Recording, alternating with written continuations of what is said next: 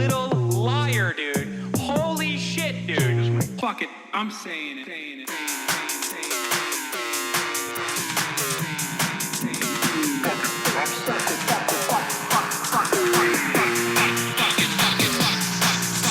America deserved 9/11.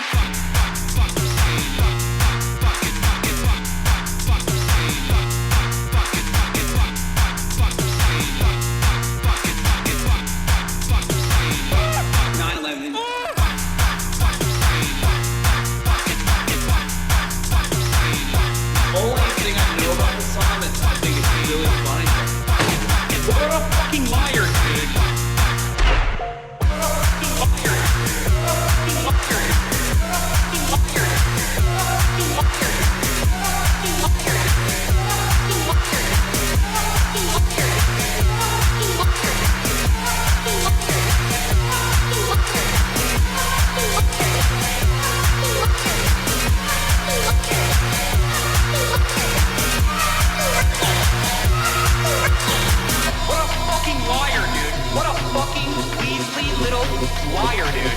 What a fucking weaselly little liar, dude. Holy shit, dude. Holy fucking shit, dude. Literally lying. What a fucking liar, dude. What a fucking weaselly liar, dude. What a fucking... Holy fucking... What the fuck?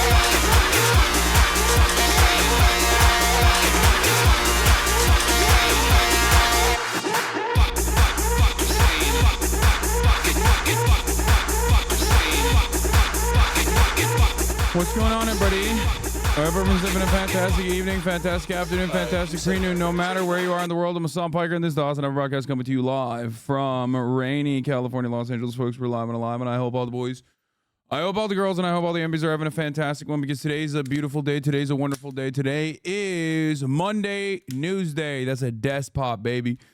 That's right. It's Monday Newsday.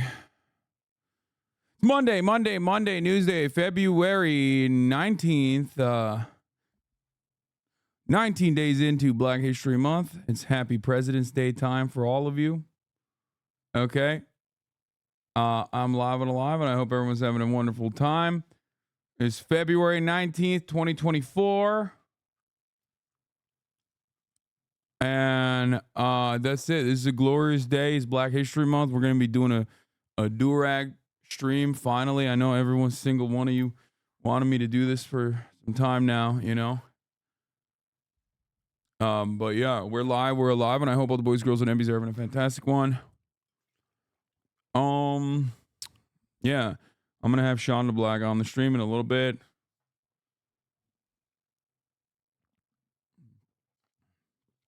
But yeah, DURAG Mondays, baby. That's how it is. Anyway, this is a part of the broadcast where I tell you a little bit about my personal news, about what's going on in my life, in the world of HasanAbi Piker. And, yeah, there's been a lot. Yesterday, I ended the broadcast after probably one of my most banger broadcasts of all time. I mean, holy shit, dude. We have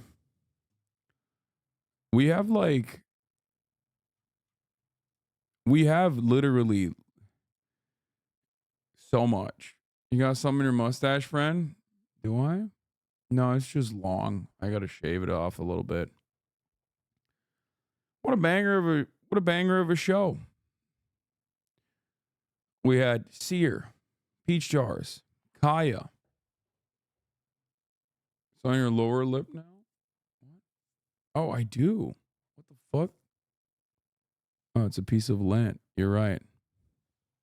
Look at that. Anyway, star of the show, Kaya, was out and about. She's been kind of a bad girl in the water today. She's been so wet. She got so wet today. She was being bad during Fear, and she's just been going crazy. Anyway, you got hair on your beanie too, homie? Dude, listen, I have fucking 2 dogs, okay? I have 2 dogs, and then yesterday was 3 dogs with Mika. Like, you don't understand, brother. There is like, this is a doghouse. I've officially become, you know what it is? I've officially become the thing that I despise, the thing that I've like made fun of, which is like a person with too many animals who fucking is constantly covered in caked in fur. I'm the person. Okay, I've become the thing I've slandered the most. You know what I mean? I'm a cat lady, but with dogs. Since when 2 dogs? My brother's dog is here too. And it's not even just like that. She's a wonderful dog. Fiona is great. The problem is, while Fiona is fucking awesome, when Fiona and Kaya get together, neither are awesome. Kaya alone is a sweetie pie. Fiona alone is a sweetie pie, but then together they're like, they do this like morphin ass Power Rangers ass bullshit. You eat a lot of hair. Trust me, I now don't even think about it. When I eat hair now, it's just like the most normal thing. I think that's when you get to like the official you have too many animals in your house and there's no way to deal with it situation.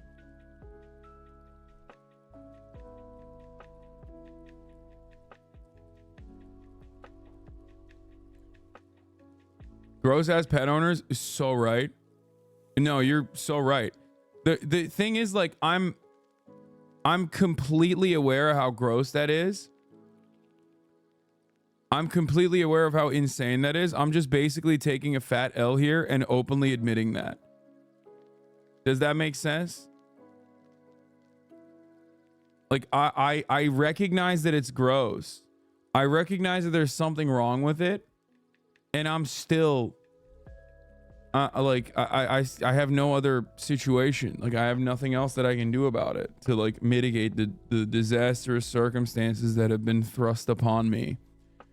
Just a normal part of owning pets? No, it's not normal. Okay, like there's hair in my mouth right now. As I was just saying that, there was hair in my mouth that I had to take out. This is your version of Asmongold showing his stream room.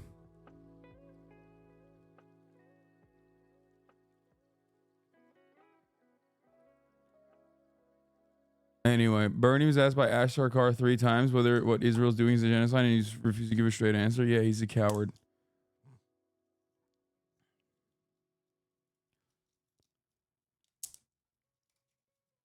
Sir, I'm currently watching a stream from the 9/11 site. Will I be arrested? No.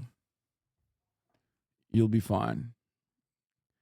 Last time fans of mine were watching the stream from the 9/11 site, they didn't get arrested too. I mean, they died, but they didn't get arrested.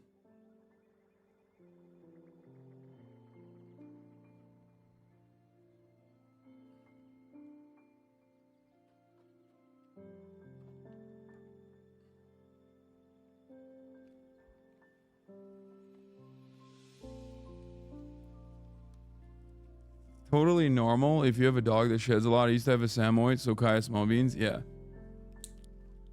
I saw the Lula pronouncement. He just keeps getting cooler. It's fucked up. Have I watched a Bench Bureau rap? Of course, my friend. Are you crazy? Of course I watched a Bench Bureau rap. Okay.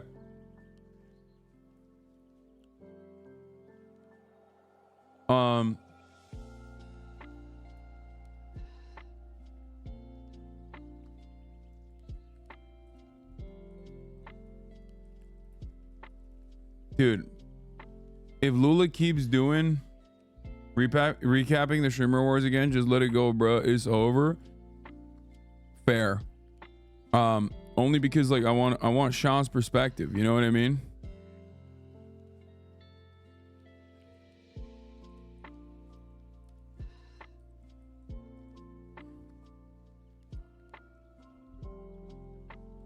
I changed it. You bullied me into changing the title. The automaton scourge is advancing, brother. We must spill oil. I don't even want to talk about that. I don't even want to talk about Helldivers because I can't play. Did you ever look at those girls doing blackface in Sephora? No, that seems right in my wheelhouse. Anyway.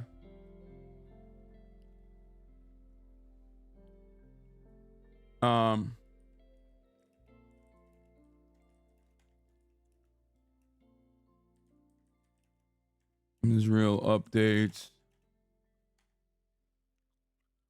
The evangelical freaks here in Brazil want to depose Lula for crawling. Lula is right. Why can't you play? Helldivers' servers are always just like maxed out every day. It's really shitty.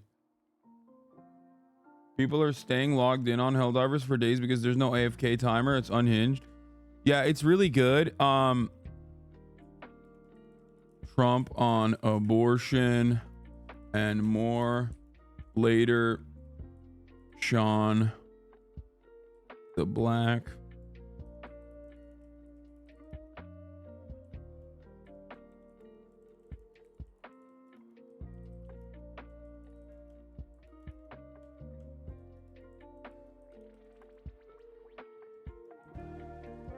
Then Skull and Bones at night. Get in.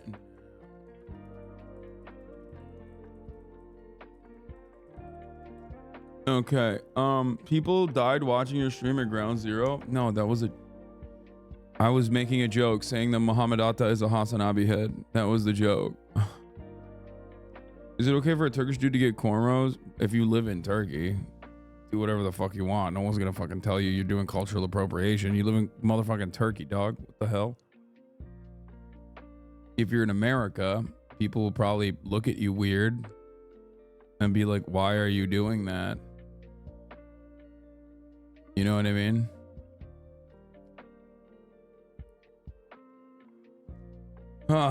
Anyway. You see AOC's tweet? No, no, I didn't. Lula called the Brazilian ambassador back from Brazil. What the fuck's happening in Lebanon? Seems bombings are much more north today. Yeah, I know Jabri has a second part of the Jeffrey Epstein too. This is so upsetting. When you hang out with Austin show, do you call him Austin the White? I'm crying in Walmart. No, I call him Austin the Gay. So that's why I call Sean the Black, because he's black. And then I call Austin the Gay. Well, I call him something else off stream that I can't call him on stream. You know what I mean?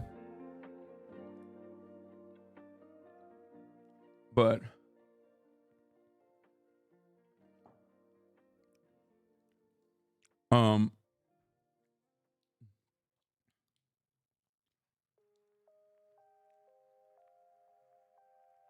here's what Lula said with subs.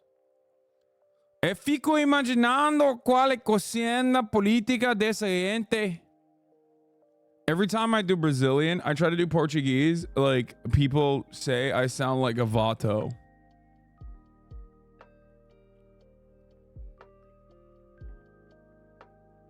It sounds like I'm doing like horrible. You need to come to Brazil urgently. No, I know. Now that we fucking linked up with Celibate, like it's happening 100p. Bro, please, I'll be VA work for you. Just stop speaking Portuguese. You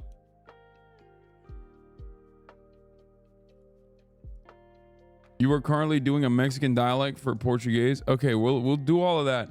We'll do all that. I haven't even given you all my personal news yet, even though I blasted off. Did I give you all the personal news? I guess like after the stream, we shot a pod and it was a pretty banger episode again. I hope you guys appreciated it. You enjoyed it. I wonder if you noticed that like Cutie Cinderella had like very different vibes.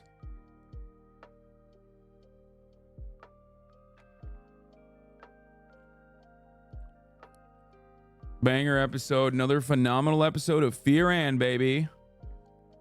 The truth behind the streamer awards. Austin's looking yak, dude. He's so slutty.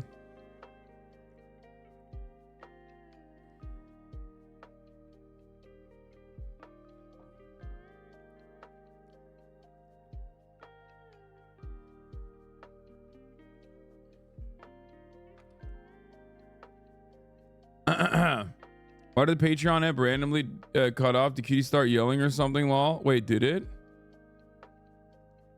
She was running Fear Ann Eps on her Twitch today. Insane to see her finally admit she has 2 podcasts. About a week ago, but something about Chicken did a crazy good video of a Creek streamer grooming underage girls with Kickstaff in the chat. Yeah, we're gonna watch like a part of this, but then we realized like this shit is like too gross. So I didn't actually end up covering it because it's like 47 minutes of just like grossness. The video cut at 43 minutes on paywall. Wait, what? Oh my god, did March fuck it up again, dude? I'm gonna fight him. I'm physically fighting him. You guys did it. That's your fault. He's gonna get a lashing now, okay? And it's all your fault, chat. Are you happy?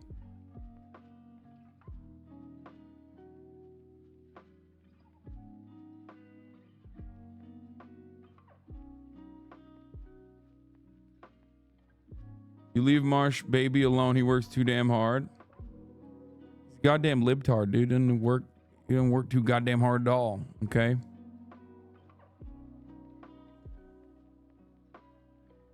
I pray for HasanAbi work slaves. Yeah.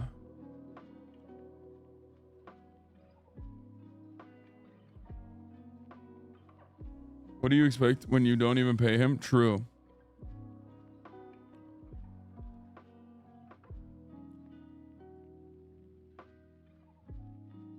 How many milligrams of Anavar is Austin on? That's so funny that you're saying that. I don't think he does steroids, my friend. I think he just works out a lot. Austin is an anomaly because like he looks way stronger than he actually is. And I mean this in a positive way. I know it sounds weird to say it like that. You're like, what the fuck? Why are you dissing him? I'm actually not dissing him at all when I say this. He looks like he could put up as much weight as I can, and he definitely cannot. And I don't know how it worked that way, but if he was on steroids, he would at least be able to put up like incredible amounts of weight as well. That's what happens when you only do aesthetics, but that doesn't make any sense. Like it's still meaty ass muscle on them bones, you know?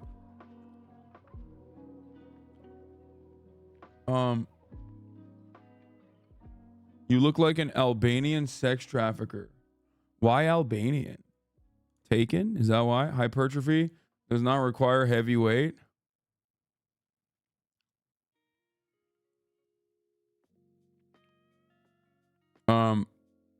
Anyway, what the fuck was I saying? Okay, what was I saying? Oh yeah, so we shot the pod. It was fun. Austin stayed over last night and then left in the middle of the Austin basically left without even saying goodbye. I don't even know when he left. He just comes and goes as he pleases. He was staying with me. And that's it. I woke up this morning. I went and I worked out.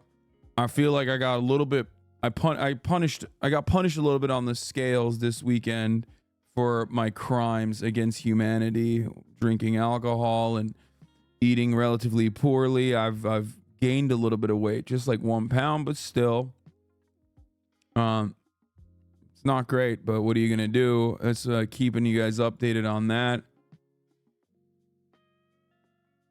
You should play Helldivers that the servers aren't as jammed. Helldivers is the servers are jammed, and I'm doing Skull and Bones as a hashtag ad as well. And also, I enjoy Skull and Bones as well. What the fuck is this? Like, chatters are like, nah, dude. Nah, dude. Don't do it. 1 pound is literally nothing, man. I mean, for my weight, it's nothing, but it's still something because, like, it's nothing and it's also everything at the same time, if that makes sense. Anyway, funniest clip from yesterday. What is this? Backpack, which is like slow to reload. Or you can have one person in your group carry the auto cannon loader backpack. No way. So you're like insta loading. Oh my god.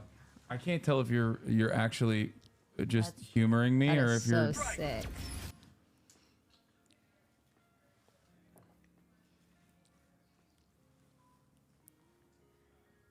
No, it's endearing. It's cool seeing you be so excited about video games.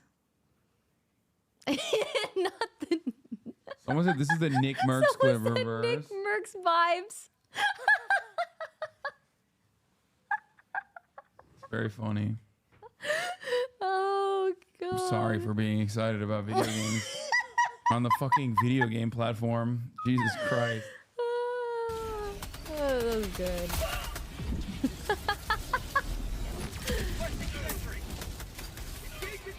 Maya here was kind enough to demonstrate. Why are you always watching yourself? Shut up, bitch. You've been in here for fucking 18 months. You know why. It's called Twitch. Okay? This is like what we do. What is this game? It's called Helldivers, and I've been trying to play, but I can't. Why did Emran give you the stank eye at the awards? She didn't. Why would she? Why is Black History Month? How Black History Month began and now it's changed to what it is today. Why Black History Month shouldn't exist. What? Body of missing Tennessee deputy who disappeared after making an arrest recovered. Bro, this is an insane. This should be illegal. Okay? You know how people say like 1997 George Orwell animals in the backyard, brother, like Animal Farm, brother. Okay, let me tell you something, okay? This is straight up the most insane propaganda.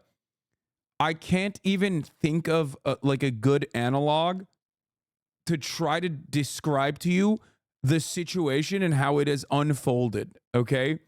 This is incredible that they wrote this.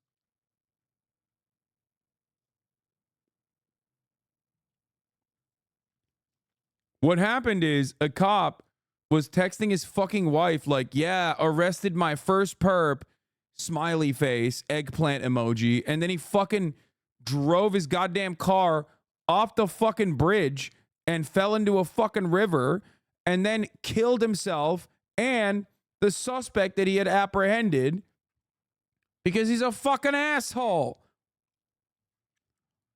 But if you look at the article, it's like he bravely got murdered or something.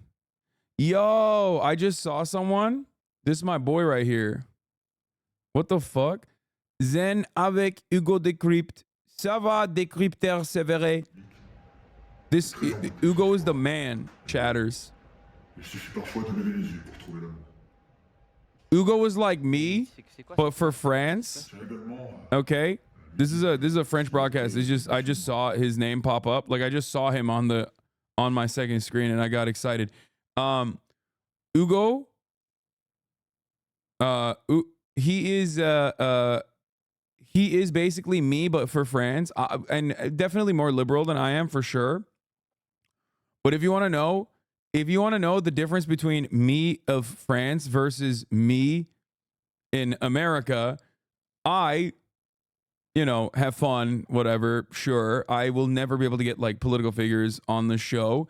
He interviewed Macron.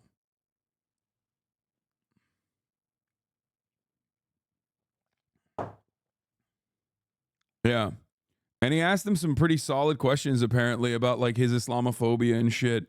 And Macron revealed in his interview,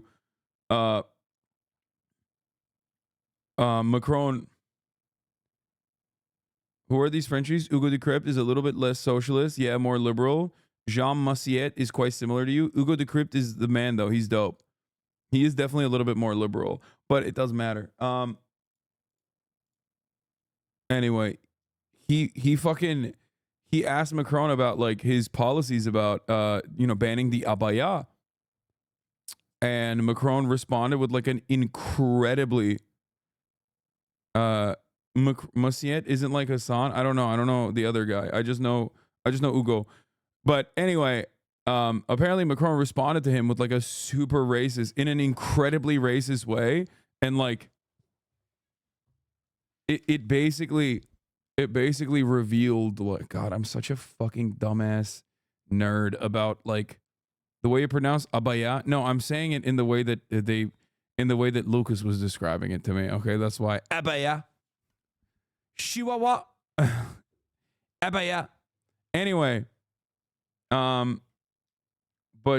yeah, he fucking literally, Macron's response to like banning the abaya was basically like straight up, like he was just like, because I'm racist. he said that the reason why we have to ban it is because, you know, you never know, these Muslims. He was like, but it's not even like Islamic. It has nothing to do with Islam. It's just like a cultural fit. And he was like, yeah, it doesn't matter. It's promoting terrorism. Le pédophile raciste. Yeah. So that's the situation that French politics is on.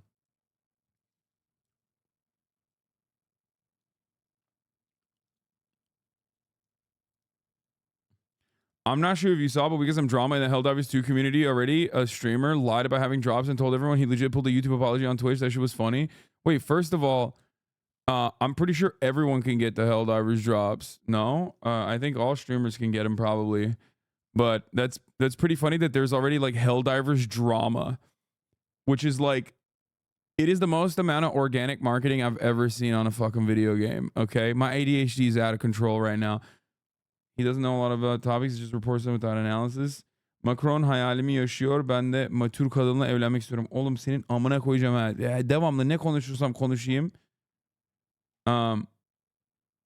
Devamlı ne konuşursam konuşayım. Her şeye en kötü şeyi söylüyorsun söyleyebileceğin.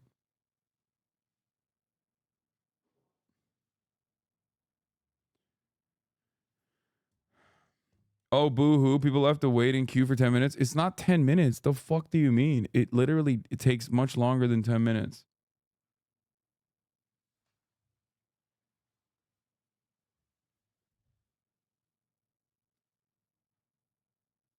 Hold on. I didn't realize that.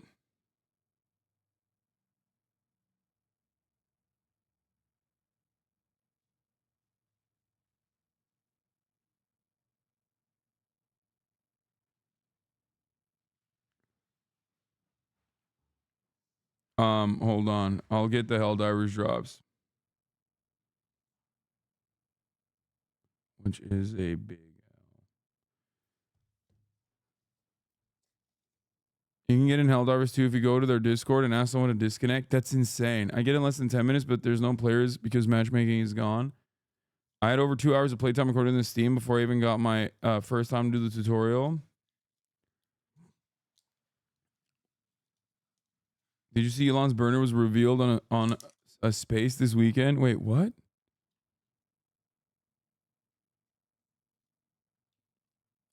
Say on the internet what you would IRL? Are you serious? Playing Diablo 4 live? Accelerating Doom Gauntlets. There is no fucking way this guy thought that he could like do a voice changer and then people would not realize that this is definitely Elon Musk.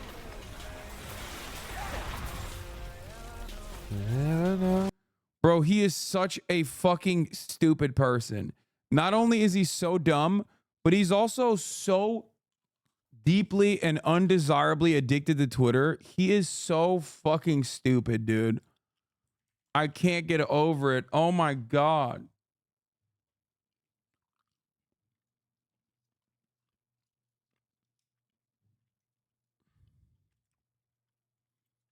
Wait, what?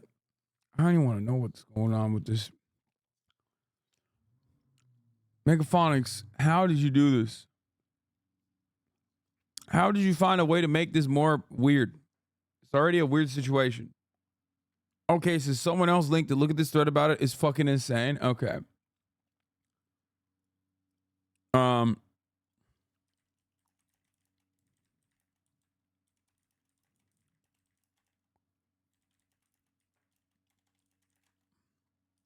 on 1 second. I gotta.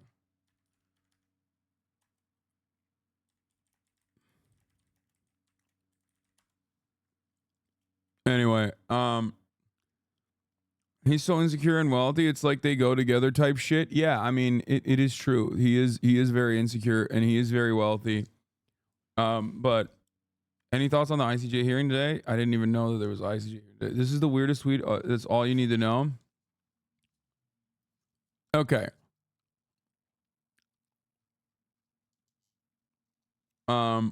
He called into an InfoWars Twitter space with that burner.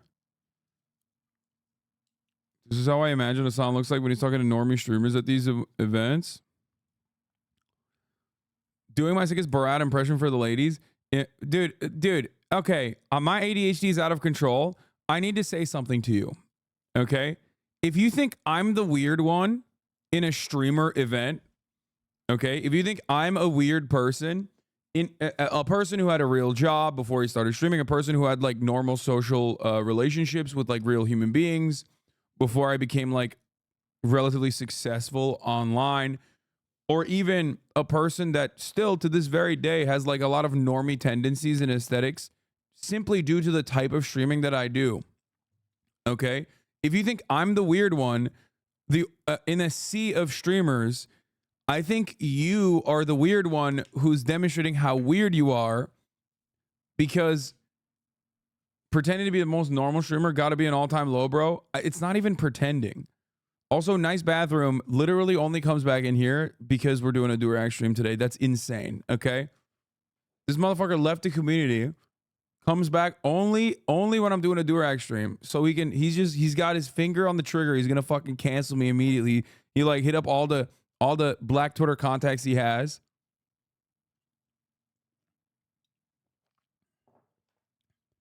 Awfully suspicious.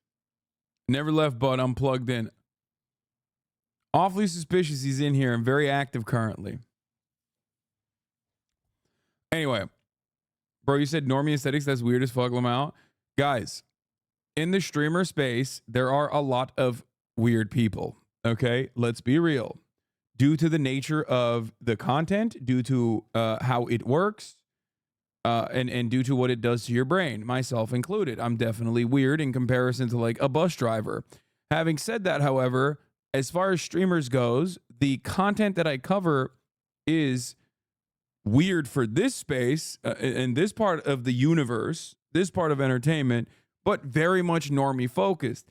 That's why when I go out in public, there's hella people that go, oh my God, that's Hasan Piker. And those people are all like people with disposable income and jobs and are in unions or are a part of like some kind of local organization.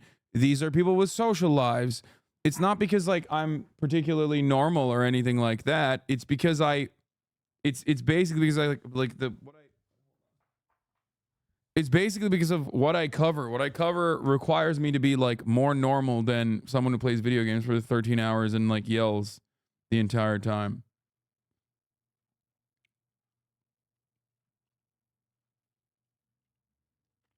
It's funny that people don't give you the same grace that normal on the come up celebs we get. Like people are mad that you worked the job before Twitch. No, they're not mad that I worked the job before Twitch.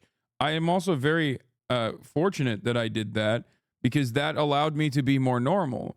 It was also great because like I didn't become famous at the age of like 16 like a lot of other people, and therefore I had normal social habits.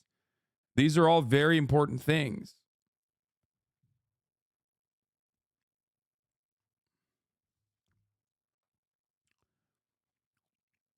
Anyway, be a shower, not a teller. I'm gonna fucking... Anyway, I'm gonna show something to your mom. The top of the hour ad break, of course. Please use AV to show solidarity with those brown and black folk. I promise I will defend you if they try to cancel you. No, I'm not gonna do that. Anyway, but of course, if you no longer want to see those ads, or if you're like, what do you mean? I never see top of the hour ad breaks. That's probably because you're subscribed.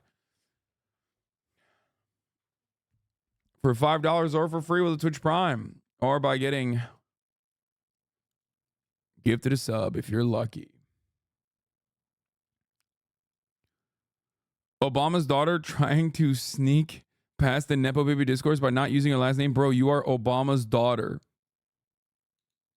Meet Malia Ann, the filmmaker of The Heart, which is playing in the short film program 1. That's crazy.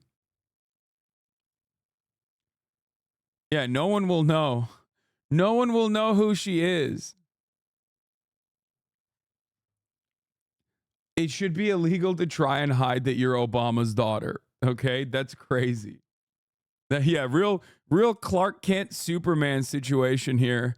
It's like, wow, so odd. A cap for cutie, thank you for the 10 tier 1 gifted subs.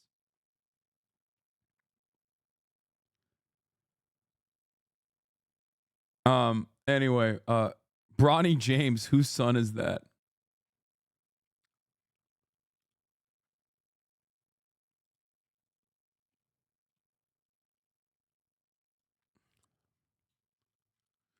LeBron James Jr. won't wear his dad's number. He doesn't want people to know who he is.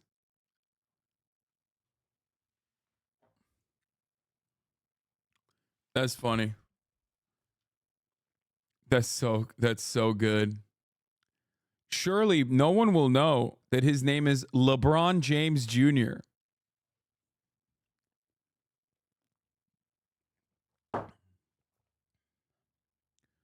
The only thing about Nepo Baby discourse is that it kind of doesn't work in the one field where meritocracy, like the closest you can arrive to like real meritocracy is this. So it quite literally doesn't matter. At the end of the day, if he sucks, like he'll have more opportunities, certainly in marketing and whatnot, but overall, he's not getting playtime if he sucks ass. It's the one place, dude. It is the one place in the United States of America, okay, where this is the closest you get to meritocracy, at least on the output side, because it's not subjective, right?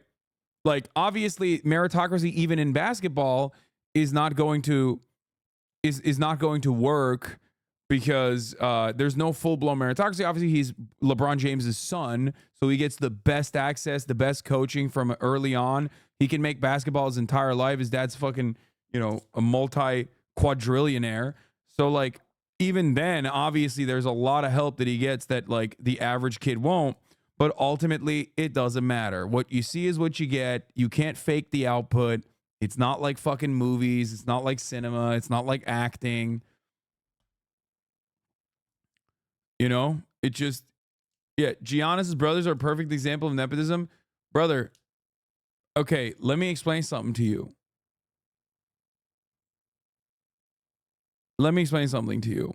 Ultimately, there are plenty of children of former basketball players who play basketball right now, but the amount of playtime they get is always going to be determined by how well they play. Explain Thanasis Otekumpo.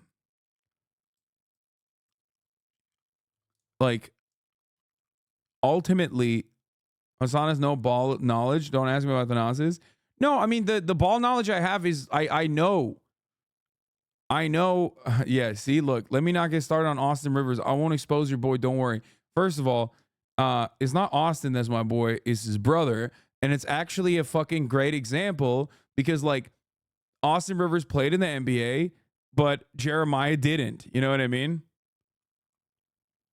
But that's it. That's like a perfect example.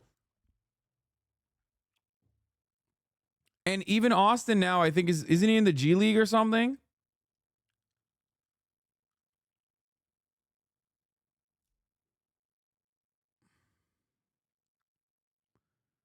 I agree with your point, but that's an example of nepotism that does exist. No, you guys misunderstood what I was trying to say. Oh my God, you misunderstood what I was trying to say. First of all, it is impossible to avoid pure meritocracy. Like, there's no pure meritocracy. You will never be able to arrive at pure meritocracy. Even the fact that, like, that's my point. This is the closest you can arrive at pure meritocracy, and even that's not actual meritocracy. But this is the one field where there is meritocracy, and like the Nepo Baby allegations only take you so far, because if you suck ass, if you're averaging 5 points a game, okay, you're not going to get fucking playtime. If they put you out there and you are just, if you're a terrible defender, if you're fucking not a good team player, if you have all these issues, then inevitably you're not going to get a lot of playtime, is what my point. That's what I was trying to explain. Okay.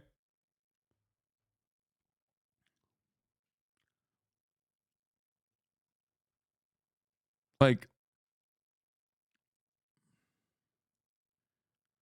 yeah, you cannot outwork your you can't, like, the nepotism allegations. My point, I guess, was that it's the one place where the nepotism allegations don't stick as hard.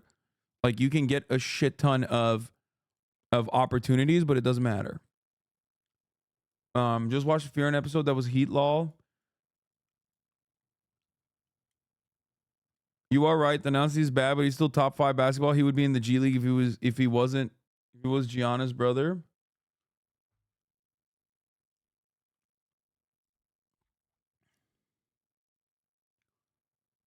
Merit matters way more in that domain. Thank you. It's true. They didn't let a dog ball because he was a good boy. He also put numbers up. Yeah, and there wasn't anything in the news there wasn't anything in the rules that said a dog can't play basketball either. So that's kind of cooked, honestly. It's fucked up. It's actually fucked up.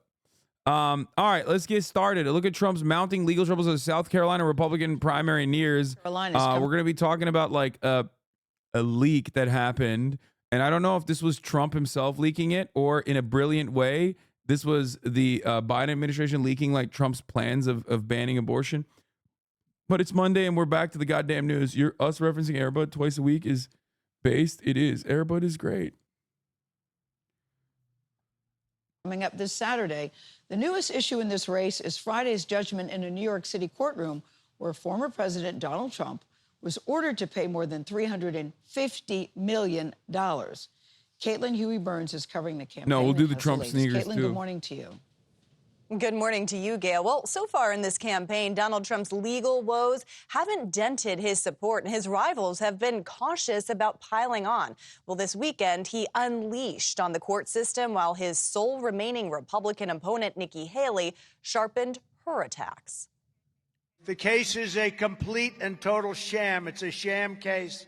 Making his pitch to voters in Michigan this weekend, Donald Trump took aim at Friday's ruling in his civil fraud trial and other mounting legal proceedings. The judges and prosecutors that were dealing with me are essentially all the same, different wrappings, tone, manner, but always the same coordinated and overly nasty result. They are nasty. There's a lot of emotion in this room. Thank you.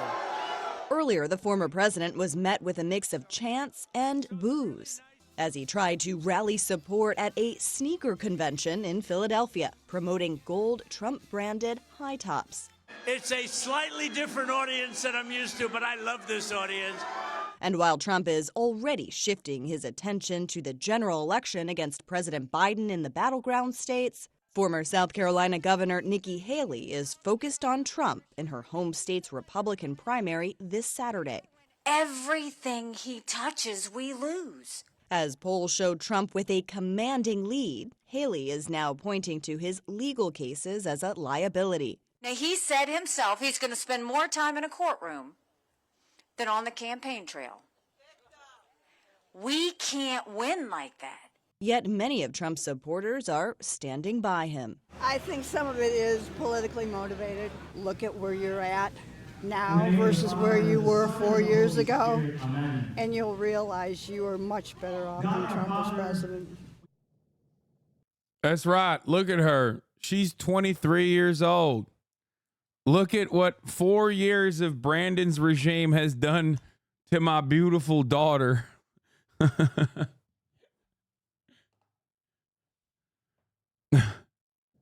And yesterday, Haley wouldn't say if she would support Trump if he becomes the Republican nominee, but she did repeat that she would pardon him if she becomes president and he's convicted of a federal crime. Both candidates will campaign in South Carolina this week ahead of the weekend's primary. Michelle? It will be pretty embarrassing to do this to Nikki Haley. She's just still in it. She's stuck. She's now stuck that she just has to be there.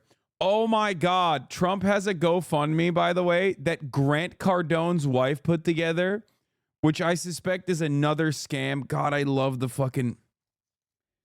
I hate Donald Trump as president, but I love his fucking followers so much. I love Trump supporters. They are so insane. It is just a perfect demonstration of just collective psychosis. They have duped themselves into believing all of the most nonsensical positions. Like, there is nothing funnier to me.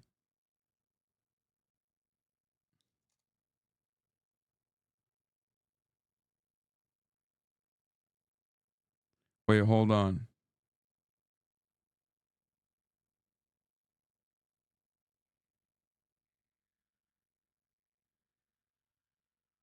Oh my God, no shot. Sorry, I just got a text message.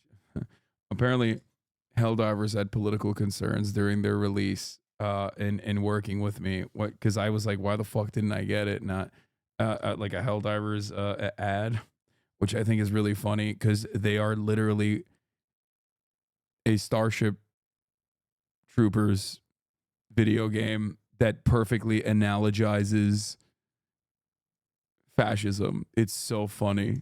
It's like a perfect game for me.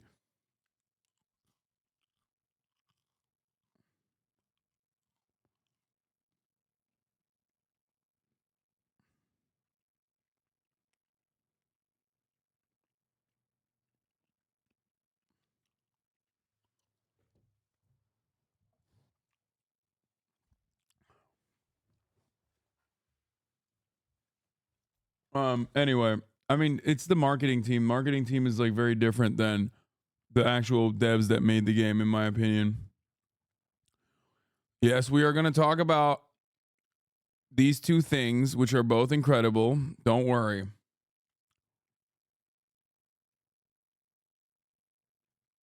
Okay.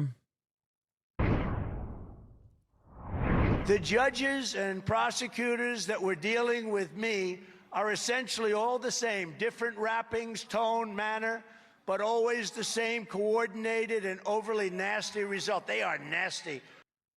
That's Donald Trump after a judge in New York ordered him to pay nearly $355 million in a civil fraud ruling. That was at a campaign rally in Michigan over the weekend.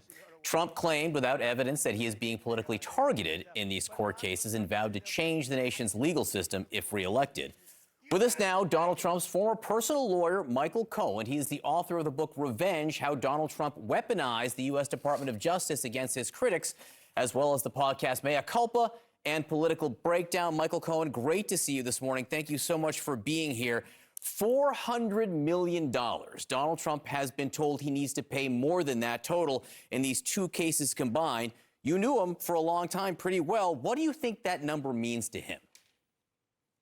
That's a total, it's like the death touch to Donald. They don't have that available cash. I've read in several different articles that he has a substantial sum of cash.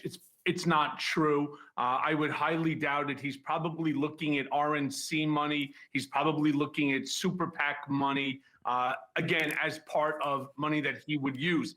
Friend of the show, Michael Cohen. But no matter what happens, he does not have enough, and there will have to be a liquidation of his assets in order to cover this amount. Because you're right, it's not 354. It's into the 550 million, especially with the E. Jean Carroll $88.6 million. Yeah, that part is even funnier.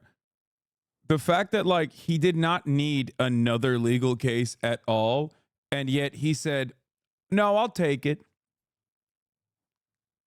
Just no reason to get caught in a second defamation suit by straight up doing the same exact defamation that you did less than 12 hours after the first defamation suit awards trial concluded.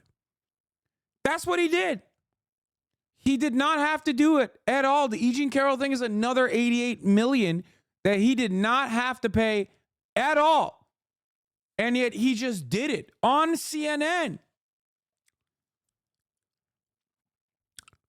And I don't know like what the tactic is here. Like, I guess if you're president, like, I think he's just basically saying like, I'm inevitably going to be the president because the Brandon team is weak. You know, Joe Biden is weak.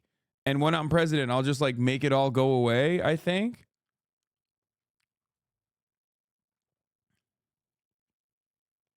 a little bit of managed democracy. I just hope he doesn't get 5 years to pay it off, etc. Brother, what are you talking about? I don't think he's going to pay a single dime of any of these things. I don't think the civil thing he's going to pay. I don't think the civil thing he's going to pay for at all. H. Bizzle, Hasan, did you see my resub yesterday? 1 month until 5 years straight, baby. Also, no one should trust Michael Cohen. That dude was knee deep in the Trump crimes, and no one should believe the oxygen he breathes. H. Bizzle, right around election time, our one DNC operative finally fucking comes back, okay? God damn, dude. Tier 1 subscriber for 59 months.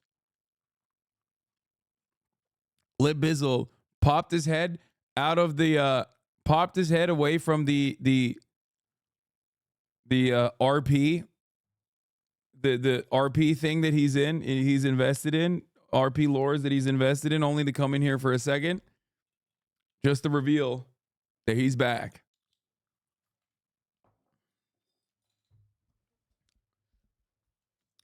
Lib Bizzle left, UAW thrived. That's all I'm going to say. Okay? Lib Bizzle, ever since Lib Bizzle left the community to go watch RP every day, I'm not watching RP any longer. Full main FIFA Ultimate Team Degens. I don't even know what that is, but I do think it's pretty funny. Oh, this guy's backing him up. Please don't hurt my boy H Bizzle. Please don't hurt my boy Lib Bizzle. We chatted in a FIFA streamer chat. He's the GOAT. Lib Bizzle is a OG HasanAbi head. As you guys can see, fucking literally been here since day one. Not even a joke. And he is a DNC. He is a literal DNC guy. Okay, straight up DNC guy, but the only acceptable DNC guy.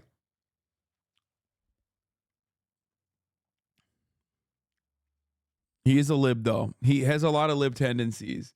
He's the only liberal I respect. Why?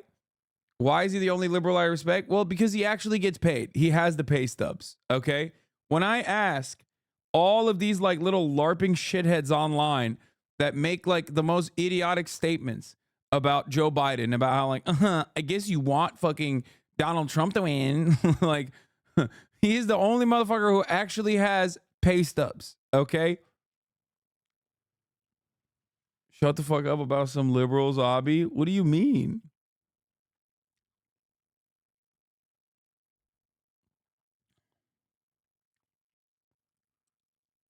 Limp is the FIFA man. We out here dirty dish FC. He actually is on the team. That's the difference. Okay. Please yell at Lib Mizzle. I missed it. Yeah. What kind of BS are you spewing today? Wyoming heathen? No BS whatsoever. I'm talking about my glorious president, Donald Trump. Okay. Would you want Sean Fain on the stream? Yeah, I would. I also have like direct contacts with obviously I think you know some of my homies now also are at UAW on the social side. Yep. There you go. Yep. I tried getting him on during like the heat of the strikes. But yes, I think Sean is incredible. Would love to have him on. He's sick. Why is Libizzle typing in all caps? Brother, he's a 60-month subscriber who is, like I said, a DNC operative that works on the UAW side. Why wouldn't he type in caps? He's a goddamn boomer. Like, what do you mean? Context clues, man. Chatters, some of you guys are like in college, okay? This man, he's been around. Of course, he's a boomer. Yeah, he probably can't see the lowercase letters. Yeah, he's also an RP chatter. He's trying to get his backseating noticed in all caps. Yeah, he's in his 40s. This is why I said I'm one of the more normie streamers out there, okay?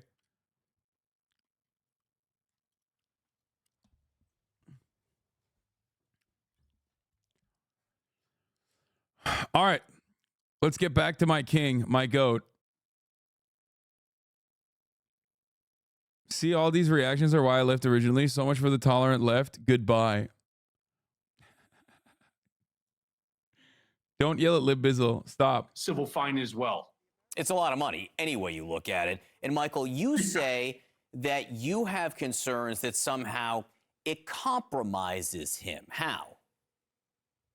Well, think about it. If you're Vladimir Putin, I'll tell you how Vladimir Putin is probably looking at Donald Trump right now. That Trump is a poor man's idea of a rich man, a weak man's idea of a strong man, and a stupid man's idea of a smart man. So as a KGB, former KGB expert, he's looking at Donald and saying, what can we do in order to help him to get away from these various different things? Well, one, you can't fix stupid. So that is what it is. You just take advantage of it. All right. As far as the poor man and a rich man, well, figure out how to put some money in his pocket. This guy's he's a podcaster now. You can tell he's got that he's putting that stank on it. You see that? That's podcaster style, baby. Because that's all Donald Trump cares about. He doesn't care about America. He's out there hawking sneakers. He's out there hawking whatever he can, grifting off the poorest of Americans. Think about it. Who's supporting Donald Trump and the use of his. Yeah. Also, the hardest theme song of all time. This is his podcast theme song. Oh, that's fine by me. Oh, baby, don't you lie to me. Oh, baby, don't you lie to me. I did my time, that's fine by me. It's fine by me. And if I tell you my story, don't cry for me. Oh, I did my time. And that's fine by me. Oh, baby, don't lie for me. If I tell you my story, don't cry for me. God damn! It's so good. It's my miracle. Tell the truth. It's now or never. Oh, baby, don't you lie to me. Oh, baby, don't you lie to me. This is my miracle. It's coming on down. And you know where I'm gonna bring it on down, bring it on down, bring it on down.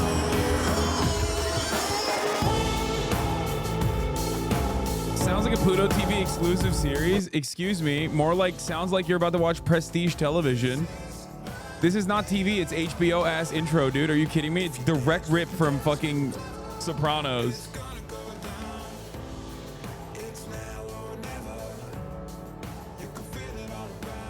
It's my mea culpa. It's so good. Fuck, man. It has no business being this hard, okay? It has no business. It has no business being this goddamn hard. It's fucking crazy. Anyway, Trump's legal troubles are one thing, okay? I don't really care about Michael Cohen personally talking about all this shit, but like so many of Trump's issues could be just absolutely avoided if he was just not fucking up all the time, or if he was just like relatively competent in doing the crimes, which is why it's ironic that his former lawyer who helped him do all of those crimes is on television shitting on him about how shitty he is at doing the crimes. It's like, bro, you're literally the accomplice. I guess in many ways it's like the best person to talk about it, but you are his bag man. You did it for years. Half of the stuff that he's up for, you were involved in. Like the only reason why I assume he's like kind of free of further prosecution is because he did his time for another crime that he was involved with.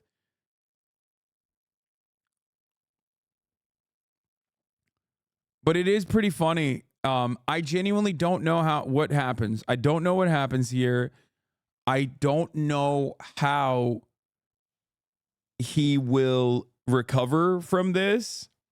Trump, I mean, I don't understand it. Like, I don't know what the goal is here. Like the $88 million thing was so crazy. The $88 million thing was so crazy because it just did not need to happen at all. Like, it was 3 seconds of gloating on CNN that cost him $88 additional million. Now, obviously, that's a civil trial. So, like, the mechanism of pushback there with, like, appeals, like, you can basically hold that up in paperwork hell for many, many years, right? But this is a civil fraud case, and the state is involved.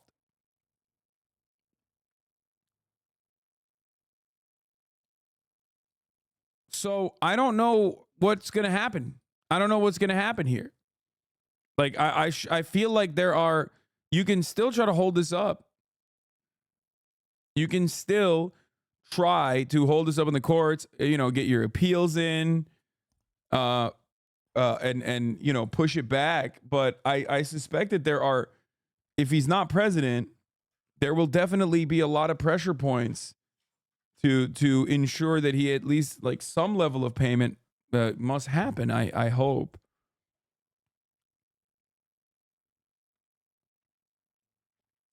Especially because, like, can't the state basically seize his assets or put a lien on his, garnish his wages? I actually think the main impact of this will be opening him up to the IRS audits and investigations. Trump won Peoples too.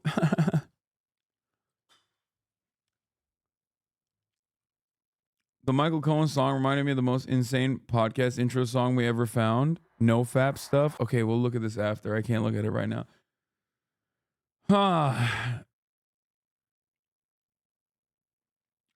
As far as, like, Trump's legal troubles goes, though, the obviously really damaging one is the Georgia one. One, because it's televised. Two, and that will, like, consistently remind people that he's, like, a criminal, especially because that's, like, Trump's weakest area.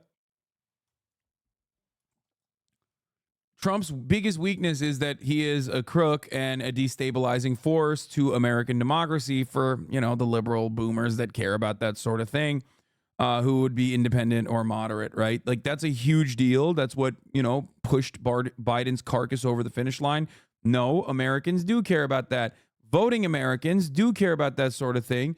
You are a jaded Zoomer or a jaded millennial. We don't care about that sort of thing because we have a very critical approach to American politics. We understand that it's a uniparty fake duopoly, but most boomer libs who vote like it's their only passion in life, they give a fuck about American democracy. They care about things such as being embarrassed on the global stage. So ultimately, these are the things that matter. And one of the greatest ways to get boomers to recognize that Trump is a massive fucking crook and a destabilizing force for American democracy, if you believe in that sort of thing, is absolutely having a televised trial where all of his, all of his crimes are constantly on television. It's like if Biden was forced to, like, do cardio on camera every day, okay? While also simultaneously, like, reciting American political history or something. It would literally it's the equivalent. This is the equivalent of Biden having to do 5-hour depositions on camera where he has to, like, remember his son and when he died. Yeah, or, like, doing a cognitive test or some shit. What is happening? Why is my fucking Apple Watch activating on its own? Yeah, he'd actually be decent at cardio, low key. Biden is in remarkably good shape for how fucking old he is. It's the brain stuff that kind of cooks him. Did you see Nate Silver thinks Biden should drop out? It's not Nate Silver that I'm actually shocked by. It's Ezra Klein. That is a real banger. Ezra Klein wrote an entire article on the New York motherfucking crimes, baby. Okay? War Crimes Central. That is a huge, huge deal. Nate Silver Nate Silver is done. I mean, he's Nate Copper, he's Nate Bronze at this point. He's been downgraded a million times over. He lost his fucking job. He lost his baby. Nobody really gives a shit about him. He's basically a worse Matt Iglesias who just chirps on Twitter, even though he has good takes. It doesn't really matter. Ezra Klein, on the other hand, is a freaking powerhouse. Ezra Klein is the Democratic Party outsider loyalist that has a respectable institution. He's like a force. Ezra Klein talking on the Ezra Klein show. This is like if the Pod Johns came out, or this is more than the Pod Johns. Ezra Klein is the Pod Johns on steroids, basically. He is the Pod Johns of Vox / now New York Times. I don't know how else to describe it. This is like if the Pod Johns also go along with Ezra, if they also go, we see the writing on the wall, this is really bad. This is a big moment. This is a very, very big moment. He's like, if the Pod Johns fucked, the Pod Johns definitely fuck. What are you talking about?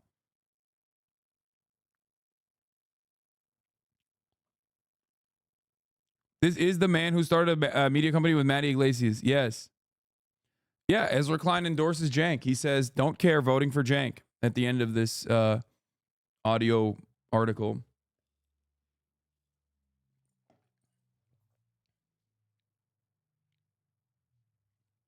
Who are the Pod Johns? The Pod Save America boys, who are friends of the show, by the way. John Favs being one of them. The Pod Johns, the top two Pod Johns, they sound like very famous, beloved Hollywood actors, but they're not. Jon Favreau, and then the other one is, what's his name? I can't believe I'm forgetting it. And Lovett. John Lovett and Jon Favreau. And then you have Tommy Vitor for the foreign policy. Yeah. They're great. I mean, Lovett has always been like way more, he's always been more like left adjacent in the John economy, in the Pod John economy. He was the first Fear and guest, lol. Yeah. This is convincing me the stupid conspiracy where Michelle Obama takes over in March and Biden steps down is real. Pod John's how I got into politics. I found them, then found Klepper trolling Trump supporters, and Hogwatch came up, and now I'm here. Yeah. I found you through the Love It or Leave It episode. Hell yeah. I do love the Pod Johns, by the way. Like, straight up. We have disagreements, obviously, but you know, I still have love for them. Okay? They are. It's hard. It's hard not to have love for like libs that are just like really diehard loyalists to the Democratic Party who don't spend every waking moment being like incredibly annoying to those who are to the left of them, and are a little bit at least more open-minded to those who are to the left of them, including myself. Like, I'm directly talking about myself. I'm talking about people like me. You have to remember, these are Obama speechwriters. Dan Pfeiffer as well. Oops, forgot about him.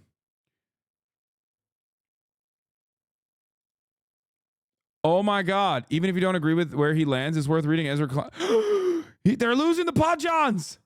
Oh my God. The Brandon team is losing the Pod Johns. Okay, let's get back to Trump's legal woes for a second. And then I'm going to talk about the Ezra Klein piece, because this is like, oh God, I'm such a fucking nerd. Sometimes I like think about the things I get excited about, and I'm like, this is so annoying.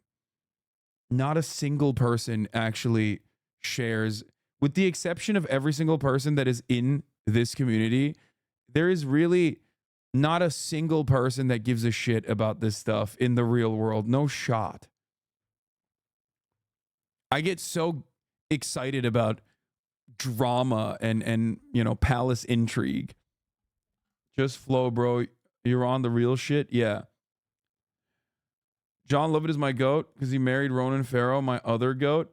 I don't think they're married anymore. Or, I mean, I think they were dating, but I don't think they're married any longer. M-HUD, M-HUD is falling off on his CIA shit. He did fumble the bag. But they are both goats. I like both of them, for the record. They're both dope. Okay. You literally bat-chested IRL at that tweet. Oh my God, Ezra. Shut up. Yeah, I get excited about stuff like that. Okay. Suck my dick. One, because like Cenk is right. This is, again, despite our many disagreements, very public disagreements, Cenk, and I'm not saying this because he's my uncle, I'm not uncle posting, was 1000% correct when he said, in order to save the Democratic Party, we have to fucking get Biden out. He was absolutely on the money from the jump. It doesn't matter how fucking insane he is. It doesn't matter that it literally does not matter how crazy he is on all this other shit, and how wrong he is on leaning into the crime narratives and like reactionary politics and like thinking that is going to be a way to like captivate a broader audience. He's been negatively polarized because of all the tweets that he read about how much he sucks on Twitter. He can't get that shit out of his goddamn head.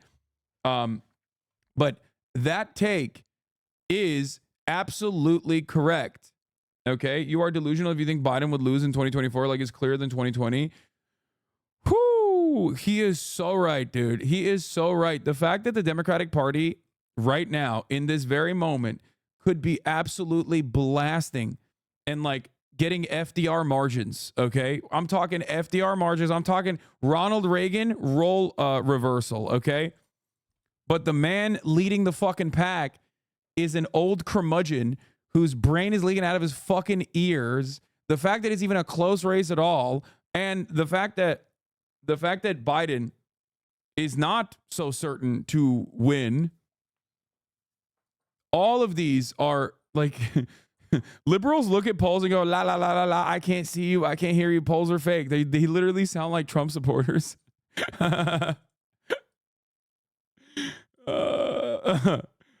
Oh, man.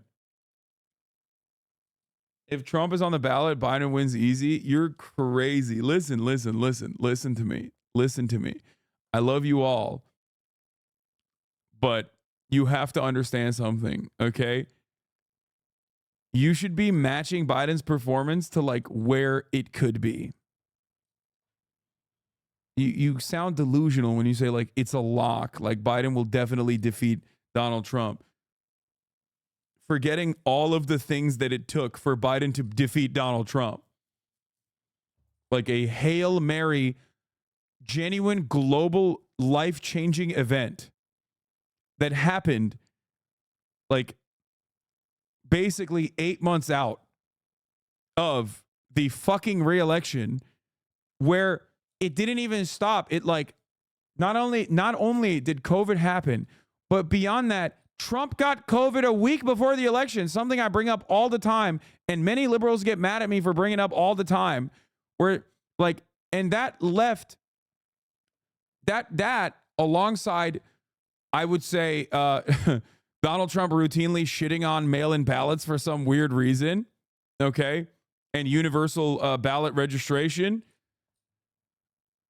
All of that combined gave Biden like a marginal boost over Donald Trump, like a marginal victory over Donald Trump. We're talking like what, a collection of 40,000 votes across like 3 states.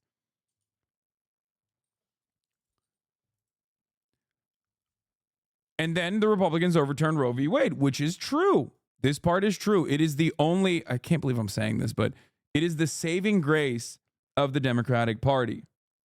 It is the saving grace of the Democratic Party. That's why they're so fucking popular across the board. And yet, for some weird reason, it's still pretty close for Brandon versus Donald Trump. No, literally, Biden was president when it happened. Yeah, okay, dude. Come on. Guys. This is ridiculous. I don't think that Biden didn't put enough defenses against Roe v. Wade is going to be a real calculation that like the average fucking voter is making. You're crazy. No, this is a Republican fuck up through and through. The only person who thinks Biden could have stopped it is Aiden Ross, okay? And that motherfucker doesn't vote. If we're talking about actual voters, they all know that Roe v. Wade is Donald Trump and the Republican Party. That's not copium. Oh my God, I do political analysis professionally for a fucking living. You are really crazy. It's the only thing that keeps Biden close to Donald Trump in the polling, okay? He would be getting absolutely cumstered and dumpstered. We have seen it. It's not copium. It is a major driver. You are insane. If it wasn't a major driver, the Republican Party wouldn't be fucking desperately trying to make sure that they don't put anything abortion related on the ballots in like special elections. What the fuck are you talking about? It's got to be trolling, right? Like this guy libbed up, okay? He's libbed up. He's out of control, libbed out the wazoo, okay? But the other guy is also wrong.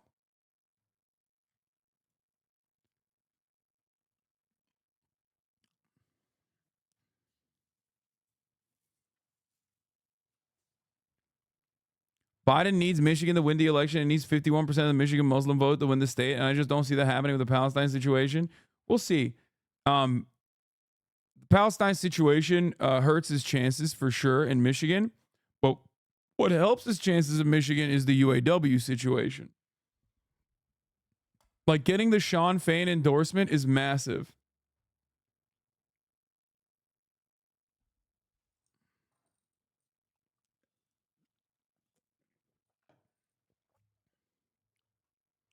Michigan is not as like a definite L for Biden as you think it is. I think a lot of you guys forget, okay, not that many Muslims in this country. That's number one. Okay, it's not like a super big voter constituency, except for Michigan. It is big, but like not that many Muslims in the country. That's number one. Number two, there's a lot of support for Palestine for sure, but people recognizing that like Israel is committing genocide with our weapons in Gaza is one thing. Voting or not voting because of that is an entirely different thing. Abortion is a motivator. Abortion drives people to the fucking polls. Okay? Abortion drives people to the polls. Israel-Palestine, especially for the rest of the country, is only going to depress younger voters, which Biden certainly needs. Okay? Biden needs younger voters. Younger voters carried Biden across the finish line last time around. That's what the Democratic Party also utilizes. Obviously, they don't vote as hard as like older voters do, but Biden certainly needs younger voters, especially as there's like not a complete like a change in attitude in the demographics that consistently and reliably vote for the Democratic Party, but Trump has picked a decent chunk of black voters and Latino voters as well. I would say in a scary way. Okay, scary for the future of American politics as the Democratic Party triangulates and focuses more on the suburbs and the moderate educated whites that make, $250,000 plus a year. Those suburban whites that are otherwise in the past like Republican Party voters are offended by Trump's behavior, are worried about American democracy. However, while Biden is like hyper focusing on those people who he has in the bag and could very easily commit to by just simply saying Trump is crazy, he's a buffoon, look at him. He is losing a shit ton of younger voters. He's losing the Muslim vote, like the Arab vote. These are all important demographics for specific states like Michigan, obviously. But then the younger voters are an important demographic of voters that will carry Biden over the finish line. And while they are already not the most enthusiastic base of support for the Democratic Party, regardless, there is still a huge amount of people that you could at least convince to go out and vote for you.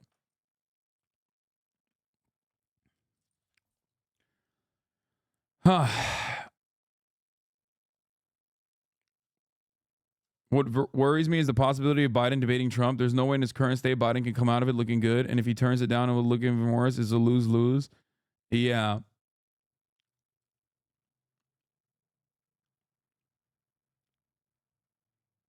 I feel like a large chunk of those whites are still going to vote Republican. No. There are a lot of like moderates that are at least consistently and reliably voting Biden.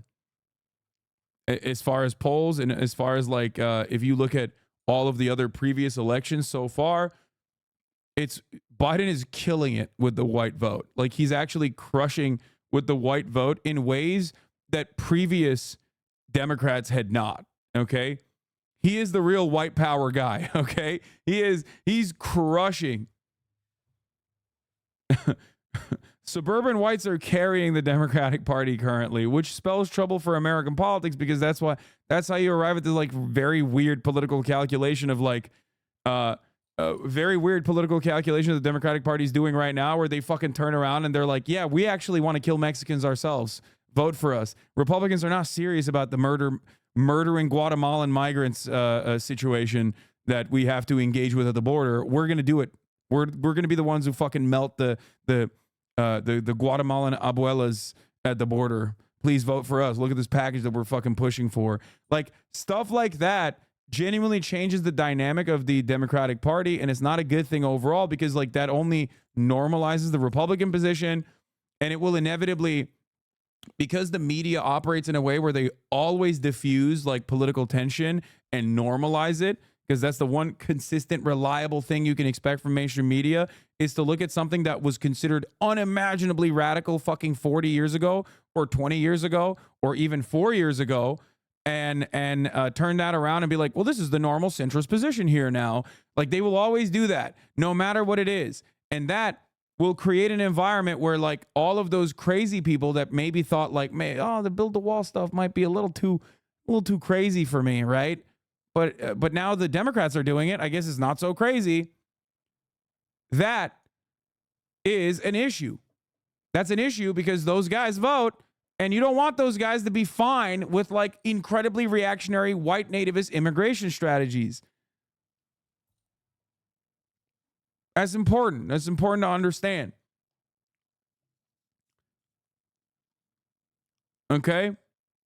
It's normal because the center is shifted more and more right, is absolutely correct.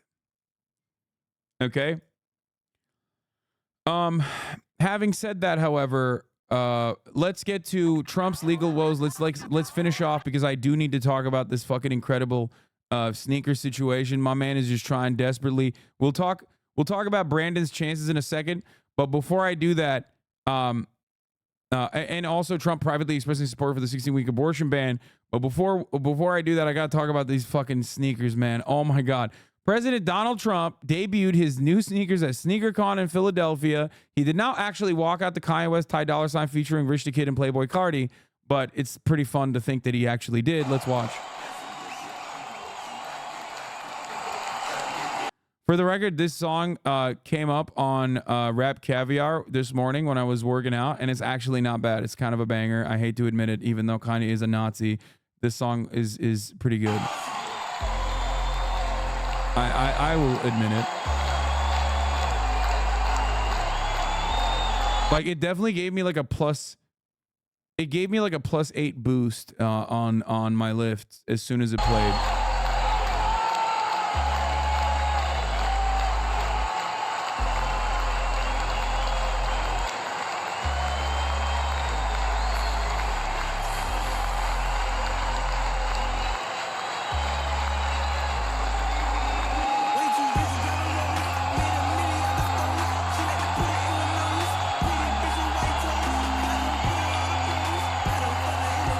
Peggy made this? God damn it. Fuck, man.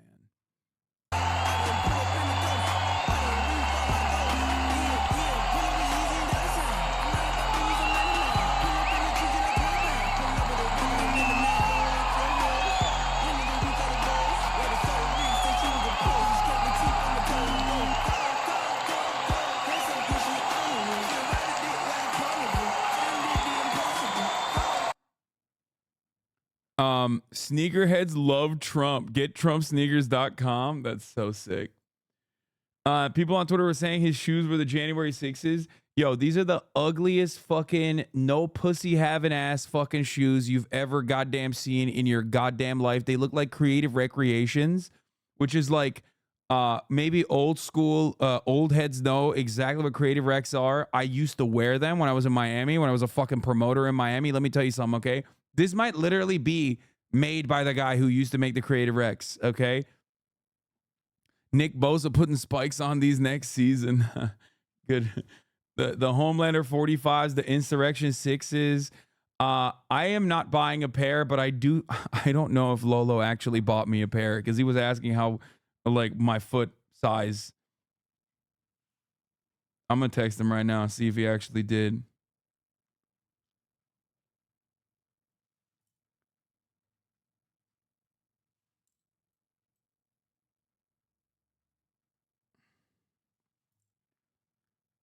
As someone who gets too much pussy, I'll be buying these as repellent. Is it bad aside from the Trump bullshit? I actually really like the shoes. These are ugly as hell, dude. Get the hell out of here.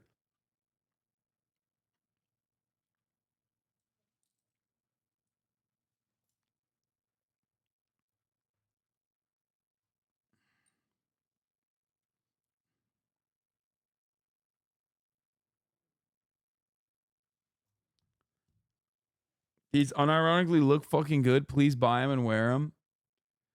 These are the equivalent of black Air Force Ones. If you know, you know. Yeah, except this is white supremacy, okay? Like,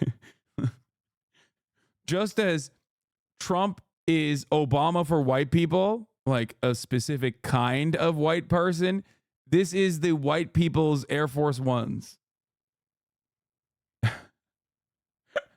You walking down the street, you see a motherfucker with these on, you cross the fucking street. Yes. People wearing these are going to do hate crimes, okay? You have to stay away from them. Aryan Force Ones. Oh my God.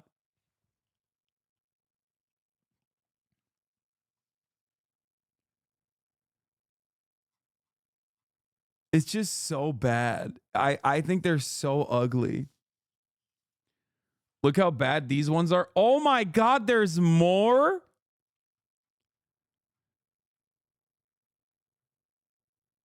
Here come the POTUS 45, the first white knits by Trump sneakers. Another collectible, the sneakers that mean business. Inspired by President Trump. They're the choice for anyone ready to take on the world with style and confidence. These aren't just any sneakers. They're a power play for your feet. Okay, I got to play this in the background while I fucking do this. Hold on.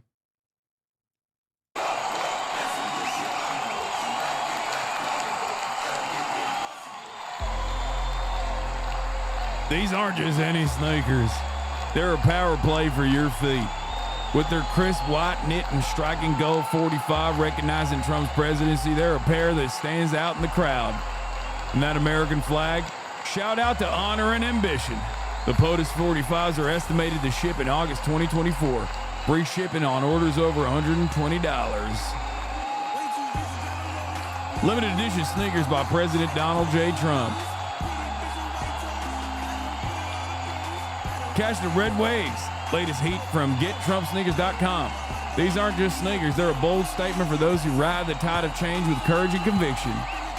Drenched in vibrant red and sporting the fearless 45, the red waves are for the front runners who step boldly. With the American flag detail, they're your pledge to walk with passion and pride. The T4 Red Wave knit are estimated to ship in August 2025. Oh my God, he's got the wings on them too.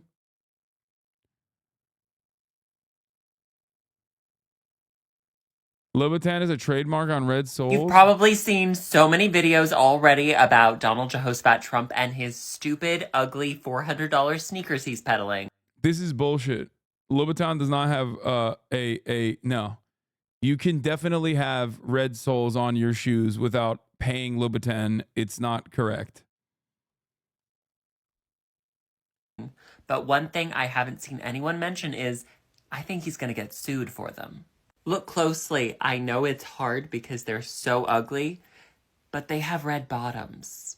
Solid red bottoms. Now, Christian Louboutin owns the trademark for red bottom shoes, unless a shoe is also solid red. They have won so many lawsuits for people using red bottoms, and you might be saying, no, but the shoes are sneakers and those are heels. Doesn't matter. And in case you were wondering, yes, they also make sneakers. The irony of... No, it's it's probably a very specific type of red. Okay, it's most likely a very specific type of red, and also secondly, no shot. There's like so many sneakers with red sole, like red bottoms. That's crazy.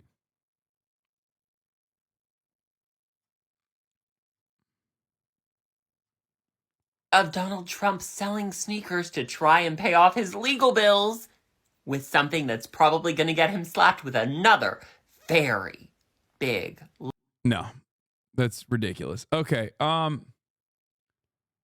Yeah, there are literally like, there's people with I have Jordans with red bottoms too. It's crazy.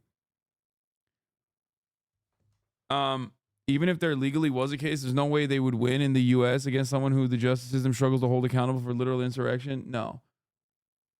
Black perspective on the shoes law. Okay, so I've summoned a bunch of Trump fans, a bunch of MAGA folk who are all like, you don't understand, these shoes are a good investment. Boy, you run up on me for my shoes. Blah, blah, blah. All right, I want to talk to y'all directly. And I've tried to do this once before with conservatives, where it's just like, look, don't look at me as a lefty or a liberal. I'm just talking to y'all person to person. Oh, it's so good. It's like, it's just crypto. It's more crypto. Like sneakers have always been like kind of tangentially related to the crypto sphere, right? There's a lot of like middlemen in the process. It's like become a Veblen good over time. It's really dumb. And now this has been elevated to the NFT status that it was worthy of being elevated to anyway. Okay? Love it. Y'all are getting scammed. And I know you don't care to listen to me, but hear me out.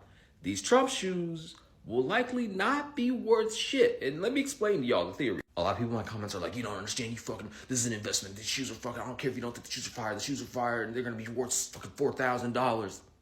Listen to me. I was having a conversation with my homeboy last night.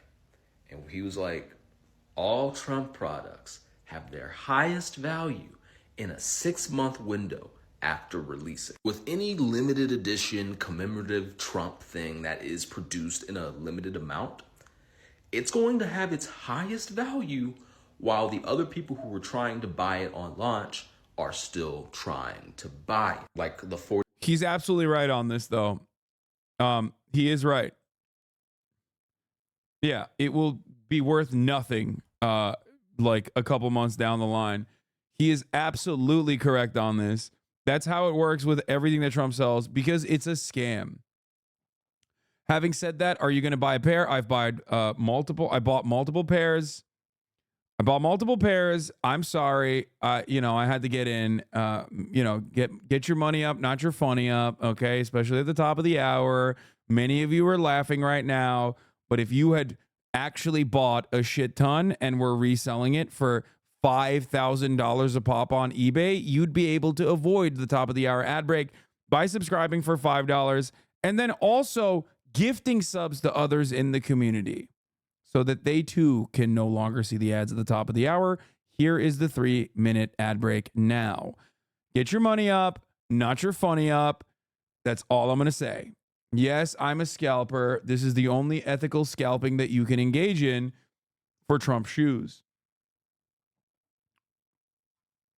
Sakura Gore, thank you for the 10 gifted subs. Another scalper who has clearly gotten their money up and not their funny up.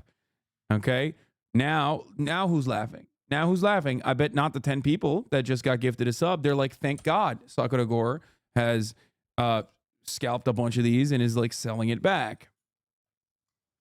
Okay, landlordism is also ethical scalping. No, it's not. It's unethical scalping. Catch profits, not feelings. That's what I'm talking about. Sigma grind set, baby. Let's freaking go.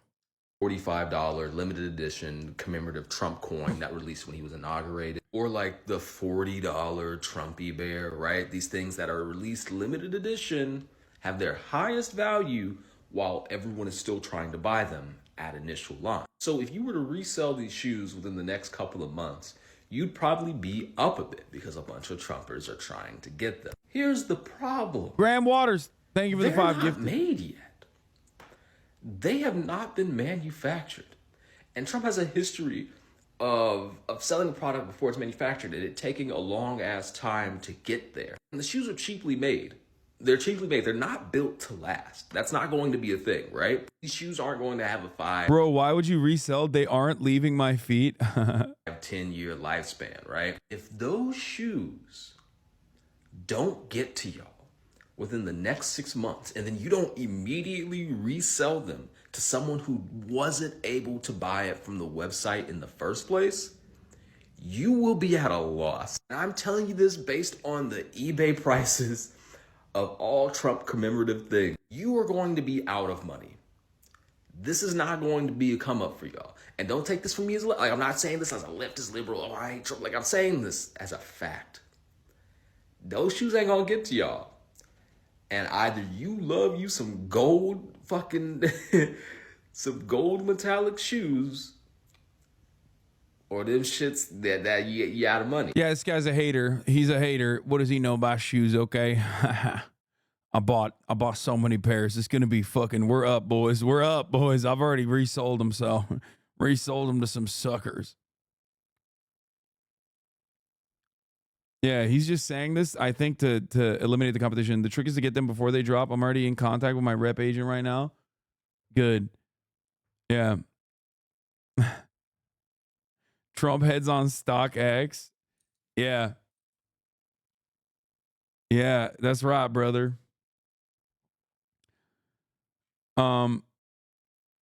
The Trump official sneaker has been sold out. The Never Surrender high tops. Only 1,000 pairs will ever be released. Each pair is numbered, a true collector's item. The first official sneaker by President Trump, released at SneakerCon. God, he's so goated, dude. Released at SneakerCon Philadelphia.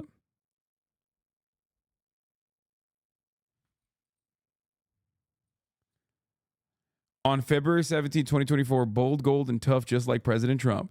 There for the go-getters who don't know the word quit. With a standout gold finish at the T and the T badge, these kicks are for the future true patriots. Oh, Lolo couldn't get me one. He said, Lamau, no, they sold out immediately.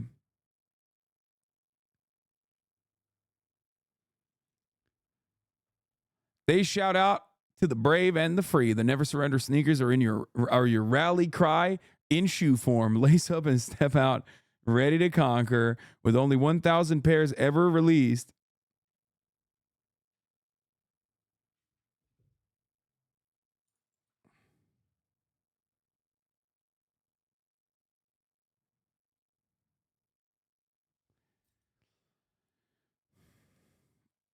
wait, what?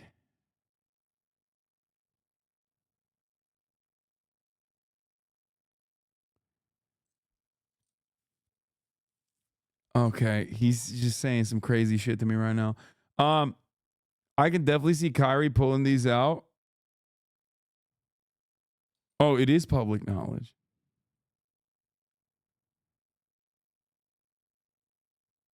What?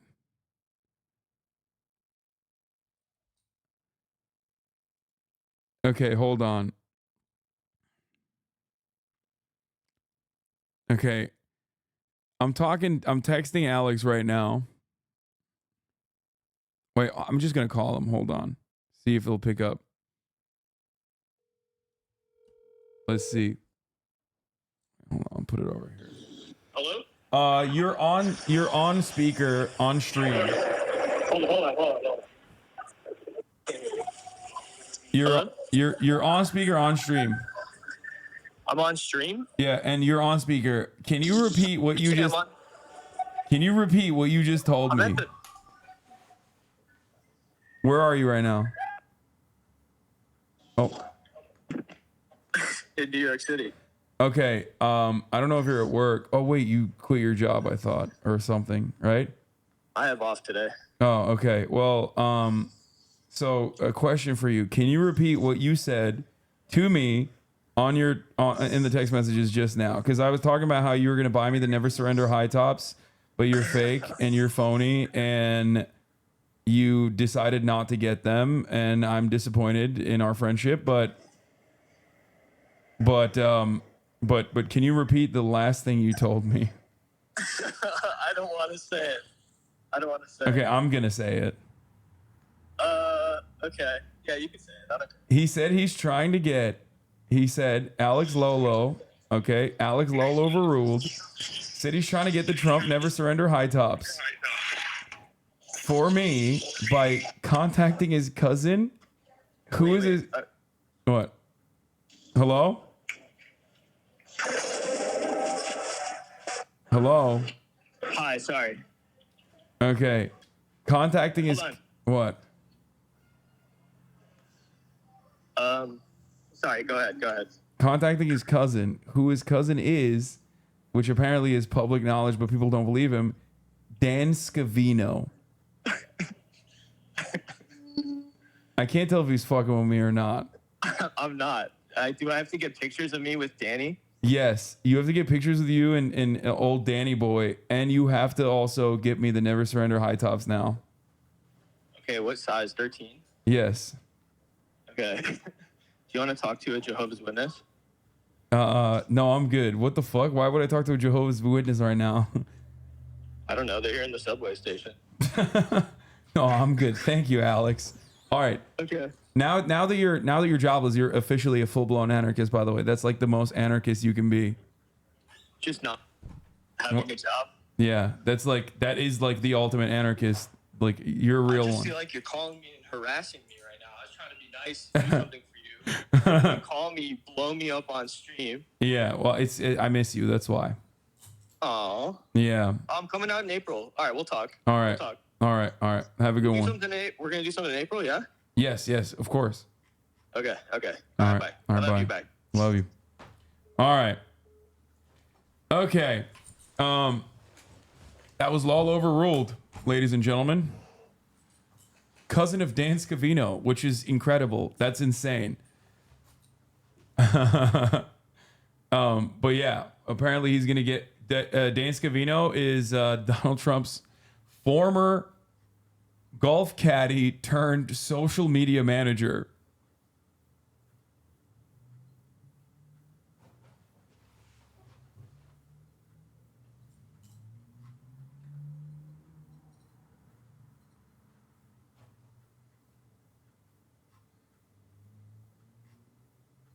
I don't know how else to describe it. I'm just looking at the chat to see if people know who fucking Dan Scavino is.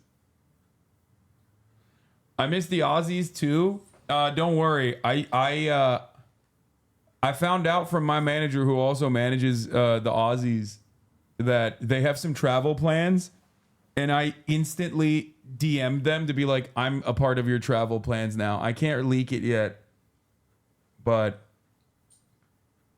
I am. I'm planning on the Australia thing is definitely happening. Maybe not the China thing, but the Australia thing is definitely happening. Do all the leftist content creators have the same manager? No.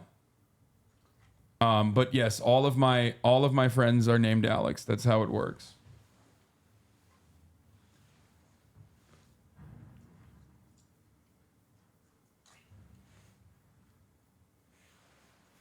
Classic Hasan inviting himself? Fuck yeah, dude. The Aussie boys are one group of people that I don't mind inviting myself to shit at all on, because like these just because you know, they come and they stay with me for a month and shit, so it's fine.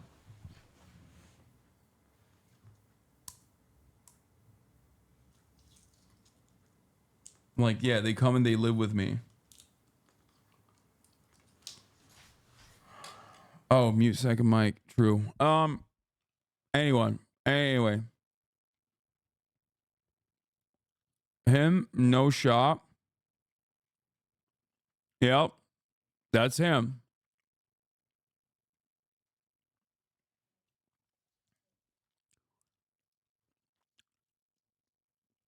Go, go, go, go. Head so good, she on a roll. She ride dick like carnival. I just did the impossible. Go, go, go, go. Head so good, she on a roll. She ride the dick like carnival. I just did the impossible. I need to ban Slatty Matty, I think. Okay.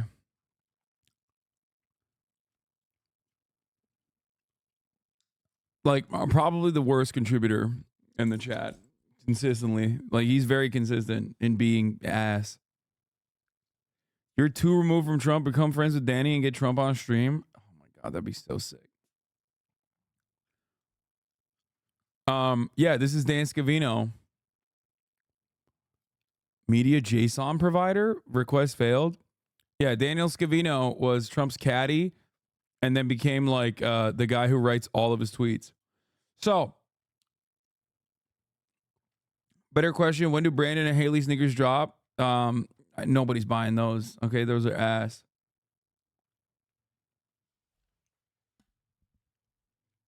When is Jank releasing his own pair of shoes? I don't know. I hope never. Okay. No way they posted this on the fucking website and they edited out the Trump pussy. That's crazy, dude. The Trump neck pussy got edited out.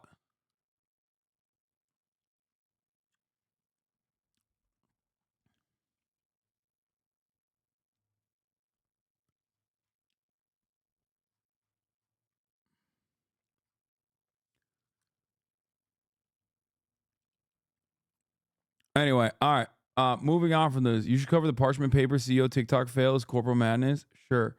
We'll look at that in a little bit.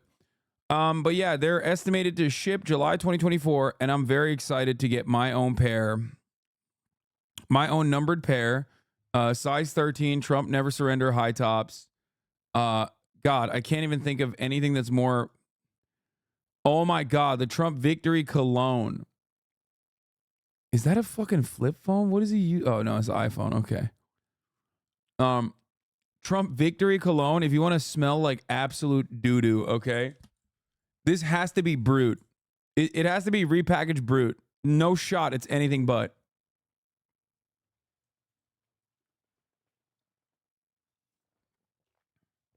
My autistic ass can't tell if you're being serious about buying them. I am being serious about buying them. Well, I'm not going to buy them. I would, but tell me if the shoes were made in China. Yes, most likely.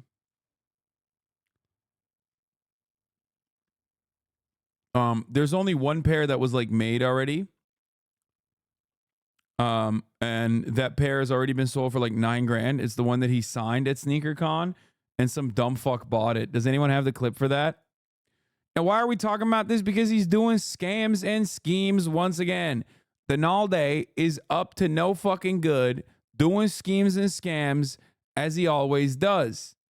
Okay? The guy who won it is some CEO dude who's... And he paid $9,000 for it. So what was your winning bid? Then let's see the signature. All right. It's so dumb. It's so fucking dumb. Passing these down to my kids, but for now we'll display in the office. Roman Sharf, CEO of Luxury Bazaar. A lot of emotion. There's a lot of emotion in this room, Trump said after taking the podium. They have lines going all around the block. They've never seen anything like this one.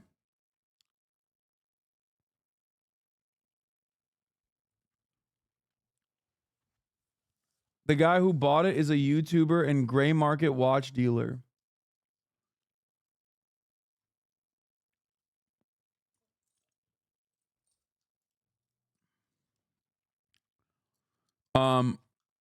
Yeah, great stuff. Great stuff, dude. What a wonderful situation. Bulgari watches under $6 grand. Discover affordable luxury and curate a selection of Bulgari watches, two-door icons.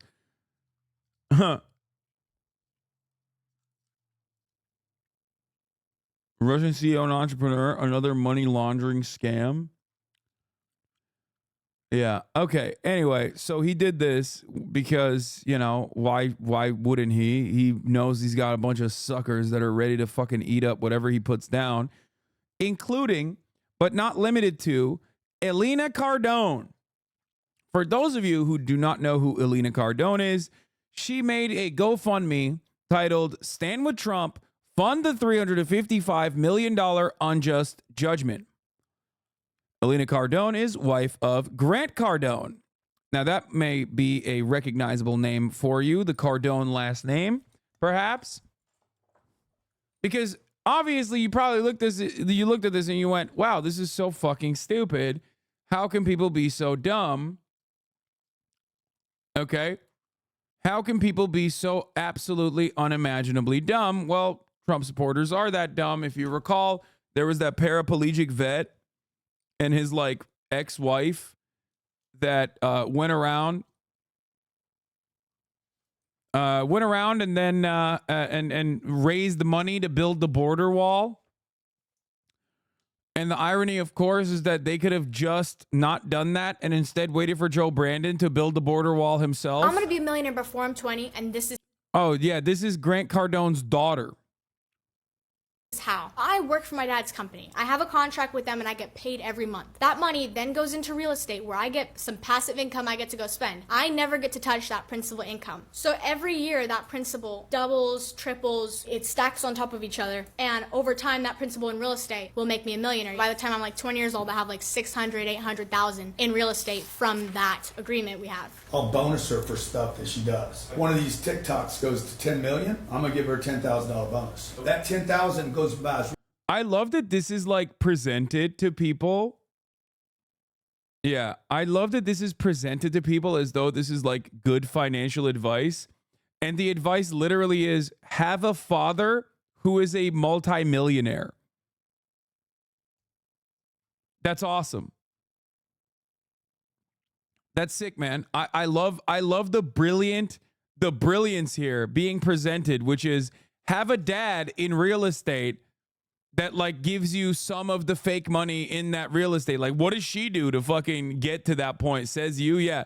Famously, I also had a similar scheme with my multi-millionaire family, owner of multiple properties. Okay. So much. I mean, it's good advice. Yeah, dude, totally. Except if you don't have a rich TikTok real estate dad, what the fuck are you supposed to do? As real estate, let's say she averages 50 a year, which she will. 50,000 times 10 years, which she will have at least 10 years, is 500 grand. If that money doubles because she never touched it, she's a millionaire. It will have paid her $300,000 in income that was not taxed, and I wrote off $500,000 of salary from the IRS. So it's a win-win for everybody. Yeah, it's such a sick way to design this, dude. It's so relatable and so normal, and that's just how it works. You know what I mean? Like, who amongst us doesn't have that situation lined up for them? Like, I mean, dude, you're just leaving money on the table if you're a multi-billionaire and not hiring your daughter to do the fucking to do landlording operations that you can use as a tax write-off. Oh, are you telling me your father does not own like multiple hundreds of millions of dollars worth of real estate? Doesn't have a real estate portfolio? Oh shit. Okay, well, never mind. Then fucking get your money up, not your funny up, baby.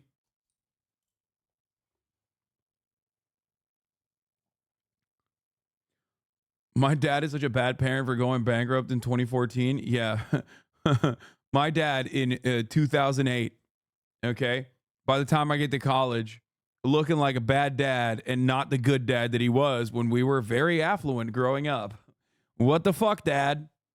Where's my scheme?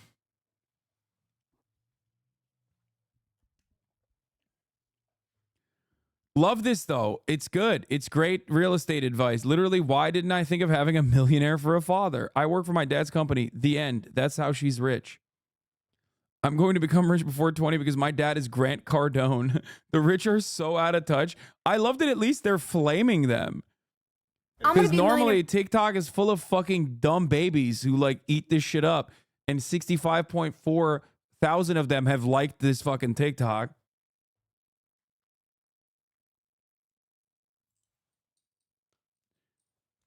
Yeah.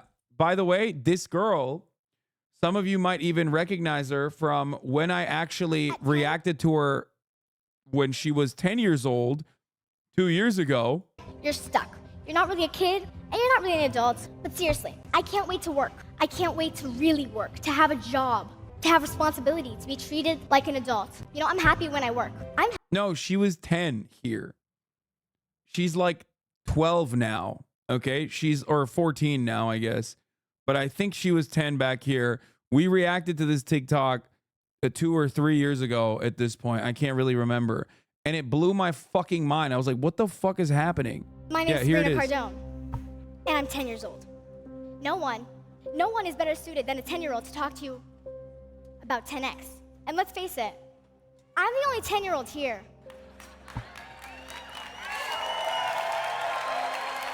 This would get you killed in China. So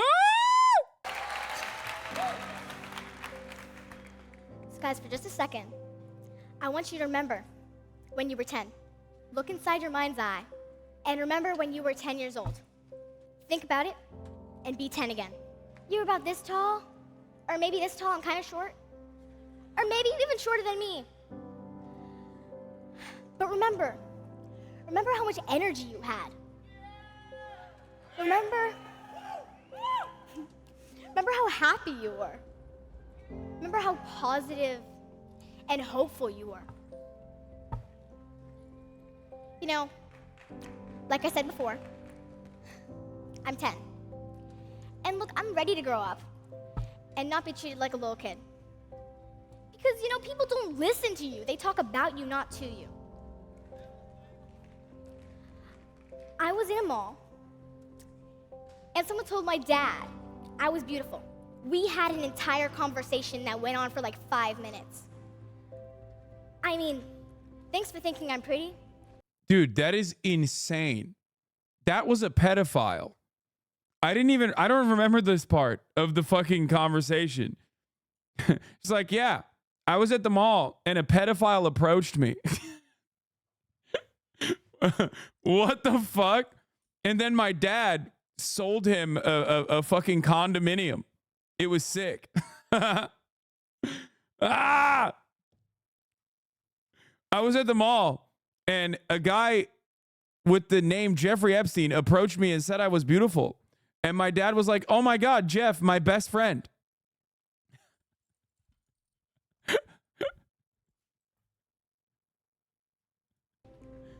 You could have told me.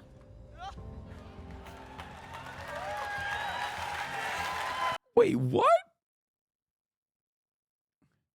Bro, it's so fucking, this is the most insane, dude, this is the most replayed part. Oh my God, this is the most replayed part of the fucking video. At 10, you're stuck. You're not a kid. You're an adult. No, you're absolutely 1000% a kid. You are a literal child. You are basically one step above a baby.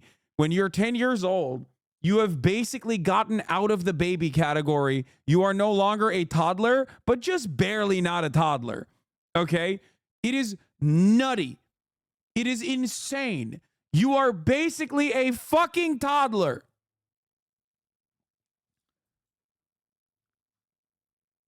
I do love the shots of Grant like tearing up as his like 10-year-old daughter is in a fucking podium talking about Sigma Grind said. Oh my God, you reacted in 2021 and had that exact same word for word. And someone told my dad I was beautiful. We had an entire conversation that went on for like 5 minutes. What the fuck? Yo, we were talking to a pedophile at the mall. It was sick. Oh my God. I don't even remember that part, dude. Oh my God. No, I said the same thing. Oh, ew, boo. I suck. I'm doing replays, dude.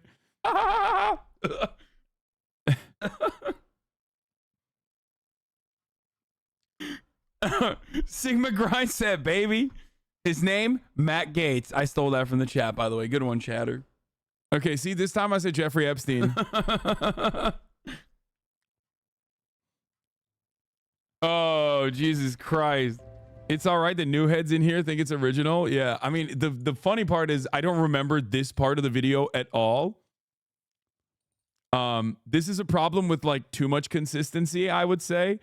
I'm so unfortunately consistent that sometimes I end up doing reruns, basically. 2021 Hasan gonna pull up an even older clip. Yeah. I mean, thanks for thinking I'm pretty. But you could have told me. What is happening? I've never actually watched the full one of this. This got so much worse. I only saw the fucking highlights before, and that was bad enough because she's like, I want to work super fucking hard. It's like, yo, you're 10, chill out. She's literally like, why won't the pedophile call me beautiful? I'm 10, by the way. To my face. This is like, this is rich dad, poor dad. And now you have ANCAP dad, libertarian dad. This is, God, I'm so funny. I cook, dude. I'm underrated. Okay? I'm underrated as a funny guy. Everybody always is like, Will's the funny one, which is true. He is funnier than me. But, you know, I still got some good ones in me, okay? Yeah, a little bit of self-appreciation here. Sorry, I'm gonna gas myself up a little bit, okay? Fuck you guys. Love yourselves, okay? Anyway. Stealing jokes from chat and claiming them as your own. Yeah, whatever. Get your funny up, not your money up. I only started watching you because you cover awful shit in a way that makes me laugh, to be honest. Your culture jokes are kind of mid, though. Shut up. Anyway, all right. We're moving away from this fucking nonsense. How did I get here? We got here because Grant is using another person in their fucking family for insane shit. That's right. Grant's wife, the mother of that weird spawn of Satan 14-year-old who's like, oh, if you want to be a millionaire, just have a super rich dad. Well, the mother of that girl has made a GoFundMe 3 days ago.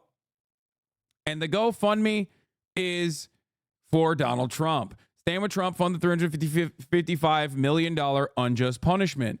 It, of course, reminds me of the Fund the Border Wall scheme that happened on GoFundMe.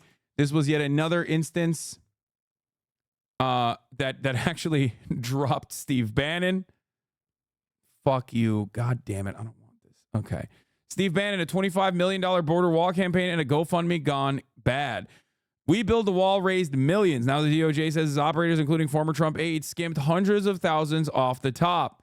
I love that at this point, because we are firmly within the depths of late stage capitalism, we see other people running these fucking schemes. Okay, Brian Colfage was the U.S. veteran, paraplegic U.S. veteran who launched the crowdfund. We the people will fund the wall.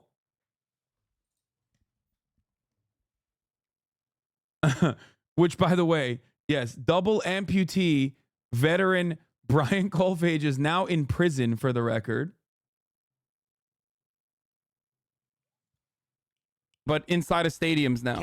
Oh, this is his wife, by the way, the lady who put this thing together. Going to school, calling on a client you don't want to talk to. Look, you gotta do the things you don't want to do. You gotta do the dirty. Including sex. Shoot. Okay, I took it back. Jesus Christ. I'm not down that bad, boys. Come on. Anyway, yeah, no, she's definitely hot, but it doesn't matter. Anyway, stay the course. The recent legal battles he faces are not just an attack on him, says Elena Cardone, but an attack on the very ideals of fairness and due process that every American deserves. It's a moment that calls into question the balance of justice and the application of law. Okay? Hold on. I need soundtracks for this. Hold on 1 second.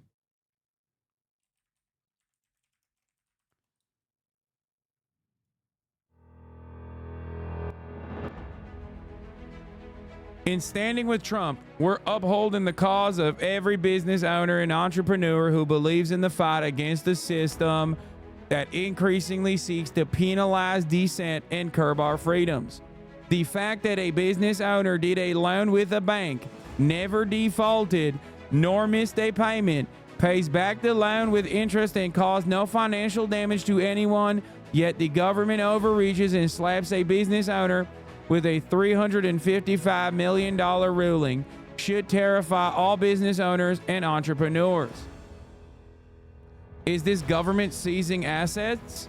Seeking financial ruin? This is more than a legal fund. It is a call to all businesses and business owners and entrepreneurs to rally in defense of all businesses and for a man who has never hesitated to stand in defense of us. This fundraiser, therefore, is not merely about raising the ruling amount. It is about making a stand. It is about showing that when one of us is targeted for championing the values that make America great, he does not stand alone. We stand with him, shoulder to shoulder, ready to support, defend, and fight back against a system that threatens to undermine the very foundations of our republic. Now, more than ever, it is time for business owners and entrepreneurs to unite, to show our collective strength and resolve. Let's stand with Trump to ensure that justice prevails and that we continue to fight for a country that respects freedom, honors courage, and rewards the unwavering spirit of its people. That's right. Now, of course, if you're thinking like, who the fuck would be falling for this scam? Get out of here. Oh, that's right. 9.9 thousand people have, and they've raised $500,000 already.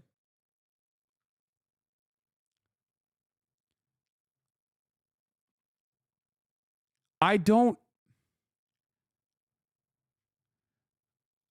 refresh. Oh, never mind. Since the time I showed it on stream, platforming this wonderful patriotic GoFundMe to my audience of small business owners, it actually has increased. Now they have raised $515,000.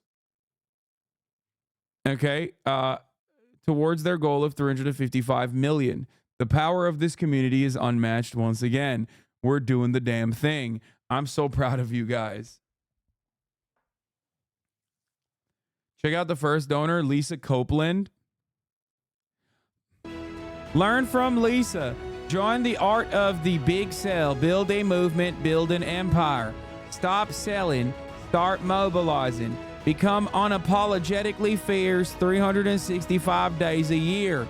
Crush sales records. Bro, Lisa Copeland straight up has that haircut that is absolutely calling the cops when they see a 12-year-old black girl selling Girl Scout cookies in the neighborhood. Okay? This is the final boss of Karens. You have a little bit of melanin in your system, okay? And you're walking down the street, Dark Souls boss music starts playing when you see her, okay? This is like, oh my God.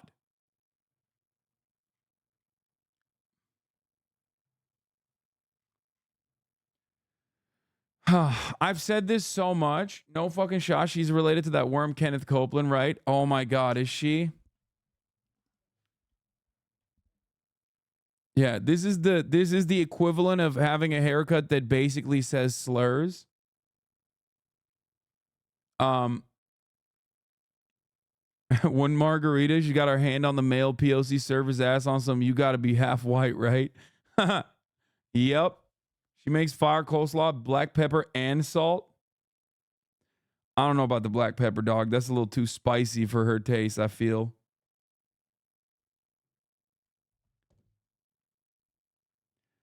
But she got enough XP to shut down block parties in sub-second times. Oh, yeah.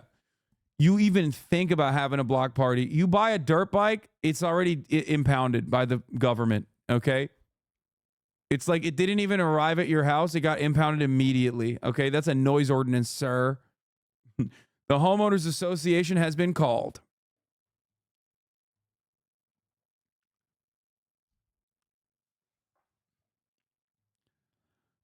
Raider apple pies 1 to 10. No, ladies like this are racist, but like they don't make food. You know what I mean? She hasn't cooked. No, she is hired the entire staff at her mega mansion, her ugly ass mega mansion with like Roman pillars in it, are all self.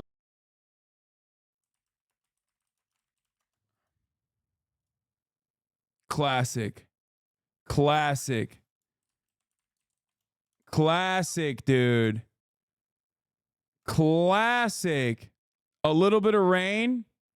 Okay, we're back. A little bit of rain, and look where that took us. Okay.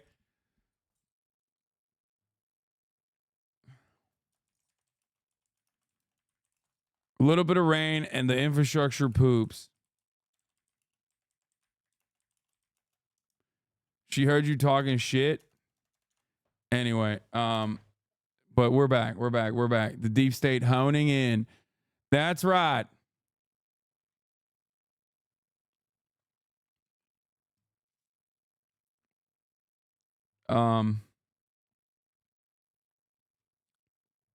CIA trying to take you down again. Her Karen power emanated through the wires and fucking lasered me. Her Karen powers blasted me over the internet. Yeah. She's so powerful. She felt a disturbance in the force and was able to call the manager of the internet and just take me down. Okay. Anyway, enough about Trump. I guess the last thing I want to talk about with respect to Trump is the fact that this article came out. Oh, here. And also, wait, hold on. Here's Tommy Lauren glazing up Trump too.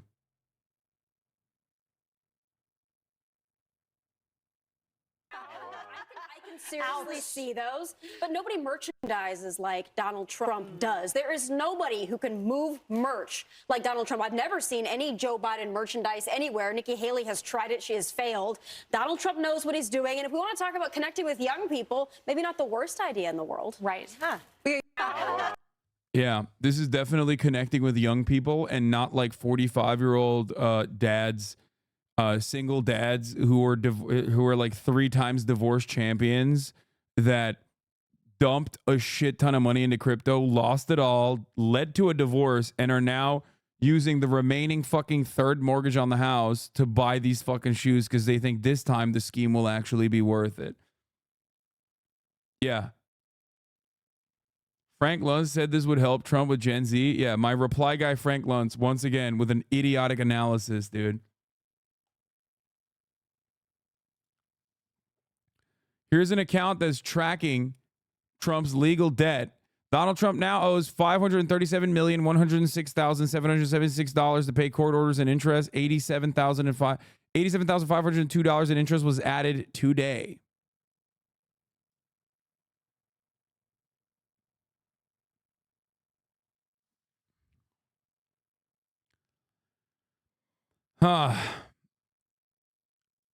We're going to talk about this too. This is such a fucking, such a cringe thing.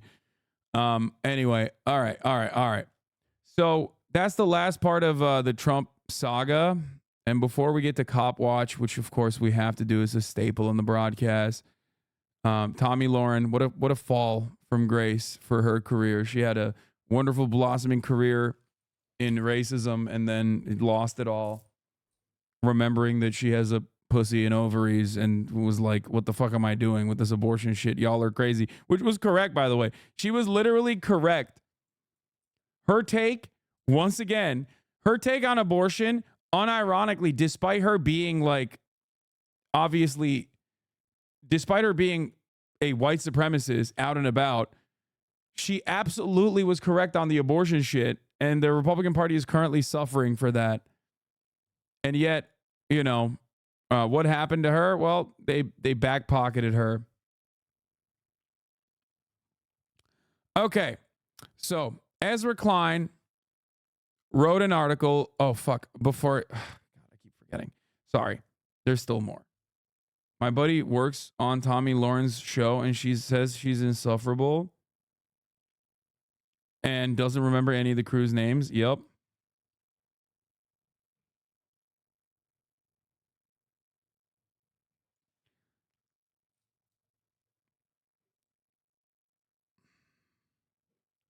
Hey, ladies, sticks and stones and radical Muslims break our bones. Why are white women always surprised when supremacist ideology bites them in the ass? Because they're white. And whiteness is very powerful in a white supremacist country, more powerful than womanhood in many respects. Anyway, yeah. Where's the Nazi Nashville story? What? I don't know. Oh no. More Nazis were marching in another part of the fucking country. It's like classic. Oh my God. We can talk about Gaza later today. No need to switch subjects, of course. Just curious. Thank you so much for your coverage. Much appreciated. You have to stop doing this, Sheltered Rosebud. You come in here and do this every day. It's starting to get annoying. Please. You've already been timed out for spamming this. Okay.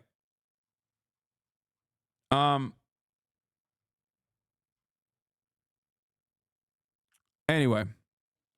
This is a really interesting story. Trump privately expressed support for a 16-week abortion ban. Okay?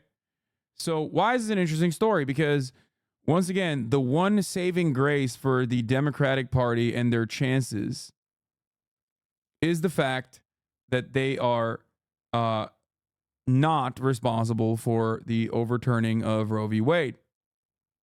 Supreme Court decision that happened under the Brandon administration absolutely is the responsibility of the Republican Party.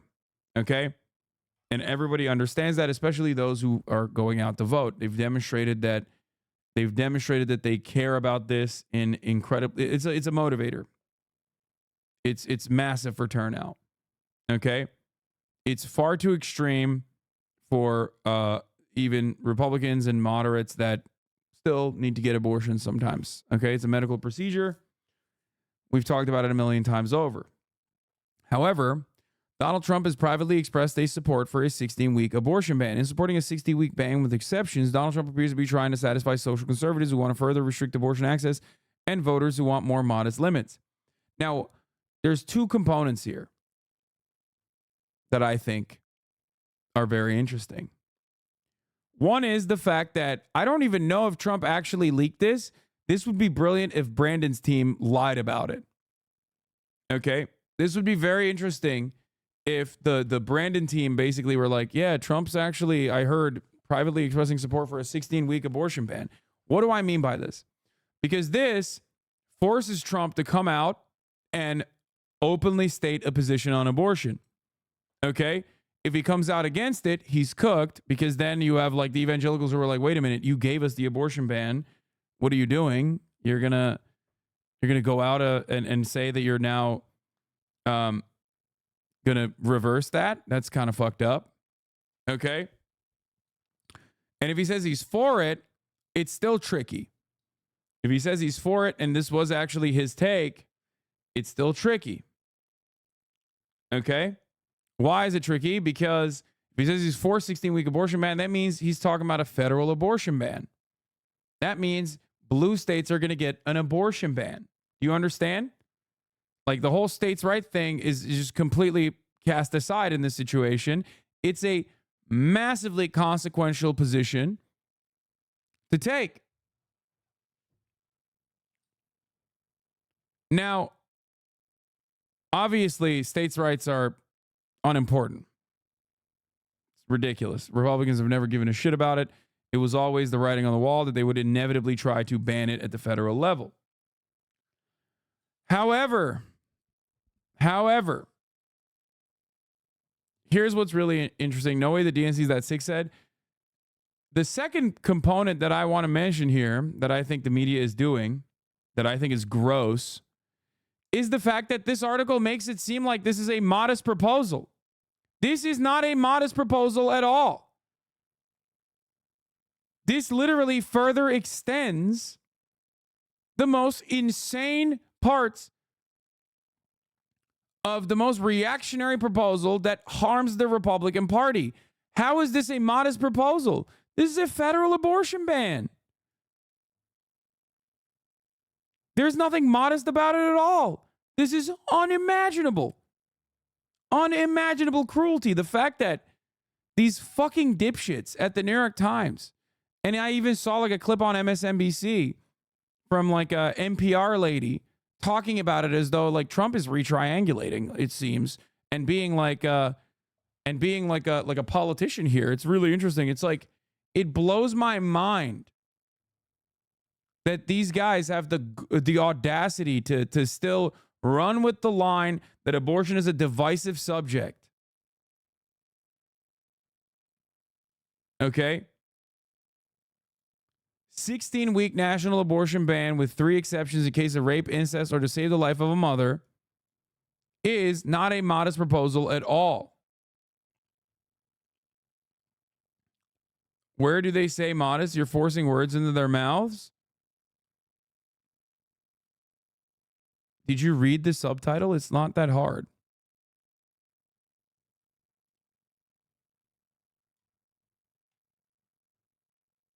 Like what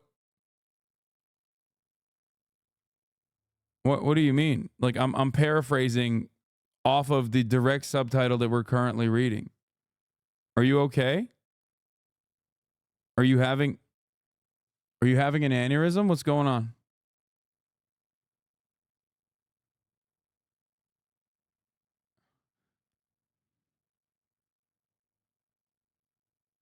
Anyway.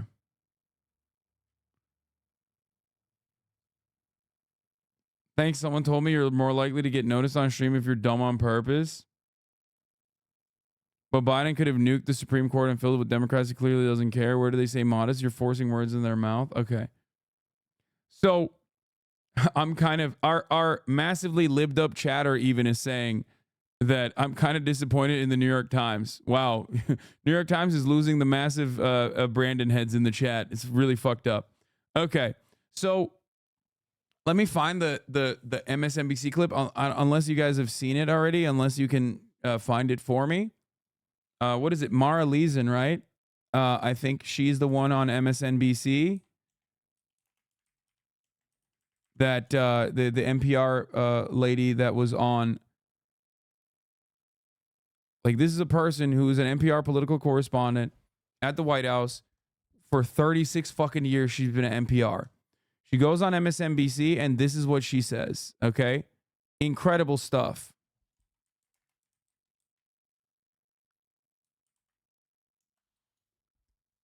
I fucked it up. Oh, here it is. Let's look at this. It's crazy to me.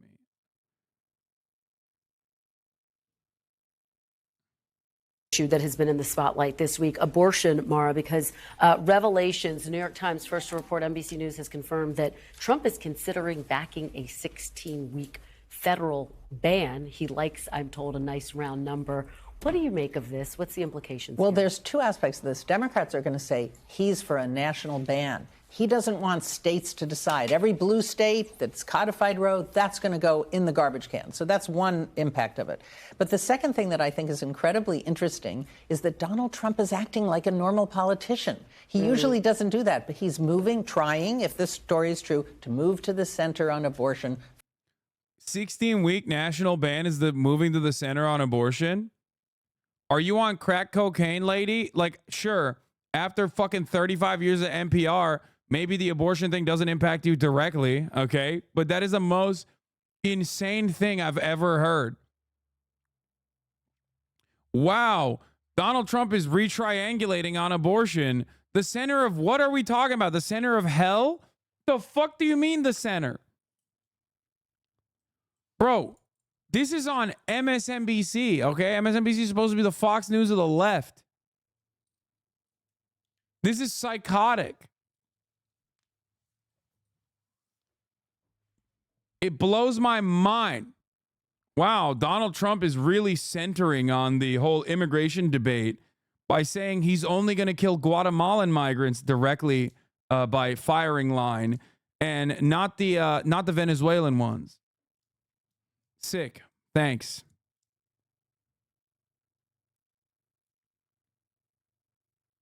It just like it blows my mind. What is this if not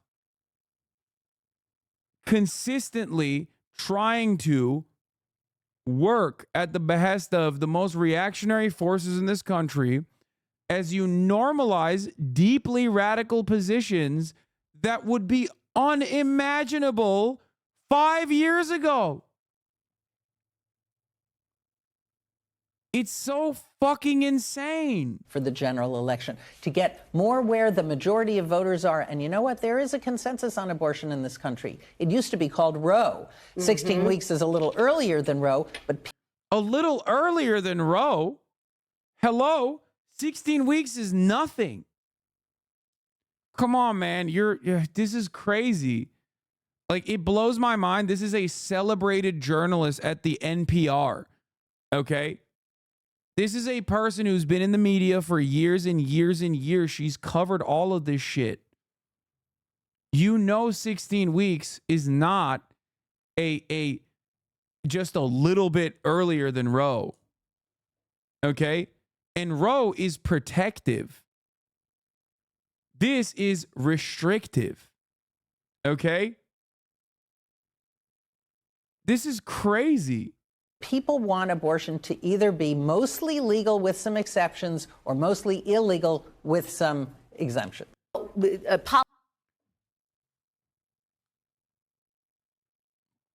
Some people don't know they're pregnant. Not everyone has consistent periods. Exactly.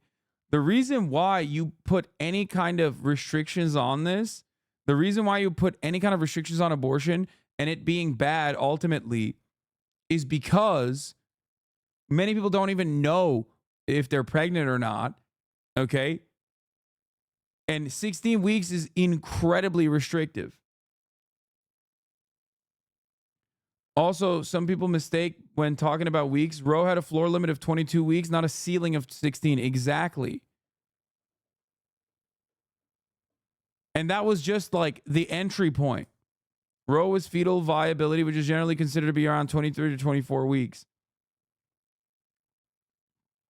That was the minimum that states had to abide by, not the maximum. Okay? That's the major difference here. The minimum that states have to abide by is a standard that you do against red states that want to have further restrictions on abortion. Abortion should not be limited at any point. Why? Well, because 80% or 90% of abortions happen in the first trimester. Okay?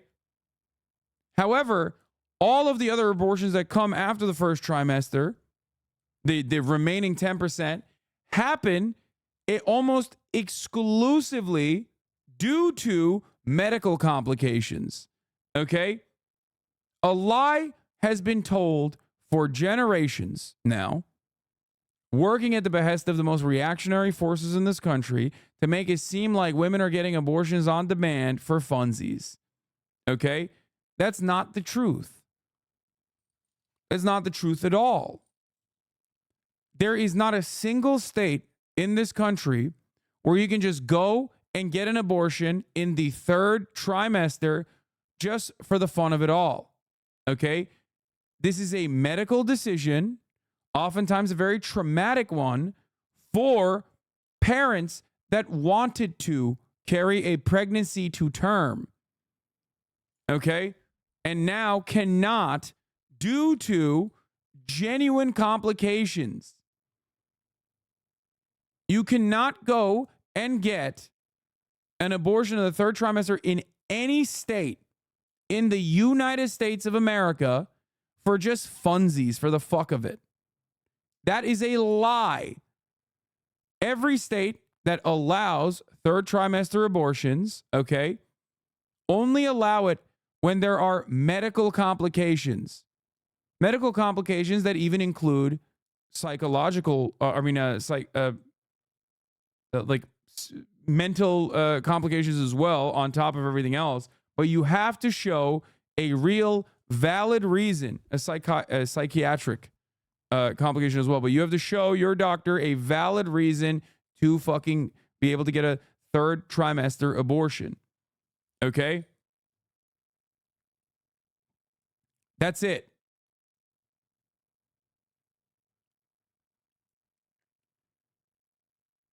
This is precisely the reason why. This conversation is bullshit and completely pushed for by some of the dumbest people on the planet. And 90% abortion is pill-based too, right? Yes. Yes. First trimester abortions are, a relatively uncomplicated medical process as far as medical processes goes. This doesn't mean that it's like not significant. But yes, for the most part, it's like a heavy flow period basically after you get a pill.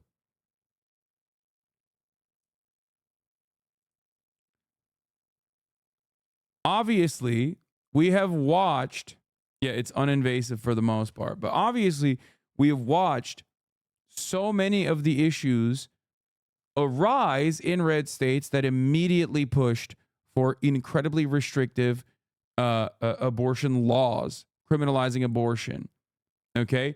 Putting a dumbass legislator and lawyers into the conversation that should be kept between a medical professional and the patient. We also know, and there's a shit ton of empirical evidence for this, that criminalizing abortions does not make abortions rare. It does not stop abortions from happening. It just makes it so that people go and get back alley abortions, as a matter of fact. Okay? And that procedure makes it dangerous. Back alley abortions cause further reproductive complications by hundreds of thousands every single year around the world. Because ultimately, without the carrier being interested in carrying a pregnancy to term, there is no viability for the fetus. Okay?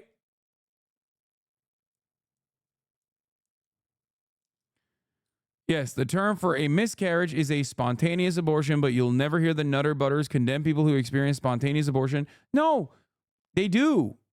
People have been criminalized in the past for having miscarriages. That's the other part of this. Legislating this process also creates a really fucked up situation where people get criminalized for having miscarriages because you don't know. You don't know if the person had a real miscarriage, a spontaneous one, or a medically induced miscarriage.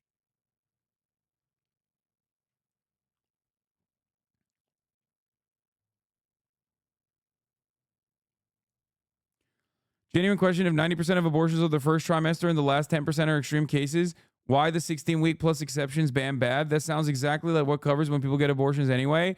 Because there are still people outside of the 16-week process that need abortions. And anytime you fucking put any kind of ban on abortion, any kind of restriction on abortion, you create a legal complication.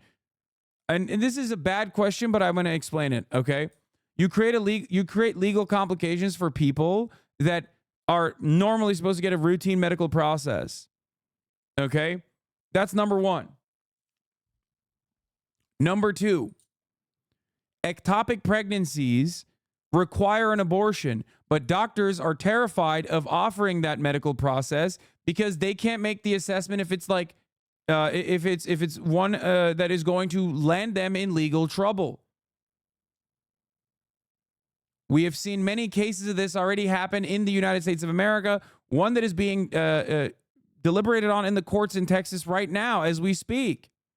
An ectopic pregnancy can kill you, but if a doctor doesn't want to take that risk because they don't want to go to jail because of the abortion bans, then what are they supposed to do? Well, we know what they're supposed to do. Texas Supreme Court ruled against the woman who sought abortion hours after she said she'll travel out of state. A state district judge granted the request last week, but the Texas Supreme Court directed the lower court to vacate its order Monday. A Texas woman whose fetus has a fatal diagnosis, who was awaiting a decision from the Texas Supreme Court about whether she would be allowed to get an abortion, said Monday that she has decided to leave the state of Texas for the procedure.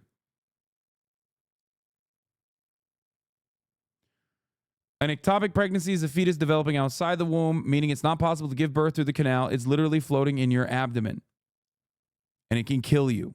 And it does kill you, as a matter of fact, in many cases. People do not understand that, especially in our medical structure, the pay-for-play healthcare that we have in the United States of America, that also offers the worst results and out of any OECD nation pretty much. Okay? That a pregnancy, even a healthy one, can be a legitimate issue for the carrier. Any pregnancy is a massive health complication waiting to happen. We have one of the worst infant mortality rates out of all the OECD nations. We have one of the most pregnancy fatality rates out of any of the OECD nations. Okay? Remember that. And the rates get unimaginably high if you're a black woman, for example. Like, there's a massive disparity here.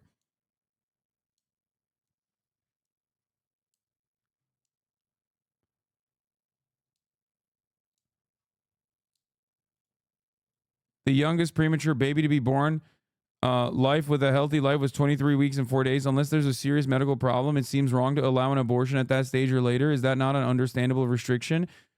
No, it is not an understandable restriction for the complications that I just mentioned. Because when you add additional qualifiers, they're just bullshit qualifiers.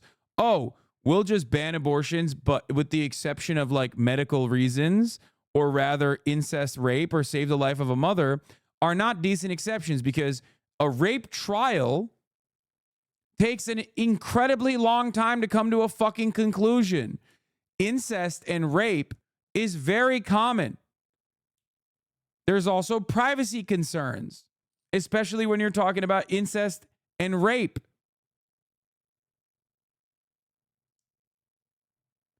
These exceptions are not real exceptions. These exceptions are simply there to make it seem like this is a reasonable position. These are the people who still are going to get cooked in this process. Why are people so obsessed with banning abortions? I personally cannot imagine caring what other people. Am I just weird? No, you're not weird. You're actually the overwhelmingly popular position on this. Your position is like basically the same as recognizing that at the top of the hour there's a 3-minute ad break. Overwhelmingly popular. Most people don't even think about it. They know it's happening, and they don't even think about it because they are most likely subscribed for $5 or for free, and they don't even see the ads at the top of the hour, so they already have like unlimited, unrestricted access to the stream with no paywalls whatsoever. Now, of course, if you want to continue having unrestricted, unlimited access to the stream, all you need to do is subscribe yourself. You can also get gifted a sub. If you're lucky, here's the 3-minute ad break now.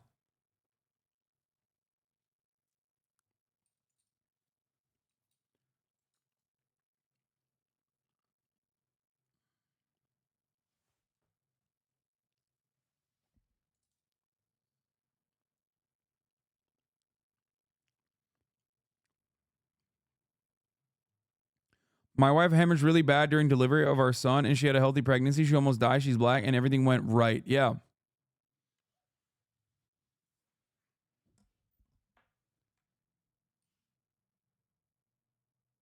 Hold on.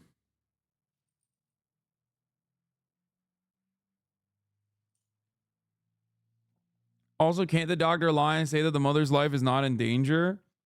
I mean, that part is not even...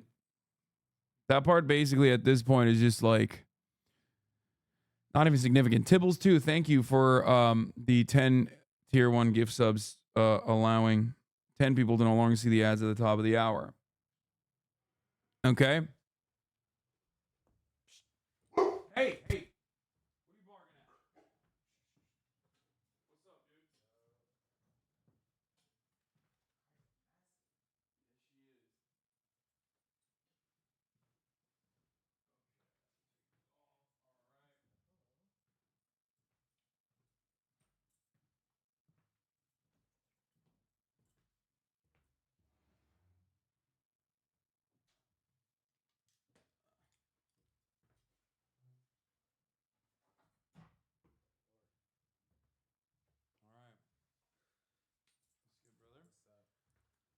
Okay, ladies and gentlemen, SeanDaBlack is in the building.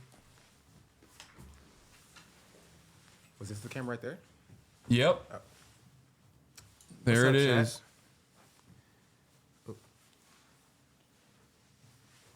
Hello, Kaya. Kaya had a racist moment.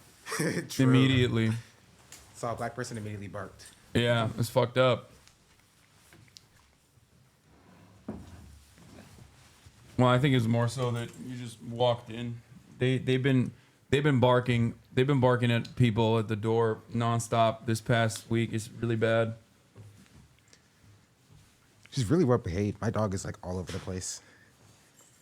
Oh yeah, no, she's super well trained. She's gonna shed on you like crazy. That's all right. All right. We are currently talking about the abortion restrictions, the abortion ban, and I'm gonna continue talking about this for a little bit, and then we'll do some fun stuff. Okay. So, anyway, but we'll also talk about like streamer awards, how you felt, because I want to hear your perspective, considering that you're relatively new in the space, right? Because for me, it's like I do this every fucking year. But anyway, so as I was saying, as far as the abortion ban goes, the fact that they are trying to position this as like a moderate one is ridiculous. This should not be a federal ban on abortion. This should be a federal ban on trying to criminalize abortion, which is what the Roe v. Wade decision was, versus this being a nationwide, federally mandated abortion ban that is completely ridiculous. Okay? So, Sean, explain Cat Williams to Hasan, please. He doesn't understand. What do you mean? What don't I understand about Cat Williams? But yeah, this will be good for this will be most likely a gift to the Democratic Party. The more you talk about abortion and any kind of bans and any kind of restrictions on abortion, the more voters will remember that there is any kind of ban that the Republicans push for, and will vote accordingly. This is actually a very lenient ban period coming from a woman in Texas. It's 6 weeks. No, this sucks. The notion that like we're supposed to look at it in a post Roe v. Wade world. The notion that we're supposed to look at like a 16-week abortion ban as a positive is ridiculous. No. Don't feed in to the right-wing framing on this issue. Okay? Do not do that. That's ridiculous. The goal, this is what the media does. When the coverage comes in, as though this is like a more modest limit, okay? You all of a sudden start believing that it is actually maybe a modest limit. What the fuck are you talking about? This is phenomenally restrictive. And this is just simply talking points in case of rape or incest, to save the life of the mother.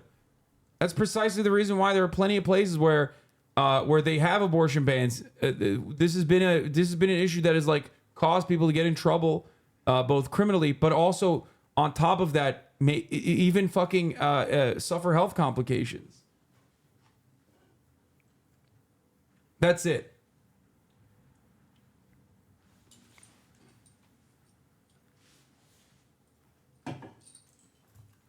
Roe had a 28 week viability ban unless doctor ordered. No. Roe v. Wade had a 24-week ban that was a limit, like a bottom limit, not a top limit. That was created so that red states could not lower that or make it more restrictive, which is why red states, that was an allowance. It was not an upper limit. It was basically the minimum. Do you understand? This is the reason why states that wanted to restrict abortion access had to go through other mechanisms like a litany of red tape, right? Trap laws. I think it was trap laws, if I'm not mistaken. Red tapes that they would try to make it so that it was impossible to have an abortion clinic in your state. But it was basically a workaround. All right. Anyway, I didn't know I was pregnant until 18 weeks. If I could get an abortion, I would have been being a parent at 15, my worst nightmare. Also, for medical exemptions, they have to wait longer until it is life-threatening, meaning more women still die. It's horrifying to know a fetus means more than the fully formed human in front of a doctor. I've had medical tests delayed until I get pee to prove an imaginary fetus doesn't exist. A lot of guys don't realize now you have to prove you're not preggo every single time you have any procedure done.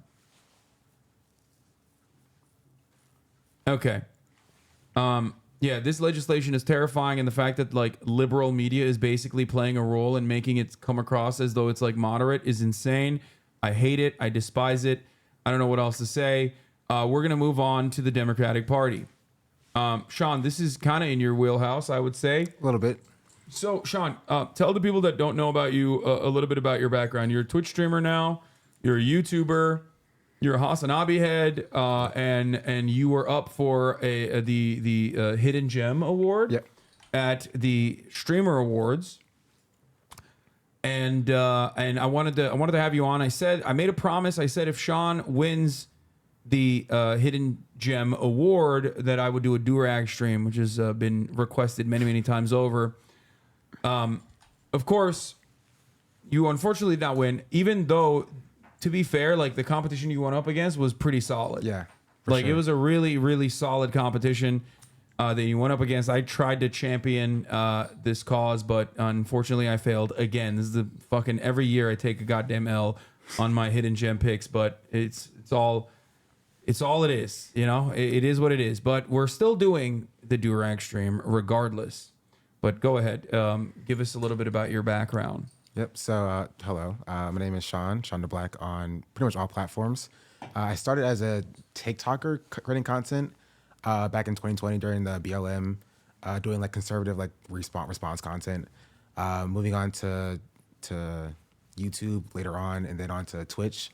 Started streaming on Twitch like 10 months ago in April, like pretty like consistently. I also work with Gen Z for Change, doing a lot of political digital activism, hacktivism, coding work. You might recognize me from like the spamming the Texas Abortion Right to Life program, spamming Starbucks or Ralph's or a criminal. Kellogg's. I have a criminal in here. I brought someone who's doing, they call it hacktivism. Right. Okay. Classic. Anyway, go on. Sorry. And that's pretty much my background in creating content. I was up for Hidden Gem for the Streamer Awards. Shout out Cutie Cinderella for that. It's kind of surreal to be like, you know, even selected for that, because it was very tough competition. All of the competitors, if you will, are extremely funny and extremely entertaining. So if you can check out really all of them, and I would recommend you do so. Did not win, but you know, we still out here. There's always next year. There's always more events that we can go to and show out. I do think that I did win like best male fit. True. I think so. You killed it. Yeah, thank you. I appreciate it. And then that was not a very competitive category, though, to be fair. Yeah, I think it's a lot more competitive in best overall fit, in which the women like blew us out of the water entirely. Which I think Caroline won that. Shout out Caroline. How old are you? 23. 23. Yes. This is a baby. Okay. I made a fan cam for Sean because he had the best fit of the streamer was his comrade Katie. Let's look at this. Kuwait Streams, thank you for the 50 big ones. Holy moly. All right. Yeah, we'll talk about this in a second.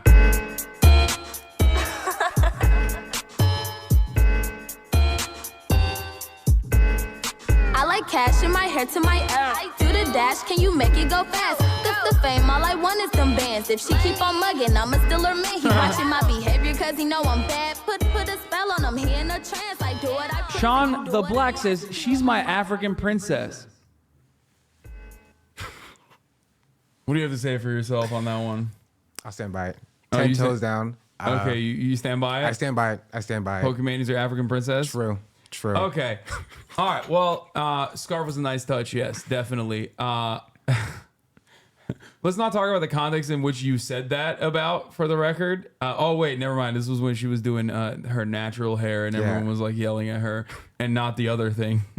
I thought you were defending something else. Oh, no. Never mind. Okay, so so is a milkman on Black History Month shameless? I mean, technically she's African, so. She is. This is true. She is Moroccan. Okay. Have you bought the cookies? I have bought the cookies. Oh my God, you're such a fucking simp. That's crazy. Okay, to be fair, that's a funny story because I bought the cookies. I was gonna do a whole thing of like I bought the cookies. You know, I was tasting them on stream, and like halfway through eating the cookies, I was like, why does my mouth feel a little bit tingly? And so I checked the ingredients, and they were made with almond flour. And I'm allergic to almonds, nuts, peanuts, tree nuts. And so I was just sitting like eating the cookies. I'm like, okay, it tastes like Oreos.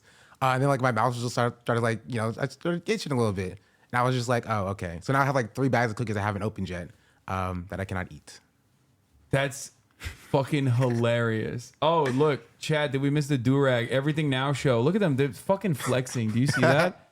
They came in here to flex. They're like, yeah, we're the winners. True. Yeah, fuck those guys. No, I'm kidding. Those guys are awesome as well.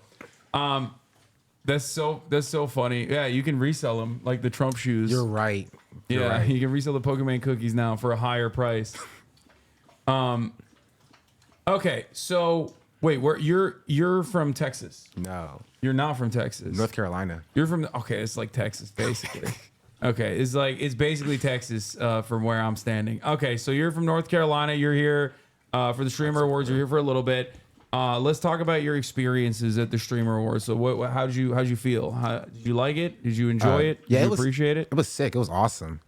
It felt like, cause I think out of all of like the nominees, at least I'm like the smallest creator there.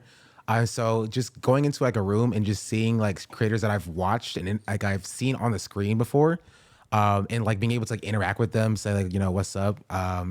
Just like actually Emily interviewed me on the red carpet, and like seeing Emily, her escapades like in IRL and being able to interact with her directly is something sort of crazy that I never really thought was gonna happen.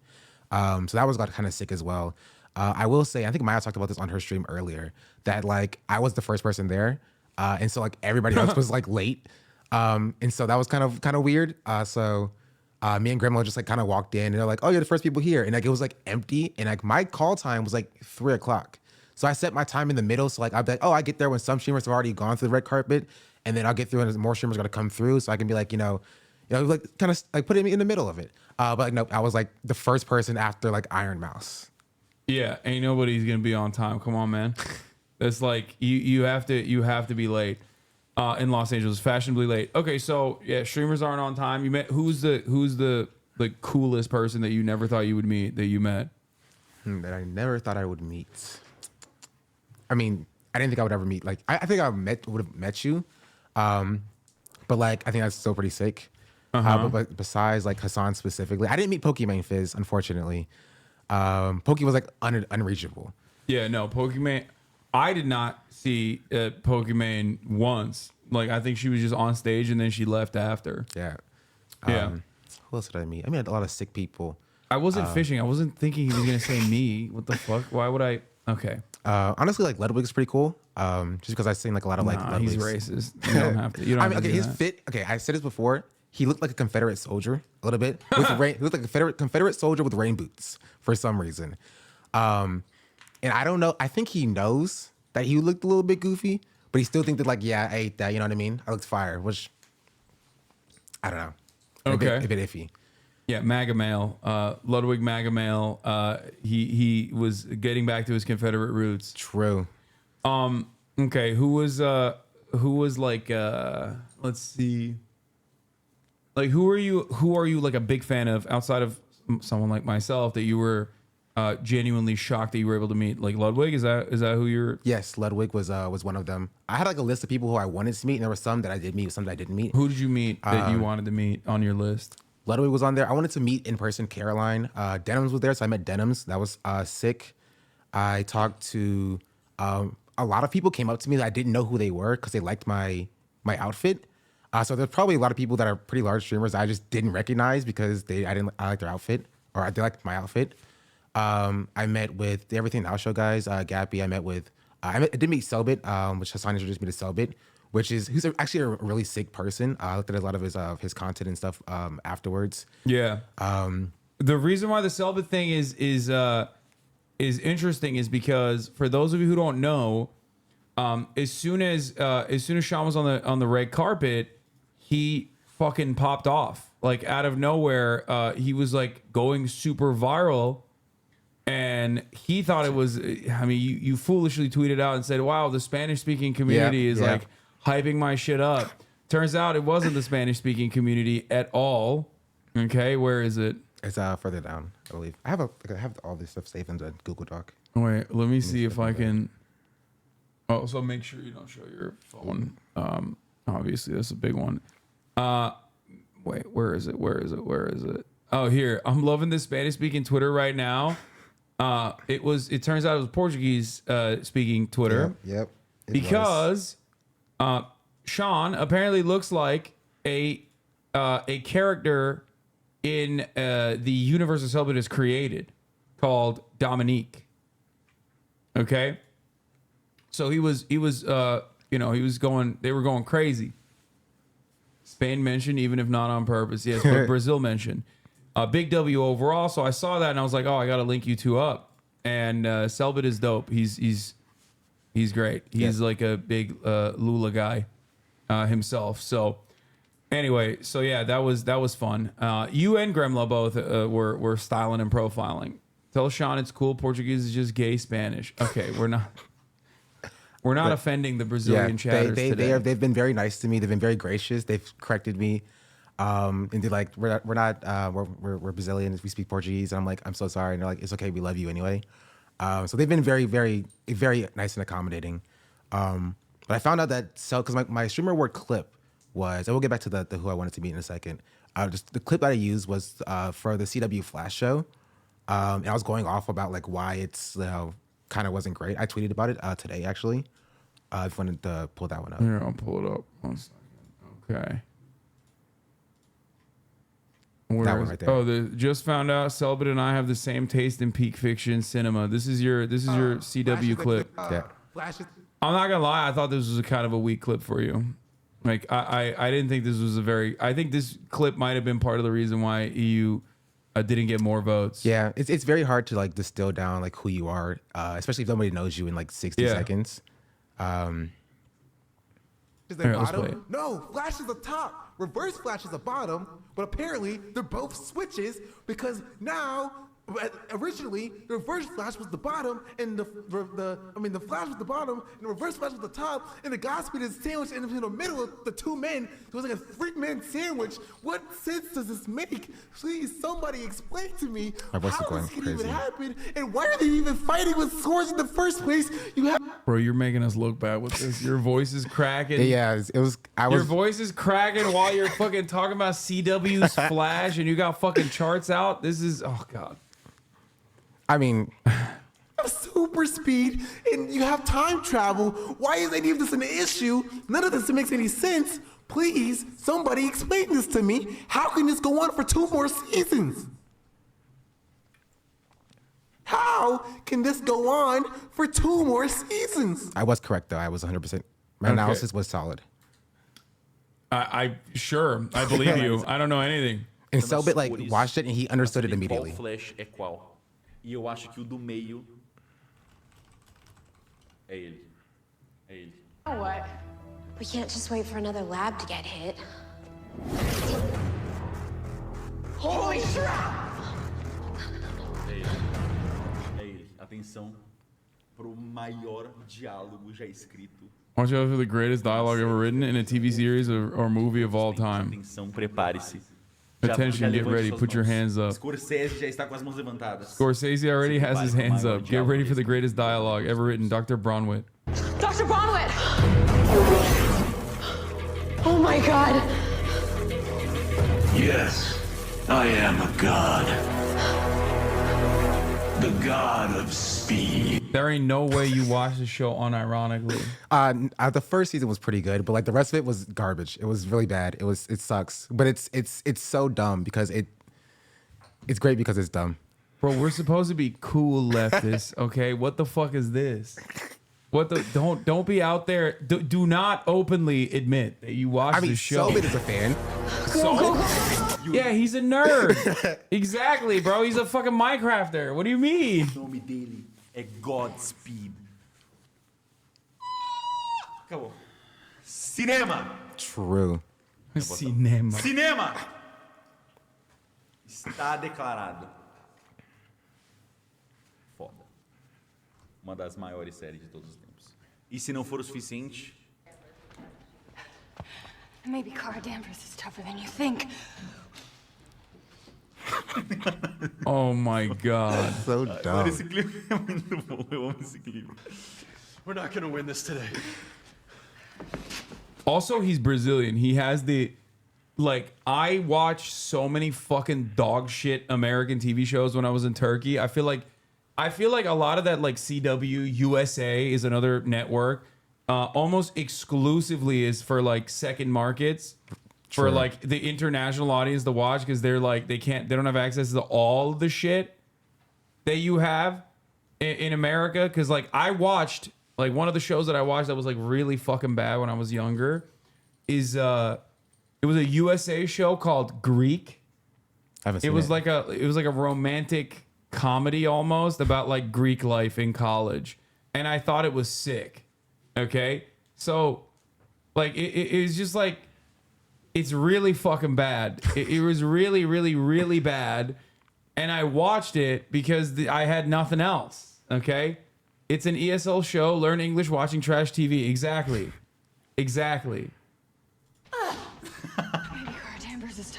See, there's Turks in the chat going, Flash burada büyüktü ilk çıktığı zaman. They're saying like it was big when it first came out in Turkey. As it should be. Desculpa, deixa eu voltar aqui. Mais clipe do Godspeed, se você quiser ver. Espero que tenha gostado aqui. Ele é tão rápido que já acabou. Ok, vamos lá. This one was crazy. Atenção. Eu tinha falado que aquela era a melhor linha de diálogo. He's quoting it. Essa é a melhor linha de diálogo.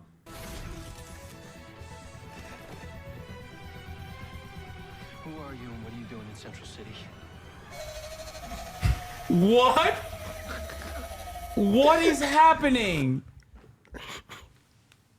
Bro, this is so bad. It's perfect. It is the worst. Oh God. It's peak cinema.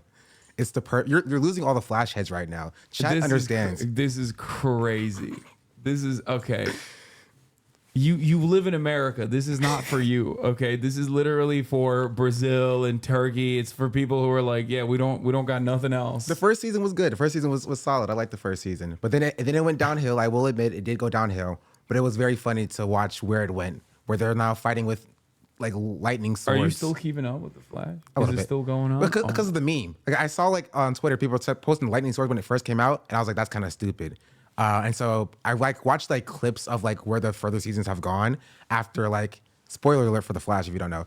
His mom comes back because his mom was killed season 1. His dad also comes back, but his dad also dies later on. And his mom turns into the Speed Force and becomes a ghost projection host for the Speed Force. And like his wife is his half sister or adopted sister, who's black, because she was adopted by a policeman. It's very weird. It's very crazy. I don't know how to explain this very well, but it is wild. Someone in the chat said these shows are made for like BRICS nations. Like this is America doing soft power in BRICS nations. They're doing Hollywood diplomacy. They're doing fucking. This is how America stays relevant at the top, making shows like this specifically for like Brazilians. Okay. Listen. We're gonna move away from that because I feel like that makes you look bad. Yeah, that was the whole thing. And instead, we're gonna go to something that I'm sure you also have an opinion on as a Gen Zer. Ezra Klein. Are you familiar with Ezra Klein? No, not particularly. He is a Vox.com head who now works at the New York Times. And he is he's an important figure for Democratic Party loyalists. Okay. And what do I mean by this? Well, he wrote an article and also made a podcast on the New York Times, the Ezra Klein Show, where he talked about Democrats have a better option than Biden. True. Okay. And the article itself basically talks a lot about how Joe Biden is old, and he finally. I mean, he starts off by saying, "My heart breaks a bit for Joe Biden. Man has been running for president since he was young. Wins the presidency finally, unexpectedly, when he's old. And at that age, brought him wisdom. And that age brought him wisdom. It brought an openness that hadn't been there before him. He's governed as a throwback to a time before I alone can fix it. A time when presidents were party leaders, coalition builders." Okay.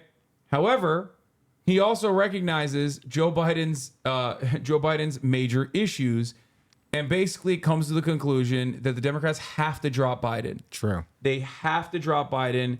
It is unfortunately too close of a call. If you care about democracy, if you care about preserving democracy, and this is a huge and very important issue for a lot of Democratic Party voters, at least according to polls that show that it is like their top priority, basically after abortion, that you have to get someone that's more popular, young, dynamic, that will take advantage of the Roe v. Wade conundrum that has created chaos in the Republican Party and have greatly ruined their chances of winning elections, and work with someone else. Right.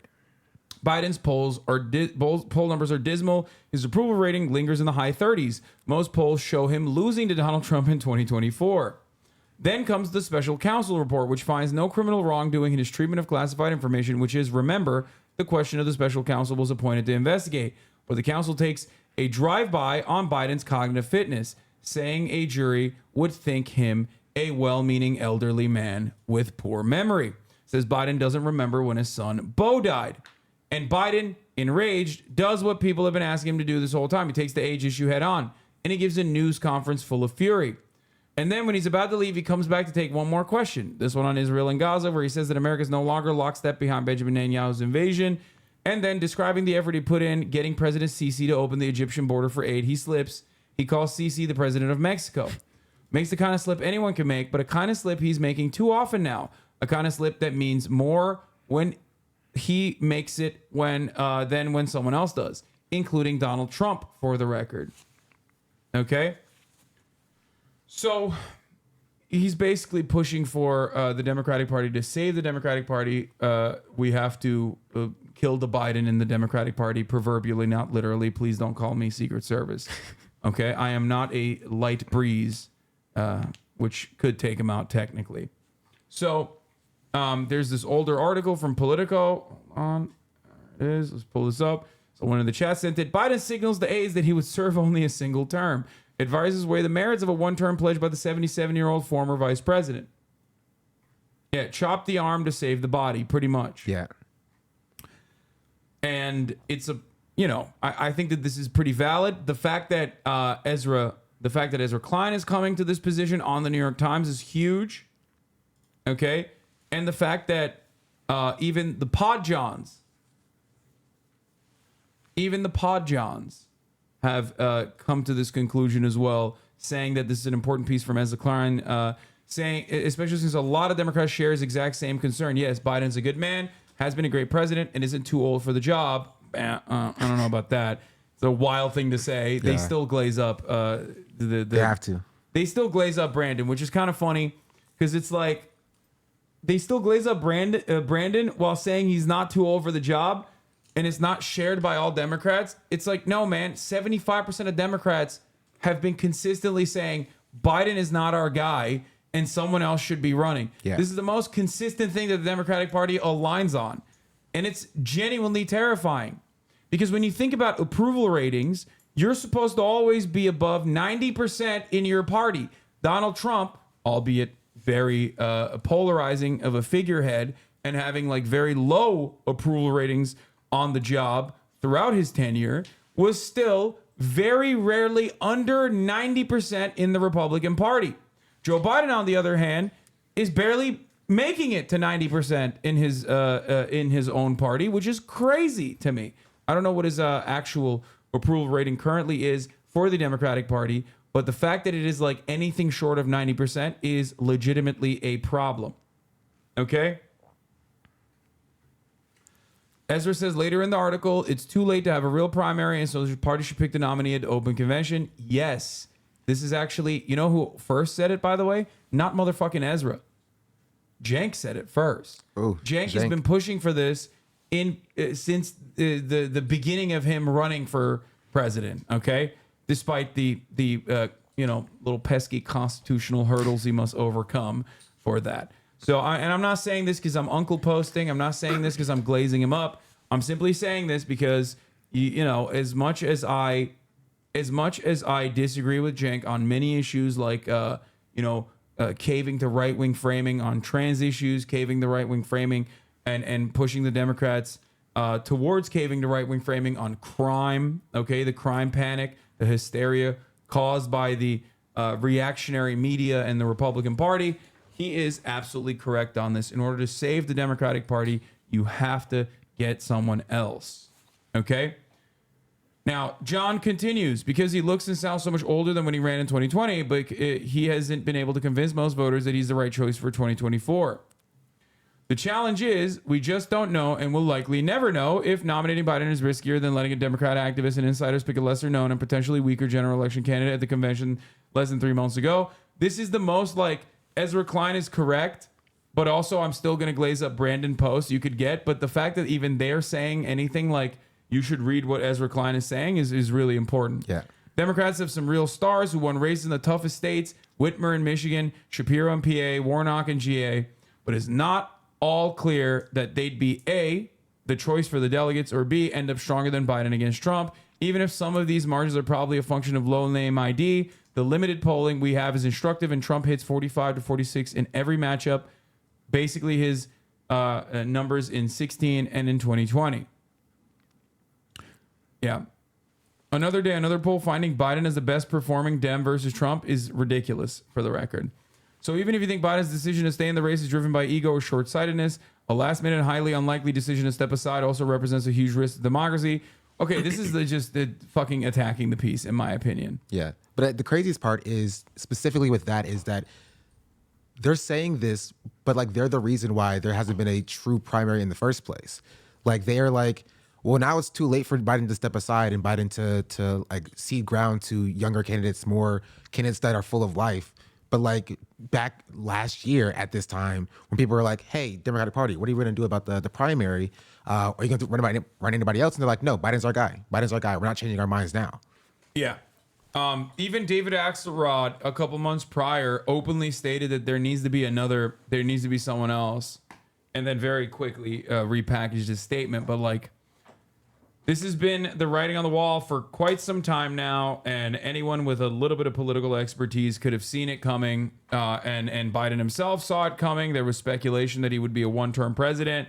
But of course, what did they do in the first term? Well, they, propped up a charisma black hole named Kamala Harris as the VP, said that they were only nominating her because she's a black woman, which immediately undermined her regardless, even though I don't personally like her. It's fucking ridiculous that the Democratic Party got ahead of the slander that she would receive under other circumstances by saying, no, that slander is correct. She's only here because she's a black woman. Yeah.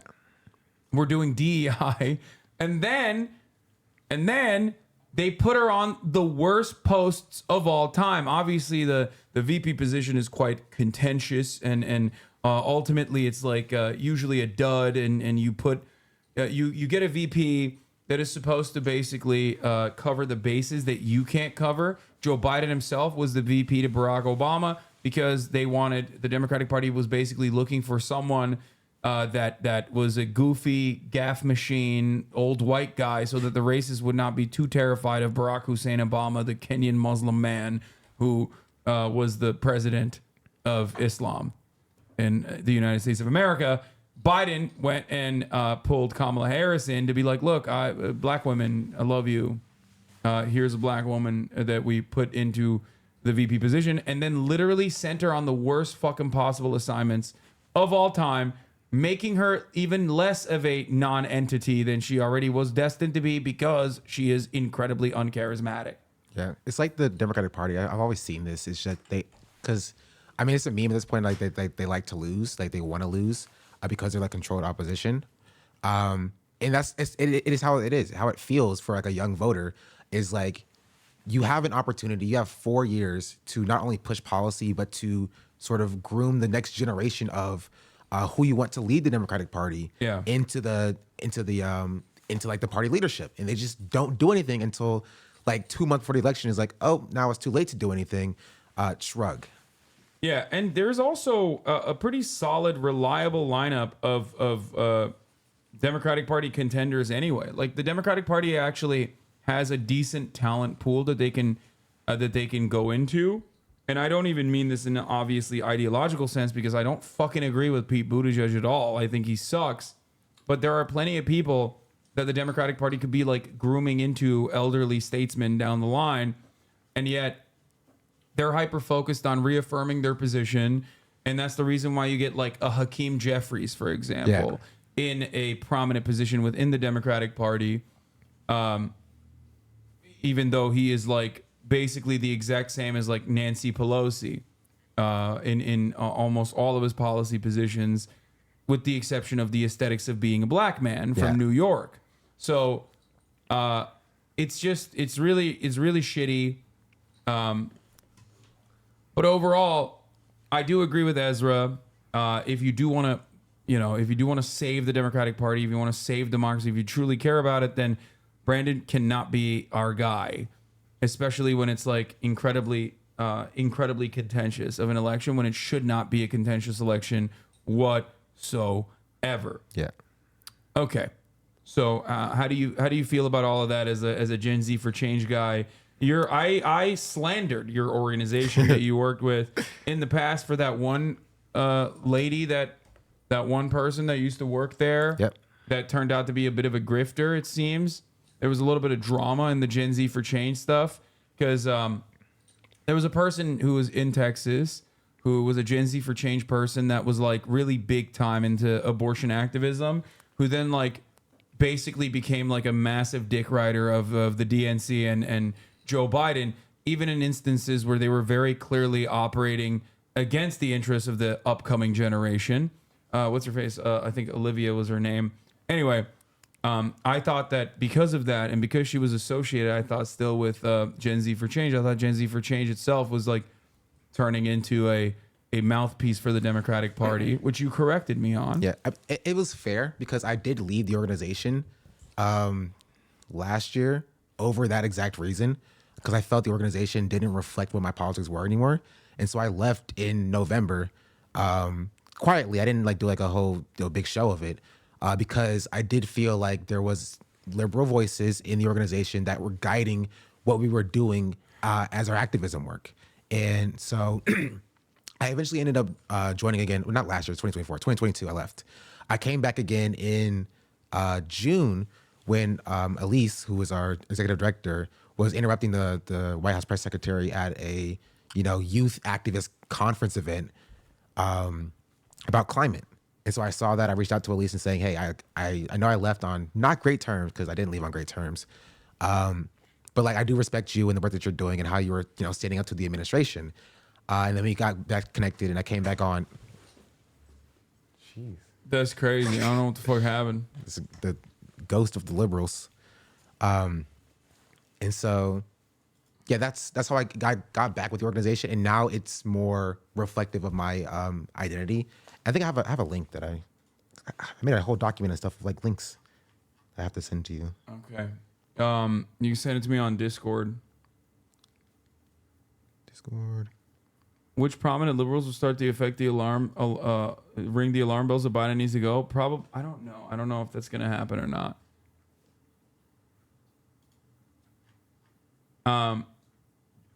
Hasan, answer the Zinner allegations. Okay, while he's looking at it, I'll answer the Zinner allegations. Give them caffeine Zins. They think they're tweaking. You're faded?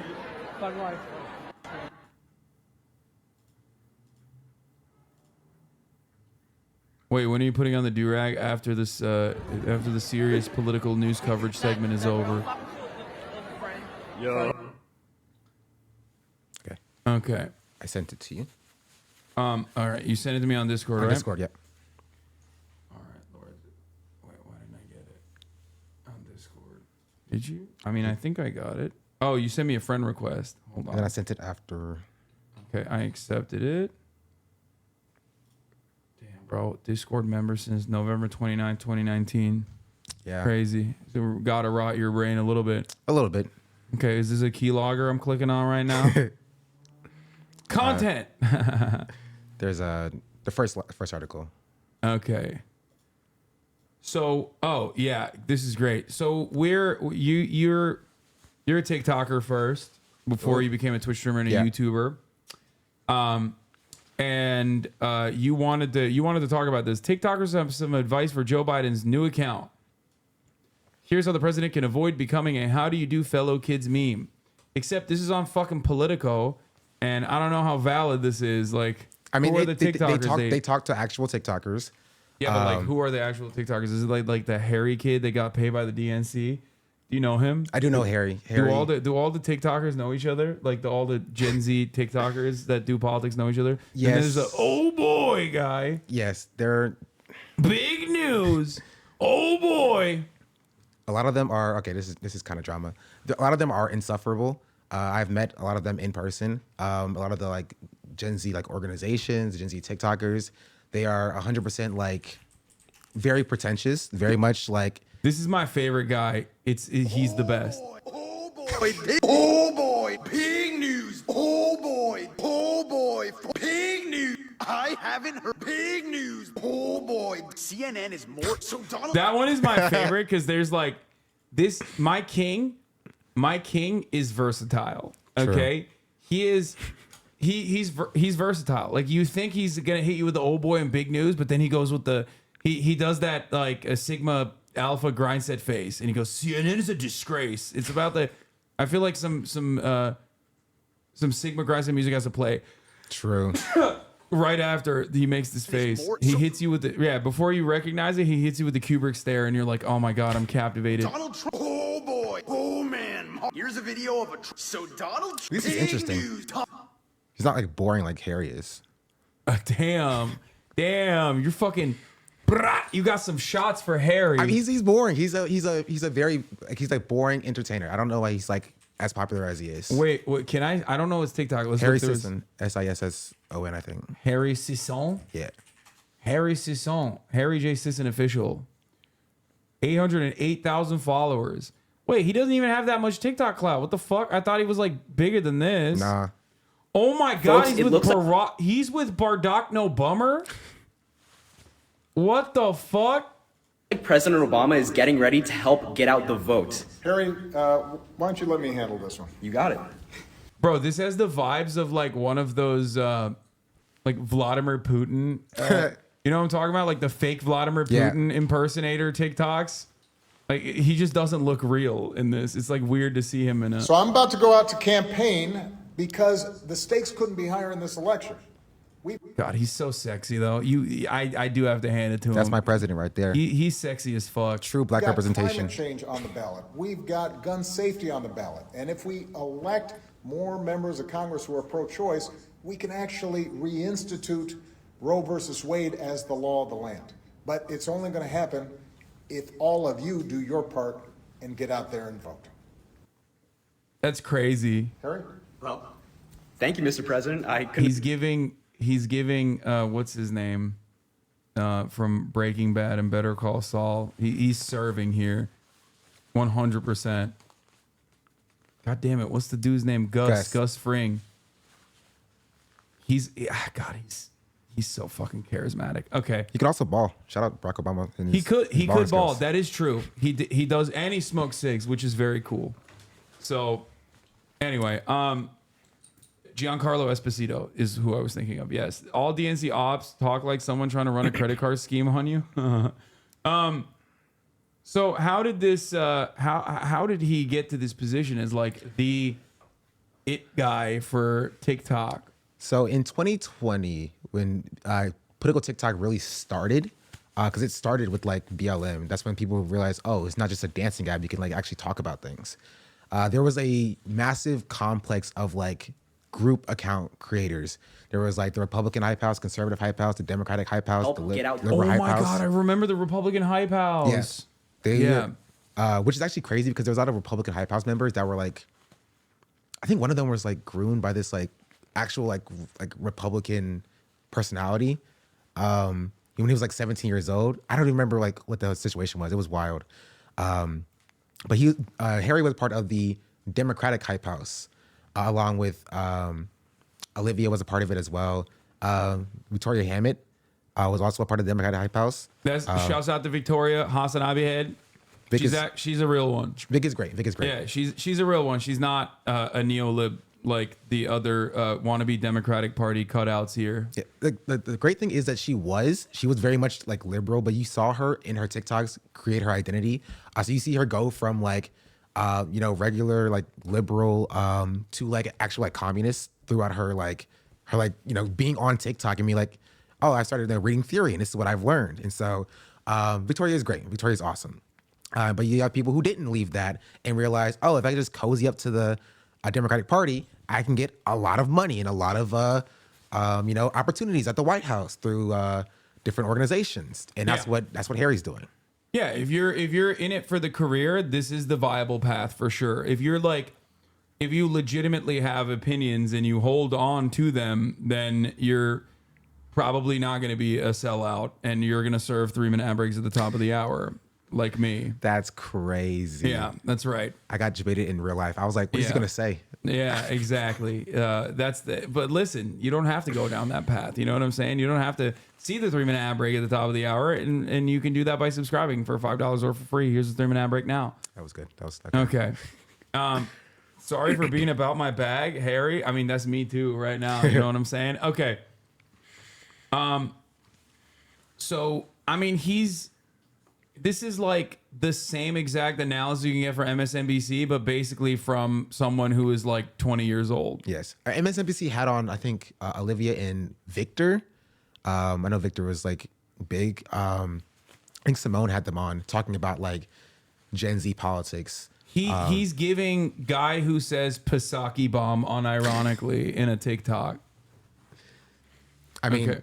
I would not be surprised. Yeah, and that's what I call a Pisaki bomb type shit. Okay, so all right, so you said Olivia and him like went the DNC route. There was another person you mentioned, I think. Victor, I think. There's also like Chris Murphy, or Mowry. I think it's Mowry. Chris Mowry. Cool. Dude, I love these. I love learning about these guys. I don't do TikTok at all. MOWERY. He's the car guy. He's like, I think that's his name. Wait, no way. This is not the dude. That's not him. Yeah. What is his? Let's see. You know, I keep seeing people on social media, especially those who are very, very far left, saying this. I voted for Biden in 2020. I have never liked him. And when I first heard that he was going to be the Democratic candidate, I said that I wasn't going to vote in 2020, but I felt like it was important, and I felt like he was the lesser of two evils. And I still feel that. But after today, I cannot imagine voting for him in 2024. Because at this point, the lesser of two evils for whom? Yeah, the girl he's recording over is a charlatan. Wait, really? I don't know anything about her. I just see her like pop up sometimes. I'm not going to vote for Biden in 2024 is maybe one of the most selfish and insane strategies I've ever seen in politics. Preach, look, brother. If Donald Trump wins, this guy, my goat. Okay, he's the king. Is he wearing Teddy Fresh? No. I want every single person who went on social media and said things like this and encouraged their followers not to vote to do a couple things for me. Go to every single family who lost a child in a mass shooting and tell them, yeah, I didn't vote for Biden, even though he passed the first piece of major gun legislation in over 30 years. That was so sick. I would love to hear the details of said gun legislation and how far it went in restricting the basically unmitigated gun purchasing in this country. True. That's cool. That's definitely really good. Really good gun legislation passed under Brandon. He's right. He solved gun violence. There was no more shootings after he was elected. Crazy. It's crazy how he solved gun violence, and we're out here talking about how we might not vote for him again. Trump win. Go to the little girls, the teenagers in Republican states who were assaulted and had to have their assaulter's baby and tell them, yeah, I didn't vote for Joe Biden. The fuck is he talking about? That happened under the Biden administration, though. Like, yes, that is the problem of the Republican Party. The Republican Party absolutely did that. They did it under the Biden administration. Like, even that part, the only valid talking point you can do is that Republicans will further restrict access to abortion in even blue states. And that part is true. They would definitely do that. Okay? What? I fucking told you, fuck off. What do you... Is that Harry? Harry, what's up? No. I doubt it. Harry doesn't strike me as a 9-month subscriber. Even. True, you're right. Yeah, Harry's like a 38-month subscriber. Okay, let's keep going. Even though he's appointed pro-choice judges every single opportunity he's had, and I let Donald Trump. Yeah, remember when we were doing so well on the judge appointments because Dianne Feinstein was a fucking corpse that we also still propped up in a similar fashion to Joe Biden, and therefore there was like gridlock in the there was gridlock in Congress for even judge appointments under the Brandon regime as well, due to the fact that Dianne Feinstein was like one step out the door. And I don't just mean fucking literally 1 foot out the door of the Senate or Congress in general. I mean straight up life. I'm talking life. She died. Anyway, okay. She couldn't even do the one job that she was supposed to, which is like, rubber stamping those approvals. The guy who overturned Roe v. Wade win the presidency. Go to coastal towns around the country, especially where people are suffering from climate change, and tell them, yeah, I didn't vote for President Biden, who invested the most in fighting climate change. That's so funny. Okay, another point that is like completely ridiculous, especially considering the fact that Biden has also opened up more fracking opportunities, opened up more drilling permits at a rapid clip. Continued with more pipelines as well. So there's that reality as well.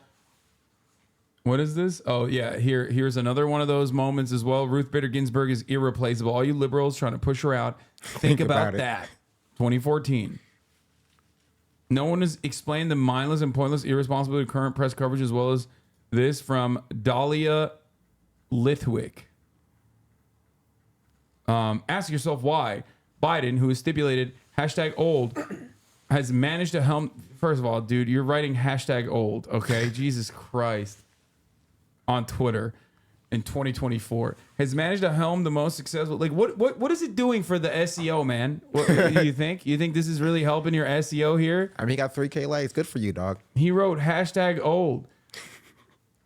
Helmed the most successful presidency in modern history. The reason he has, for the most part, surrounded himself with experts, genuine scientists, respected economists, effective governmental actors, and advisors. Okay, fuck. We'll look at this in a second.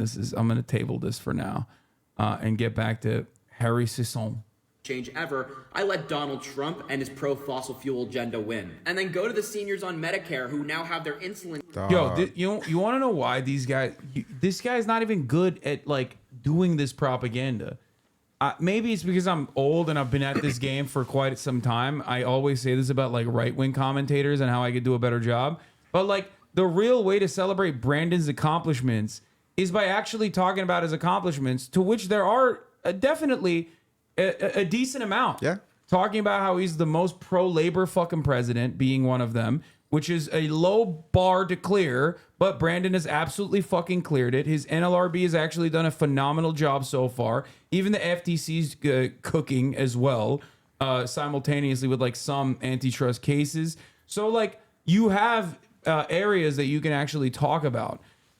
For some weird reason, he's only hitting the high notes that are not good, and talking about areas that he has demonstrated weakness. But even if you were to talk about climate change, right, you could still turn around and say things like Biden's legislation, despite being stopped short of the actual agenda he wanted to fucking achieve, was still very good at reinvesting into American manufacturing. We have literal fucking battery plants that will most likely be unionized now as a consequence of the power that the UAW has had, where there are actual battery plants and EV manufacturing happening in the United States of America, and that did happen under the Brandon regime. Yeah, the problem with Harry specifically and all these other like Democratic Party activists is that they don't do any research. And that's what you notice a lot being in these spaces and interacting with them. They wake up in the morning, set up their phone, and they talk about things that they've seen on Twitter that are like, this is what Biden has done and that are good. They don't really invest in their craft of dick riding Joe Biden, which is why it's so sad. I respect somebody who actually invests in their craft and actually puts time and effort into their work, and Harry doesn't do it, unfortunately. Yeah, Harry, get better at propagandizing for the Democratic Party, son. $35 a month because of President Biden, and tell them, yeah, I didn't vote for President Biden, Wait, what? even though he passed the... Medicare, who now have their insulin capped at $35 a month because of President. Bro, this is literally doing the same shit that like MAGA fans of Trump would do, but for the Biden side. You know what I mean? Yeah. Like the insulin capping, great. Okay, this is good. It falls short of what is necessary. Okay. How about this response then? What is this? You cannot vote for this man. Okay. This is my dude. I know my dude. That's it. That's your homie? I know him. We followed each other for a bit, and then I unfollowed him because he was moving weird. We can look at it though, because I'm curious about where he's at now. Okay. President Biden and tell them, yeah, I didn't vote for President Biden, even though he passed the Inflation Reduction Act, which did that, and now Donald Trump is going to come into office. Again, the Inflation Reduction Act is yet another instance of Democratic Party incompetence. I covered it every step of the fucking way, and I could not imagine how little whipping occurred in that process. It blew my fucking mind how bad they were at like whipping votes and galvanizing their ranks. It is insane.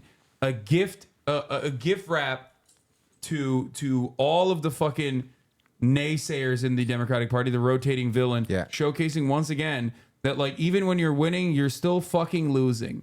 You know the crazy part about that, specifically from like the influencer side of it, they were offering influencers like thousands of dollars in order to post only good things about the IRA. And if you were like, hey, I'm going to be a little bit critical in my video, and they'd be like, oh, you're critical, you don't get the money. And so if you see influencers that are like, this is why I always say, if you see influencers that are unable to be critical of Biden to any degree, there is a good chance that through some maybe proxies or organizations, they're getting paid to say the things that they are getting paid or they're saying. And undo all of that progress. Oh, and go to all the veterans who were exposed to toxic burn pits while serving abroad, who now have more health care because of President Biden's PACT Act, and tell them, yeah, Biden expanded your health care, but I didn't vote for him, and now Trump is going to undo that. Oh, and finally, go to all the I don't think Trump is going to undo that. I'll be honest. Like, I don't. That's like one of those things that like it would never get passed under the Trump administration, most likely, but I don't think he's going to go back and be like, yeah, no, we're actually taking away additional healthcare from the veterans. Yeah. I mean, I guess like they'll privatize it or they'll move to privatize it once again, which the Democrats also contribute to. But anyway. Muslim Americans who are going to be deported under Donald Trump's your health care, but I didn't vote for him, and now Trump is going to undo that. Oh, and finally, go to all of the Muslim Americans who are going to be deported. Oh, man. I wonder what he would say to Muslim Americans right now. This is an earlier video, I suspect. I don't think Harry, because oftentimes they often just don't talk about like 1022. I don't think Harry ever spoke on the occupation. Yeah, they don't like. It's shocking. Under Donald Trump's new Muslim ban that he's been talking about in the past couple of days, and say, yeah, I could have kept you guys here by voting for President Biden, but I didn't. I didn't vote at all, and Donald Trump got into office, and now he's deporting all Yeah, of I thought this was an earlier video. It turns out is post. So sorry. So genuinely, for this far left post coalition October of people 7th, who are like, I'm not going to vote for Biden in 2024. If Trump wins, you will be part of the reason why. You will be part of the reason why. This attitude does not work. It doesn't. It doesn't. I don't know why Democrats still do it. And you'll have to answer to all of the people who were affected by Trump's win and his terrible policy that he's going to implement. I was in one of his lives and his guest mentioned Gaza. His response was, do you condemn Hamas? No fucking way, dude. I that's less believable because like there was a person in this community that literally was watching this dude's live TikTok streams. Want to see a crazier person on TikTok? Yes. Also, Black History Month. This is a black person. His name is what is it? Number 2. R-A-W. R-A-W? Yep. There he is, right there. Too Raw Maya? The Too Raw, Too Real. He disappeared for a second. Oh, Too Raw, Too Real. That person. Oh, dude, this is the K-Hive guy. Yes, it is. That's this the K-Hive. Is the K-Hive guy. Yep. Yo, he's the best. He's at least entertaining, though. This is funny. Like, I mean, he's entertaining in like the most like identical to MAGA type way. You know what I mean? I actually love this guy because like, yeah, sure. It's Bro, what is he wearing? It's just, yeah, he's insane. And he's like a serial doxer, if I'm not mistaken. That's what I heard. Like he was, because when he linked up with Kamala, people were like, "You guys brought this dude into the fucking White House. He's like doxed people." Yeah. I love him. I'm too raw to real, and I'm here to say fuck that special counsel. The reason why is you keep bringing up Biden's age as if that's a problem. We knew he was old when we voted for him the first time. He got the kente cloth from Nancy. But it was so unnecessary. Just say that he did absolutely nothing wrong, but yet you want to bring up his age again. You want to dog whistle again. We know this isn't about Biden. Dog whistle. Dog whistle about a fucking 80-year-old man who once famously said that, like, he doesn't want his kids growing up in a racial jungle. True. Okay, that's crazy. Biden would have slurred this man, and he wouldn't even know which slurs to use. He would have done like a McFlurry of slurs. He's like, what are you, Jack? Back in the day. Oh my God. To be fair, we don't know what was said to, because he's met Kamala. So we don't know what was said with to Biden. He might have said some choice words. Dude, it'd be sick if this guy like started talking about, he took an anti-Biden slant to be like, Biden should step out of the way for Kamala because he's a K-hiver, right? True. I think he's the K-hiver, actually. He should be like, bro, support black women. Why are you supporting this old white man instead of right. the young, full of energy black woman who's already in a position of power? Interesting. Yeah, that's kind of fucked up that he's not like in support of Kamala more. Because this same old man who you guys constantly question his competency led us out of a pandemic, which led us to an endemic. Because 71% of Americans are vaccinated. We're not in the same situation that we were. We're not on lockdowns as we were. We're not losing jobs left and right. Actually, we created about 13 million new jobs since the Biden-Harris administration. He's so much better than Harry. Like, just straight up. He's so much more charismatic. He has incredible stage presence. I do love him. I don't think he's getting paid the same. 800,000 manufacturers. Oh no, he's too insane. I think. Yeah. No, he's definitely on some very different shit. Jobs awesome. under Biden. Not to mention record low unemployment, particularly record low black unemployment. Not to mention the booming black businesses under Biden. Not to mention a historical infrastructure bill, an historical investment in the American Rescue Plan for the American people, providing a stimulus when we were actually struggling through the pandemic. Not to mention the record amount of $132 billion worth of student loan debt under Biden. Let's not talk about numbers, because numbers don't lie, but you do. It's never been about his age. It's been about his predecessor. It's about... Wait, I don't really understand. Is he wrong, Austin? It is about his age. Like, no, literally, like, all of the things that he mentioned are not wrong, okay? Yeah. Like, maybe a little exaggerated. Except, yeah, it's still about his age. Like, I don't know who these guys are talking to. Because, like... Each other. Pretty much, right? I mean... There's definitely a lot of, I feel like there's a lot of like boomer white and black ladies out there who like have made their way into TikTok that probably do think like, oh, preach. Yeah. Like you're preaching. You know what I mean? I mean, to be fair, like those people were in my TikToks as well. Before I was like, expressly anti-Biden when I was doing the coding campaigns, the same people were being like, oh, we have such hope for the younger generation. You're doing so great. I saw you see the profile pictures. But when you're just like, hey, I wish Biden would be doing more, they then turn around and they're just like, wow, I can't believe you betrayed, the people who've put you here or whatever. So. Vice President Kamala Harris and her blackness and the fact that she's a black woman and she's competent and she's ready to lead.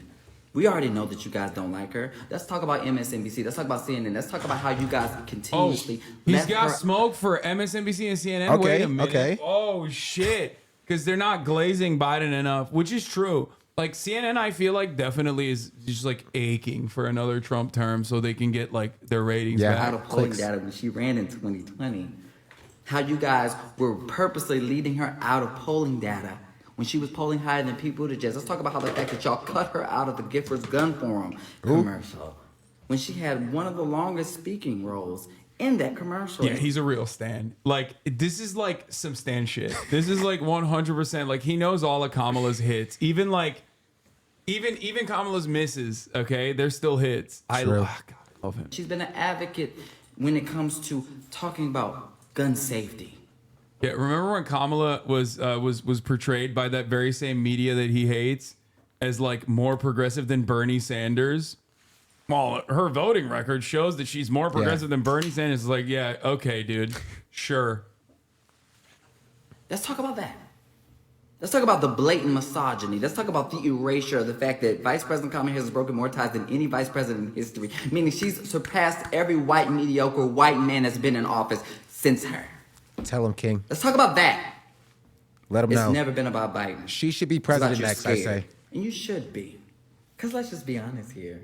You guys want to hold on to white supremacy and patriarchy because it's propelled you to a position. Yeah, you know who will eradicate white supremacy and patriarchy? Kamala Harris. True.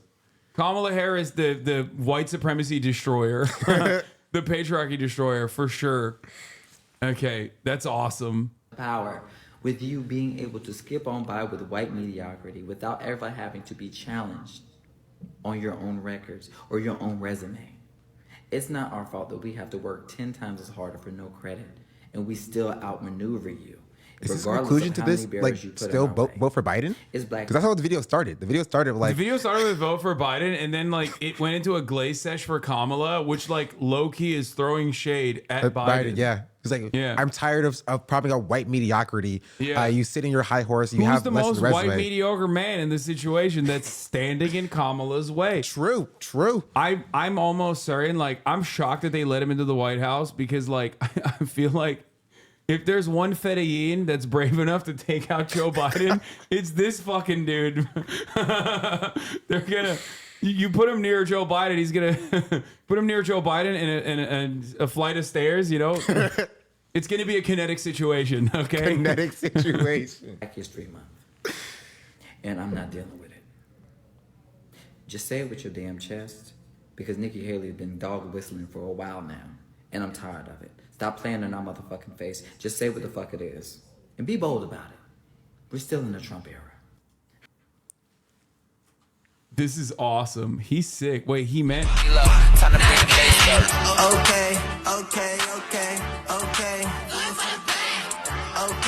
I'm just reposting it. No shot he was there. Oh, but didn't he meet her? Okay. Didn't... Oh, God. Dude, that's a repost. You can see the time stamped on the bottom. Oh, okay. He might have met her earlier. 'Cause I know she does a little circuit. I think my mom met her, actually. Your mom met Kamala Harris? Yeah, my mom not a fan. Your mom's not a fan of Kamala Harris? Not a fan of her at that situation. She was kind of like, I guess it's like black drama. She's an AKA, and so she gave off AKA vibes. AKAs are known for being very... No offense to the AKAs out there. I can't believe that you're doing this on Black History Month. You're about to get fucking cooked. I mean, okay, to be fair, okay, you know what? I'll stand by it. I think... What is actually, it? What was it called? Divine 9. Divine 9, right? Yeah. Yeah, you're... Oh, my God. That's like... Look, I'm stepping out of the frame. Listen, I'm for all the deltas. Okay, all my friends are deltas, so... I'm too white to be a part of this conversation. I don't... AKAs are I don't known agree with for anything he's saying. For being a little bit bougie, just a tad bit. A little bit stuck up in some ways, just a tad bit. This is just what I've colloquially heard. Thank God I don't have the fucking DURAG on while you're saying this. Oh my God. I would be getting fucking destroyed right now on Twitter. Oh my God. Okay. Oh my Lord.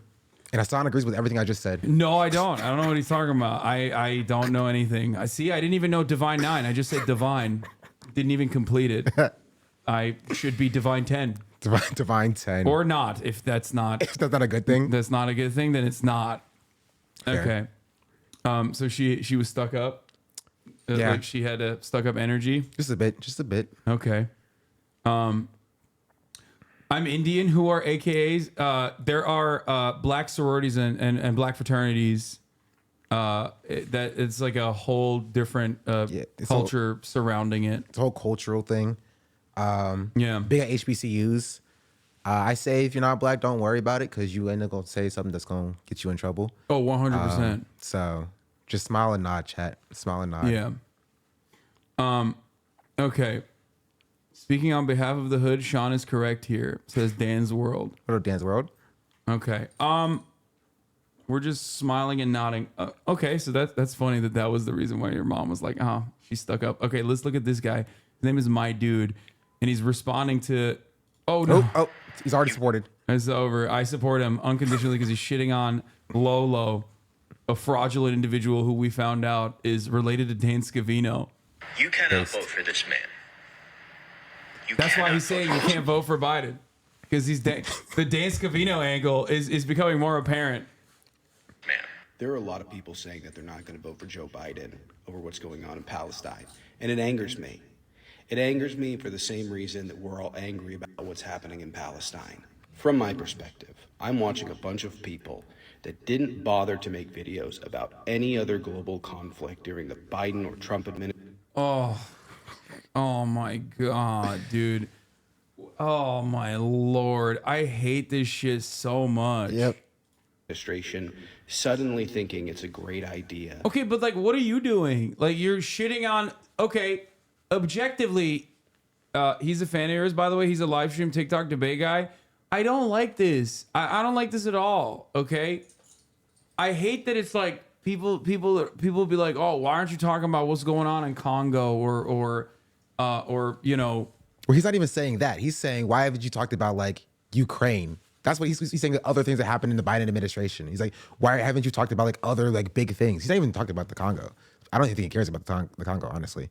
No, he just cares about it to the extent of like, you know, using it as a talking point against the thing that you're talking about. Yeah, 100%. If you're consistent on the matter, if you truly care about global conflicts, then you shouldn't be attacking people to be like, here's a silly little gotcha. To sabotage the election. I talked about the 85,000 children that died in Yemen under Trump's policies. I talked about the increase in drone programs by over 400%. I talked about the Kurdish-Turkish war. I talked about a whole host of things that Donald Trump did that were detrimental to lives in the international community. And people... Yeah, famously, remember when Biden was elected and like drone Erdogan... well, the drone part is like he did greatly limit the drone stuff, and then look where we're at now. It's just more direct hands-on airstrikes on Yemen. Yeah. Which is ironic. But also beyond that, it's like he said Turkish-Kurdish war, right? What has happened since Biden's election to the northern Syrian corridor? Has that actually greatly diminished? No. Like that's ridiculous. Like it's very obvious. It's very obvious that like this is a pure talking point with like not a lot of research behind it. Okay, that's why I said the drone thing is like one talking point, I guess, even though it doesn't really matter at this point. But ultimately, Biden himself did not reverse course on any of those foreign policy initiatives, with that one notable exception of like utilization of drone strikes. We're absent from making videos about that. If this is the only conflict you want to care about, that's fine. Nobody can make you care about other conflicts. But if you knew about the stuff that Donald Trump did during his presidency and the stuff the Republicans want to do, this wouldn't even be a discussion. I mean, you're really going to let Trump off the hook? He cheered on Bibi when he bombed Gaza in 2019. Did you guys forget about that? This thought process isn't new. Caused people to vote for Ralph Nader, gave us 2 wars in Iraq, killed 1.5 million Iraqis. Caused people to vote for Jill Stein, gave us Donald Trump, cost us Roe v. Wade, killed 85,000 children in Yemen. Are you seeing a pattern? I'm going to be blunt. I have a hard time believing that you truly care about what's happening in Palestine. Yeah, I mean, this is like, I'm gonna be honest, this is like permanent debate lord brain, because it's like you're not even addressing the matter at hand, and you're just immediately looking for a gotcha. Yeah. This is not like a good way to conduct a serious or decent analysis on anything. It's just simply like maybe this guy is a much nicer person that now that you guys said he's a fan of mine, now I have to fucking not be as aggressive in my commentary here, but like the notion of the notion of perceived hypocrisy does not negate the point that this person is making. Okay? This is something that for some weird reason, like people who do debates online forget. Okay? That's not, you didn't do anything. You support Palestine. Name every regional conflict is not going to win favors on any conversation other than like other people who also purely care about the aesthetics. The solution is to make it worse. And by the way, your solution also going to kill a lot more people globally. People should be mad at Joe Biden, 100%. But if Donald Trump gets into office, a lot more people are going to die. And those deaths aren't on Joe Biden. They're on you. But that doesn't even make any sense, because like, if you are withholding your vote in order to pressure Biden to, stop directly funding Israel or giving them weapons and munitions, wouldn't that make you more moral than this person who's saying just keep voting for him anyway, even in his like worldview? Yes, if your vote matters, if your vote actually matters, and all the things that the president does is directly on your hands, then no one should vote, because that's insane. That's insane that like you're directly saying, yeah, no, vote for Joe Biden and celebrate his accomplishments, such as killing thousands of Palestinian children in Gaza that we are directly funding and facilitating, because it could be 1,001 children if Donald Trump became the president. Yeah. Okay. Anyway. Okay. Well, are there more bangers like this one? I love these like TikTok. I found a Chris, guys. Chris Mowry with an E. How do you even spell that?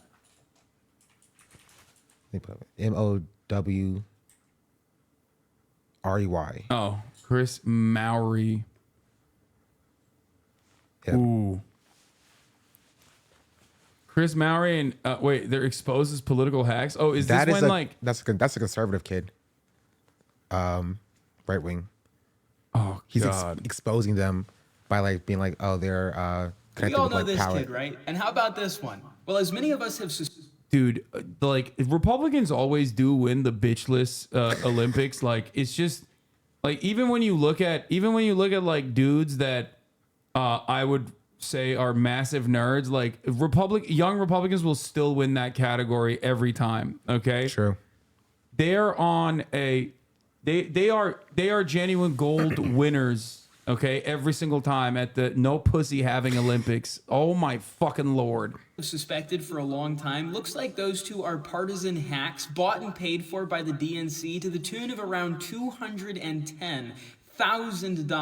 If you check their bios, both of them are managed by a company called Palette Media. And you might think, well, why is that important? Because Palette Media received direct payments by the DNC totaling $210,000. Apparently, the DNC didn't want to make direct payments. By the way, all of this is publicly available on the FEC website, so they don't want to make direct payments exposing Harry and his goons. So instead, they get a little creative with their accounting. First, they send the money to Palette, which then manages their talents like Harry. Now, none of this... Damn, we really cracked the case, dude. True. Look at how he cracked the case by looking at an Axios article. Like, this is the thing that blows my mind always, is like, bro, this is like very open. This is very public. Like, it's not... You're not arriving at like some secret truth. This reminds me of how people said TYT's Qatar funded because they received money from Al Gore. Yeah, exactly. Which is true. TYT is Qatar funded. And so am I. Surprise anyone, because it's public knowledge that Biden started an army of social media influencers. But I guess they didn't want you to know who. That's not We all know fully this true. kid, right? And how about this one? I Well, as genuinely many of think us- that after 2020, there was a lot of organic growth for Biden and support for Biden in order to, like get Trump out of office. And so I don't think he grew a army of TikTokers to fight Trump. I think they grew on their own. I will say now he's definitely trying to grab that base of support and then sort of associate with that in order to try to win in 2024. And it's not going to work. So I shot a gun for the first time today. Why does that not surprise me? Anyway, it's not new that guns are... What are you talking about, Fem Shapiro? You live in California too, don't you? What the fuck do you mean? You don't have to fucking put up this LARP that it's like a regular activity of your life, okay? God damn. Brett Cooper popping off so fucking hard too. She's literally carrying the Daily Wire, I have to admit. She's young. Yeah, she came out of fucking nowhere. Guns are dangerous. Yes, guns are powerful. Nobody is saying that they're not. If you had actually shot a gun before today or spent any time around gun owners, you would know that we respect that and it's how we are trained. Also, yes, guns are powerful and they are dangerous, but their power is part of their value, especially to women, especially for self-defense. Oh God, that's my favorite. It's like utilizing liberal aesthetics and emancipatory language to make like the most reactionary point is that like everyone should be armed like women. I'm surprised I haven't seen like, well, you're black and the police have come after you. Well, you should be armed. You should be pro Second Amendment because it's protect yourself from the police. I'm surprised. That's okay. No.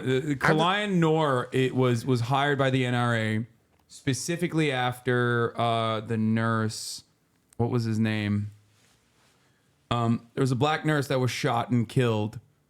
Was it Philando Castile? I think it might have been. And basically, yeah, I think it was Philando Castile. So what ended up happening in that situation was the NRA was like, oh shit, we have like an actual growing movement of like black gun owners, and we're really fucked up that we didn't actually defend. Philando was a school worker, I think it might have been. No, Breonna Taylor is not who I'm talking about. No, it was after Philando Castile in his car. Yeah. In front of his, I think like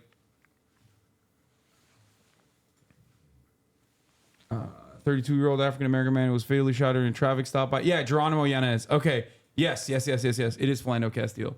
So after that, everybody was like, what the fuck? He's a responsible gun owner who did his like due diligence and said he has a gun and he's like licensed for it and was shot and killed for it. This is a clear-cut violation of like Second Amendment rights for people. Is this not for like, does this not matter for black people? Like, does and then the NRA basically hired Klein Noor to combat that narrative, but even he doesn't go as far to fucking be like, yeah, you can use it against cops, because that's white supremacy is always going to be a more powerful motivator than wanting to sell more guns, I guess, because you can do that with different means. True, makes sense. Anyway, so yeah, that's one aspect of it. So this is the other guy. He looks exactly like Harry. Listen, Gen Z is woke. We support diversity. We support inclusion. We support LGBTQ+, and we are socially conscious. We care about these issues. And look, Republicans think it's a home run point when they call us woke and try to demonize us. But here's the thing: we're woke and proud, and we are the voters of the future. Exactly. We're going to be one of the largest voting blocs in 2024. So I change your strategy. Okay. Oh boy. Argue with a Trump supporter. Harry Hasan literally had a debate-gasm by owning this interlocutor in the marketplace of ideas. Wait. The Department of Justice controlled by Donald Trump even determined that Hillary Clinton didn't break the law. I like the guy with the Trump hat better. Speak to me, bro. He's silent. He can't say anything. This is like the nerdy white version of like when you get like owned but in a rap battle at the high school lunch table. He's busted. Okay, he just busted a nut, and you're over here making fun of him. This is a profound accomplishment. This is his moment. Many Trump supporters don't know facts. It's like, yeah, no shit, dude. Like, what the fuck? That's awesome. Comey said we couldn't find someone who would prosecute. No, Comey said she didn't break the law. Under the Espionage Act, Section F of 793, she did not. Nerd. Dude, if I had a time machine, I would go back in time and arrest fucking the West Wing Andy. What's his name? Fucking Aaron Sorkin. Okay, I would jail him because his crimes against humanity have permanently made this sphere of liberalism, this sect of liberalism that thinks that they can own their interlocutors and fucking in the marketplace of ideas, the most unbearable motherfuckers. Okay. Yeah. Ay. We should, regardless. He's kind of a sexual assaulter anyway. I don't know about that, but he's my American Studies teacher in high school. Tried to get us all to watch that show to learn. Oh no. I don't understand your hate for West Wing. What do you mean? My hatred for West Wing is pure aesthetic liberalism that believes that there is like a comfortable middle ground that we can all arrive at through genuine debate. It's like everything I despise. Anyway, I was like this cringy, but then I started watching the broadcast. Anyway, okay. All right. Okay, what else? What else you got for me? There was the Politico article that I wanted to Oh, look yeah, at. here. Let's get back to that. So, TikTokers have some advice for Joe Biden's new account. I think this is good because it shows the entire breadth of all of like the political TikTokers. Because Gen Z for Change is actually quoted in this alongside Olivia as well. And a bunch of other people too. Okay, Biden's leveraged social media influencers to spread this message in the past, but this marks the first foray into TikTok himself. Oh my God. Oh Chiefs no. But if I didn't say I was for the Eagles, then I'd be sleeping alone. My wife's a Philly girl. Game or commercials? Game. Game or halftime show? Game. Jason Kelsey or Travis Kelsey? Mama Kelsey. I understand she makes great chocolate chip cookies. Deviously plotting to rig the season so the Chiefs would make the Super Bowl, or the Chiefs just being a good football team? I'd get in trouble if I told you. Trump or Biden? You kidding? Biden. Biden. That's, oh my God. Okay. R.I.P. VOD with that music? Maybe not. Just hand him the phone and let the man cook. What? VSFR runs Under the Desk News, a TikTok account with 3 million followers that breaks down news of the day in short form videos. What is this account has 3 million followers? What the fuck is this? They do like a lot of news coverage and such. Dude, I don't know shit about shit, man. TikTok has got like a whole different universe. They're like the Philly D of TikTok. Philly D is the Philly D of TikTok, I thought. Philly D was taking V's entire flow. For sure, for real. Oh, really? Okay. Yep. Well, of course we're going to talk about him. Today at Philly's Sneaker Con, former President Donald Trump. Why are they like laying in the ground? Under the desk. Why is it under the... I don't know. That's a brand thing. TikTok has like an identity thing. So you have to have an identity to grow. Oh my God. Dropped a sneaker. Democratic strategist and spokesperson Michael Tyler said Donald Trump showing up to hawk bootleg off-whites is the closest he will ever get to Air Force Ones again. Yes, just ownage. One day after being found liable for fraud, sick, I will say. he dropped. That's insane. Those are off-brand creative recreations, and it's nasty. It's nasty work. Okay, the American flag on the back is a bit much, I will say. It's terrible across the board. There's some shit that like fucking that's like a one-off that what's the dude who did the halftime show like many years ago? Now I'm forgetting. He's like very short. Bruno Mars. Bruno Mars, yes. Yeah. That's like some shit Bruno Mars would wear one time for a performance, and then that's it, and never again. It's so bad. A sneaker. For $399, you can get a pair of the Never Surrender high tops. But you'd have to have been the fastest maggot in the race because they have already sold out. Bro. But when there's a grift adrift, there is always something else to sell. So you can, of course, get the red waves for just $199. They also come in white. Okay. Those are sick. I will say, unironically. Bro, none of these are those sick. Those were sick. Chat. You are wrong. Chat. Tell me I'm wrong. They're so awful. Also they were kind of launched nice. A Trump Victory 47 perfume for men. Oh, I and think a my Trump brother's Victory here. 47 perfume for women. If you act now, you can even get one of these little dog tags with a NFT of Trump as a superhero. He looks like that. He looks like that. Don't cope. Don't cope and see. He actually looks like that. Oh, shit. What up, big dog? There you have it.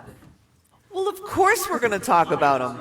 Hello. Today at Philly's Sneaker Con, former President Donald Trump.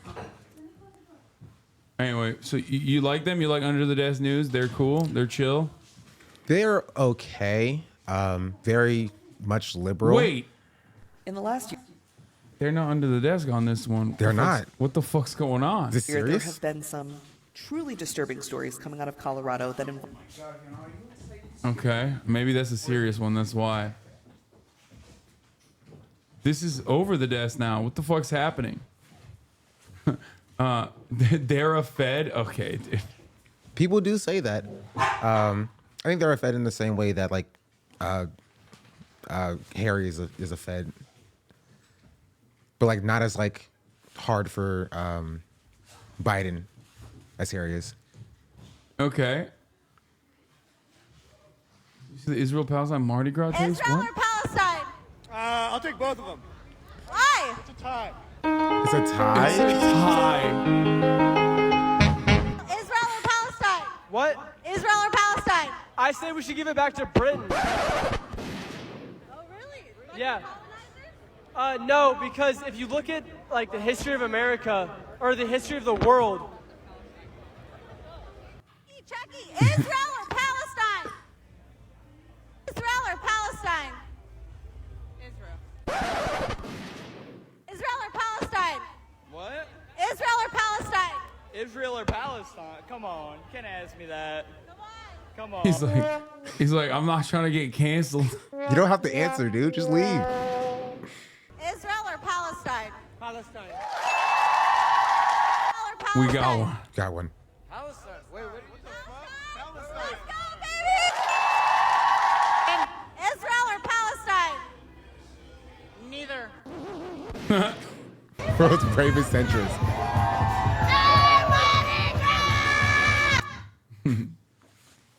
That's good. That's he said neither. Neither.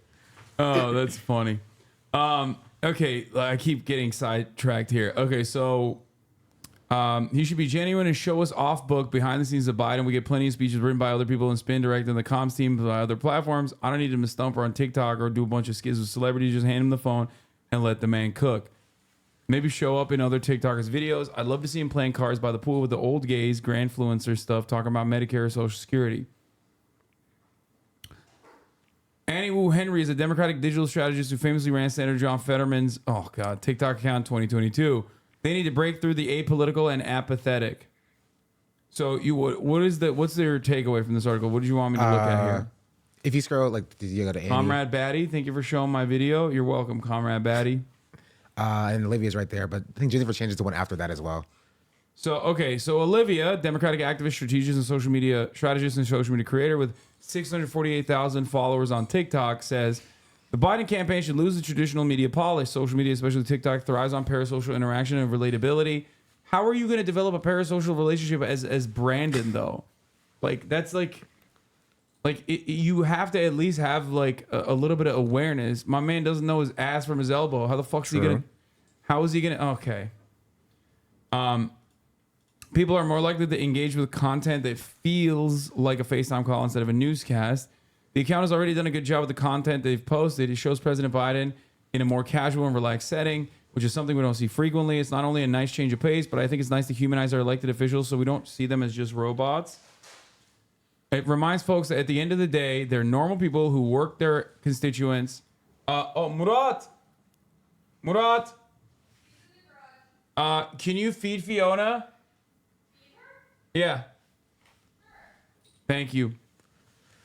They all have a say in civics if we're willing to speak on it and get engaged. So Gen Z, Claire Simon. Yes. Gen Z for Change Communications Coordinator and Election Projects Chair. Previously called TikTok for Biden in 2020, though the group was grown more critical of the president since he took office and was many to pen a letter to the president warning not to take young people's votes for granted amid concern over Gaza. I would be the first person to tell you about the power of TikTok as a campaign tool, so I would say this is not an unexpected move for the Biden campaign. Since 2020, TikTok has been proven again and again to be very powerful when it comes to politicians connecting with young people. So as someone who has worked in this intersection of politics and social media for a while now, I'm not at all surprised they hopped on. That being said, when it comes to the president of the United States of America using TikTok, this is really a substance over style issue. Yes, TikTok is where young people are right now, but it's where a lot of young people who are pretty unhappy with Biden are. And so what that means is just posting memes isn't really going to fix the issue for them. Political memes have their place. TikTok has its place. But, and especially when you're one of the most powerful people in the country, you have to use discretion and intentionality for them to be their best. While Joe Biden's team was posting content about Taylor Swift in the Super Bowl, the Israeli military was launching airstrikes into Rafah. And a lot of people I know read this as incredibly tone deaf. You can see it on the page too. Many of the top comments are about Palestine and Rafah. Even what they posted Monday, a dig at Trump about Roe v. Wade. I think it was another misstep. I got rid of Roe v. Wade. I'm the one that got rid of. Damn, this really banged, dude. 9,000 likes. Holy shit. Roe v. Wade. And what I did by killing Roe v. Wade, I did it. And I'm proud to have done it. Yeah, this is basically posturing and making light of an issue that is like very serious for a lot of people. And if your expectation is that people have to go out and vote to stop this from happening, you shouldn't be flaunting this as a major dub for you, because like this is good for people who are already invested in the Democratic Party, like the dick riders of the Democratic Party, the loyalists of the Democratic Party. They will look at this situation and go, yeah, it's great that Trump is openly admitting this, lol, right? Yeah. But many people who are who you're supposed to reach out to, who you're supposed to galvanize, or you're supposed to get out to vote for Roe v. Wade, to protect Roe v. Wade, to them, you're like making light of the situation. You're like, oh, this is nothing but a fucking political tool for you, that like millions of people lost access to a medical, like a piece of medical care. Yeah. And so it's just, young people like see that and they're like, they don't see like, oh yeah, this is what Trump did, this is why we need to vote for Biden. They see, okay, but it's been 4 years since Trump, and what have you done in any regard to fix any of the issues that you claim to care about? Yeah. Ultimately, this is a campaign account. Biden wants to convince young people that don't feel comfortable voting for him right now to change their minds. And there isn't a way around that besides listening to what's being asked of him. Action on Palestine, more climate initiatives, etc. Once he makes actual policy moves on those issues, TikTok will serve him as a great tool to authentically promote and share his work once it begins. But memes and digs at Trump won't get him very far in terms of swaying votes. There's so much more content I can think of as being a great move for him, but it's all dependent on actual actions he needs to make outside of everyone's phone screens and in the real world. This is a great take. Yeah, Claire's awesome. She has communications for the organization. I think that the main point I wanted to make with this article specifically is you see a wide breadth of different people in like who make content on TikTok who are young people, and where I think Gen Z for Change differs than like other organizations like Voters of Tomorrow or like, you know, Olivia or Harry or whatever, is that no other organization really wants to be critical of Biden. They want those opportunities to go to the White House and meet with like, you know, politicians, and they won't ever like actually put their morals where they actually claim that they should be. And that's why I came back to Gen Z for Change. And that's why I think, at least in like how far you can do as like a, you know, youth activist organization, I think they're doing pretty well. Okay. So you came here to defend Gen Z for Change. Got it. I came here to support my friends. Shout out Claire. Malik Davis, sophomore, Norfolk State University, best known for his POV and HBCU student account, which has 17.4K followers. Tyler Lickstein is an internet personality, podcast host. He has 1.3 million followers on TikTok. Don't try to be younger or cooler or different than you are. It's just kind of crazy to me that like you see like, oh, don't be don't be so serious. Be a goofy old man. Young people don't like you for what you're doing in Palestine, how you're directly funding Israel. Don't be be silly and goofy. It's totally okay. Yeah. Like it's kind of crazy to me. I think he should just do this. Donald Trump, big news. True. Donald Trump, oh boy, the DO, big news. Oh boy. So Donald. If we could get Biden hitting a oh boy, I'm voting for him. Fuck it. That's all it takes. Big news. There was more I wanted to. So you had some other stuff that you want to talk about. What is this? That's the Biden TikTok. Okay. What is this? That's the pokey clip. Yeah. Oh, that you brought it in. Shameless self promo, streamer award journey. Yeah, one of my chatters made a. Oh wow. My chatter streamer award video. Oh yeah, you wanted to talk about your journey as well. Yeah. That. Wait, what is this VIP? That's my. That's when you VIP me in chat. Oh, this is when I VIP'd you? If you were to do such a thing, I would. Okay, well, we'll start off with this. Okay, what do you want to say? Hello. Sorry, I was saying a little bit, Maya. Sean over Hasan says, Maya, don't even start with me, Maya. Okay. Hey, we got drama. We were supposed to do a collaborative stream. Okay. Where the fuck is our collab stream, Maya? This community paid so much money into Alveus, okay, for that collaborative stream. It was like $26,000. Exactly. It's fucked up. Nominations are open for the Streamer Awards. So how you do it is you scroll down to me at number 8 and you say SeanDaBlack and you click submit all.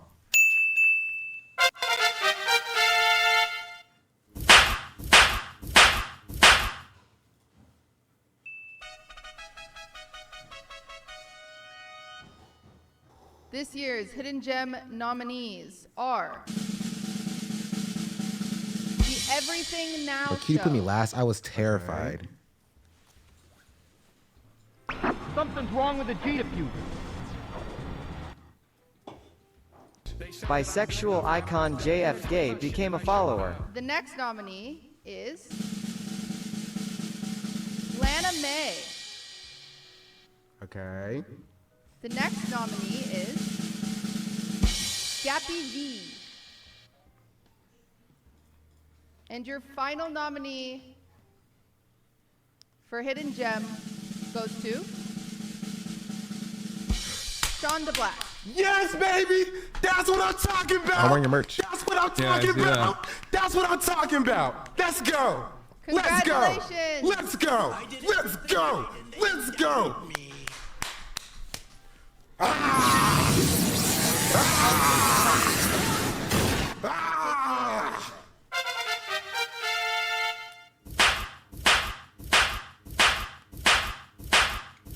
Okay, I'm gonna go through it. I'm gonna skip through it a little bit. Okay. Flash is the top! What did Ludwig say? Sean. Flash is the bottom? No, Flash is the top. Reverse Flash is the bottom, but apparently they're both switches because now, originally, Flash was the bottom and the Flash was the bottom and the Reverse Flash was the top and the Godspeed is sandwiched in the middle of the two men. It was like a three-man sandwich. What sense does this make? Please, somebody explain to me how this could even happen. I love and his why are they voice. even I have fighting no with idea Lula what in he's the first talking about, place? though. You have Hold on. Sorry. I was focused on listening to him speak. Let me listen to what he's saying. Bottom? No, Flash is the top. Reverse Flash is the bottom. I think he's support a little bit. They're both switches because now, originally, the Reverse Flash was the bottom, and the Flash was the bottom, and the Reverse Flash was the top, and the Godspeed is sandwiched in the middle of. This is all just reaction. No, I still don't know what he's saying. Yeah, and then it goes into the. How this even happened, and why are they even fighting with? I still don't know what the fuck was going on there. Okay, we're gonna skip through this. Okay. Well, That's basically that was just like. Oh, that's it. It's reactions, just yeah. like. Oh, okay. Couple of It's just reactions to the reactions. awards. Lamau, you see this? Millennials and Gen Z are pulling bigger paychecks. Went to a stream together where you pick trash up together. Sure. Sean, I want love to do a doing stream it. together where we pick trash up together? Yeah. Okay. Okay, Maya. Okay, Maya. I'll do it. Rude. Black History Month. You don't need content with Hasan. Yeah. No, for sure. Pick Hasan up. Fizz is crazy. Okay.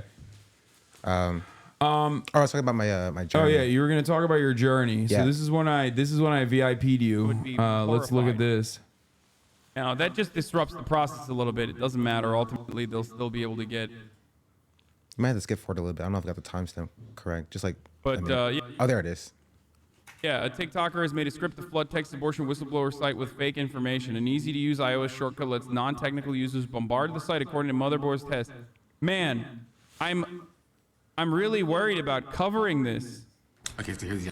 I mean, that would be so bad if people did that. So I probably shouldn't cover this, exactly detailing how you can do that. IP banned me. Found out this morning. Okay, so when I access the site, it gives me something that looks like this.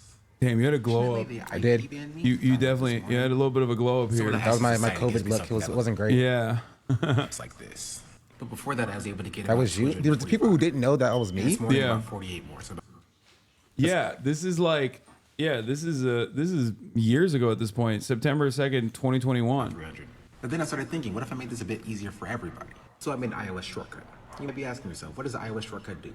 Well, it picks a random city, county, and Texas zip code, and all the other information, puts it in the form. This goes on for a little while, actually. So if you go to the website from your iOS device, you click the shortcut. First, like turning your fucking router on and off, but some might not. But ultimately, you know, there is a process. You can use a VPN, for example, to like, you know, you could use a VPN, for example, where, you know, you can get around that. I mean, that would be terrible. Obviously, you should not do that. I mean, I'm into this code.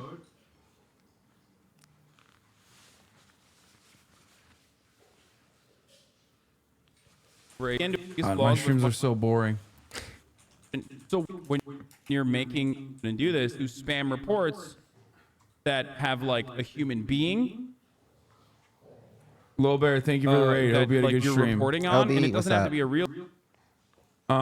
So yeah, this was baby Sean. This was doing illicit activities. Okay. Human being on. And you wanted to talk about your journey, so let's do it. So that's where I started. I started by doing the spamming campaigns in September, and I think I had like 15,000 followers on TikTok before you reacted to it. I think Mike reacted to it in the morning, and one of Mike's chatters got it and then sent it to in this chat. And I was watching you for, I think I was a 9-month sub at this point. So I didn't really chat a lot. I just kind of lurked in here and just was like watching, just like see your takes. Because I was still learning like my political identity. I knew that like I wasn't a liberal because liberals suck. But I didn't really truly know what leftism was until like getting to this community. So it was kind of great to like finally have an area in a space where I'm like, okay, well, like, what is this leftist thing? What does it mean to be like anti-capitalist? Capitalism does kind of suck, and I hate it a lot. And because like growing up in like high school and stuff, like I was cringe. I was part of ROTC, and so I was like right there. I was like about to sign the line to like join the military because I just didn't know how I was going to pay for college.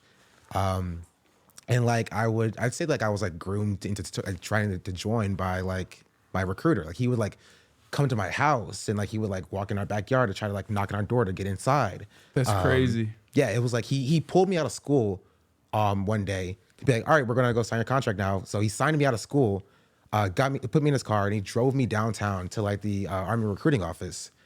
And I was just like, I was freaking out because I didn't want to join. I was thinking about it because like I need to pay for college, but I was like, what do I do? So I ended up like just like completely shutting down and having to call my dad to come pick me up. But it was after that I was just like, oh, this sucks, bro. He laid it on too thick, which saved you, I feel like a little bit. Like, cause like he told me that I was have like a nice cushy job or whatever. He's like, dog, you're gonna be doing like cyber stuff. It's gonna be so sick. You're not gonna see combat a day in your life. I get there. I talk to his boss. He's like, sorry, dog, you're too late. The cyber stuff is already gone. But we can get you as a financial analyst, though. Like, you got to sign it now because that can be gone, too. You're going to be in infantry. And I'm just like, I don't know. What am I going to do? What am I going to do? And so, like, I completely shut down because, like, it was, like, too much for me. But after that, I was just like, dog, I hate, like, capitalism. I hate having to, like, worry about, like, how I'm going to pay for college because my parents were putting 3 kids through school. And so, like, they weren't going to, like, pay for me to go through the college. I was going to have to get through student loans and stuff.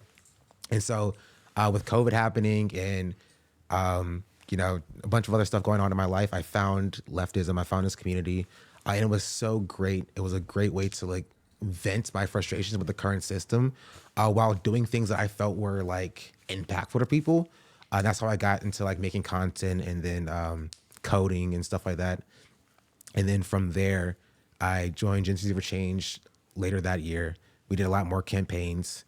I started making YouTube videos, started focus on doing a couple of YouTube videos, trying to figure out what I wanted to do with my content. So I made a few videos. One that did very well, thanks to FD Signifier. Shout out FD Signifier, of course. I think like he came here, shouted me out. I want to also come here and shout him out because he found my video when it was at 200 viewers. I had 200 subscribers. He shouted me out and he blasted it. It has like 150,000 views now. And so that was so sick to see because I had just left Gen Z for Change. And I was like, I'm going to try this thing. And if it doesn't work, I don't know what I'm going to do. And so after that, I had rejoined Gen Z for Change later on. And I was working at an internship all of my college career. And in November of last year, my boss just like stopped responding to me. My team stopped responding to me. Nobody talked to me at work. So I'd sign into work. I go and I do research. I code and stuff. They pulled the Japanese move on you? Yeah, 100%. That's crazy. And so it wasn't until like a month of that where I was like, nobody's like responding to me, that my boss pulls me into the HR company called the police. Or they called me saying that they were going to call the police to like do a wellness check. Like, we haven't heard from you. You haven't responded to us before. So like, we thought you were dead. I'm like, nobody responded to my emails. I was like not on any of the meetings. I've taken off the meetings. And so I was just like, well, I mean, I guess they're going to fire me, but I'm going to keep working until they let me go because I'm getting paid.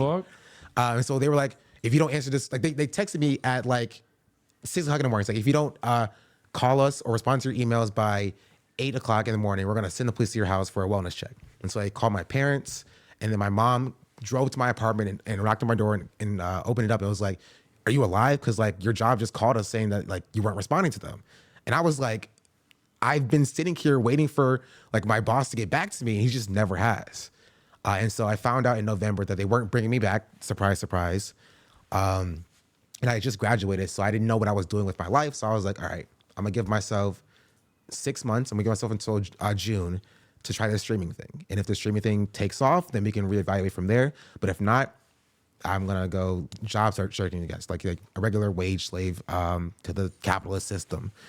Luckily, you know, things looked up from there. Twitch partnered me in January, and I was invited to TwitchCon for the TwitchCon, the Streamer Awards, and everything since then has been moving very quickly.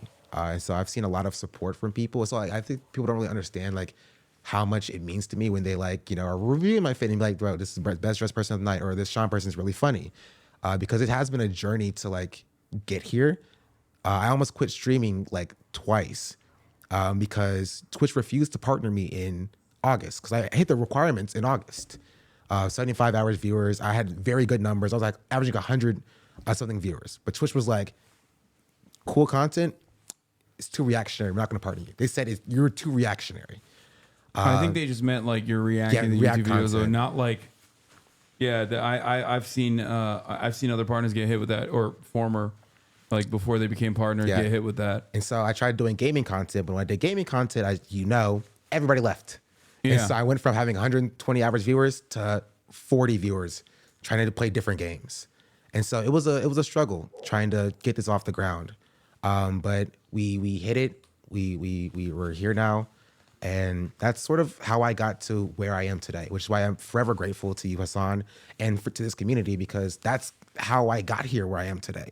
Without this community, I wouldn't be here. I wouldn't be, at the Streamer Awards. And so I am eternally grateful for that, for sure. Which, of course, leads me after that touching experience to tell everyone that at the top of the hour there's a 3-minute ad break. But beyond that, we are going to now. That's funny. Do the DURAG portion of the stream for a brief moment. I've been memeing about like the DURAG stream, obviously for a while.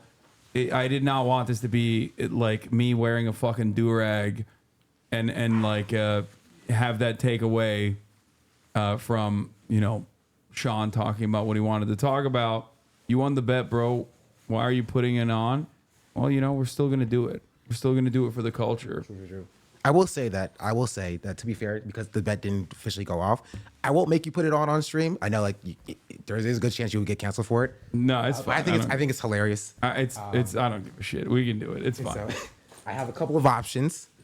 You brought prepared. Multiple DURAGs. I did, because I brought DURAG with me to wear, but they're only black ones.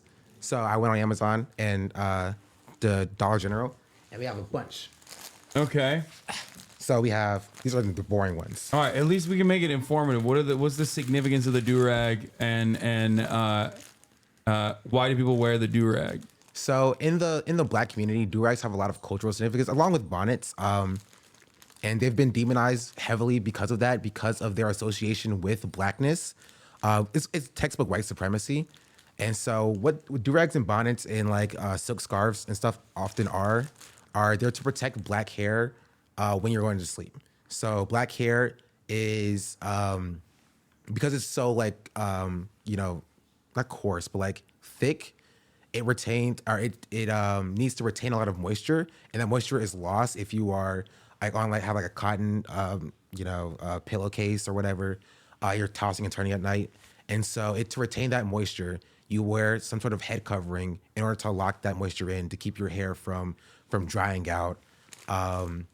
Which can also ruin your style. So if you got like a new style, your hair will like frizz up and stuff if you don't have the proper head covering, which my hair always does regardless, because my durags always fall off.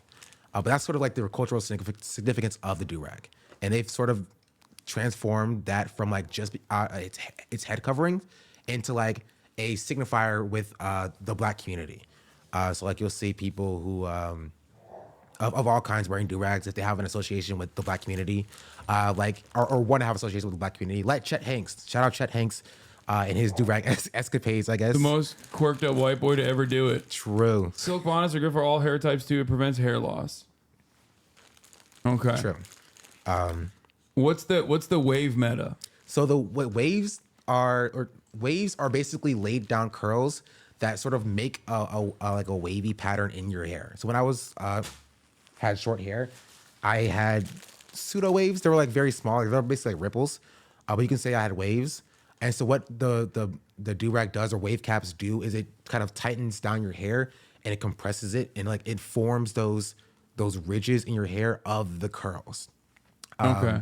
And so that's what the wave meta is. And so you have people doing like 360 waves, where they, instead of having waves just at the top of their head, they have waves all across their head, and it goes in like a 360, like it's all around their head. And that's where do-rags also come into place for keeping that style and compressing your hair down as well. Talk about wolfing. Wolfing is essentially growing your hair out while continuing to brush it. And so your hair is growing out and you're making your waves more prominent. So when you finally cut your waves down, your hair is low, but your waves are as pronounced as they were when you were wolfing, which is basically just growing your hair out while still waving. Okay. All right, let's do it. For those of you who don't know, one of you guys sent me a do-rag before in a P.O. box many, many years ago, and I have technically put on the do-rag on stream before during that P.O. box. Pay attention, there's a quiz. Shut up, Splatty Matty. And so there's we have a couple of options. We have some plain ones. These are kind of boring. This is a purple one right here. This is a red one. I have this one at home, actually. It's like what is this, a burgundy? And this is a dark navy. Okay. And then we have some cool stylistic ones. You have a purple and black checkered pattern one. Is that Lil Bow Wow? Yes. Oh my God. Yes, it is. What the fuck? He's this is a big do-rag line person. Like, he has a big do-rag line. Okay. This is a tie-dye one. This is a blue tie-dye. Vibrant and fashionable Bow Wow Power Wave. Wow. With tie-dye fashion do-rag. This one is vibrant and fashionable tie-dye pattern. Ultimate compression for 360 waves. Super durable construction. Large and stylish cape. 40 by 3 long tail. Secure tie-down. One size fits all. It's available in black, blue, Mars, and Galaxy. Yep. Manufactured in 2022, IV Enterprises Inc., Port Washington, New York. Hashtag Power Wave, hashtag Red by Kiss, hashtag Bow Wow X Power Wave. Not an ad, though. Unless you want to sponsor me, I will take your sponsorship. I'm not stalling. I'm just I'm giving you guys the full thing. There's also this one, which is a half yellow, half gold, half what the fuck? Half black. So there's a couple options. I don't know which one you wanna. What would I go for here? What am I digging? I immediately go for the tie-dye, but no. I mean, you go tie-dye. That's sick. I think the purple one is what I want to go with. Okay. I really like the red and the purple. These two are my favorites. Sick. But I think we're gonna do this one. Let's do this one. Okay. Black and Nails, the ANCAP do-rag. Yeah. I got the Akatsuki one, a Demon Slayer one, a Sharingan one, and a One Piece one. That's sick. Okay. Okay, how do I put this on? Okay, so essentially, all right, boom, that's actually perfect. I'm gonna take my do-rag off. We're gonna do a do-rag tie and stream. Okay.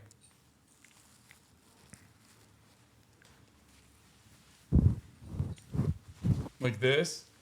A bit. So what you want to do is you want to take it and you want to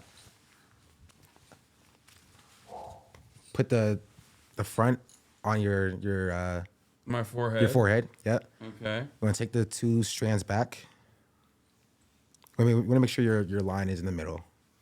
Yeah. I think it's in the middle, right? No, not at all. Like, not at all. Oh shit. Yeah. Okay. And then you want to take them and you want to tie. Like a knot? Yeah, just like go over once for like the first loop. So not like a knot, because you want to go back around a second time. Okay, I just put it one over the other one time. Yep. And you pull. And you pull forward? Yep, and then you want to Tighten the top. make sure it's like straight, and then you take one edge. Where's the edge at? Oh wait, I have to make sure it's straight. Fuck. This is not easy. It's not. And you should take like one of the edges and then like go around the front and make sure it like lays down flat. Okay. And then you go back around the front as well.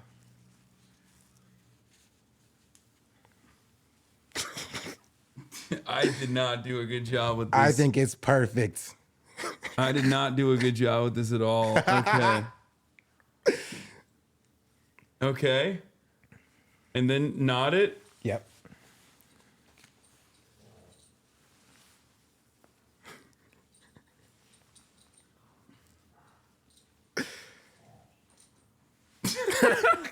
Perfect. This did not. This perfect. It's so tight. I mean, it's so tight. That's what you're supposed to do. It lays it down so you can get waves.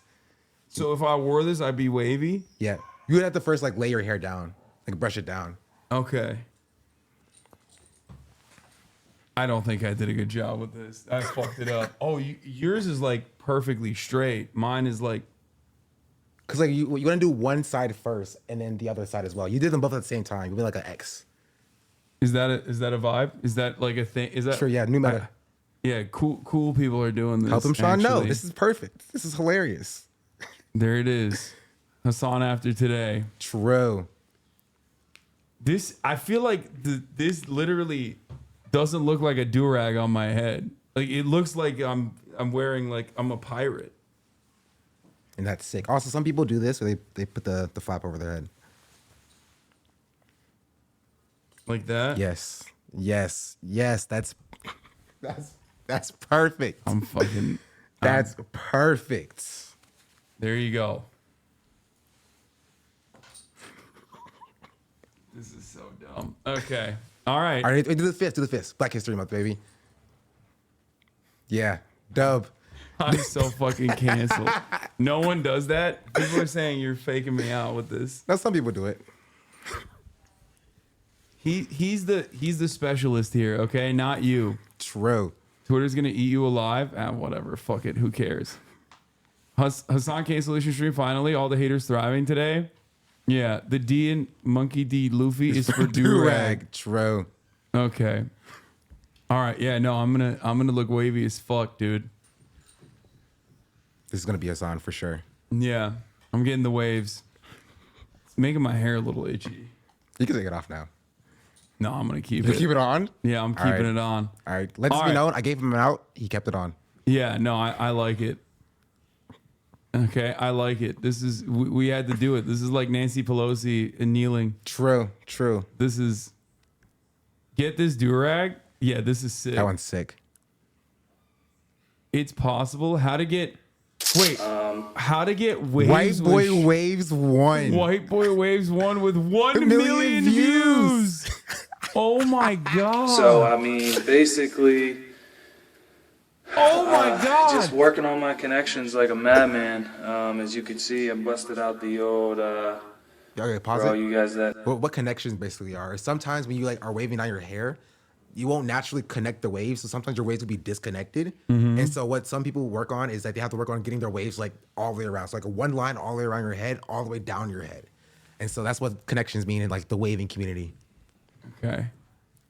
That's crazy. This is. I know about the crowns. You know exactly what this baby is, but You know you exactly can tell, what I this mean, baby connections is. are starting to come in a little bit heavier because I have been using the premium brush. I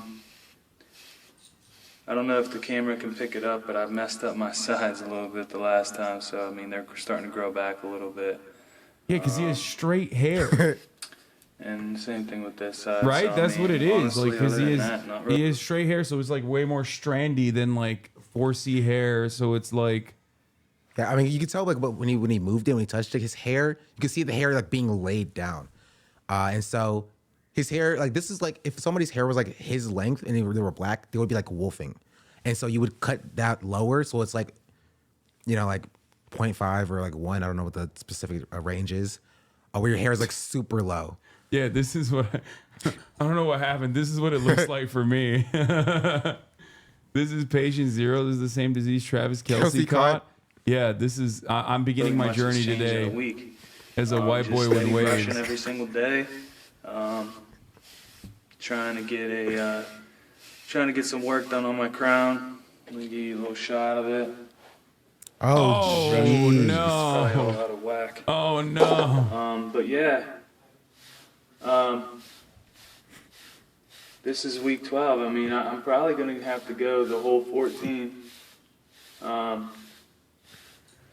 I don't know. To be honest, I'm gonna stop giving you guys a time frame because, to be honest, I'm just gonna keep going until I can't. Dude, don't turn around. Oh no! He's pressing too much, dog. Your crown's not supposed to be that big. That's a bald spot. So finasteride now. You're getting a lot of support. I mean, I really, really appreciate that from everybody. Little. This is an 11-year-old YouTube video. Like it's crazy to 12-year-old YouTube video. He started a wave. Yeah, this guy was way ahead of the curve, in my opinion. True. I wonder what he's doing now. Let's see if there's an update.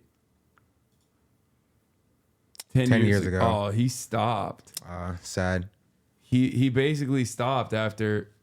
Seems. He's probably bald by now. Yeah, there's no way he's doing waves now. You know for a fact this man is bald now? Yeah, we do. He needs to go to Turkey. Keep wearing the durag, and this is gonna be you. Eminem Türkiye Ramazan Özel. Look at the banner. Like, that's very like 20. What is it? 20? What was 11 years ago? 2013. 2012. Yeah.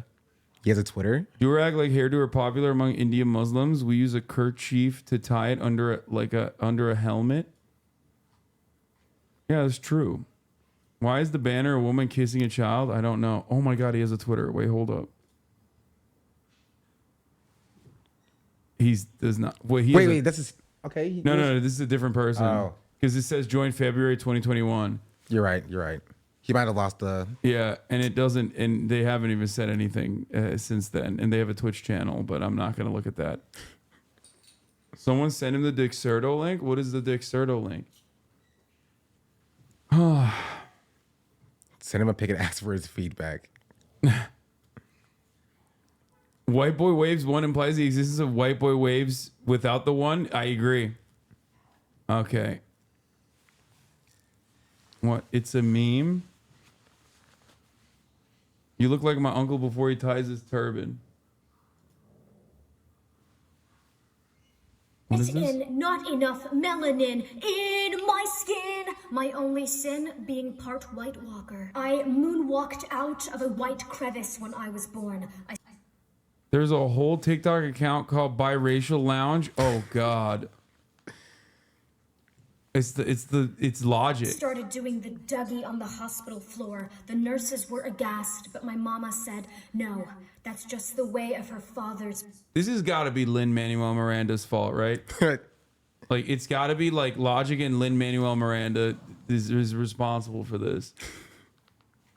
I think. Yo, I love her. Her whole shtick is cringe. Got that rap. I guess I'm just a play date to you. He's not even wearing a durag. It's a bandana. Yeah.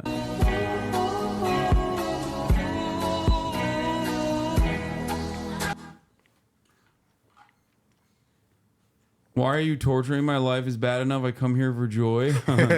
What do you mean? What's more joyful than this? What are you talking about? You guys wanted this, and I'm doing it. This is true.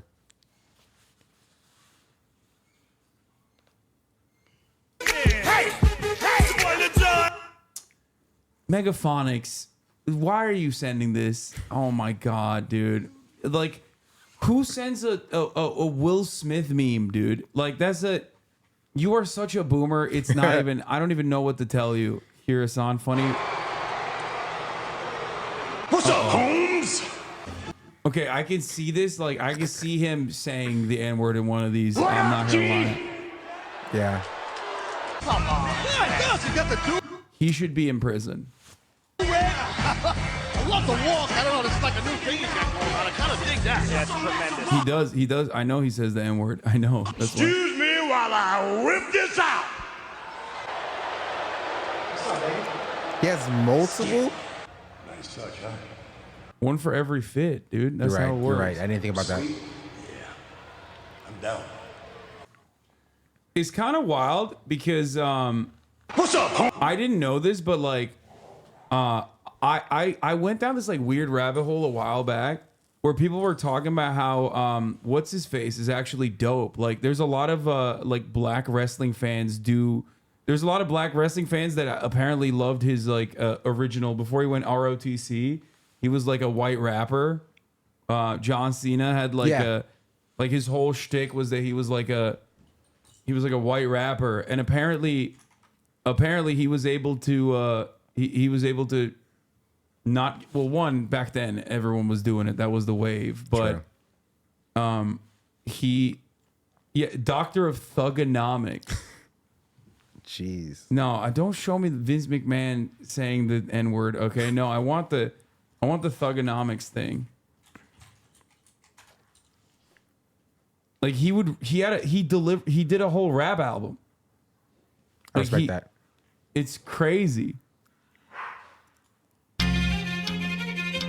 Is this this is John Cena rap battles a fan. 46 million views. Cena. What we got here, man? What we got here? Man, Cena, your stuff is whack. You're just a white boy who thinks he's black. You ain't the real deal. You need to take your butt down to the shelter and get yourself a free meal. And what's the deal with this war life? You're just a poor white boy with no wife. Oh, Cena, don't cry and pout. Looks like Kurt Angle's gonna make you tap out. Yo, that freestyle was whack. I couldn't wait for it to end. Okay. I got no wife, but you got a boyfriend. Yo, he said you're gay, son. Dude, this is a relic. This is like a cultural relic. 17 years ago. This is like a different era. It's probably even older Oh yeah, I than was 17. saying, I feel like 17 is like a low number. Yeah, this is goddamn, dude. What you gonna do? Trying to battle with me? Rip you in front of your crew like it didn't happen to me? The difference is, I'm real and you're phony. My style's fat, like Saragusa, Tony. Yo, what you gonna do? You can't hurt me. A threat from both sides of the plate like Eddie Murray. But don't worry, I get straight up in your face. It's John Cena, about to blow the roof off the place. It's no mercy, so don't worry. This is so bad. Yeah, this is it. For John Cena to step up and break Thugonomics is crazy. It's a crazy name. Oh yeah. It should be a freaking pay-per-view. The old man's got a plan. He's chilling in the building. Oh I tell my you, I don't God. like light beer. Oh my God. Tastes great nonetheless feeling. You hate me because I'm white? That's reverse discrimination. I hate you for two What? words. What? Yo! Did he pull the Tom McDonald? You hate me because I'm white? That's reverse discrimination. I hate you for two words. Illegal immigration. Hey, bro. What? Yo! Bars. Oh my God. I hate you for two words, illegal immigration. Okay. That's wild. That's incredible. I was thinking, what could he say after reverse discrimination? And those were not the two words I was thinking of. Dude, he spat for real. Lesnar, here comes the pain. God built me strong. Forget to give me brain. You want to see a thug? Turn around and take a look. You're just another dude who came up short from Red Hook.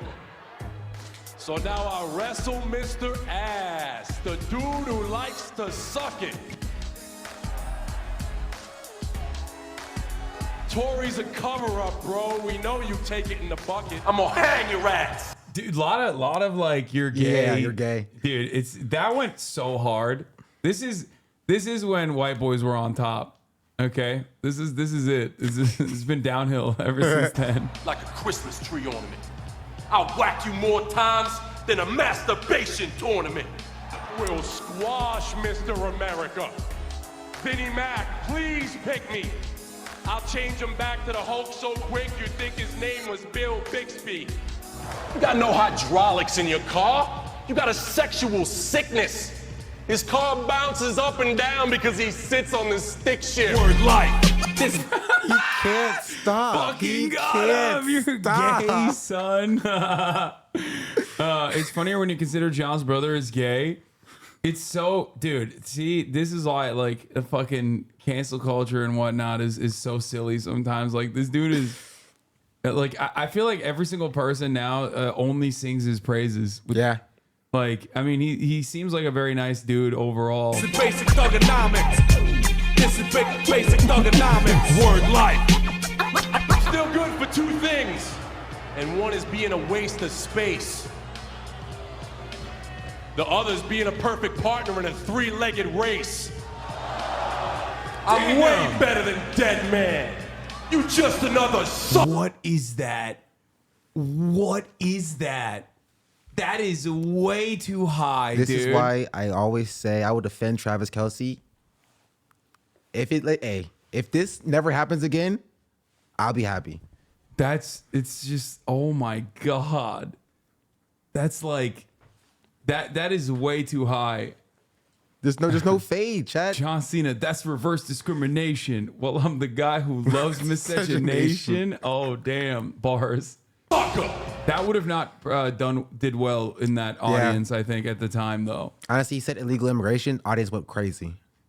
Yeah. But I think he's a bad guy at that point. Really? Yeah. Was he a bad guy when he was like, the term I will not say that is the N-word, but with a W in front of it? Like, that was the era? It was his heel era? Oh, yeah. Okay. So this is like, so a lot of people forget that, like, we're thinking about this in terms of like what you're seeing, and you're thinking about like John Cena as like a positive figure, right? But I think like at WWE, like, wrestling is really interesting because like they will, if someone is a bad guy, they are supposed to do bad things. So him doing that is like supposed to be bad, kind of. Okay.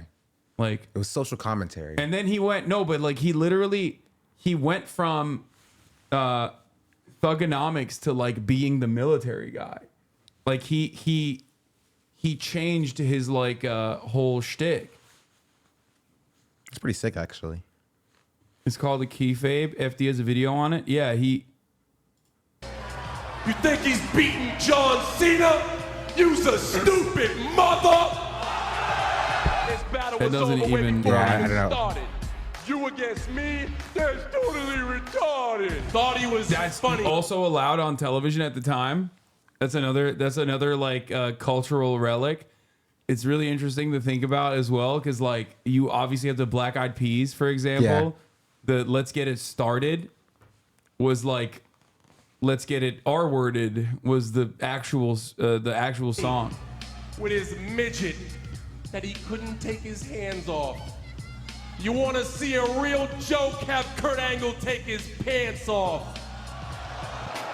You in danger. You from Tampa, I'm from Boston. New law enforcement, like the Four Horsemen. You hop around all day like there's potatoes in your crack. That's a What are those boots? Oh, this was his thing. Yeah. Y'all hating because he's a bigger China simp than you? Dude, yeah, that's true. potatoes in your crack. That's a nice tattoo of your mother on your back. Two-way Paul Berry said you shared the same coffin. It's crazy given how big wrestling in WWE is with Latino community. I worked in a kitchen with a Mexican chef and he had a John Cena shirt on. Wait, what? They don't. Yeah, most people in the real world don't actually, especially at the time, didn't give a fuck about this. But also, there's one group that is not anywhere near as. All right, I'm gonna take the DURAG off at this point. It's getting real itchy for me. Fair. The DURAG it's like the sorting hat at Hogwarts. It's telling me not to wear it by being itchy on my head. But your waves, see, dude, it's already working. You see that? True. Yeah. Halfway there. Yeah, wave check. There you go, guys. So not a DURAG stream, just a DURAG segment? Yeah, it was never supposed to be a DURAG stream, dude. What the fuck? Obviously, I wasn't going to, like, sit around wearing it the entire time. You have to go 12 weeks, bro? Yeah, well, you know, I'll wear it at night when I'm going to bed. You got to wash a brand new DURAG in cold water? That's sick. Died 1969, born 1970. Welcome back, Ahmet Ali Çelik'ten. Do you know who this is? Yeah, it's the first black pilot. It's Turkish. Yeah. You talked about him before. Yeah. It's funny, though, because you also have, what was it? General Monk. They put him in there, too. That's crazy. You have to play Contraband Police with the accent in the DURAG? No, I'm not going to do that. Okay. The bedtime DURAG. Yes. Ask Sean about head patting versus scratching. Oh, yeah. I know that. Yeah. So for Chad who doesn't know, when your hair is styled, like especially if you have like tight braids or whatever, you can't like scratch your hair. You just can't do it. So what you often see, and it's become a point where like it's been associated with like, you know, blackness, as all things are. It's become ghetto or whatever. So you would have to pat your hair in order to like stop it from itching. And now when you see people like parody, like black women specifically, they'll like exaggeratedly like pat their head. And that comes from like, you know, from like wearing a tight style. I mean, this is fire. Little Thundercat.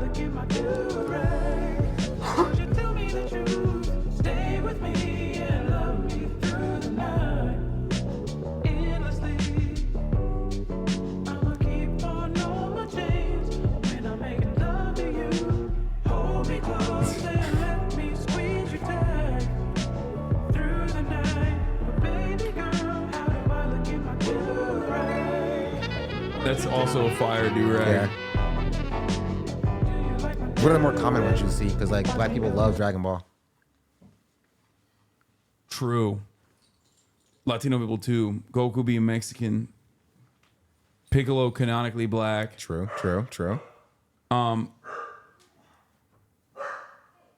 Look up Kip and LaFauna from Napoleon Dynamite. Have you ever met Thundercat? I have not.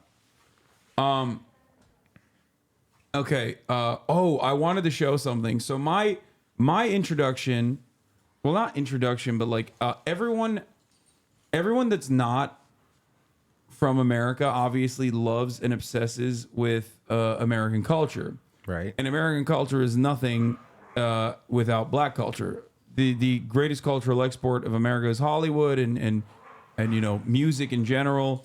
But all of that is almost entirely black culture. Right. So this is the reason why you see a lot of people in even places like Turkey where there's not a lot of black people at all, be knowledgeable about like police brutality against black people specifically, or even about like obviously rap music and whatnot.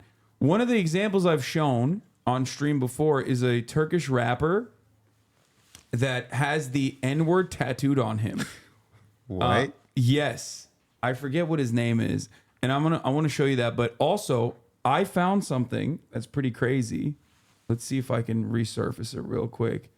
One of the things that was very formative for me in Ben Fiddle, thank you, chatters. One of the things that was very formative for me, other than the Chappelle Show, was Aaron Magruder's Boondocks. Right? Okay. Yeah. Massive Boondocks head, massive fan of the Boondocks, and I found, or rather, I guess I found on Twitter randomly this morning. Well, you get folders for your bookmarks? I don't know how that that a Twitter works. blue thing? I fucking have no idea. I've never like sick. actually. Yeah, the Boondocks pilot found media. Ladies and gentlemen, apparently The original pilot, this famous piece of lost media, originally made for Fox in 2003, then rejected. Rumors claimed legal reasons prevented its release, but here it is. The origin of this copy is unknown. So they found the Boondocks pilot, which I've never seen before, and I wanted to actually watch it. The unaired Boondocks pilot from 2004. By the way, also shouts out the Boondocks coming back. I'm very excited for it. It is? Yeah, I think there's a new season that's supposed to. That's sick. Back to Mo Quisha.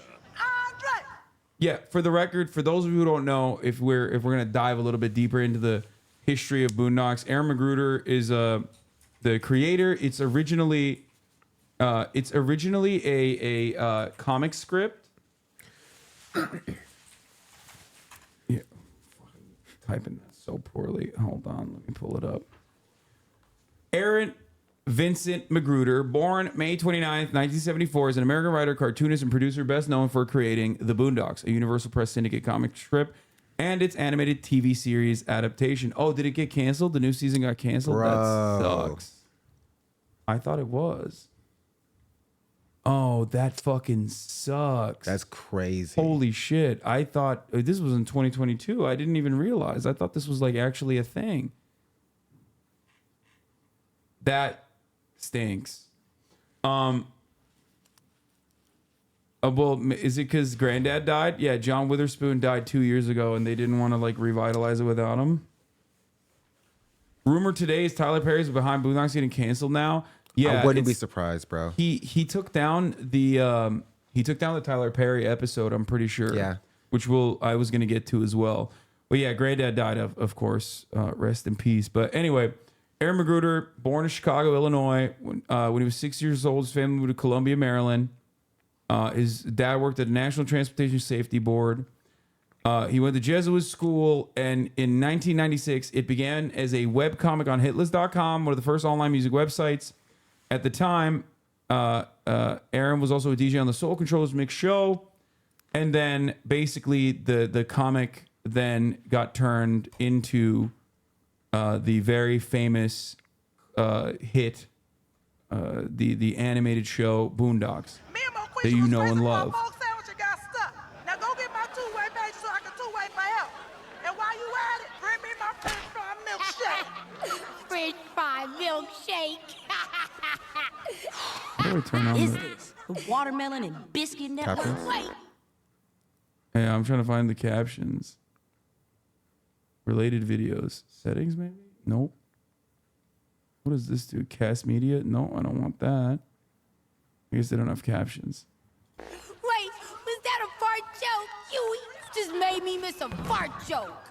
Oh, who done squished the baby? How can you stomach this buffoonery? Cause it's funny. Yeah, this What's is your also in the favorite show on originalized style of the comic strip too. Moquisha. What's your next favorite show? Next week's Moquisha. Here, read a book, dummy. Was that Wretched of the Earth? You can't read and get hoes. What? Did he say Wretched of the Earth? I We think one so. person who reads and gets hoes. I'm looking at one who don't read and don't got no hoes. Good night, player. Well, yeah. Don't make Riley Freeman have to slap the black off of you. Breakfast is ready for you two little crumb snatchers. Come on down.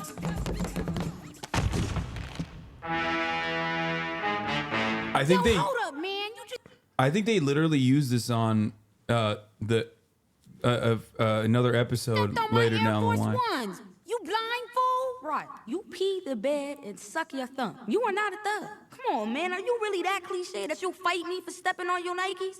Yeah, I really am that. Whatever it is you said.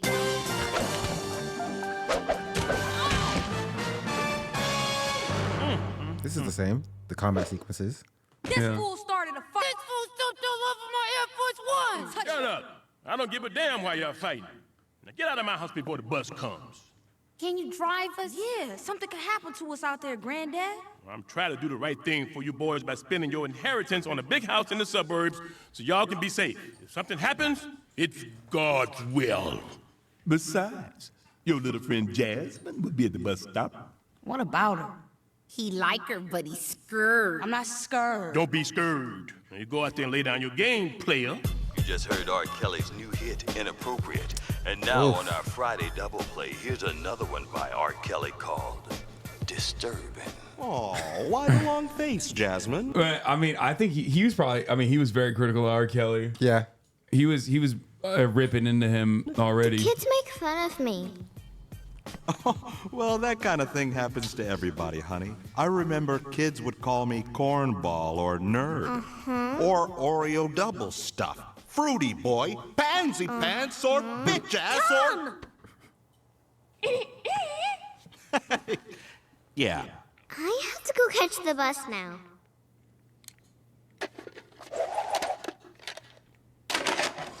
Take control of your life. Time to get my Tybo on. Call 1-800-TYBO for your copy today. Sorry, Billy Blanks. But why buy the tape when you can get the infomercial for free? I think this is also still in the OG. I don't know if there's anything like. It's just another case of that OPTA. Oh man. In school I wrote notes to quote from Shakespeare and other types of rhymes to show you that I care. Things like together forever till you're the only one.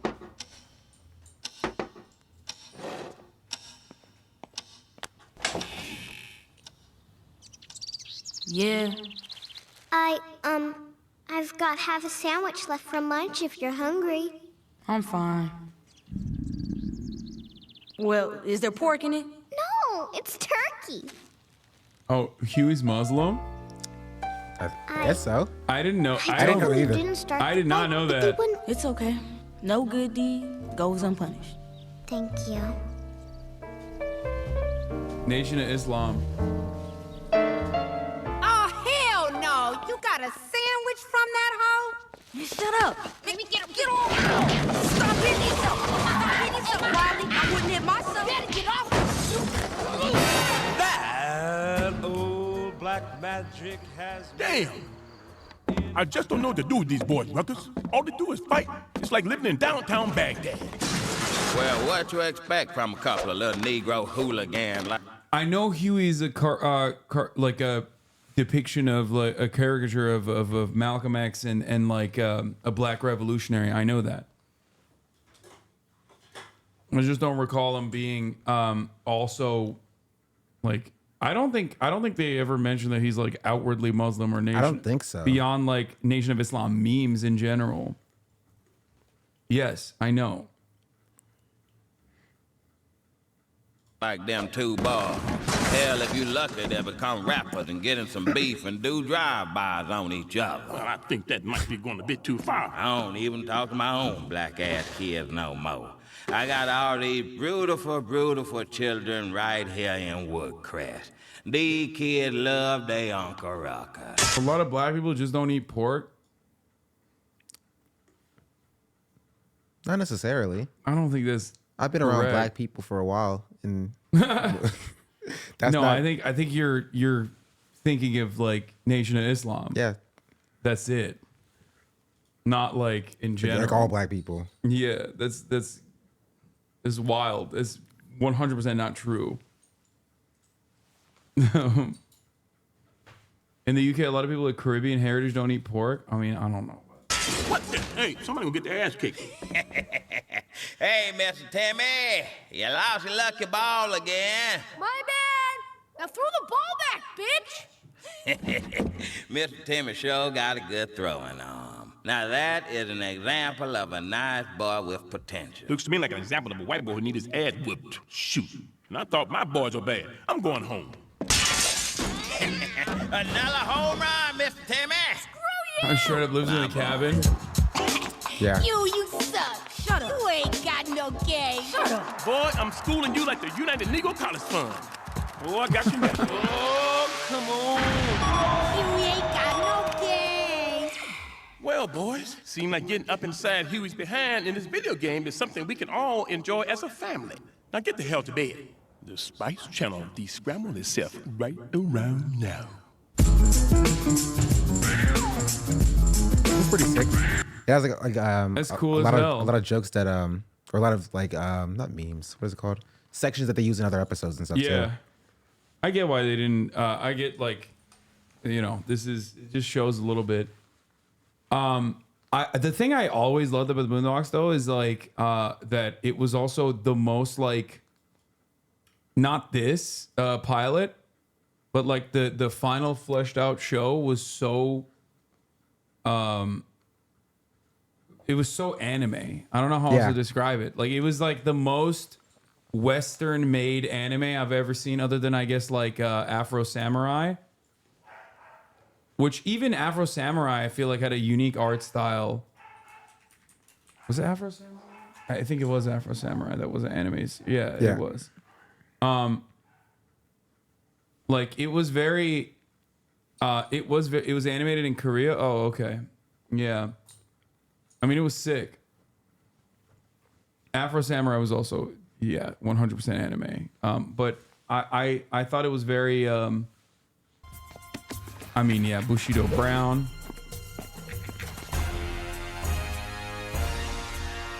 It was ahead of his time. Yes. It was so good. Legendary Bushido Brown, the greatest black karate man to ever live. That's Grandmaster Bushido Brown. Of course it is. Come on, boy. Come on. I ain't scared of you.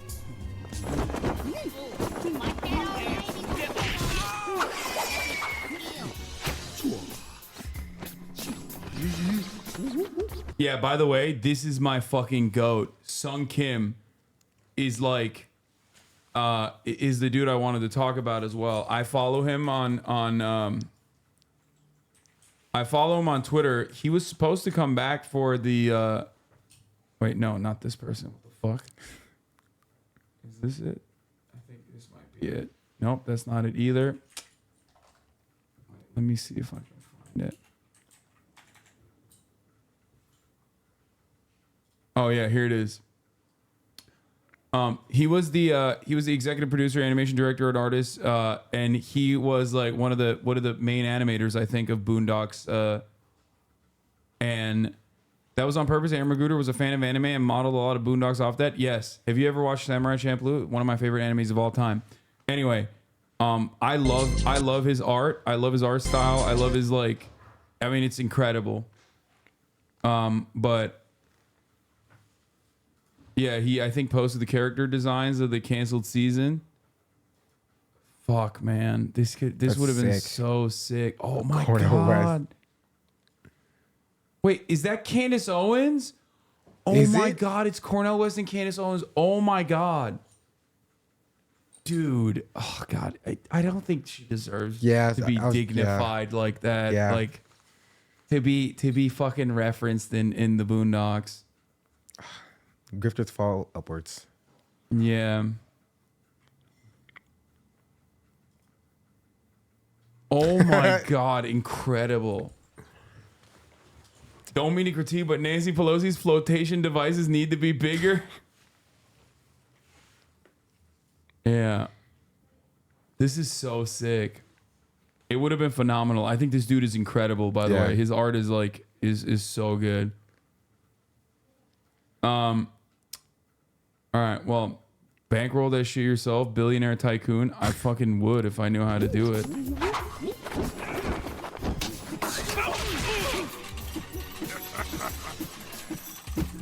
It's one of my favorite shows of all time. Yeah.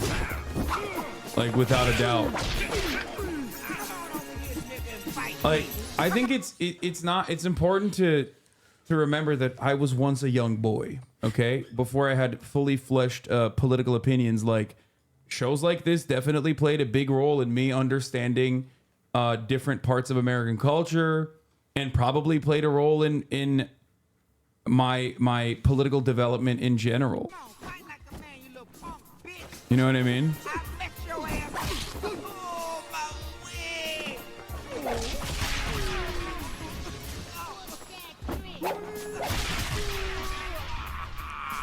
The 60 FPS in trampolation shit? What do you mean?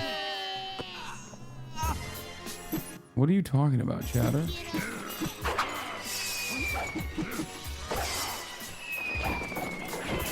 So sick.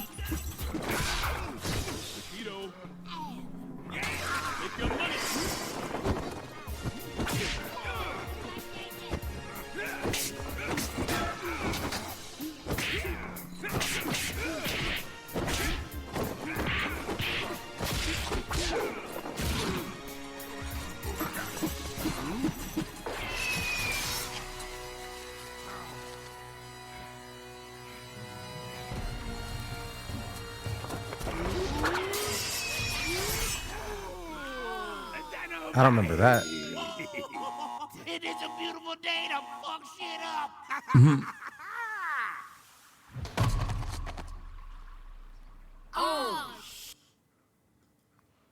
It's crazy. Damn, Adult Swim just straight up plays like Best of the Boondocks. I did not even know that that was a thing. That's crazy. I think a lot of yeah, I know the Boondocks pilot was just reposted years after. It's so different. I know. That's why we started this conversation to begin with, which again sucks that it's like not being canceled? made still. I thought it was. Yeah. They're running 5 episodes for Black History Month. They play like 5 episodes of Aqua Teen on repeat sometimes too. Oh, okay.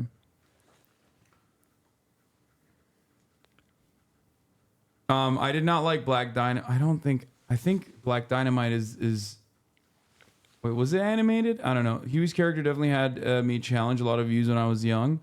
Yeah, he was great. He was. All the characters are great. Aaron McGruder's politics are fucking awesome in general.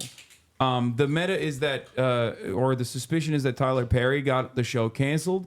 I wanted to show you guys the Tyler Perry episode specifically, or the bit about Tyler Perry in general. I think Aaron Magruder said some stuff about him. I don't know if you guys have that lined up. What the fuck is this? Do you have the the Tyler Perry clip? Oh, here, this is it. Tyler Perry was legit pissed off beyond belief that he got them to remove this episode, and the rumor is that he's one of the major factors that got Boondocks ultimately canceled. I guess they hit extremely too close to home. They were clearly on something too. Why would he care? Try this line. Mardukes, you are a strong, intelligent black woman who will make me a better man. Marduk. Wait. Something's off. Lotion! What flavor you want, man? I got tropical peach, sunrise orange, minty mango, and apricot. Or I can just take 2 flavors and swirl them together. Just tell me which ones you like. You want me to pick one for you? Okay. Minty mango it is.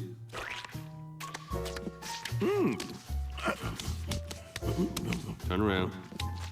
Hey. You want me to pop these bumps? No. All right. You good then? Okay, Robert. Again. Marduk. That's it! Breathtaking. Try this line.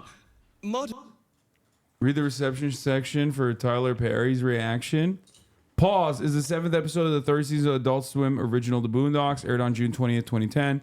Title refers to a practice used to remove any ambiguity after making a double entendre that may be possibly misinterpreted as of homosexual orientation. Phrase no homo may also be used in or addition to pause. Anyway, Greg Braxton of the Los Angeles Times cited pause as one of the sharpest public criticisms of Tyler Perry and situated it alongside other critiques of Perry's work from African-American filmmakers like Spike Lee. Leonard Pierce of the AV Club graded the episode a B+, writing that although the episode felt at times directionless, it nonetheless featured a bunch of good laugh lines and dynamic ending. Tyler Perry was infuriated by pause, contacting Turner Broadcasting executives and threatening to reevaluate his relationship with the company. When pause aired, Perry had 2 series broadcasts on Turner Networks, Tyler Perry's House of Pain and Meet the Browns on TBS. Following Encore airing on June 26, 2010, the episode did not rerun again on Adult Swim until May 29th, 2020, as a part of a marathon featuring the previously banned episodes The Hunger Strike and Uncle Ruckus reality show. I think one of them is also critical of BET. I'm not surprised. Tyler Perry has notoriously been very thin-skinned when it comes to criticism. He's not very well liked in the black community as a whole. Yeah. Someone said, "Who is Tyler Perry?" I have. This is why. That is hilarious. This is why I will never do a full DURAG stream. Okay. Anyway, Sean, thank you so much for coming on. For sure. Hopefully this was productive for you as well, and it was an honor to have you here. And I'm very excited to see where your career goes from here. Anything else that we've missed that you want to talk about before you leave? No, but I think that covered everything. Hell yeah. All right. Community member SeanDaBlack in the building, in the flesh. We'll do more of this in the future. For sure. I'll leave you your 2 do-rags that you wanted. You want this one too? Yeah, I'll take these 2. Okay, I'm gonna keep these 2. Right. The red one and the purple one. And then I'll take these. And then now you have a shit ton more do-rags. Dub. Okay. All right. Thank you for the gift. No problem. Thanks for having thank me. you for coming on. I appreciate it. All right. Bye, chat. All right. Oh, Lord, these my legs.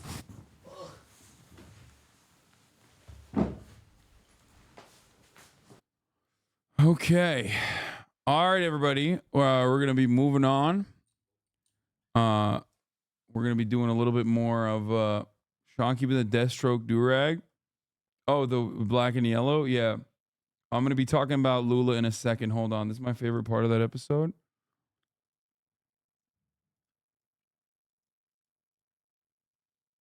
Oh, you have it. You have the whole thing. Okay. Yeah, we got Geopoll. We'll look at that too. Yeah, I'm gonna be playing the Skull and Bones later.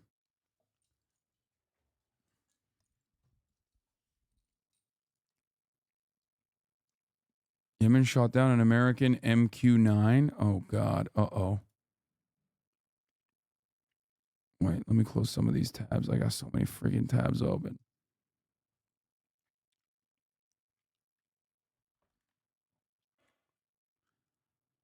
Okay. I have so many John Cena tabs open. It's crazy. It's out of control.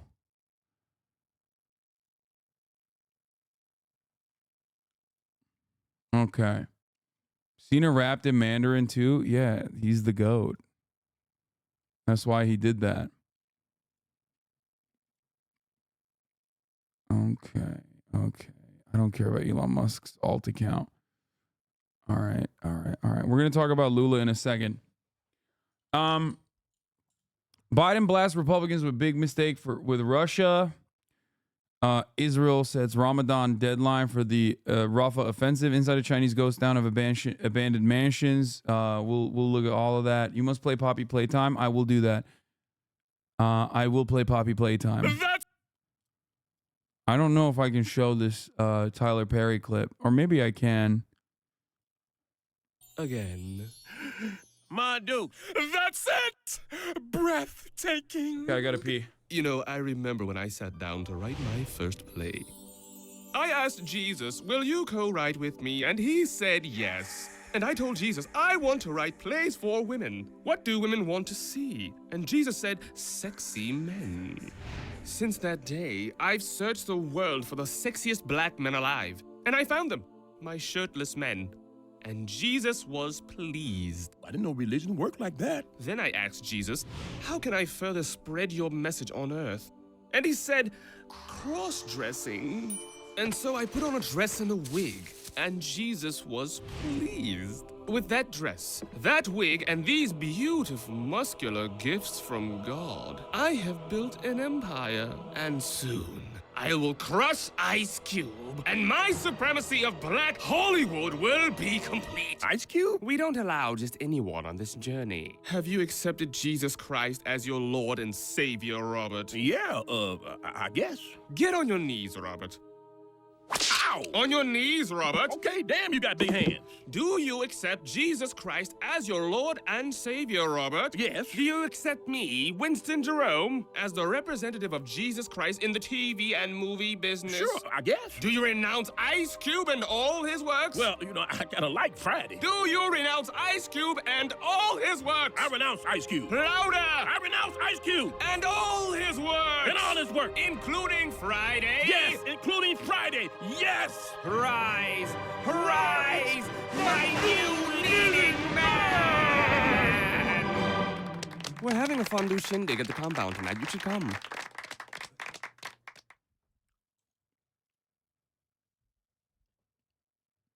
Wait, did it make fun of black, white? And Jesus said your message on earth. And he said, I don't remember this episode at all. I feel like I have not seen this episode then before. I asked Jesus, how can I further spread your message on earth? No, just Ice Cube. Oh. Okay. My little heart could not stand. It didn't air for 10 years. There's no way you saw it. Yeah, I don't think I saw this entire episode at all. I'm shocked that he was able to like completely take it down.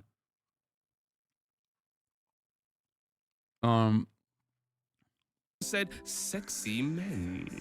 Yeah, apparently he is a sus island. I did not know that. Okay. This would have been a hard episode to watch in Turkey if someone wasn't stealing it live. It didn't make it out until the DVDs.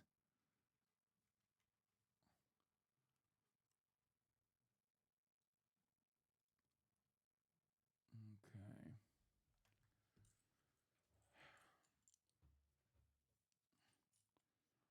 Not to be parasocially weird, but did you see the Modern Muslim Method cookbook? No, I don't know why would that be parasocially weird?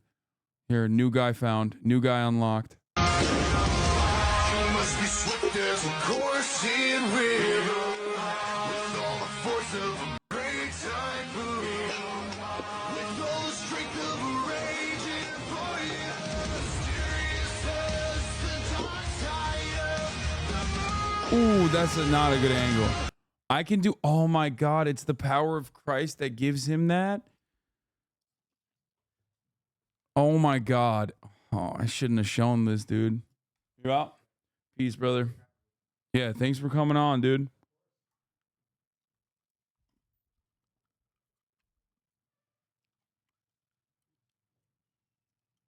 I keep getting Forces Guy's Instagram reels. I keep making his reels hidden, but they keep showing up. No, wait, what? That's insane. That's insane that you you thought that this was a bad reel to see. If I saw all of his reels, I would be more invested in Instagram. It'd be my algorithm fucking working as intended. You know what I mean? His username is Strongman for Jesus. Bro, this is pretty funny because, I mean, maybe he is for Jesus. I can also see the slit that he put in this fucking thing. That's pretty cool. Yo, just got here. Did Sean already come on? Yes. This man, I don't think is a strong man. I think he's just fat.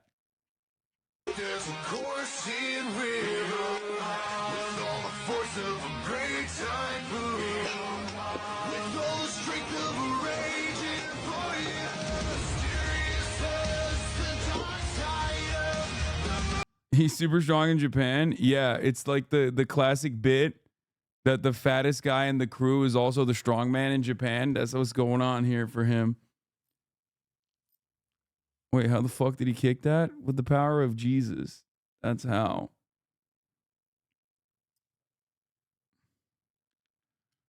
Stop drinking the haterade, please.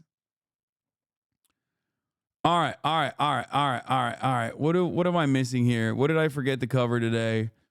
I was going to do the NYPD dance team. I was also going to talk about freaking, before I move on to Jeffrey Epstein and stuff.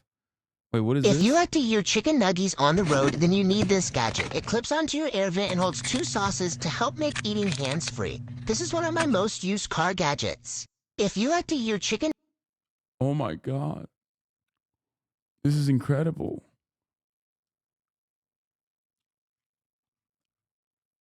I feel like there's no way that holds. Don't forget Lula. All right, yeah, sure. I'll do Lula real quick. Lula, my goat, compares Israel's action in Gaza to Hitler's massacre of Jews. What is happening in the Gaza Strip and with the Palestinian people does not exist in any kind of historical moment. In fact, it existed when Hitler decided to kill the Jews, said the president this Sunday. Qual é o tamanho da consciência política dessa gente? E qual é o tamanho do coração solidário And how big are these people's supportive hearts who don't see the Gaza Strip? There is not a war going on, but a genocide. It's not a war between soldiers. It's a war between a highly prepared army against women and children. What's happening in the Gaza Strip and with the Palestinian people does not exist in any other historical moment. In fact, it existed when Hitler decided to kill the Jews.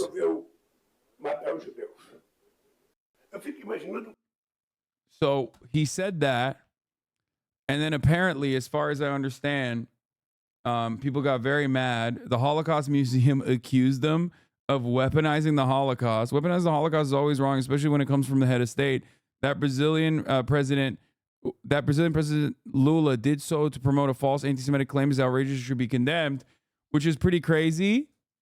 Which is pretty crazy when you think about it, because like a lot of the Holocaust museums in the country were in hot water for utilizing their position as like informative, as like authorities on the Holocaust to justify Israel's actions post October 7th, and that many scholars actually criticized a lot of the Holocaust museums, like even the Auschwitz Foundation, I think it was another one that unironically were running cover for Israel's actions in Gaza from a position of authority. So the fact that they're saying like Lula is weaponizing the Holocaust here is a little bit like projection. Okay, yes you can. Here you go.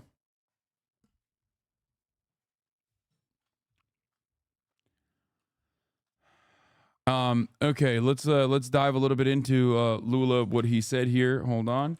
The media here in Brazil is flipping the fuck out over that statement. Yeah, as far as I understand, oh, this is funny. This is weaponizing the Holocaust is always wrong, especially when it comes from a head of state. From what I understand, apparently people are very, very mad about Lula's statements on Israel in Brazil, and like the Bolsonaristas are using this as an opportunity to fucking shit on him and try to use this as a line of attack when they should be focusing on not getting prosecuted. But that's, besides the point, I guess.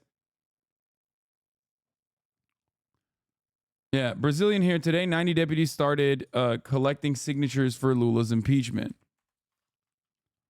Brazil's president angers Israel after comparing the war in Gaza to the Holocaust.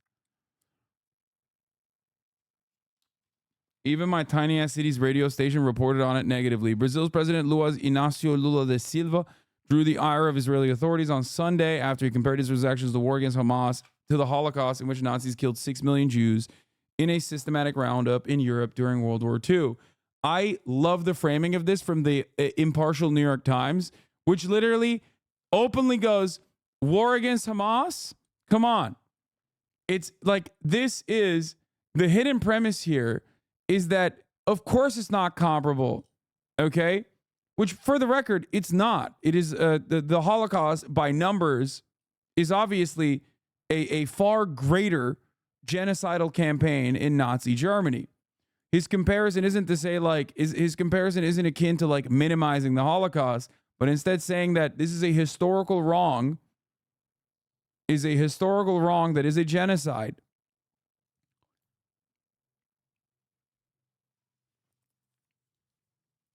What is happening in the Gaza Strip with the Palestinian people has no parallel in other historical moments. For the record, as far as like, not to be a actually nerd, okay, obviously there are plenty of other historical moments that can draw stark comparisons to what Israel is doing in Gaza, just like there are other historical comparisons that you can point to with respect to other, I mean, there's plenty of other genocides that you can look at, okay? It's like, doing this like atrocity Olympics is never appropriate in general. It's always a touchy moment. Having said that, in the summit's opening speech on Saturday, he said it was necessary to condemn both the Hamas attacks against the Israeli civilians and Israel's disproportionate response. So even though he's doing the, condom hummus moment, even though he's got that in the bag, it's still not enough, because obviously the whole condemnation of Hamas is never really about like truly condemning Hamas, but instead it's more so just about, just shut the fuck up about Israel.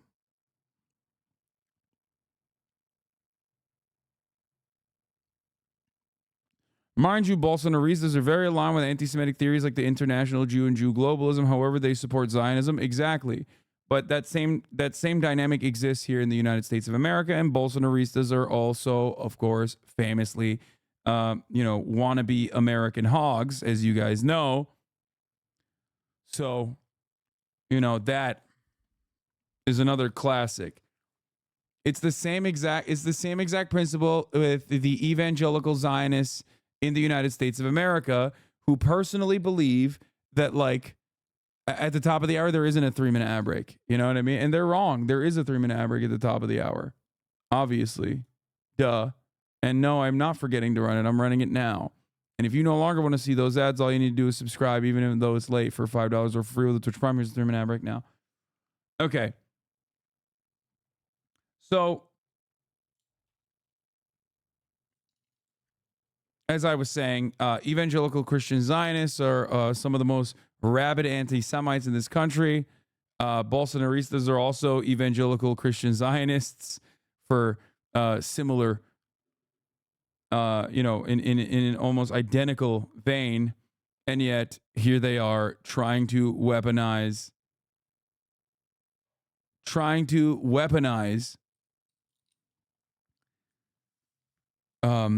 any kind of sentiment directed towards Israel that is critical of Israel's genocidal campaign in Gaza with being anti-Semitic, the actual anti-Semitism. A quick reminder that Bolsonaristas are approved by the Evangelical Church, which also owns Brazil, all the major news networks. Yeah.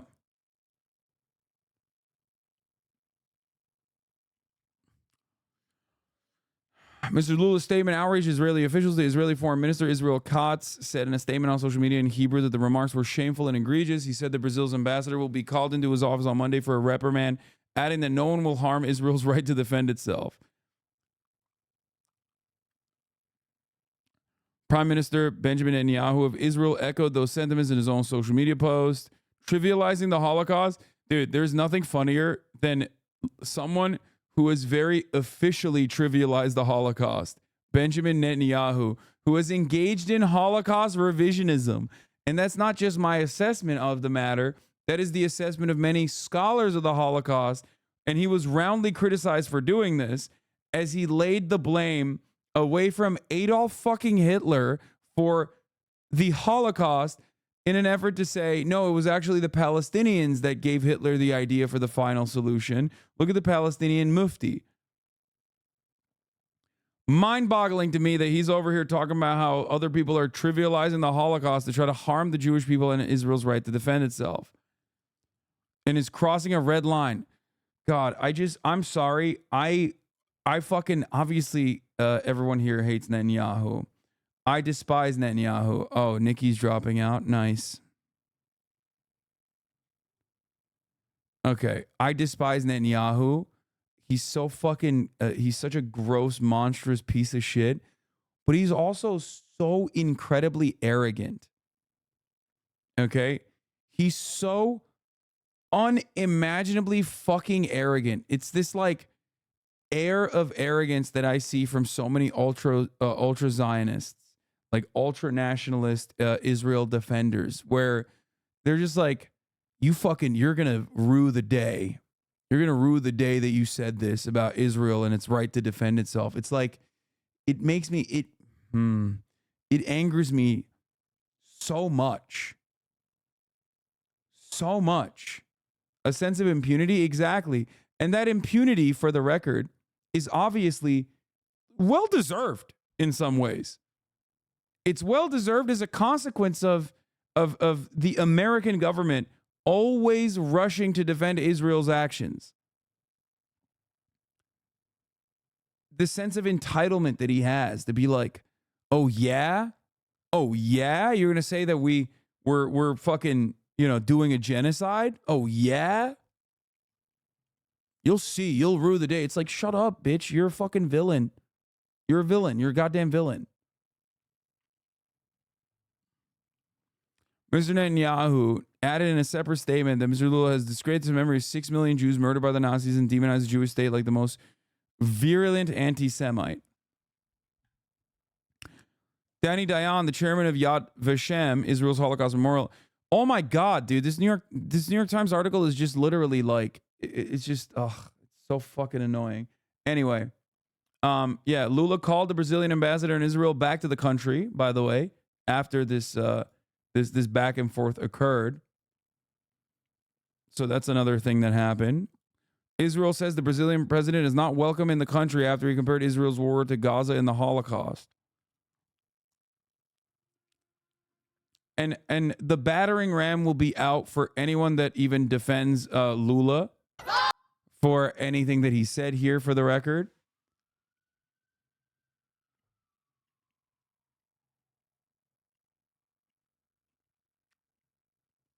Anyway, and this will be like, this will run its course in Western media that operates in the exact same way that reactionaries operate when they're in a position of vulnerability. Okay? Just remember, what do the right wing always do in America? Oh, are we under attack? Let's say Roy Moore, for example, is like credibly accused as a pedophile. Can't even go to the fucking mall, his local mall, because he used that mall to like be a predator to young girls. Okay, well, we're gonna still vote for him, but we have to find an out real quick. And what do the reactionaries do in that situation? They fucking turn around. They double down on defending Roy Moore while simultaneously saying, no, you. No, you. You actually have sex pests. Al Franken lost his position as a consequence of this exact same thing that I'm talking about. Okay? And this is the same with defending Israel at this stage. Okay? Everybody kind of deep down understands that what Israel is doing is an unimaginable wrong. It is unjust. It is completely unacceptable. So what do? You can't admit that it is unjust and completely unacceptable because you want to defend Israel no matter what. So you look for any out you can. Say that like, oh, well, don't talk about Israel's baby murder campaign. Don't talk about all the hospitals that Israel has like gone into. Don't talk about any of that. Talk about what? Oh, what if the Al Ahli hospital that Israel had bombed 2 days prior, what if that actually wasn't an Israel bombing campaign? What if that was a Palestinian Islamic Jihad? Let's talk about that for a fucking week. Let's greatly reduce the confidence that already barely existed for any Palestinian authority. Let's reduce that into nothingness. Let's have the American president say that he does not trust the Palestinian Health Ministry's numbers. Okay?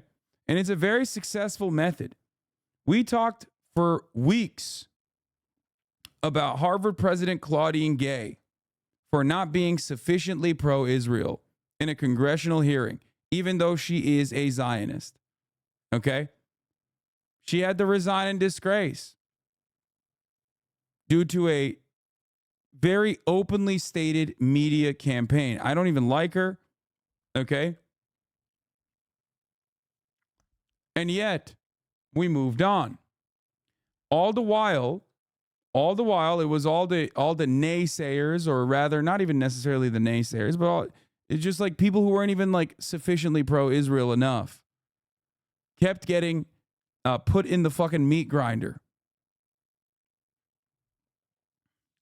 Imagine yapping like this in a foreign country. I don't know what you mean by this. Yeah. Israel has lied every step of the fucking way from October 7 down to every single day. And Israel will continue lying tomorrow. Okay? In an effort to wholesale defend its ethnic cleansing campaign in Gaza. And the Western media is absolutely complicit. Shouldn't the left also have a meat grinder? There is no mechanism for meat grinding on the left. That's crazy. No, he doesn't mean I'm in America, so stop using your freedom of speech. He's talking about this woman who went to Japan and was like raging at the pro-Palestinian protests in Tokyo, which is an insane thing to do. You should have some fucking sense of decency and shame. What do I mean when I say the West is complicit? What I mean is liberal media covering issues like this, covering articles in this with this angle. Okay, covering articles with this angle, only talking about like how unimaginable it is and how this is not even a comparison you should ever make whatsoever. Like writing this article with as an objective, neutral party, which is what the New York Times is like. You know, this is not the editorial board. This is literally just a straightforward news piece. And from the jump, this news piece immediately is like is slanted in a way that is against Lula. No such smoke ever exists for the many lies that Israeli officials tell over and over again. Okay? And under the guise of objectivity, the media launders pro-Israel talking points and pro-Israel positions. It is completely unacceptable. It is gross. It's incredibly fucked up.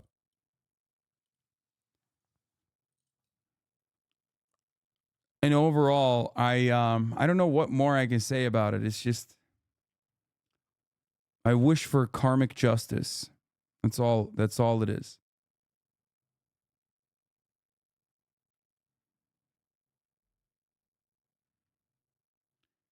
This protester went too far. That protester marched outside of a hospital or whatever the fuck. And it's always like every single fucking day. Every single day. It's like, what's more important? A protester saying some out-of-pocket shit, or the IDF, the Israeli occupying forces, entering yet another hospital? The IDF, the Israeli occupying forces, saying that you have until Ramadan's beginning to basically come to our terms on the ceasefire, terms that are non-negotiable, non-starters, the ones that Israel has suggested. By the way, the Hamas side of the fucking bargain is very much understandable. You barely hear about that, though, on the Western media. Okay? Threatening the lives of the remaining millions of civilians living in the southernmost point of the Gaza Strip at Rafah. If you do not negotiate on our terms, we will kill every single one of you. All of your friends, all of your family members. We will continue our ethnic cleansing, which we haven't really stopped at all. And yet, not a peep of that from the Western media.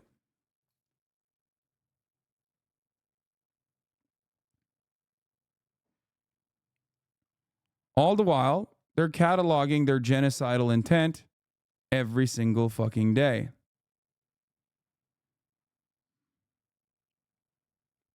And it doesn't matter. It's a flex at this point. And the media is complicit for spending so much time on shit like this. Oh, Lula said this, and he's really fucked up for saying this. The UN is Hamas. Everybody's Hamas. Everyone against Israel is Hamas. Meanwhile, Israel's denying the two-state solution, doing genocidal actions. Doesn't fucking matter. Biden is like asleep at the wheel completely.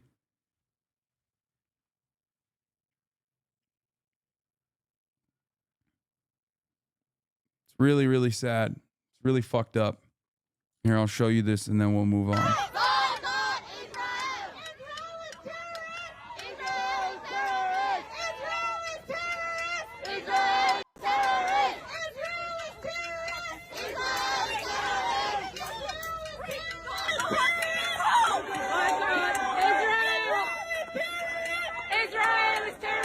Bro, imagine going to Tokyo to yell at Japanese people, the small amount of Japanese people that are like pro-Palestine. That's crazy.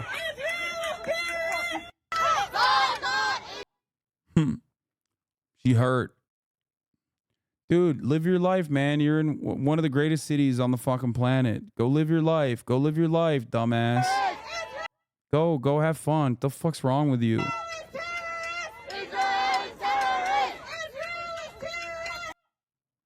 Anyway.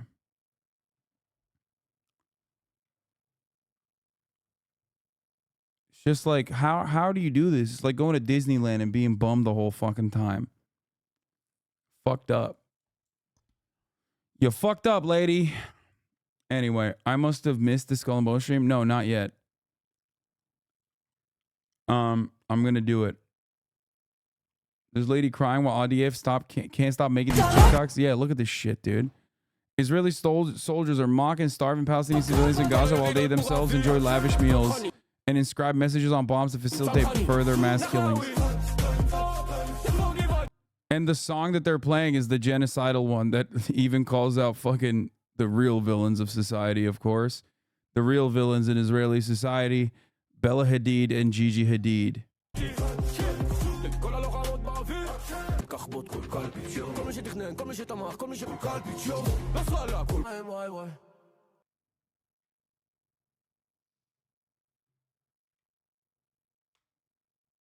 Yeah.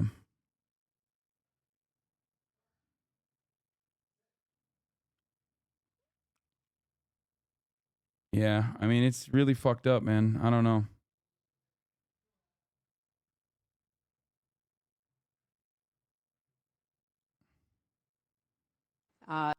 Hillary Clinton responds to the wave of obsessive Jew hatred sweeping campuses, including Columbia University.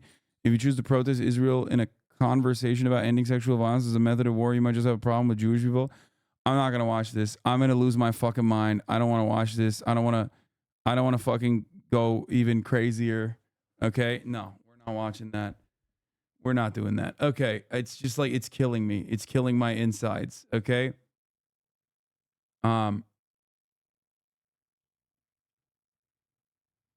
How many school music programs got defunded for this? Here's some more anger-inducing moments from, of course, the boys in the blue. From NYPD to, from the IDF to the IDF's greatest allies in the United States of America, the New York Police Department. That's right. Here it is. The NYPD dance team. Bro, the police brutality never stops. It never stops. That's crazy. It's like even they got to do brutality in this way, dude. What's happening? Oh my lord. Oh my lord. Oh, it's so bad. I think the one left on the left gave me a huge beatdown last year. Yeah, they aren't protecting and they certainly aren't serving is absolutely right. Please, I skipped it for a reason in my timeline. It is torture. Defund the fucking police now, okay? It's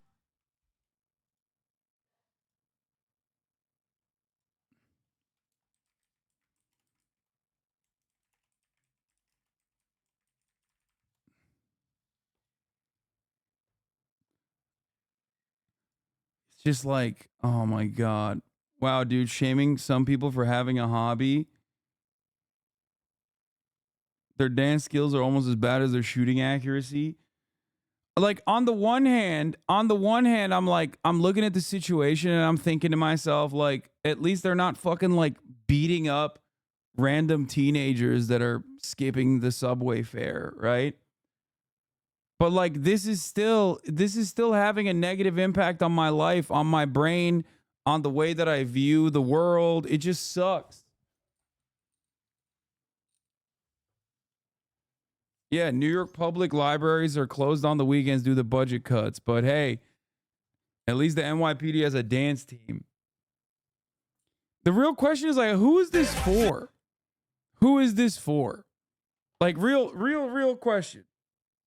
Like who the fuck watches this on Pix 11 and goes, oh my God, my opinion of the New York Police Department it was better. It was already good. I loved them already, but now I really love them. Like, is that what you're doing? Like, this is such a fucking miss. At 9:30 a.m., I'm watching this and I'm thinking, wow, Eric Adams sure got it right. Bro, how the fuck did your food get here before mine? God damn it, I ordered like half an hour before you.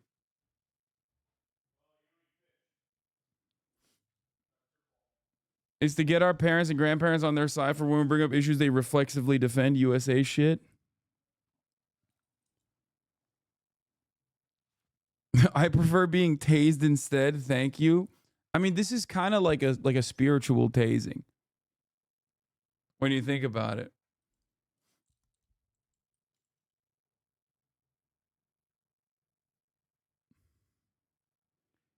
Anyway, this is a real Adam Curtis B-roll moment, in my opinion.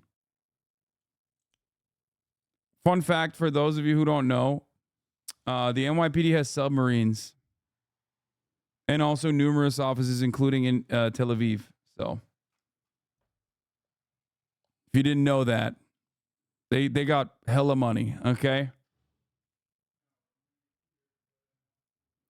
Okay, this is a thing called PornTalk that Michael Hudson found. We're going to show this, and then I'm going to move on to fun shit. Take control of your life. Break the chains and rise. No more feeling powerless. No more shame. Take your power. Break out of the pain. Because it's more than fornication. More than procreation. It's not just self-stimulation. Sex energy is for creation and transformation into a new destination. This is Porn Talk. Porn Talk. Yeah. Change your heart from This is, for those of you who don't understand, is a podcast exclusively dedicated to NoFap and breaking the porn addiction.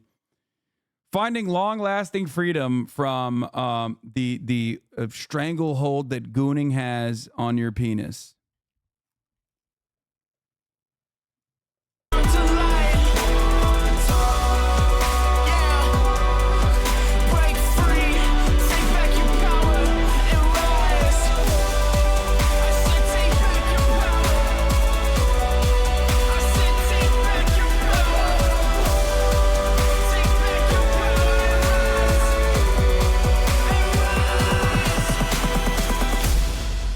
This is Porn Talk. Oh, they did it twice. This is Porn Talk times 2.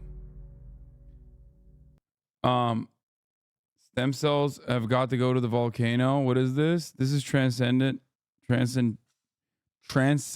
honestly. Why? Inside the forbidden courses at the billionaire-backed University of Austin, the campus of the anti-woke commentariat, student names have been anonymized. We were served some kind of marinated chicken and left to mingle. Us, the well-groomed top of the top. Us, the forbidden, the numbered 50 or so. We came from places like Harvard and Stanford, University of Chicago, MIT, and UPenn. There was James, who studied computer science. Then there was Cameron, who also studied computer science. David and Peter studied computer science, while Luke and Albert studied computer science. As for Mike and Jason, the former studied computer science, whereas the latter studied computer science. Ethan was not unlike Max in that both studied computer science. Some people studied business too.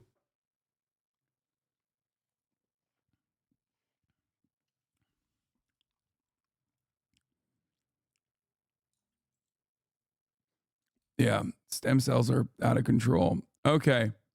Let's get to some fun shit. Inside a Chinese ghost town of abandoned mansions. The developers here designed this home in the style of a grand European mansion. But this is all it is right now. It's the shell of a half-completed, empty house. And this house is just one of more than 100 on this site here.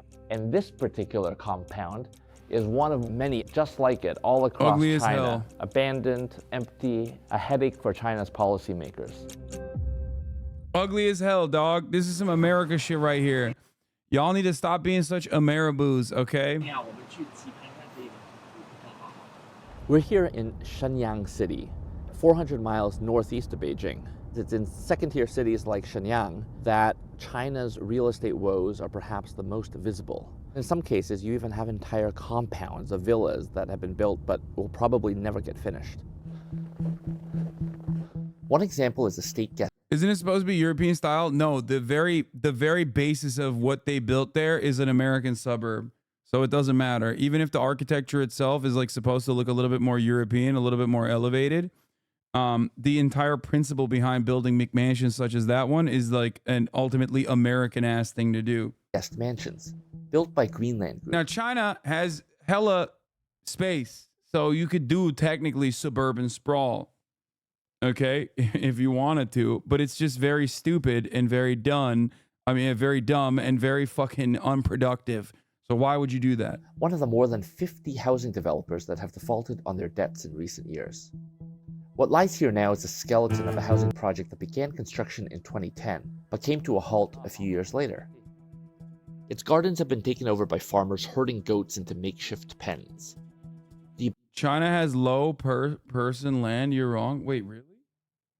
Abandoned homes are a testament to a property crisis long in the making.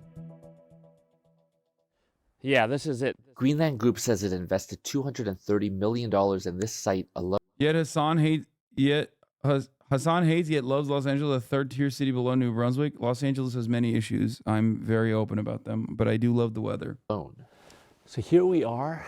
This is a building called Grandeur Place, and feels like a big post-apocalyptic opera house in Paris or something.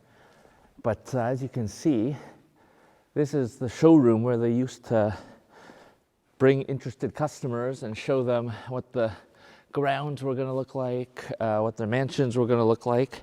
But as you can not the weather right now. See now, it's not what it used to be. You got a chandelier up above. Yes, I'm a landlord. With some fire extinguishers that someone somehow got up there. There's a French flag lying in tatters on the floor. I think that's part of their French-style sales pitch. A decades-long real estate boom prompted developers to take on a lot of debt to build homes ahead of demand. Plans for this site included a golf course, a convention center, and a hotel. Bro, I'm telling you, dude, this literally is just straight up American shit. Greenland sold less than 5% of the homes here before construction stopped. I think we may be in this building here. Either way, this is the vision that Greenland Group, the developer of this project, originally had in mind. The developer hasn't given an official explanation for why it stopped work here, but it doesn't look like they're about to restart anytime soon. Greenland pre-sold units here before they were finished, something replicated all across China. There are an estimated 20 million units of pre-sold but incomplete homes across the country. The huge volume of undelivered apartments has left many Chinese households in limbo. Here we are on the 4th story of a single family unit that looks like it was mostly completed. You've got all sorts of different signs of life, but I don't think anyone's been here for quite a long time. Last July, Greenland defaulted on over $400 million. Why do you bother watching these videos that are basically just China bad? I don't give a shit. It's still interesting. Worth of international bonds. Despite counting the Shanghai government as a major shareholder, Greenland hasn't been spared from the turmoil in China's property market. Beijing tried to deflate China's housing bubble by imposing strict debt and cash flow targets on developers. Property giants crumbled, setting off a chain of developer defaults. This is just another of the residential property developments in Shenyang that have frozen in their tracks. This one behind me, it was started by China Evergrande Group, the country's largest residential property developer, and one that was ordered to liquidate in January. China Evergrande's rapid expansion was really emblematic of how quickly and how important the real estate market became for China's broader economy. Evergrande has left 800,000 pre-sold homes across China unfinished, with little prospect of them being completed. Evergrande's collapse triggered protests by homeowners. I wonder if they'll cover the Chinese government's actions against Evergrande. Furious that units they had started paying mortgages for weren't being finished. And all signs indicate things will only get worse. Sales of newly built homes fell 6% in 2023, returning to levels unseen since 2016, and sales are expected to fall further in 2024. We have to reverse back to say, do they really care about international investors? Do they really care about the stock market? I mean, let's ask that dangerous question, because the thing is that coming from the West, particularly the US, where the stock market is so tied up with consumer confidence, it's so tied up with the concept of wealth effect, it is one of the many focuses, the prime focuses of the Federal Reserve. You're absolutely correct. I swear to God, there is no position, regardless of your actual position, that Ciao will not criticize you for Lamau. Yes. So as far as what happens here, it's it's not necessarily what is the issue here is not what has happened, or the interesting part about it is not what has happened thus far. It's how China will deal with it that is important and interesting and unique and could be a learning could be a lesson to learn from. Okay.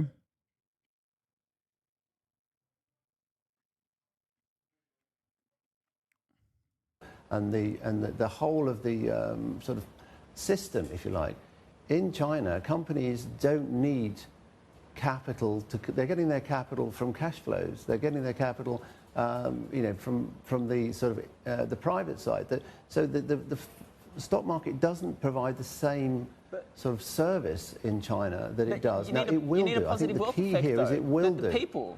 For political stability, you need the people to think that they can be aspirational and to be able to increase their net worth and then to then consume if you're trying to shift into a consumer-driven economy. You need there to be an acceleration of equity markets. You need property values to increase. It doesn't have to be exponential and, up and to the right. But don't you need that to happen? And that international investment helps that along.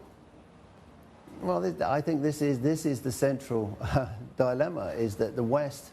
You need it, dude.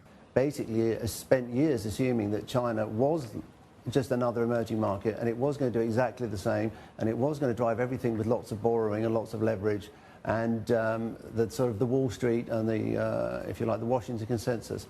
What Xi told us 2 years ago was that's not what they're going to do. They're not going to privatize and create a whole lot of monopolies which will allow massive rent extraction and very attractive profitability for corporates that we can all invest in. They don't see that as the role of the stock market or the state. The state is there to provide, as it said, common prosperity. And we have to...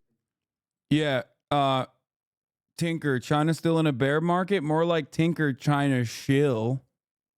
Except that there are private companies that will make private profits that we can invest in, and we need to focus on those, and that the consumer should not be going out and leveraging themselves up 10 times over in order to drive some sort of headline GDP growth. That's not what they're focusing on. I think we need to look at the thing about China. They tell us what they're going to do. They told us 2 years ago that they were going to deflate the bubble in the housing market, not in the market, but in the developers. But we kept on buying the stocks in the developers. We kept on buying their overseas debt, and then we turned around and said, how's China done this to us? It needs to support this sector.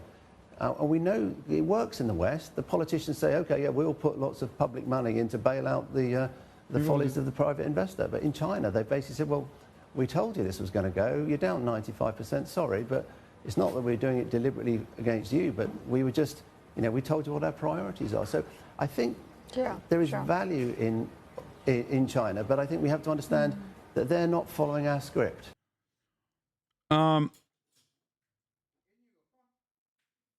Yeah, this guy, when I say this, I'm called a China shill and a piece of shit, which I assume, like, they'll call him that too. It's fucking tanky, China shill.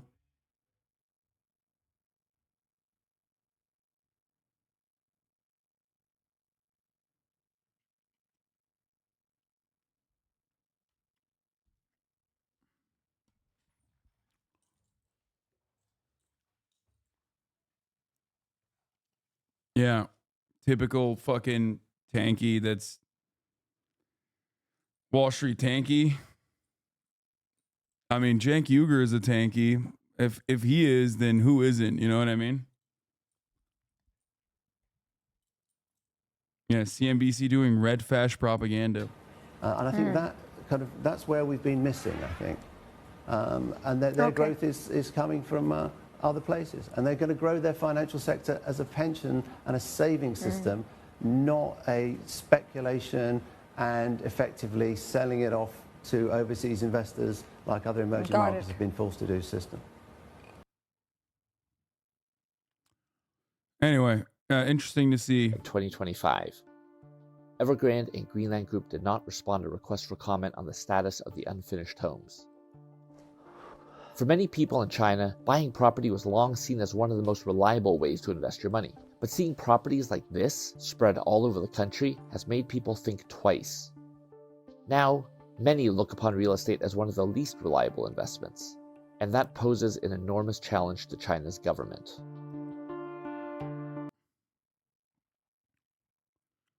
It's crazy because the most pro-China people are still barely neutral and still lean towards anti-China.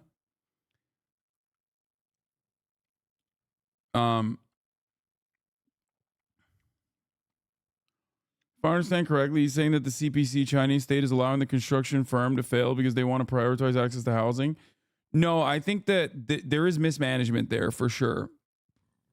Overall, like the people definitely did invest a ton into this sort of thing and park their assets into housing. But I think the point he's trying to make is that he was talking about foreign investment. As far as foreign investment goes, like if your expectation is that the Chinese housing market is going to operate in the same way that the housing market operates in the West, you're wrong. The Chinese government has openly explained that like they're no longer interested in utilizing the housing market as an investment vehicle, but instead they're more focused on ensuring people do get housing, and that they don't care if it's not a reliable vehicle for investment. It's just not for speculation. So overall, I think that beyond that, the truth is somewhere in the middle. What that guy is saying is correct, but this is also correct. I think that this has this left alone, okay, in the Western world would cause a massive collapse. Okay, a massive collapse that makes 2008 look like it's nothing. Okay, a shit ton of people have dumped in the stock market. A shit ton of people have dumped all their assets, losing their retirement funds, losing their fucking money, and playing, I guess, like some level of speculative. Well, not even speculative, because like it was seen as a reliable investment vehicle for a very long time as this massive expansion was occurring. The difference, however, is, and I always have like a let's wait and see position on stuff like this, because overall, as far as Evergrande, for example, the way that the Chinese government has dealt with Evergrande and its corruption and the very interesting initiatives that they were taking at the time has been to basically punish top down rather than allow the company to try to find, like engage in asset stripping, specifically starting off with the like C-suite. If that makes sense. Anyway, we have the Jeffrey Epstein video that I want to watch.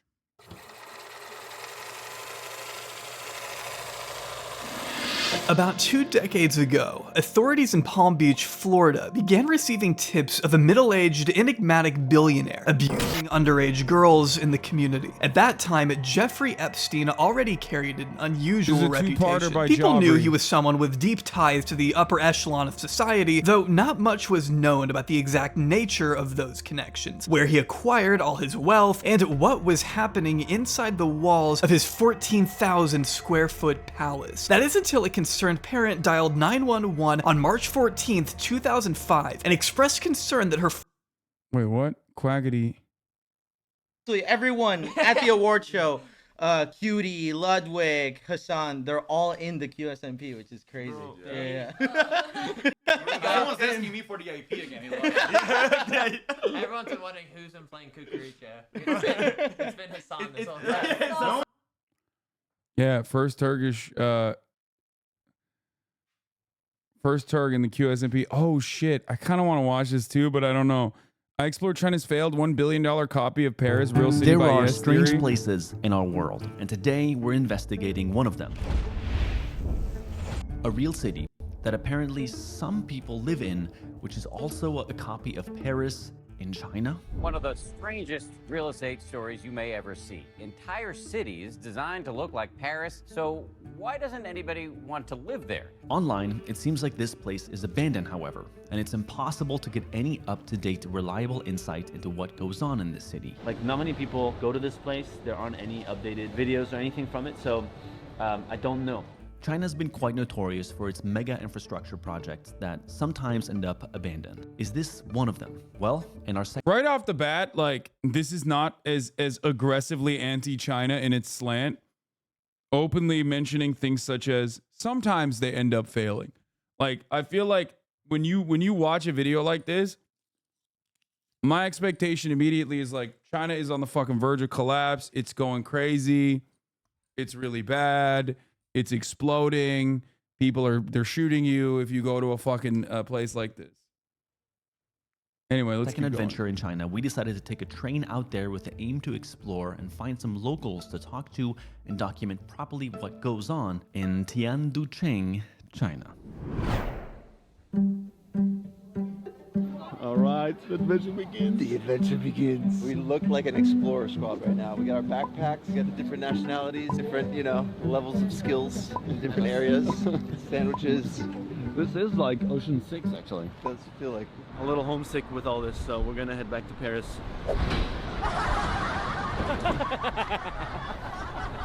No. Our team this trip is quite special. Unfortunately, as you know, once again Amar's visa to China got turned down and he missed the trip. On the other hand, Darren, for those of you who have been with us since... The fuck? Why? Why did his visa get turned down? Does China even ever turn down visas? What the fuck is that? It's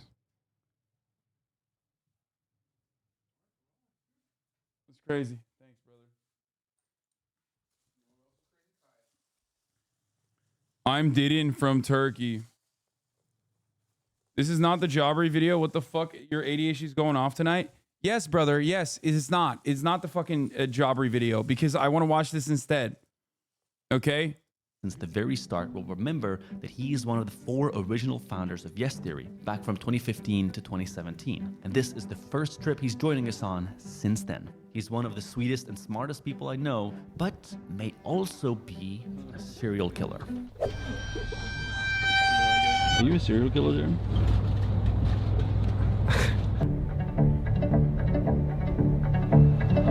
It's pretty wild looking out the window of the train and just seeing all the copy-paste buildings, just endless sea of high-rises. You're really starting to get a sense for the scale of this country. I mean, we just rolled past these cities that you've never heard of that are probably the size of Paris. There was actually a point where Thomas and I were talking when we first landed in China, where I was like, how many people live in China? Is it like a billion something? And Thomas goes, that something is the size of the United States. 1.4 billion. That 0.4 is bigger than the US. The scale of it's insane. It's also so new. Not even 20 years of architecture type, Yeah.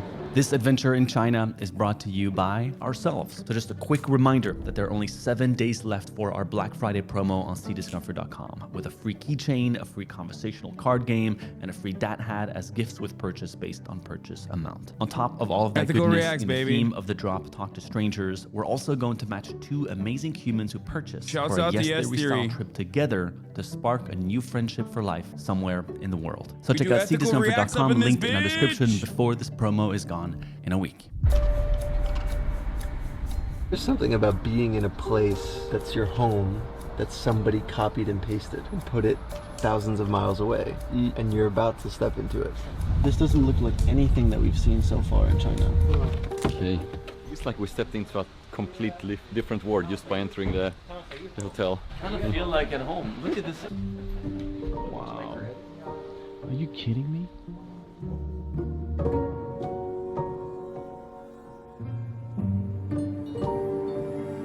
It's like artwork of Napoleon and Mona Lisa, and the King of France. What the hell? It smells really nice. Yeah. But there's nobody here. I feel like we've entered like a movie set.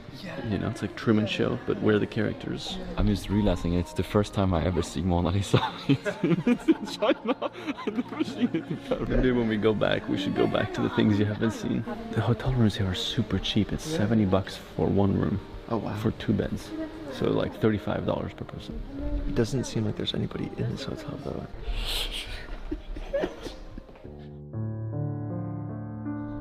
The crowning of Napoleon. It's not like they took a photo and copied it. They like recreated it. It's a painting? Wow, it is a painting. Yeah.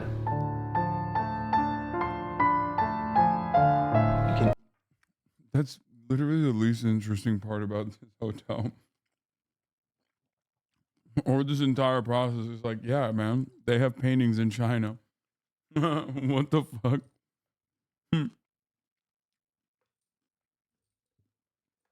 Why do East Asians simp for Paris so much? I do not know. But they are massive Francophiles.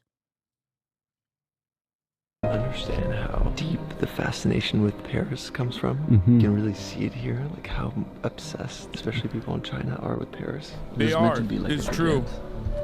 But it's plastic. Okay, I don't know if I should be scared or excited. There's a whole ass syndrome for it. Monet Gallery? What is happening? Monet is here, bro. This is a very famous Monet. These ones. Jan, what do you think so far? It's big and confusing. We also have one of our new friends, Yan, along with us. When we asked a Chinese friend of ours who the yes theory in China was, they answered Yan. She started barely over a year ago and mostly creates videos on Chinese platforms, but also posts on YouTube with a channel named Little Chinese Everywhere. She's got amazing videos in China. Highly recommend you check her channel out. She's joining us as a local friend and to help us communicate. I'm honestly not too sure how she'll stand us for the next 2 weeks, but I guess let's see. That's fucking sick, by the way. That's the way to do it. Immediately love this channel. Not fucking shitting on Chinese people immediately. And bringing on like a Chinese person themselves, like a Chinese person to also talk about the actual perspective. Huge shit. Are you kidding me? Okay, this is weird. Now this is weird. But at the same time, props to that. Yeah. It really created the effect. It does feel like being kind of home a little bit. Yeah. But like the pillars, like everything. No, this is like way more accurate in a feeling than I thought it would be. Yeah. Feels like we have thousands of questions now. Now the question is, can we find people who we can ask these questions to? And just ask them why. What is why? What we've read online is that this place is abandoned. Occupancy is very low. It really does look like Paris right there. There are people living there, eh? Yeah. Laundry. Yeah. We gotta get into some of these buildings and see what the apartments look like. It's still a French building, but it's like... This is sick, dude. This is actually sick. I've never watched a Yes Theory video before, but it seems like they're very wholesome. Ludwig reacts to them all the time. I get why now. Now it's very Chinese companies. Yeah. Oh my god, this is insane. It's jumping in between. Oh my god. Hello. And all of a sudden, as we turn around the corner, ladies and gentlemen, there she was.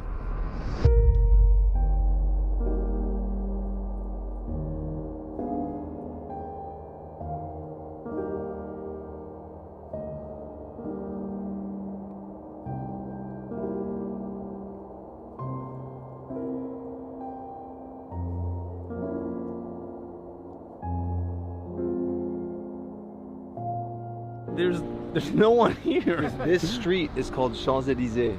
Are you kidding? This one. What the heck? It's just kind of eerie because there's really no one in like an iconic monument area. I'm so used to seeing the Eiffel Tower and just like swarms of people. Yeah. It's like almost like the apocalypse, and then you see the Eiffel Tower. You live in Paris currently. Yeah. Like it feels both familiar and not. Like every shop here is obviously Chinese. Look at all the clothes. There's so many people. So it seems like it actually worked. Like the people. He's like, it seems creepy. I do not see any. It is lacking the poop smell.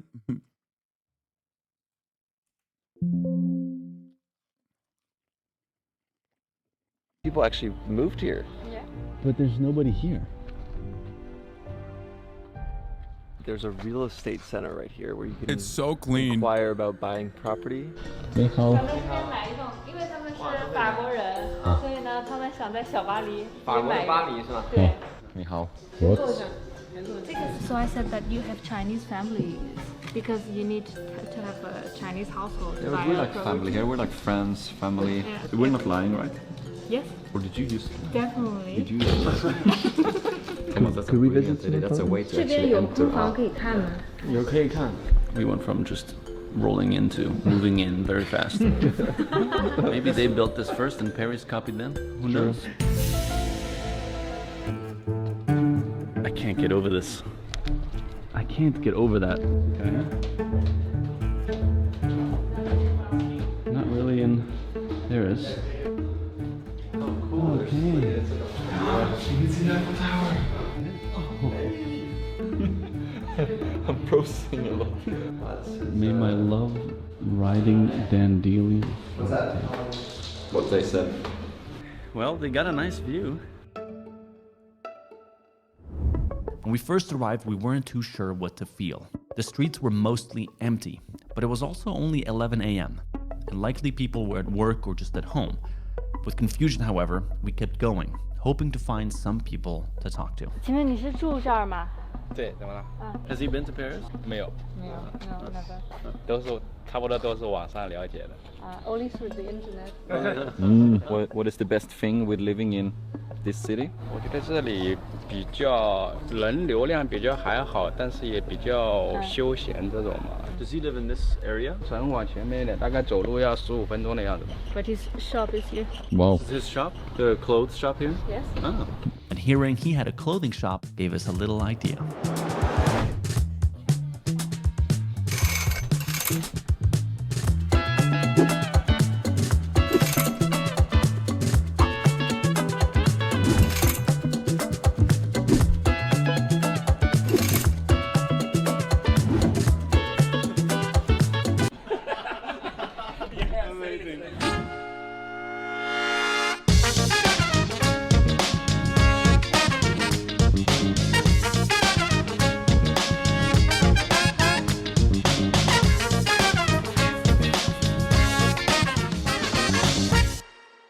I thought that they were gonna do like make him dress French. 他们从巴黎来的，看见到这儿来。 Who plays basketball? He's 85 years old and he plays basketball. Fuck you. I'm not watching the Jobbery video right now. I don't know where you're coming from. I don't know why you think it's the Jobbery video. We've literally been watching this for fucking 10 minutes and 29 seconds. Clearly at the top of the hour, there's a 3-minute ad break, and you're gonna be watching that right now. Motherfuckers come in here. Motherfuckers come in here literally 10 minutes into a YouTube video and go, oh, you didn't say we're changing the video. It's like, what do you mean? What do you mean? What do you mean? What are you talking about? We've been watching this for 10 minutes. Like, fucking pay attention. 这叫神老一辈的。但是他想跟你一起打球。 Sorry. 哎，你问他，他打什么位置的？我是打后卫的。 Which position are you playing? Point guard. Back like that. Whoa. Okay. Whoa.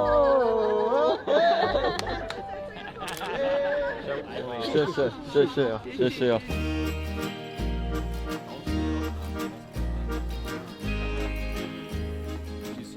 Is that you can listen to the music? Oh, Very in the so music good. video.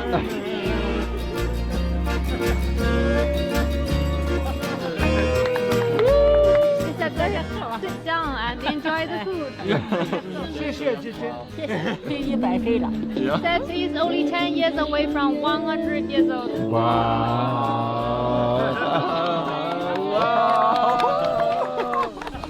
What is her secret to get all this? Take care. Oh my god. Did that just happen? I'm getting so inspired because there were some people in Sweden who said like don't go to China. You can't talk about an entire country when it comes to the people and humanity. Like it's just so pure moments which you can't find on the internet. You have to go and travel and have the medicine as the traveling, and then we're here.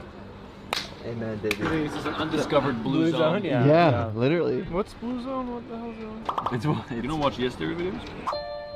Honestly, in the U.S., the narrative of China is very fear-based. As an American, you know. Yo, this channel is fucking sick. It's so sick. That's crazy. Are they allowed to do this on YouTube? Humanize the Chinese?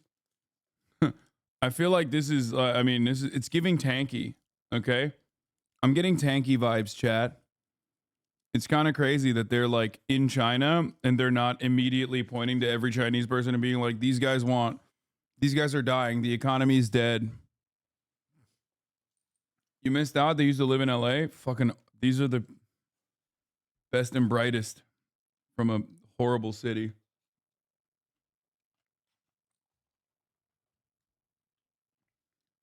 You know, and I think for all of us, we come here, we have these incredible interactions with people, and we're like, this is crazy. And meanwhile, you're like, this is pretty normal. Yeah, for me, it's really, I'm so used to it, so I don't get. I explored China's failed $1 billion copy of Paris, Real City. Yeah, I think they got away with this video by debating people into watching it with a inherently anti-Chinese slant in the title. And then they just like, they're doing expert level clickbait. Get the other perspective. But I think media really reports on, you know, political stuff. It's never about ordinary people. But I also find that human beings are the same. So wherever I go, I always meet people of this kind. The natural state is love. It's humans, baby. These guys are sick. Genuinely shocking. I've never seen it like this.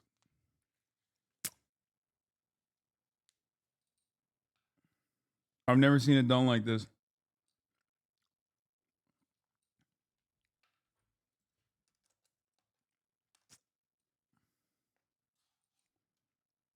YouTube and Reddit in general have a perspective that is so deeply and undesirably xenophobic.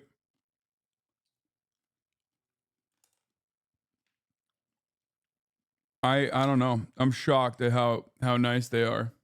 你好，你好，好好。我们都很好，你们也很好啊。 I want to see that view. Let's ask and we see what to say. 我说我们想上去拍个照，可以吗？ We have to go like this. He's just interrupting his construction day.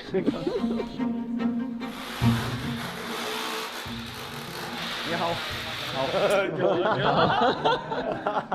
Wow, beautiful. Very beautiful. This is amazing. Look at this. It's like surprisingly beautiful. From this way, it really does look like some neighborhood of Paris I don't know. So what is this city? Well, I don't get it. Why aren't they fucking pestering every Chinese person about Xinjiang and how they love how they love what China's doing there, or about how they have to forcibly annex Taiwan? I'm a Redditor, and this is the only way I interact with people that are not from Iowa. I try to figure out where they're from and immediately start like spitting weird random political things. They're not political at all. I know, man. I'm being sarcastic. They're fucking awesome. Why are they not harassing the locals? in 2007, a Chinese real estate company began its construction mostly at the time surrounded by farmland. The primary motivation behind creating Tianducheng was to attract homebuyers seeking a unique and aesthetically pleasing environment. The project was a part of a broader trend in China at the time, where developers were creating themed towns and entire cities based on foreign landmarks and architectural styles. However, at the onset, partially from its strange location, occupancy and interest for the city seriously lacked, earning it this reputation of a ghost town. That's a copy of a Versailles fountain. So this is how it looks like in Versailles as well? Identical. Ish. No, not completely. Look at that view. Yeah, man. It's wild to be this close. We should definitely go towards it. The real Eiffel Tower is 3 times as tall. And it really makes you realize how big the real one is. Yeah. Around the Eiffel Tower, there's like an abandoned construction site. Look, that doesn't look like. Oh, wow. It is a little weird to leave this stuff around here. It is. It's like they gave up on finishing whatever they. Like it's kind of overgrown around.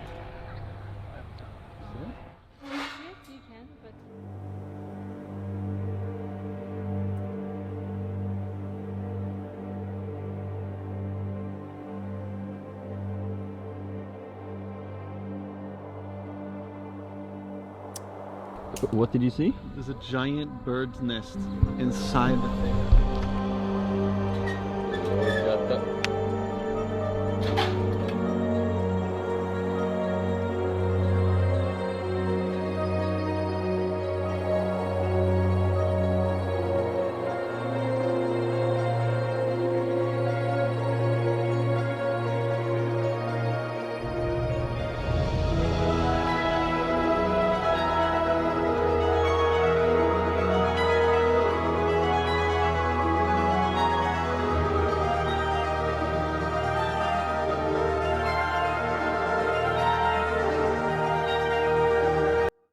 Behind the scenes of Jamie XXMV made here.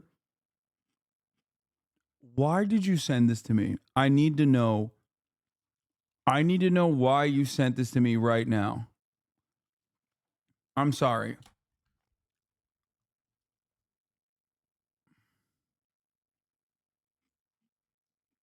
Skill Cylinder, explain the thought process. Will shows it to us a lot. What does that have to do with anything?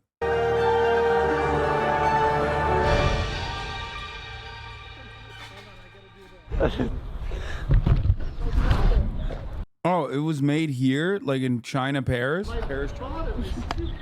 I literally, look at this. Come on. There you go. We're trying to be discreet here. Nice. It's interesting. People online seem to made me believe that this place was basically abandoned, and maybe a few years ago it was way less inhabited than it is now. People seem to be coming out, hanging out. There's more life. It feels less eerie and strange and deserted, and it actually feels like people exist here. The town square got packed. Yeah, man.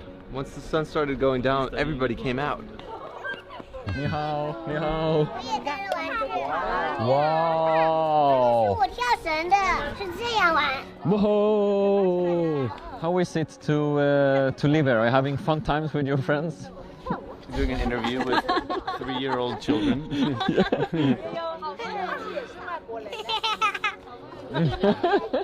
在这边住了多少年了呀？住多久了？我们刚刚搬过来。啊，刚搬过来是吧？7月份搬过来。搬到这边来了呀？对，那边房子买不起来，那边4万多嘞。哦哦。对啊。 Matt's making friends.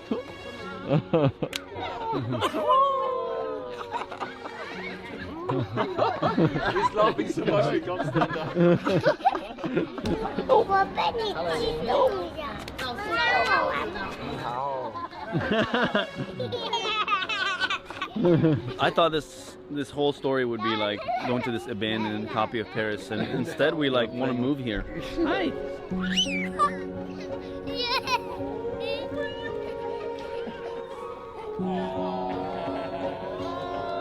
This is sick.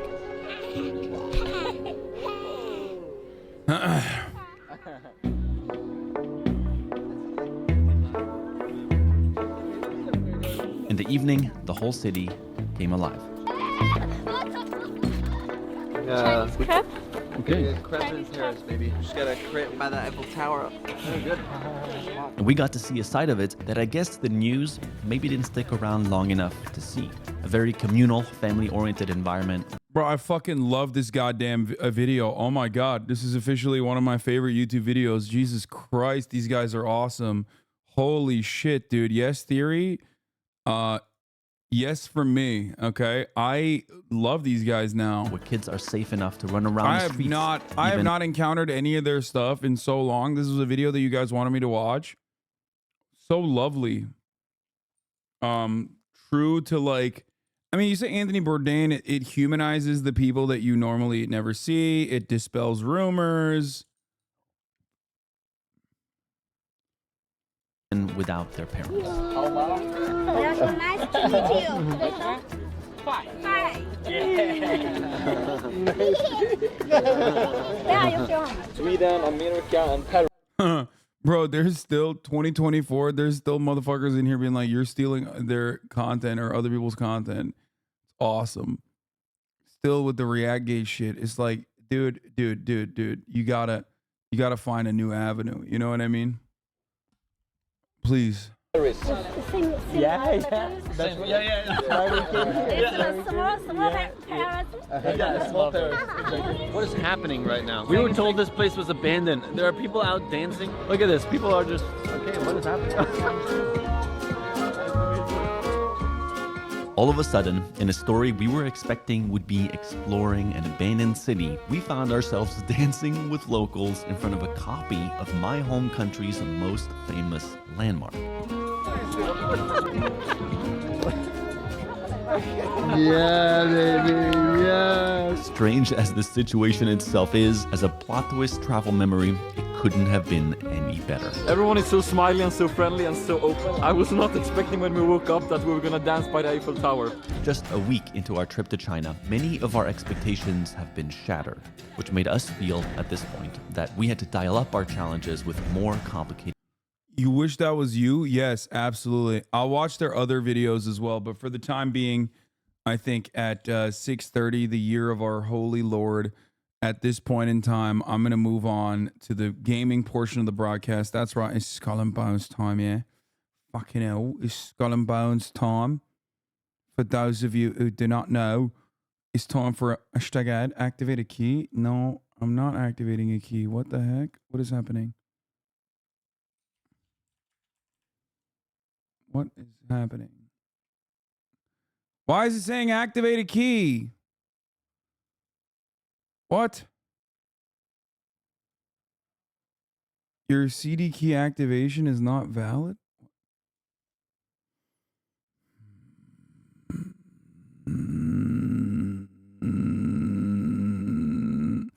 Oh, is it because they have... Oh no, their servers might be down or something.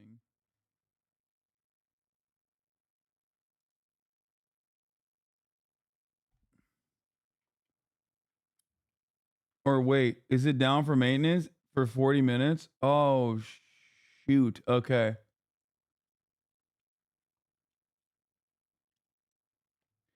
Dude, there's nothing more cringe than when I'm doing a sponsored stream and chatters are like, hey man, I don't care about this. I'm gonna expect you to play something else right now.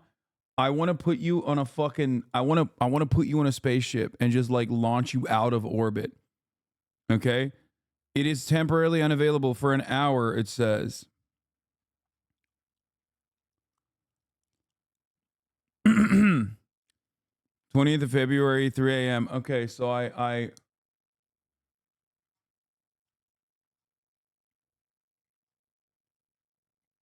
More crispy, thank you for the 5 gifted subs.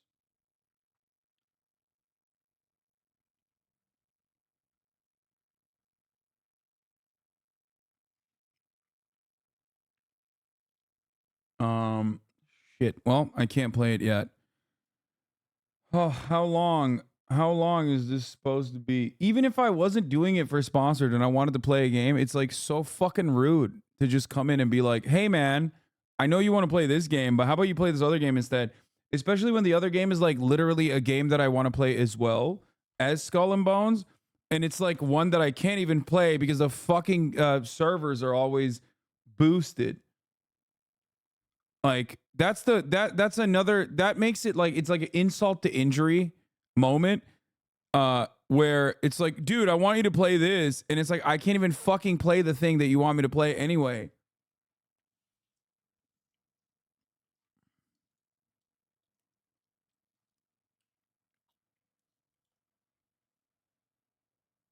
Anyway, we'll see. Hold on.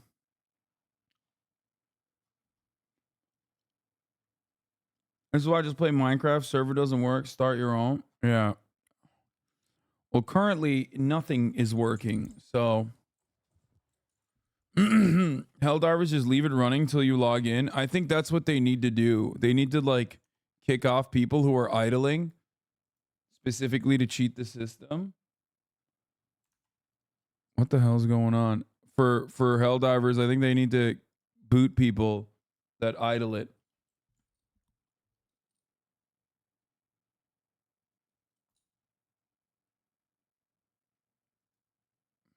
Also, it's not even working currently. Like, it's not even... I don't know what's happening. What the fuck is going on, man? What the fuck is happening? Oh my god, I'm getting mad. Okay, all right. Come on, come on. Keep it together, Hasan. Don't be mad.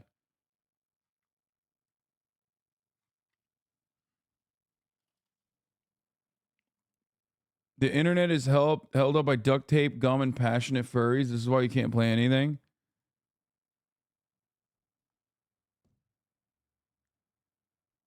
No, I know. Skull and Bones is down for maintenance. I know, which is fine. We'll wait for the maintenance to be done.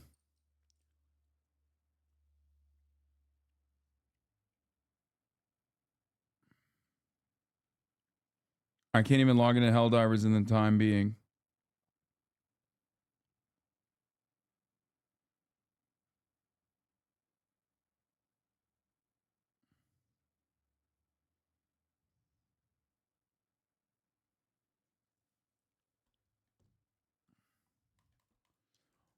I can't open this game. I don't know what's going on with Helldivers. It's just giving me this black screen.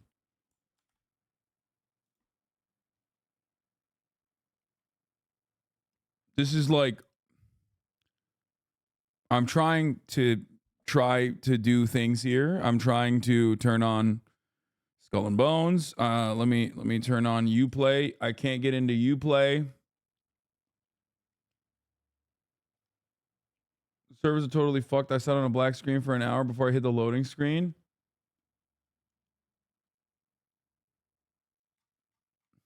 Chatters, this is not a moment for you guys to suggest whatever fucking game you want me to play. You're not going to be helpful. I promise you, you're just being annoying. I swear to God. You are not being helpful. You are just being annoying. I love you all. Please stop suggesting fucking games in the chat.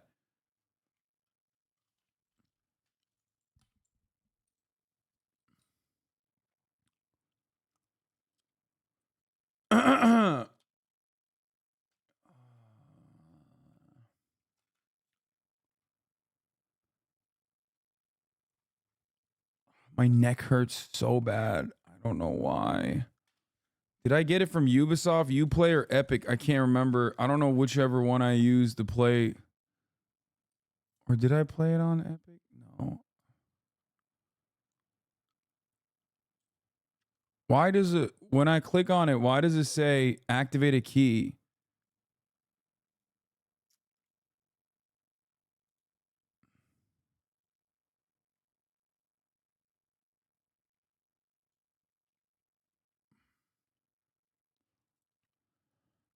Can't take the night off. I haven't done the second part of this. Oh my God. Standard edition with Ubisoft free premium.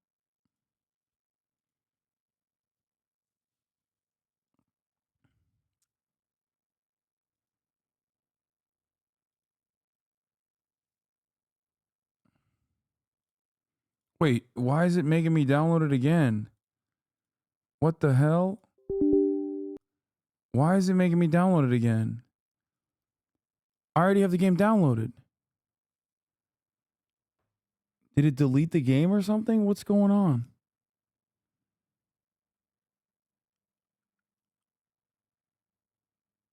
It was opening beta weekend when you last played? No, it's making me download the game again, chat.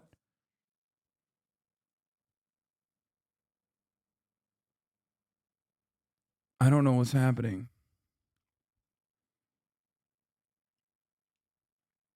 Nope. Just straight up making me download the whole ass game.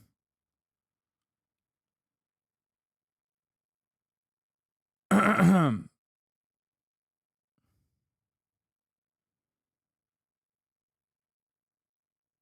ran 2 tutorials from YouTube. Did some fixes and verified file integrity. I got a black screen too. I'm working on it. Solution. No, this is not even Helldivers. I'm talking about Skull and Bones. It's like weirdly not letting me play the game. I think it's because I played open beta when I last played it. And it's no longer in open beta, I guess. So it's like weirdly letting it making me re-download it or something.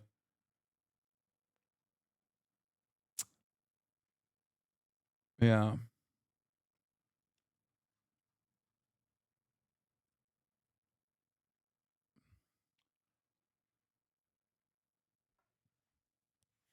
Yeah, there was actually a separate install for the beta. It's fine. It's actually cooking fast right now.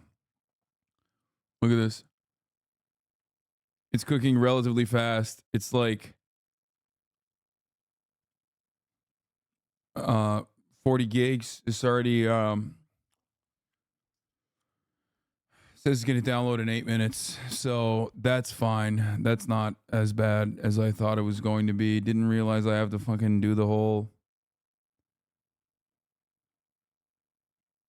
Not a game. Have you listened to the new album, the Yeet album? No, I have not. Okay, give me another Yes Theory video.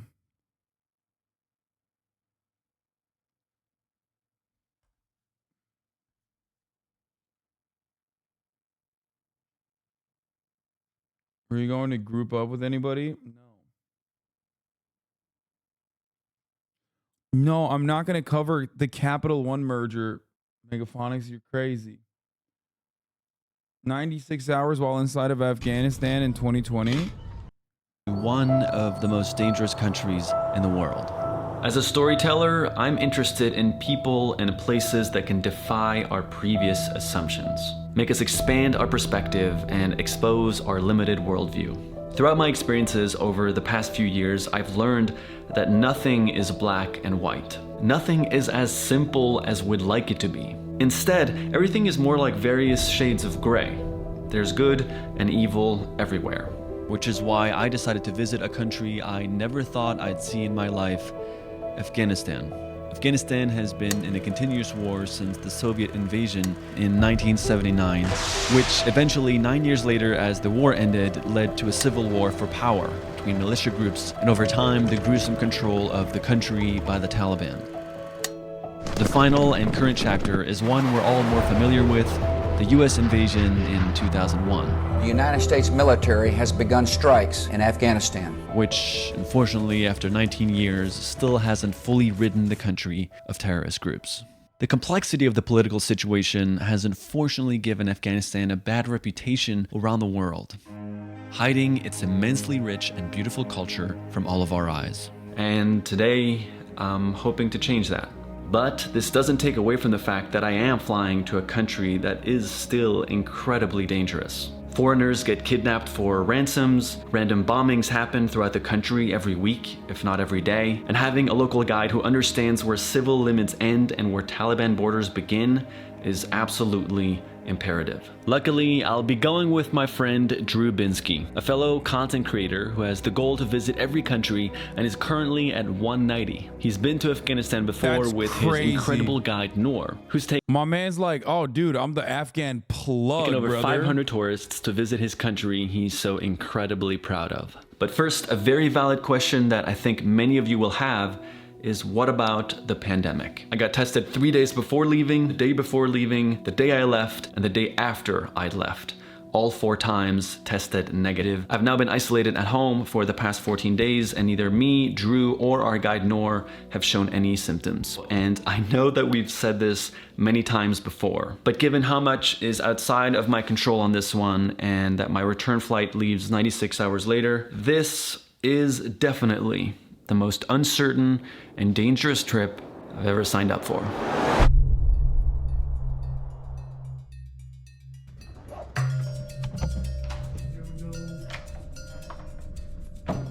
Yeah, I watched Drew Binsky's videos. He's also great. In the world, supposedly, it's about to begin. I'm feeling very, very nervous. I woke up to a lot of missed calls from family trying to persuade. I wonder if he's gonna debate all the people that he meets there about why, you know, women are wearing like head veils and stuff. Like, why are they wearing the burqa? Not to go. For now, though, time to catch this flight at the middle of the night. Wait, he doesn't? Oh God, he must be a lover of the Taliban then. He must be a lover of the Taliban and a hater of women's rights, I suspect. He should be basically giving positions for drone strikes for the American military. If he's not doing that, then sorry, sweaty. Kind of gross. Seems like a tank. Unfortunately, sorry for showing you guys this. Yeah. I bet you his analysis is just America bad. I looked down and I remembered that I was wearing love over fear, and took a moment to think about, what does that mean in this moment? I feel like this trip fully embodies fear. You want to know how much I like these guys instantly? They do this corny ass shit about their merch, and it seems like in every one of their videos, and I'm not even cringing for a second. I'm literally invested. I think he is going to show that love conquers fear in this video, that he's fearful of Afghanistan, but his love for being uncomfortable is going to help him conquer that fear. Google Afghanistan and all you see is explosions, is terror, is misery. And on top of that, I've never had this much backlash on any trip that I've ever done. It's not just fear in the news, it's also fear from people around me, and then obviously fear within myself. I can sense my own ignorance already because I'm afraid. I'm sitting here and I feel completely different from all of these people. And so for me in this moment, love over fear means surrendering to the truth that humanity is inherently good. Because anytime in the past when I've truly followed my gut and chosen love over fear, it's turned out to be the greatest decision I've ever made, especially when fear is particularly loud. Talk about how he's scared shitless about going to Afghanistan, which is perfectly valid. Thank you. I think that's so fair. Yeah. Good. Yeah. Hello.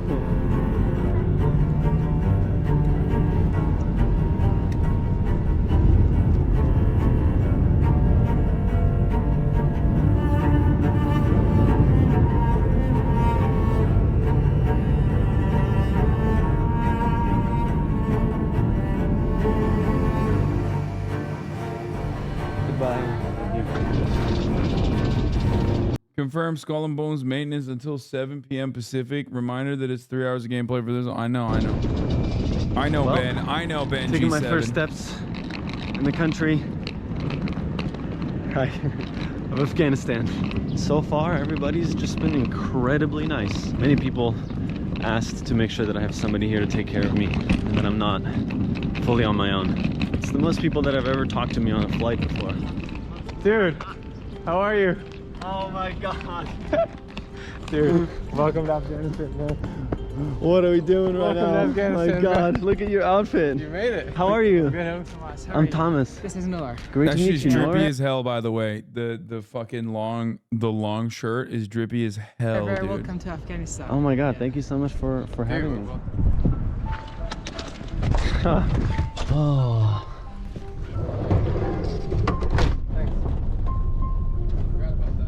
Welcome to Herat.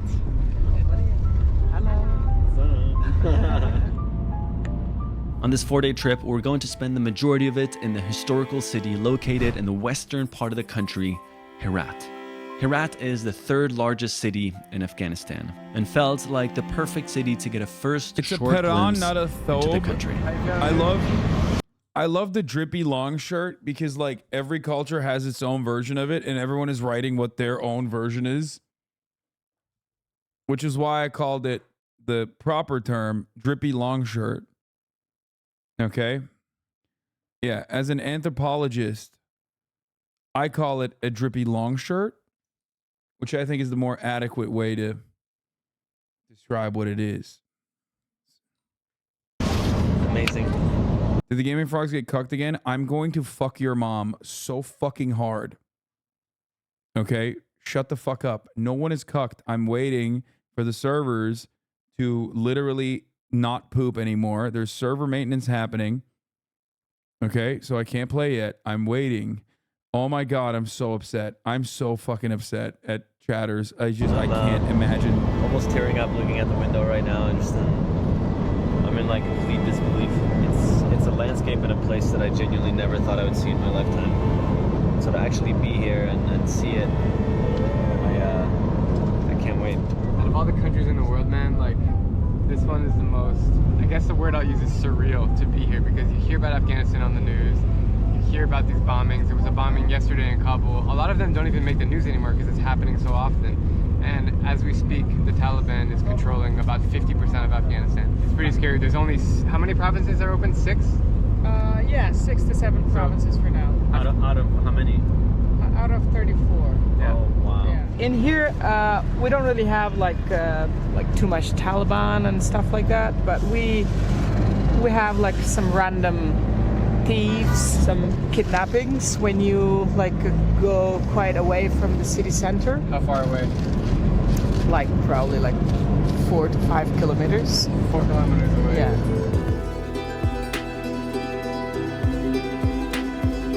Kind of look like Ryan Gosling there. Not to glaze my boy up a little bit, but goddamn, dude. Yes Theory looking real good right now.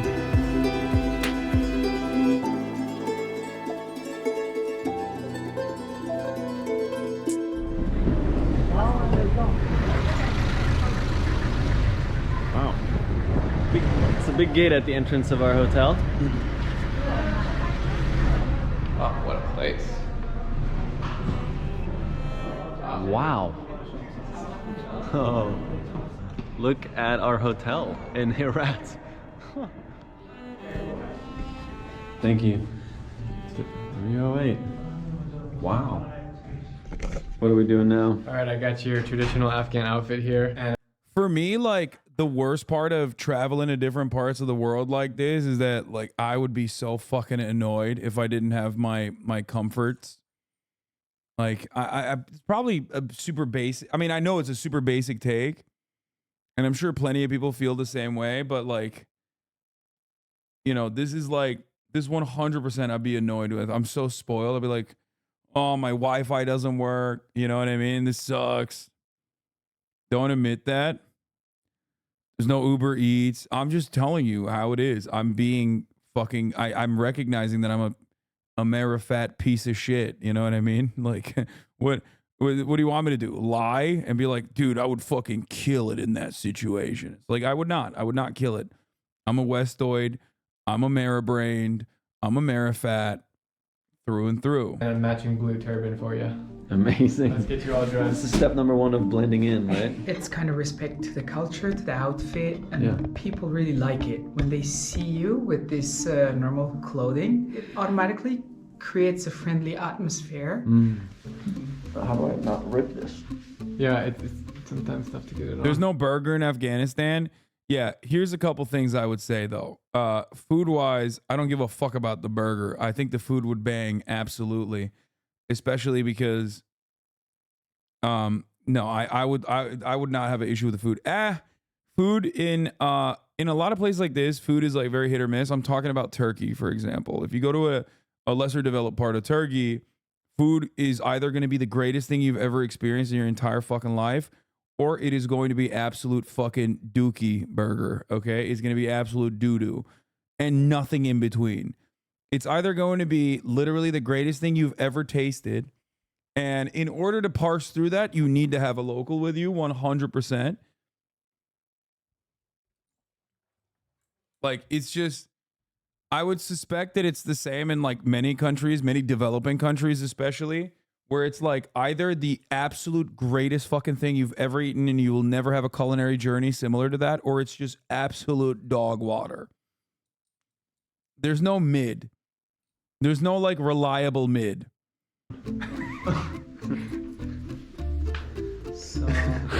But I suspect the Afghan food is probably incredible. Don't worry. It's really comfortable when you start wearing it. Blending in. All done? I ask you like all day.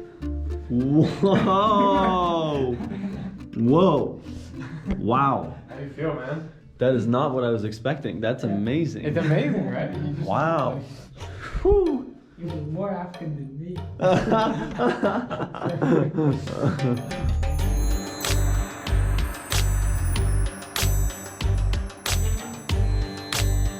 He's dripped up, dude. Holy moly.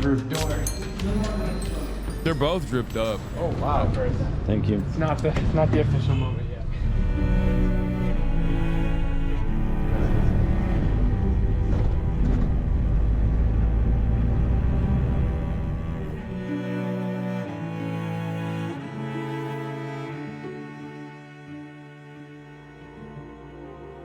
Wow. That's So beautiful. this is the outside of the Friday Mosque of Herat.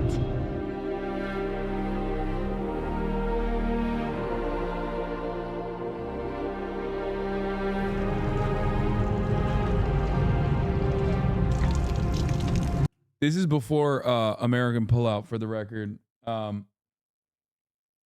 That's why they're talking about like Taliban has like 50% of the territories, I think, right? And also, so there are definitely still Americans. I assume it would be very different. I assume it'd be very different now. Like, and like, you know, walking around and you would need like, first of all, you would need an actual Taliban person, most likely, to help you move around and shit. Bald and Bankrupt went after. because it is the official government. The backdrop of this mosque behind us is really interesting. It's just a whole bunch of kids playing cricket on the little dirt patch available, and above us are some Apache helicopters. All the reminders of where you are all at once. How are you? Good. Oh! Oh! Oh! Oh! Huh? Over there? Should I film this? Oh yeah. They really want me to film this moment. I don't know what. Yes. Okay. Yes. America. Yeah. Salam. Oh, salam. Afghanistan. Afghanistan. We've been caught up in the middle of this cricket game, and it's everyone's going crazy. Oh. He's directing me right now. What should I film? This? Yeah. Dude, you're ballsy for giving anyone your camera. He just wants to film. Drew said it was very ballsy of me to give my camera away to one of the kids. I thought one of them would run away with it, but they didn't. No, he just wants to try it. This guy's a future director right here. 1, 2, 3. Yeah. 1, 2, 3. Yeah.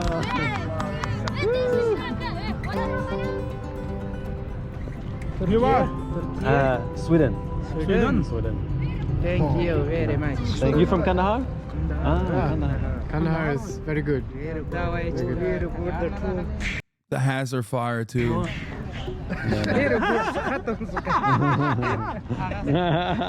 Yes.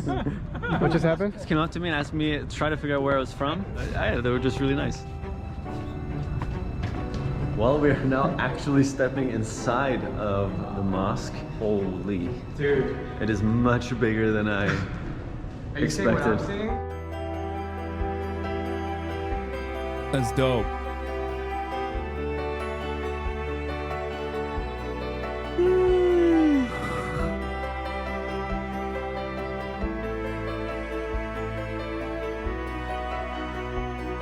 Say the Shahada, brother. Find the light of Allah. How are you? Good. How are you? Are women allowed in? Yes. Yes. Women are allowed in mosques, chatters. Women are in a separate area, usually, but they are definitely allowed in. As far as rules goes, women have to have their heads covered at all times, and you can't wear your shoes inside of a mosque. Where are you from? Sweden. Sweden? She's my mother and my sister. Oh, that's great. Hello. Good faith engagement. Is that this is an ignorant American? Yeah, I see. There you go. Here's your. What are you guys doing here? Just visiting, or are you? Yeah, just visiting. Yeah. What can I do for you? Oh, just nothing, man. Just yeah, hello. Yeah, just hello. Nice Great to meet you. Nice to meet you. Yeah, amazing. Thank you. They're incredibly friendly. Like, he literally just asked the question, "What can I do for you?" Unbelievable. Yeah. That's just part of the conversation here. Yeah, it's half and half for women and men. Like, I didn't grow up particularly religious, but when you're here and you have those shared experiences with people, it feels like the pinnacle of what the point of religion is, which is just connection and love and like caring for each other. Looking at someone in the eyes that has a completely different life than yours and speaks a completely different language, and having a connection.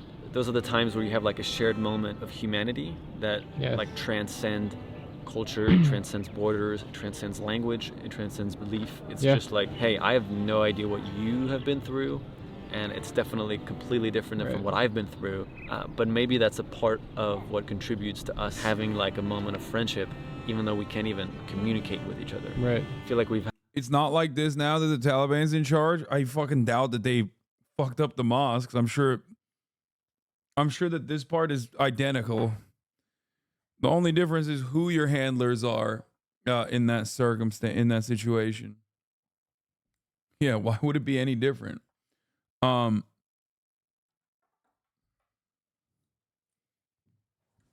Yeah, chatters are like Taliban. It's like the ISIS. It's like ISIS, right? It's like, no, man, they're not. Dude felt the peace and love of Islam, brother. That's what I'm saying, bro. I had a few of those experiences here as well, where you're like just connecting human to human, and that's it. The And you're just Taliban. fully Someone, the Taliban outlawed friendship. Yeah, it's illegal now. present with each other. You don't understand each other, Right. but it doesn't really seem to matter because you're with each other.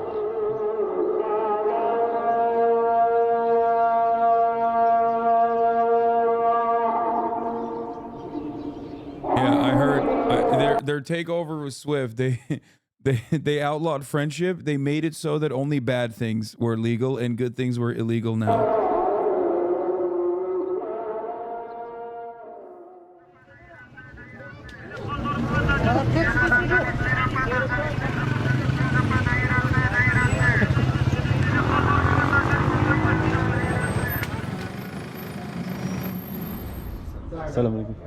Thank you so much for coming, both of you. Thank you. Thank you.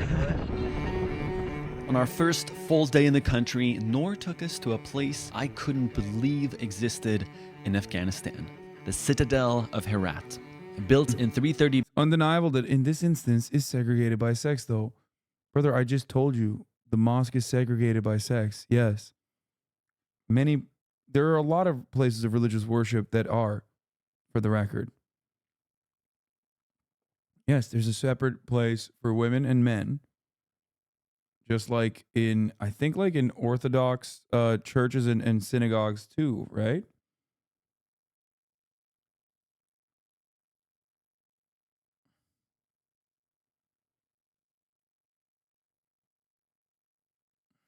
BC, during Alexander the Great's conquest of the Middle East and Asia, this citadel would serve as home to many rulers in the following centuries.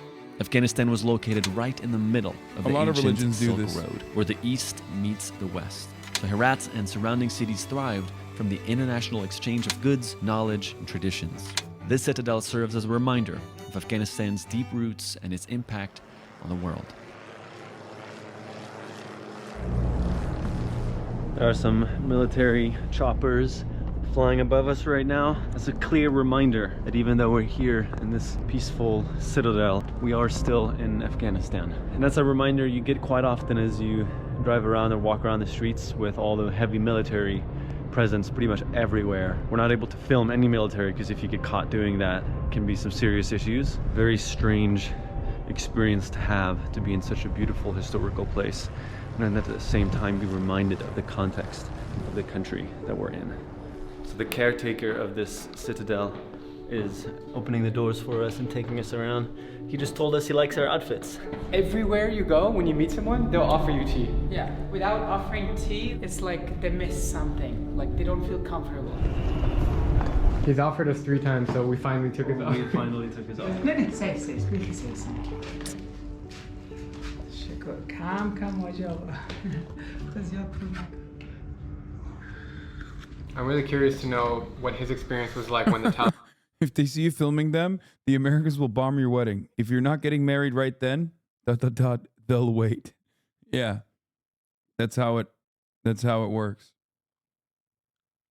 took The Taliban made offering tea to strangers illegal too, I heard. Yeah. It was pretty controversial position of the Taliban to make it illegal to give tea to strangers. But they did it anyway because they were like, we hate it. He says like the unhappiest experience ever. When a young boy had like a nice haircut or something, they made you go and shave your head. If someone like were trimming their beard, they put him in prison until the beard regrow, and then they would let him go out.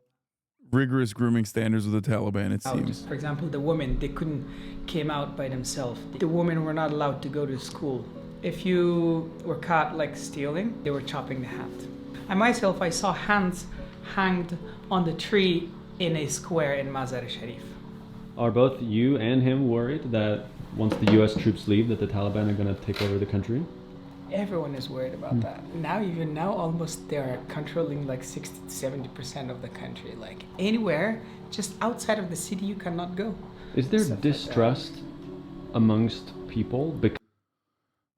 I'm going to literally send you into Taliban controlled territory in Afghanistan and outlaw you, okay? Outlaw this.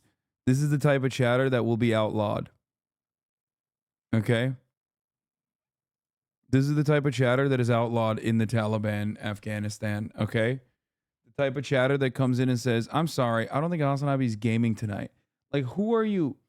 Who are you fucking informing about this? No, I will be gaming in literally 6 minutes after the top of the hour is passed. Okay?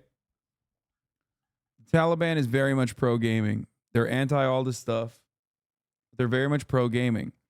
And I will be gaming. I have a contractual obligation to game. There is literally no other way. Okay? The 3-minute ad break is upon us, though, for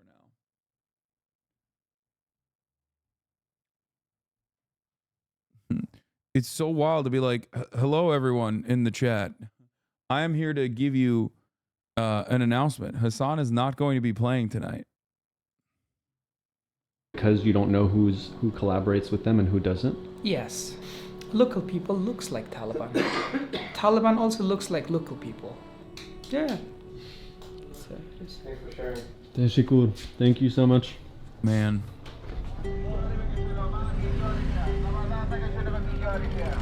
Fascinating looking out the window. It's unlike anything that I've ever seen. Basically not a single tourist in this entire city. It kind of feels like a time capsule in history.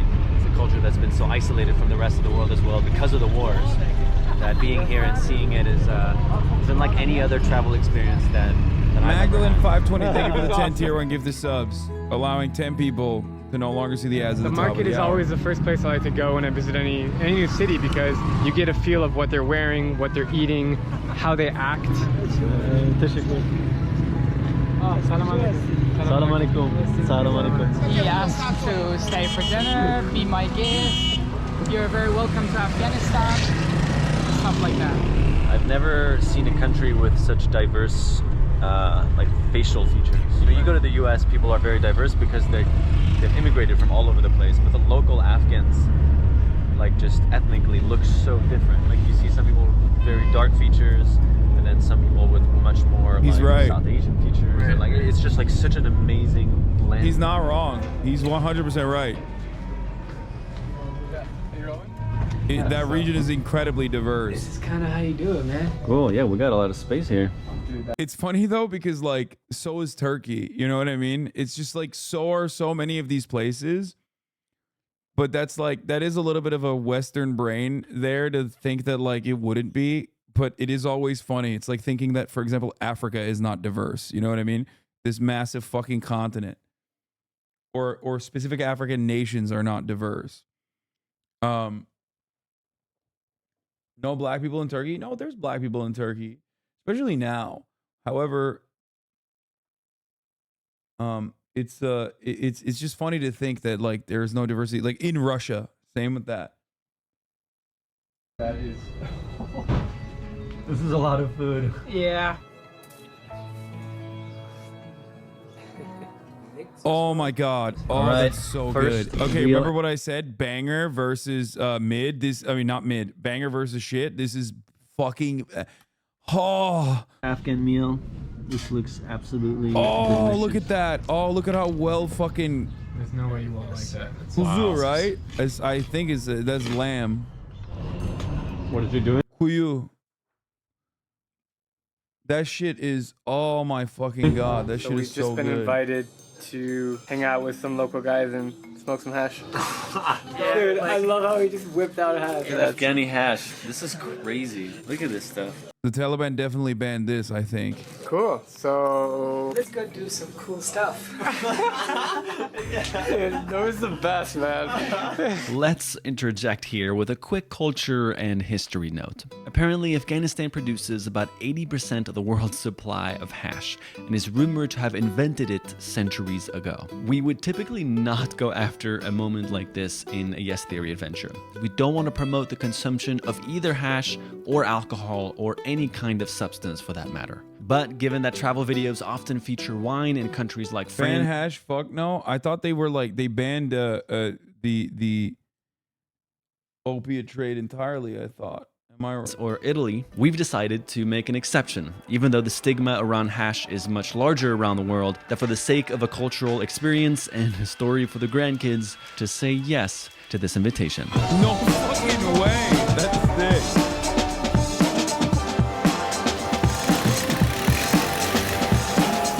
Child on a motorcycle. He was like 7 years old.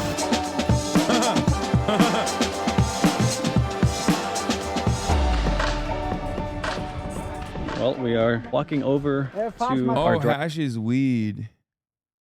driver's house. Definitely the more remote area that we visited so far.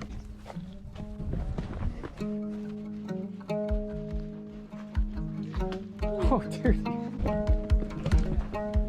No way. Oh. Assalamualaikum.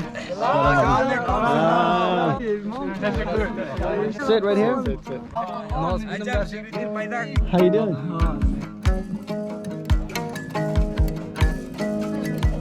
Not clearly not a drug addict. No. What are we doing right now? That's fucking sick, dude. Very good, nice. Yeah.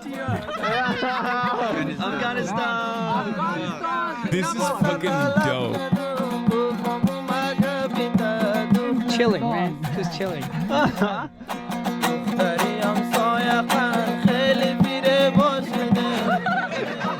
There's no other better setting that I would imagine having this kind of experience. It like literally just feels like. Bro, Drew looks like he's fucking zooted in the background, dude. he's looking kind of uncomfortable. Homies hanging after school. He's like when the blunt hits and it fucks your shit up.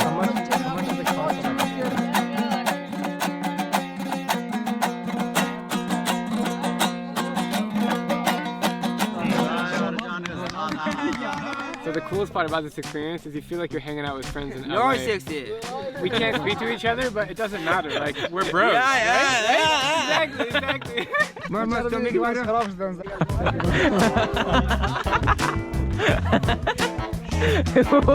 This is my love. Oh yeah? Yeah. Thank you. Well, oh, that was great. Thank you. Goodbye. Goodbye. Oh my God, that was amazing. This is officially my new favorite channel, dude. This is Amazing. crazy. Yes That's Theory so is fun. fucking goated, Thanks dude. for bringing us. Are you okay with some pomegranate juice right now? Yeah, I would love some pomegranate juice. Okay, let's do it. Yeah, let's go. Yeah.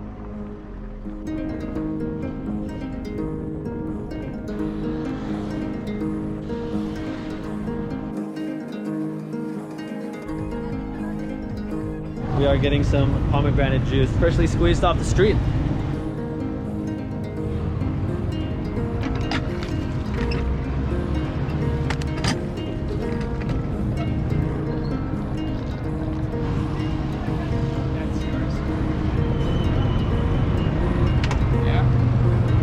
Wow, that's amazing. Never had pomegranate juice before. I'm very glad Afghanistan is the first place that I do.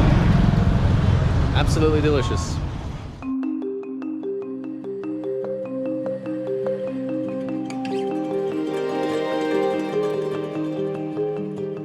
Over the next 2 days, Noor took us to the landmarks of Herat.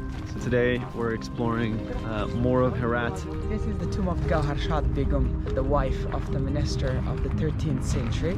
And although the city has seen destruction and invasion for lots of its history, Here the complex was so huge they destroyed all the walls because they were worried that the Russians would come and use that as a base, so they destroyed everything. It's just interesting to hear all of the different generations of people that decided to come here and destroy this country. One at a time, we've taken turns to take down the beautiful culture that has been here for hundreds, if not thousands of years. I also noticed how lively and flourishing it was. One interesting thing we keep noticing everywhere is there's kites in the air. Really everywhere we go, and you see little kids running around with them. There's 3 of them right there. There's 2 right there. There's 1 over there. 1 right there. Pretty incredible. It's a very endearing and just sweet way to see kids playing together. Everybody thinks Afghanistan is a really bad place, but I'm trying to tell them it's a very amazing place. Thank you so much. There are so few little people like you in the world. Thank you so much. So we have hope, we have energy, we have so talent in Afghanistan, and we're gonna make our country to a better situation. Every time thought we he was ate gonna say, or we're gonna walked make our country around, great again. people would offer to have us at their houses with open arms. You guys look very nice, like with Afghan outfits and everything. And he hopes the time you're having in Herat, you will have a very good time. And he says if you want to come to our house, you're very welcome. Oh, that's so sweet. That's so kind.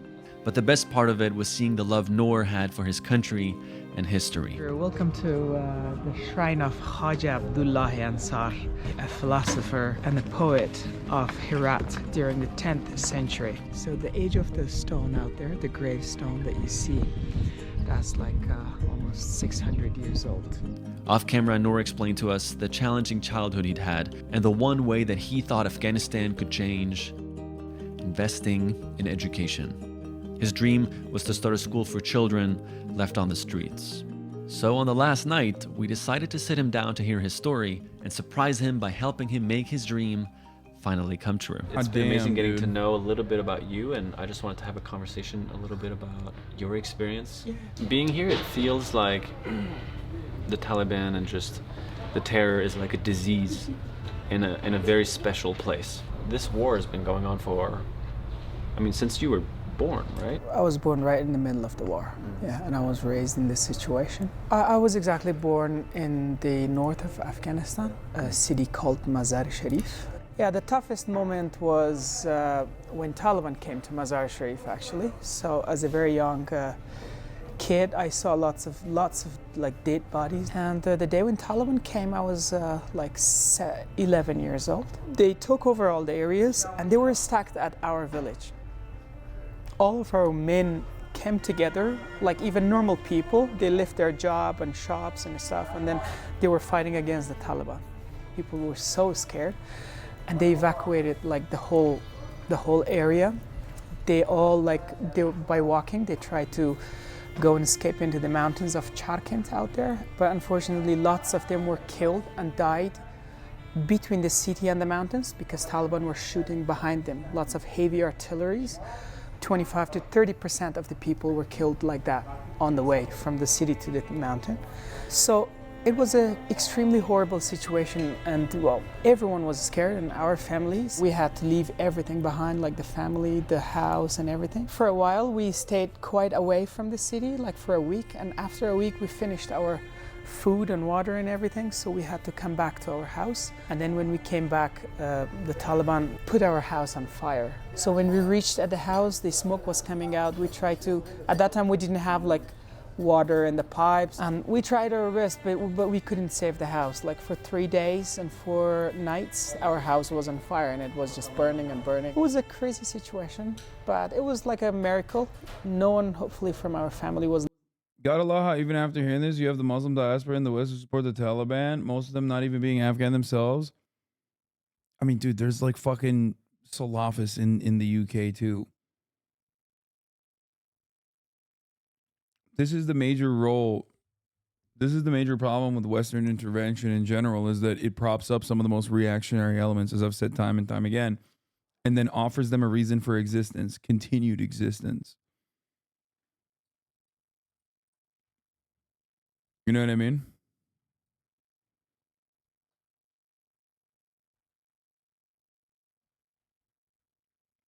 The Taliban and ISIS are enemies? Yeah, I know. I'm saying that, look, it is not a secret that the Taliban is a absolutely fucking reactionary sect. Like, that's not even a remotely controversial opinion. Like, what he's talking about with respect to Sharia and what it, or one of the more like rigid forms of Sharia in terms of like dealing with crime, for example. Like all of that stuff, all that he's referencing is like, it doesn't have to be ISIS. Like the Iranian theocratic governance is not ISIS either. They're enemies of ISIS. But I would never fucking say that their system of governance is good. It's not good at all. Like, my point always is that it's Western interference that props up these groups. In the case of the United States involvement in Afghanistan, it is a direct involvement in Afghanistan and Pakistan as well that propped up and made Taliban the force that it is, okay, in an effort to prop them up against a potential for USSR invasion and involvement. USSR's invasion and involvement also greatly galvanized these forces as playing a primary role as emancipators, okay? And then afterwards, the war continued. And then after that, the American interference once again played the exact same role, only continuing the stranglehold that the Taliban had in its power. The stranglehold that the Taliban had, and we basically gave the country back to the Taliban after 20 years of occupation anyway.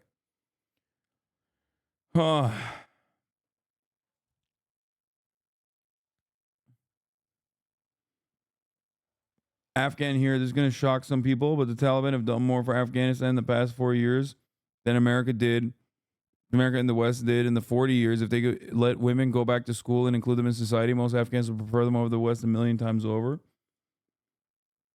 Yeah, I think some of the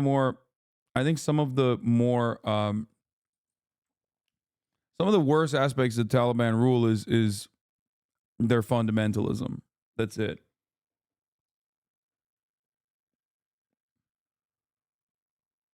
But that's a major issue. That's a massive issue.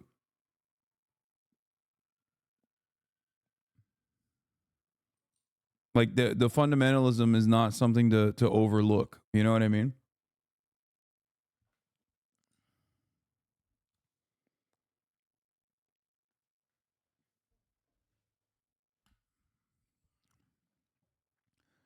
The solution to this is not to further fucking invade Afghanistan or go back and invade Afghanistan all over.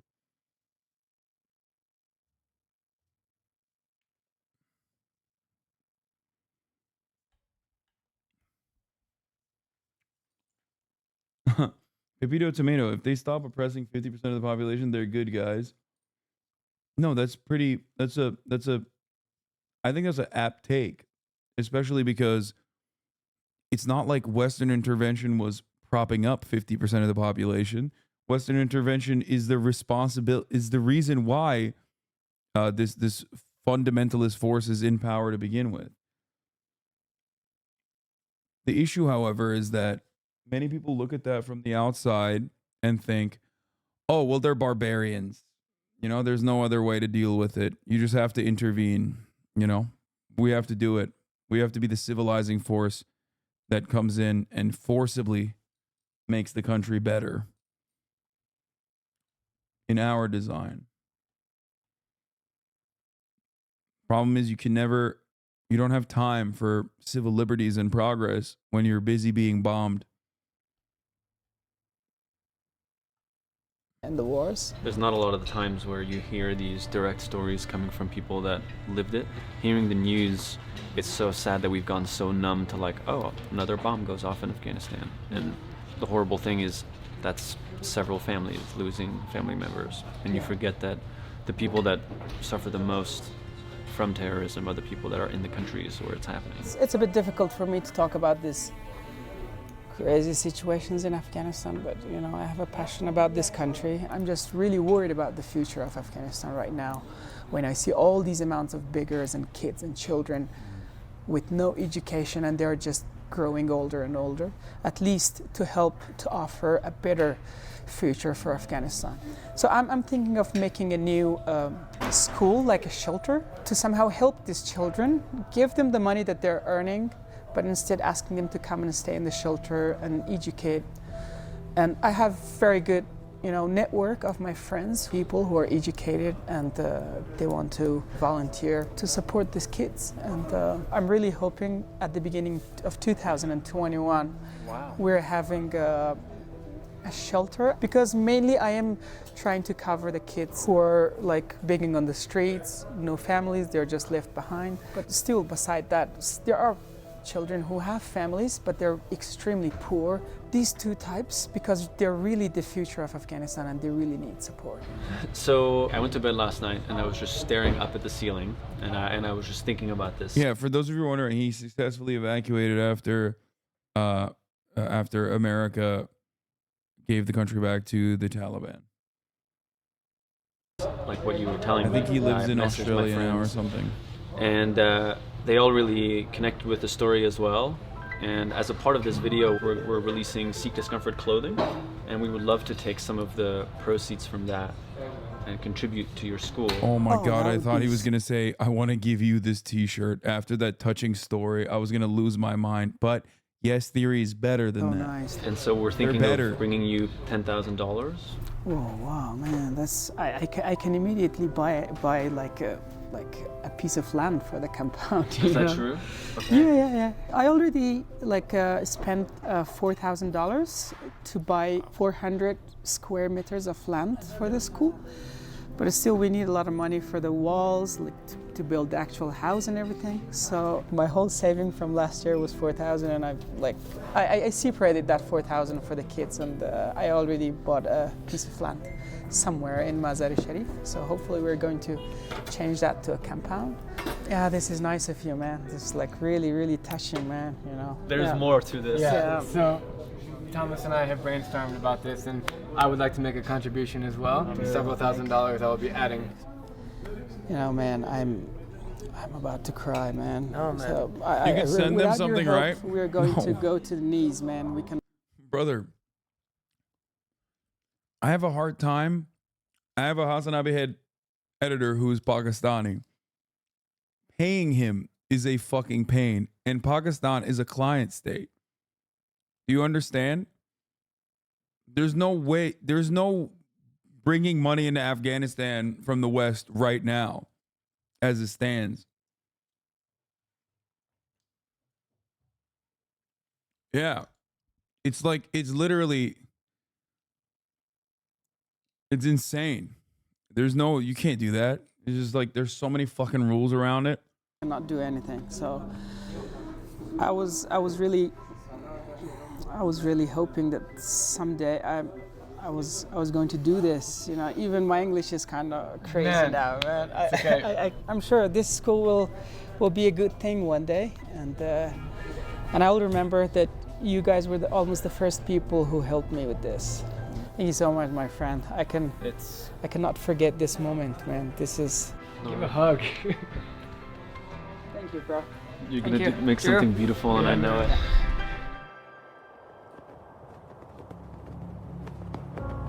Even though I only had 4 days, Afghanistan was truly the most impactful country I've ever visited. Yeah, I meant when I said paying him is a pain, I meant like sharing money hurts me because I'm a fake socialist. That's what I meant.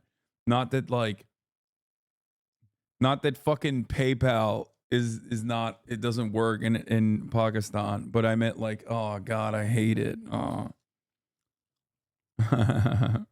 It might not show at the start of the video, but while boarding that first flight, I almost had a panic attack out of fear, basically questioning every decision I'd ever made up until this point. But deep inside, I knew my gut was telling me to go. Because I think today, more than ever, the world needs positive stories that bring us together. I'd never felt so welcomed before. People were so incredibly friendly, and I'm excited to hopefully come back one day and see more. As you heard, there are obviously lots of challenges this country is still facing. But I do think that it is resilient and compassionate people like Noor who have the ability to create the positive ripple effect of change the country needs. Offering Noor $10,000 to help start his school was honestly a split-second decision I made after feeling so touched by his story. But I knew I'd regret leaving the country without offering tangible help. Obviously, there would be no way for me to do this if I wasn't confident. You hire cheap foreign contract editors and pay them less than $5 an hour. I watched a YouTube essay that said so. That our community. Wait, really? There's a YouTube essay that's saying that too? That's so funny. Little do they know, I pay American wages, dog. And Seek Discomfort wouldn't be reliable avenues to make something like this happen so quickly, which is the magic we're able to create with Seek Discomfort by building our own brand. And so yeah, these guys are sick. I'm stoked to watch more of their videos, but for the time being, We are gonna fucking get into Skull and Bones, baby. Let's see if it fucking works. Please work. Oh my god. All right, I have to put the two things I have to do. I have to, one, promote. Then I'm doing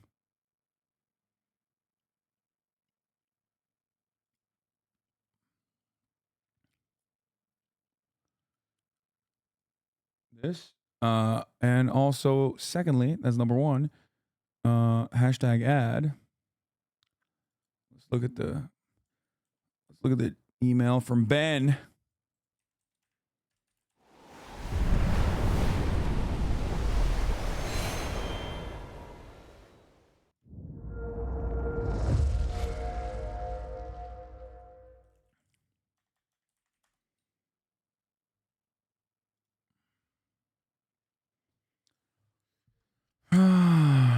Oh wait, did I delete the panel art? Damn it.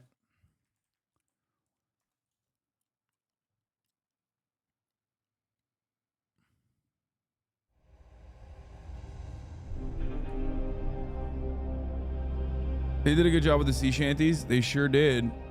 That's right, matey. It's time again to go back.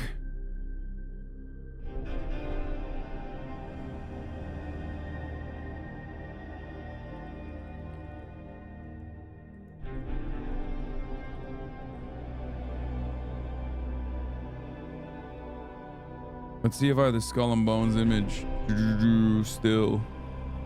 I think I probably deleted it, so I'm gonna need to download Skull and Bones, the video game image.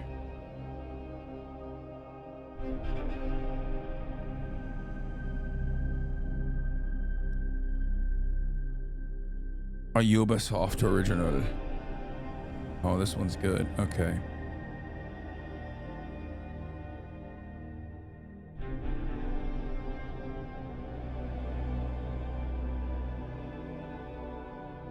All right, hold on. Dragafoil.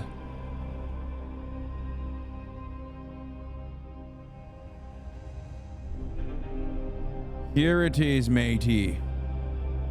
Oh, is this too big? I hope not. Image links to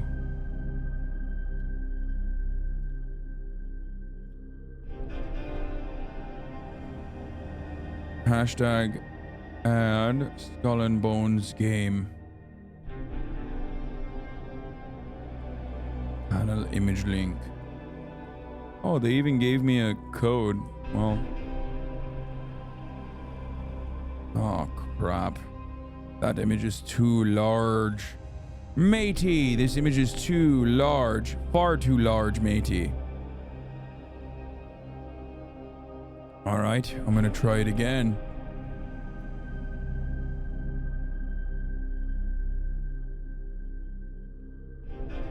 Hold on.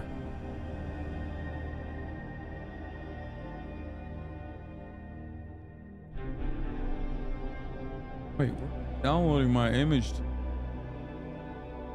What the heck? Where did it go?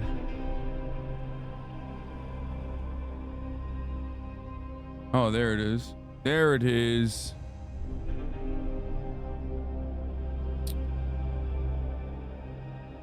All right, I found it. What? Oh, it's in my meme folder. Huh. Goblins. Yeah, my folder.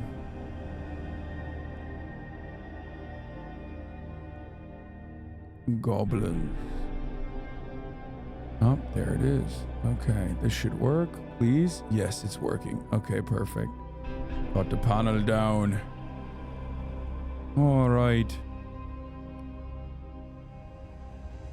Horse folder. Guys, not every folder is gonna be the horse folder. Okay, calm down. I don't have stuff like that.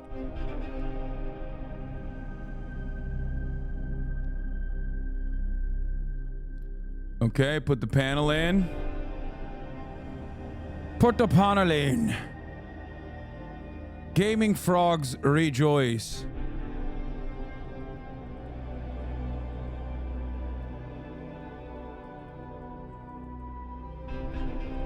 Playing Skull and Bones. Odd.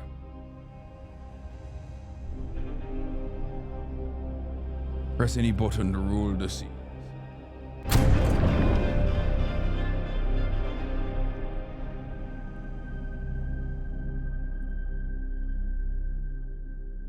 Accessibility, menu narration, toggle, off. Wait, what happened to my narration, saves? on. No, I hope that my game didn't go away. Do I have to play the tutorial again? No.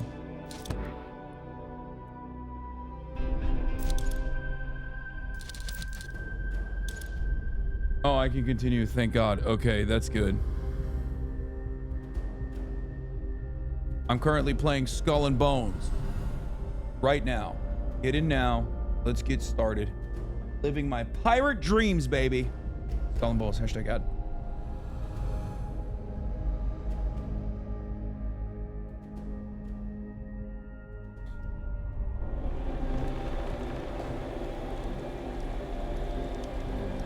Oh my God, I'm gonna be the drippiest. My goal here is to be the drippiest pirate king that has ever existed.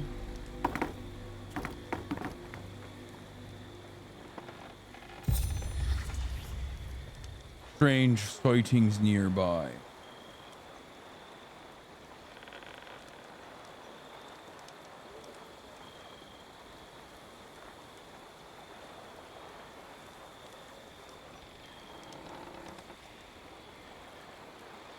To be the drippiest pirate king of all.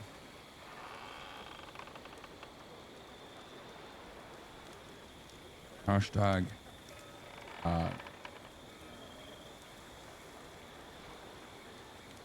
Is Ben in the chat? Do I have to write Skull and Bones game?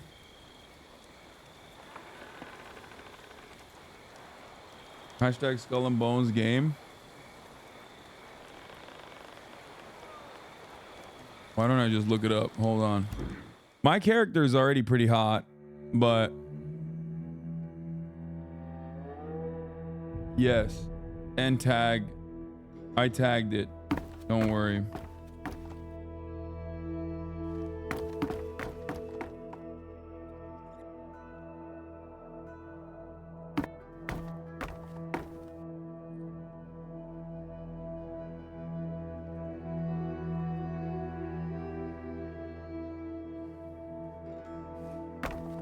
You can also try the game for 8 hours if you want. For free, by the way.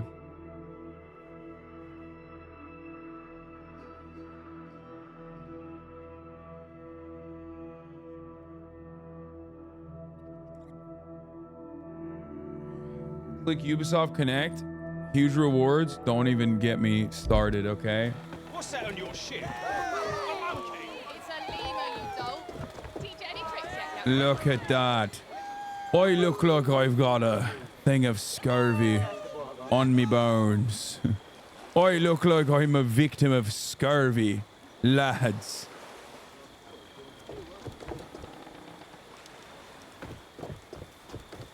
Okay, what was I doing? I've forgotten. I feel left behind by Willard, who's not a part of the hashtag ad. No.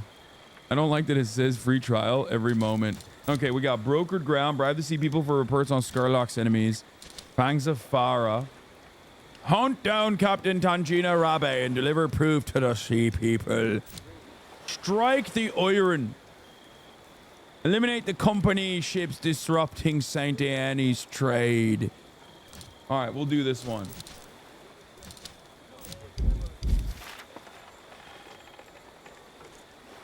I've gotten a new message in me mailbox, laddie. Your rewards are here. Sir Reginald Grimm.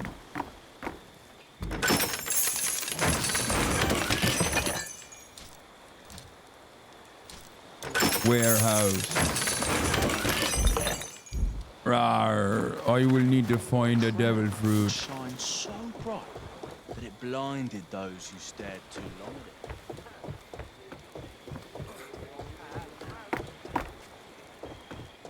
calls, Captain.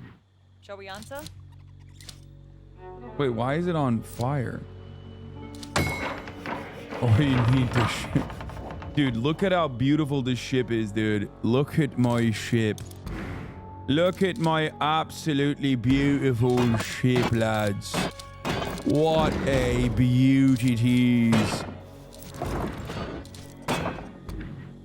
Time to put a basilisk on it.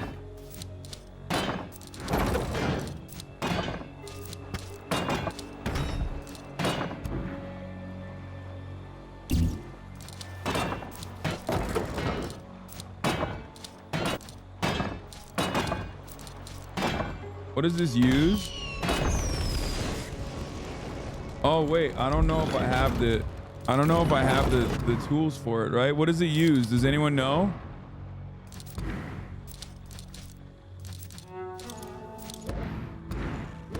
Now, Captain, we setting off?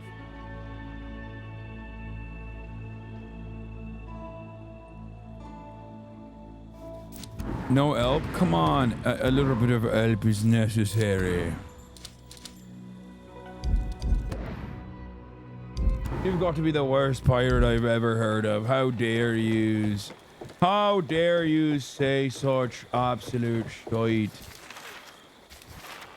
How do I find out what kind of weapons that the ship uses? We've got cannonballs and we've got bombard bombs. Knowledge. All right, maybe this will be helpful. In the codex, ships, weapons, all deck weapons, culverin, top deck weapons, long gone bombard, bow weapons, a ballista. Right, that's not what I'm looking for. Wait, why can't I find it? Is it a demi cannon that I have? What do I have?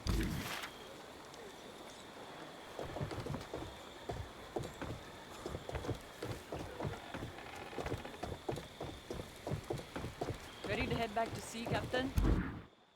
What do I have? What the hell? What did I just put on my ship? What kind of weapon did I put on my ship? A basilisk. Yeah, I don't like the demi cannon as much. Right, well, right as I start, I have to pee real quick. A good pirate has to take a piss sometimes. On.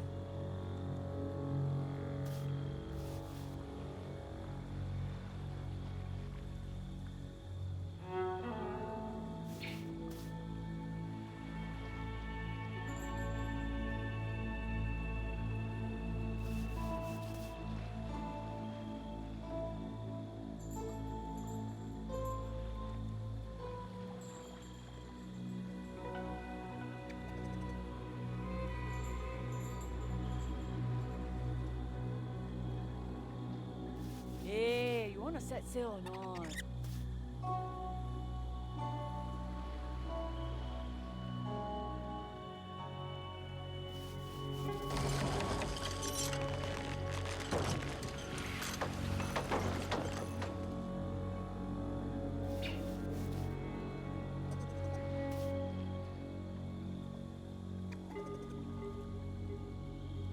Watch out, Kayar!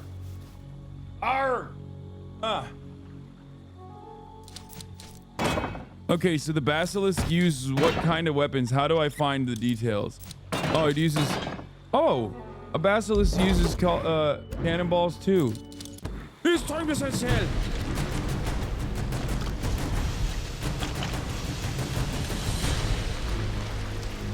Someone in the chat said, oh, they just use cannonballs. Why didn't you tell me that earlier? Oh, safety! Time to cover the waves in red.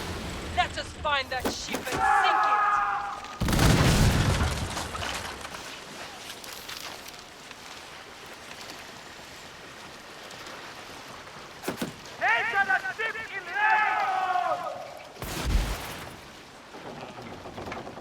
Where is it? Why isn't it showing up on my map? What the heck? Raise the sail! Why am I stuck? There it is. Raise the sail, lads.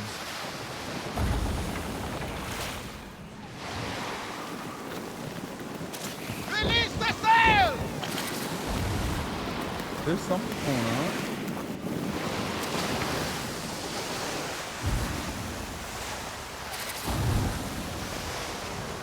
Okay, let's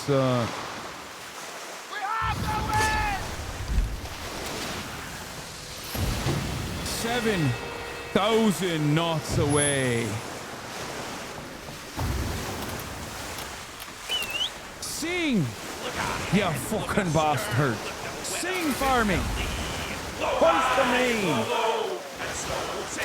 Batten down the hatters! Make haste, you salty dogs!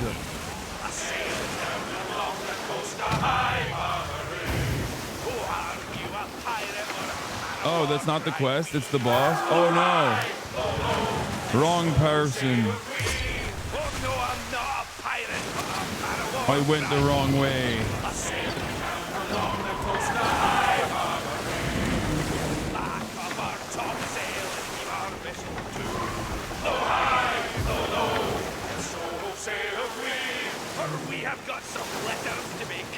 Sometimes you pull a Yui. All right.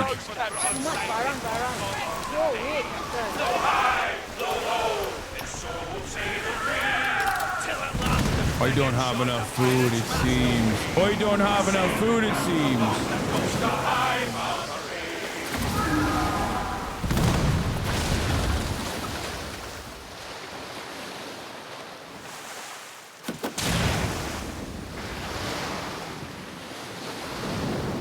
Are your Ottoman ancestors activating to help you sail? I wish.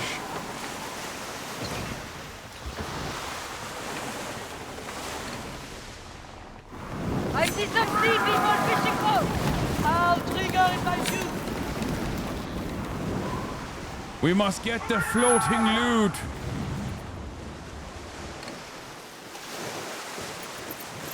That's right. Captain! Uncut garnets, fine jute, and many more. That's over there! I picked up. What is it? They are sea people merchants. What, Captain? Captain! We've got visitors!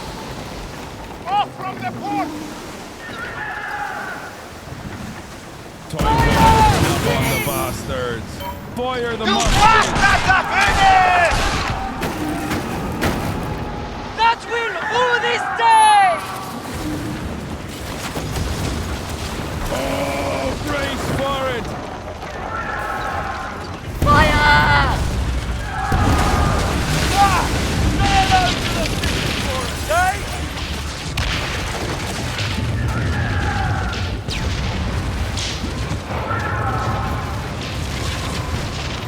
Okay, we're here, but where?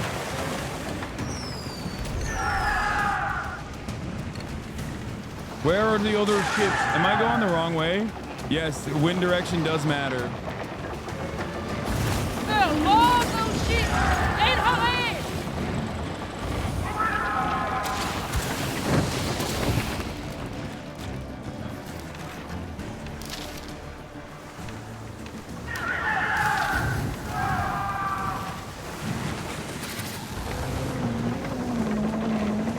Whoa.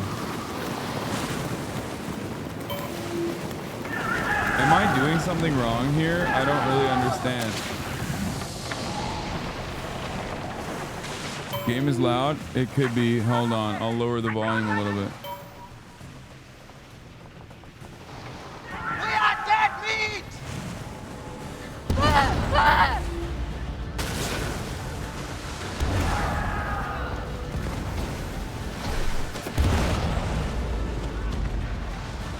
I'm gonna run through it. Captain! They're waving away!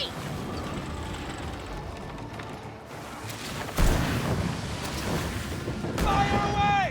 They're too small for us to fire adequately.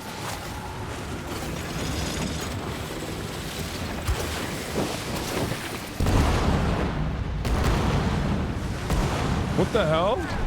Why am I not able to hit him?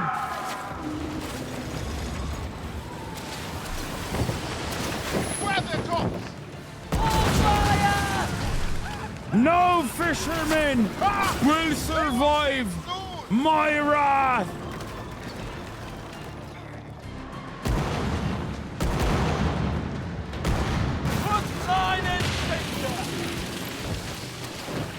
You don't get to fish on my watch, lad.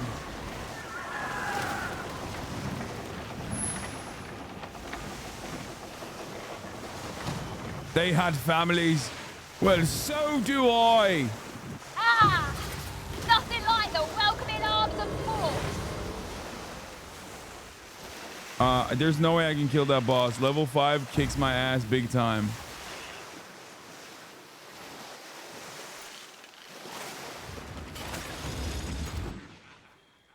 Level 5, like when I'm level, your level does matter dramatically in this game. I was wrong to think that it doesn't.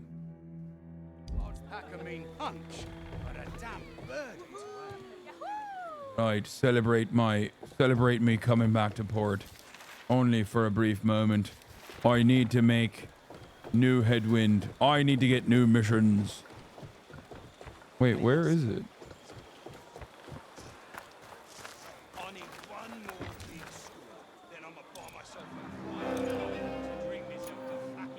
Smuggle raw jute or jute.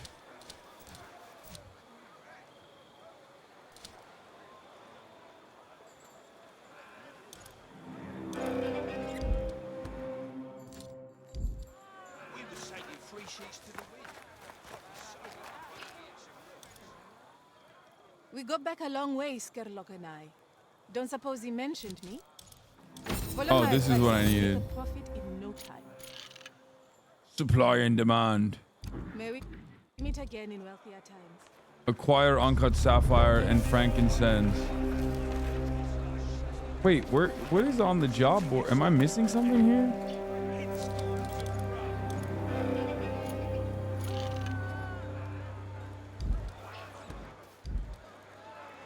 I'm confused with what I'm supposed to be doing right now.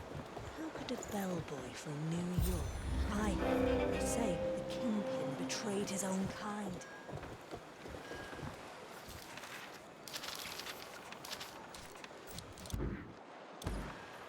Not knowledge on the map. Journal. Okay, this says bribe to see people for reports on Skurlock's enemies. Okay, let me do that real quick. Let me bribe all the other people.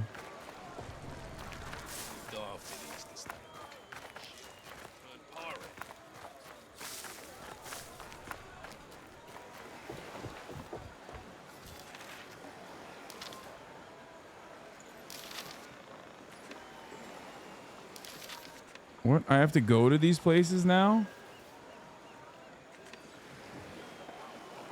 Gold logos, missions, or story missions? Yeah, that's the one I'm trying to do. I don't know what this blue one is. Oh, it's because it's in my cargo. I need the weapons from my cargo stash. That's why it was showing the wrong thing. So long as the sea people remain at war. Manage cargo.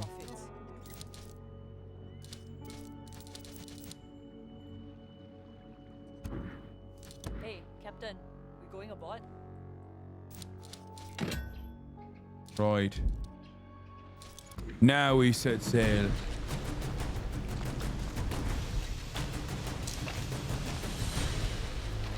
I think I got it right.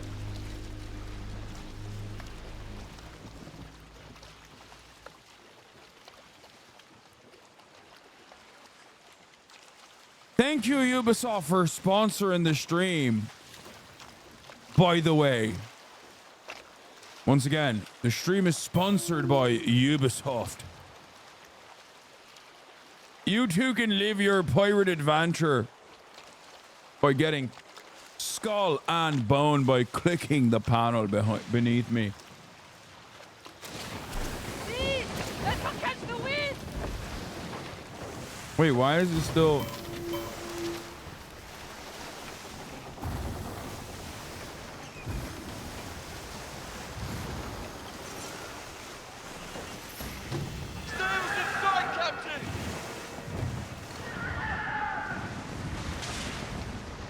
Real bottle is taking over.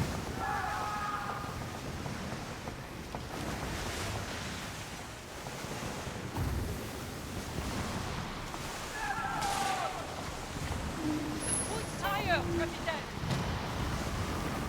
Where is Iron? How do I get there? Oh my god, the wind is kicking my ass. Remember when I told you? Remember when you were asking, chatter? How does this work?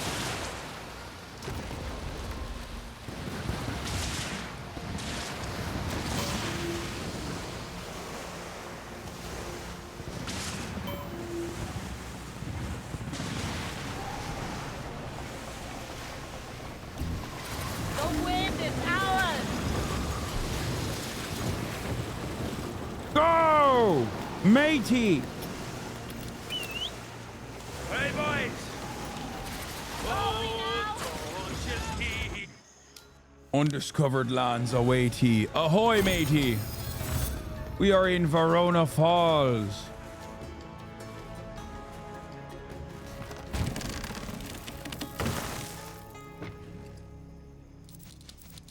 Do I put the weapons cache in here? What? Or what? No, I don't. This is my cache.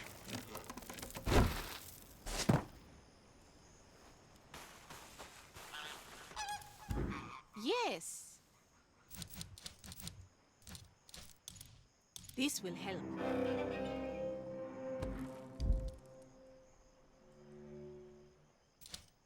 May we meet again. Okay. Bribe the sea people for reports on Skurlock's enemies. Finished up around here, Captain?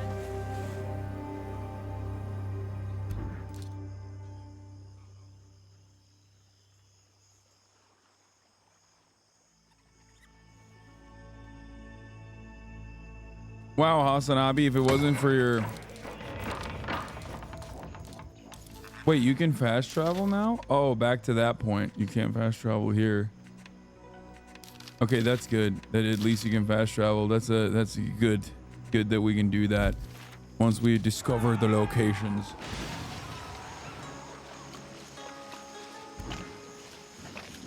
Wow, chat's so supportive. Thank you, chatters. Pass them over. The treasure map promises riches. Let's go and get it.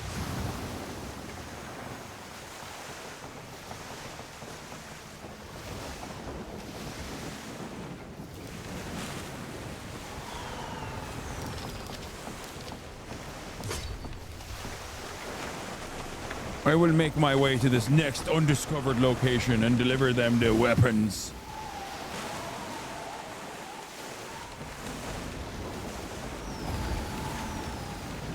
Thank you for gaming. We'll buy 20 copies. That's what I'm talking about, dude. Whoa. Whoa, what the hell? There's hella loot here.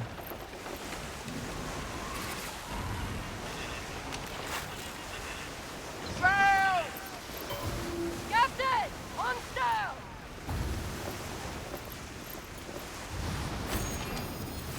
I am cooking right now.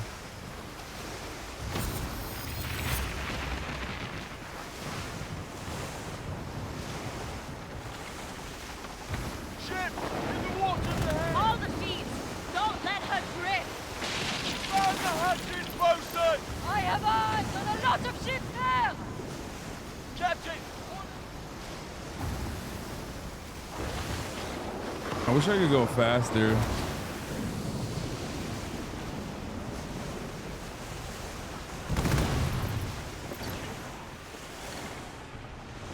What can it be? Look there, a power ship.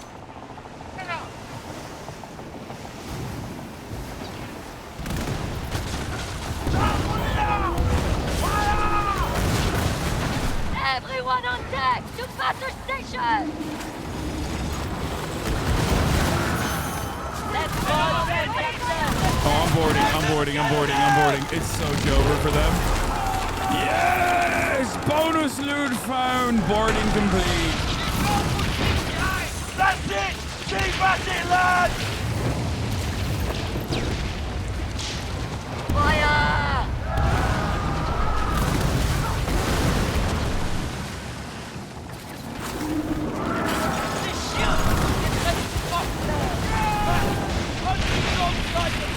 Oh!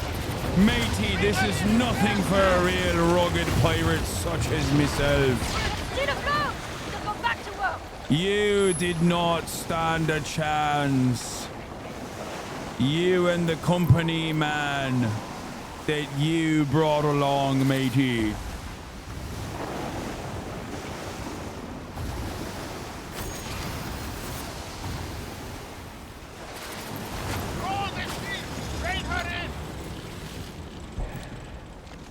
Brokered ground.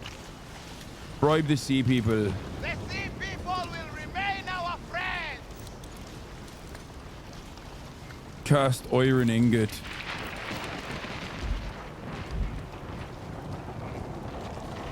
Wait, it's cool that you can... Is this the right place? Oh, it is.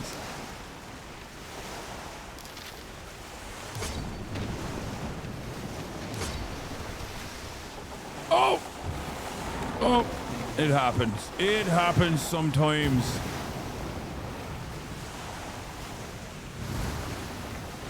Sometimes you're a fast-paced shipsman, and the winds carry you to every rock that you can possibly hit.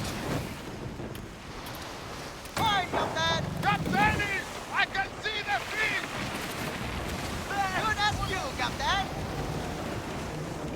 It is but a fair shanty that we have here on our hands. I am but a humble...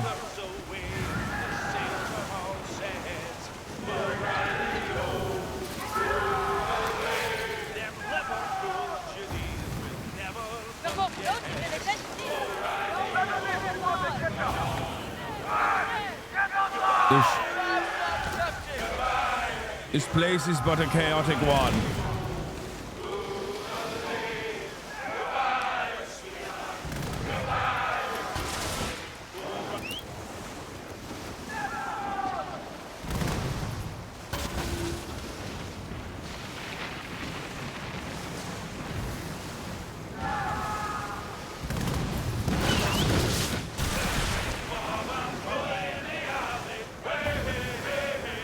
Bully in the alley.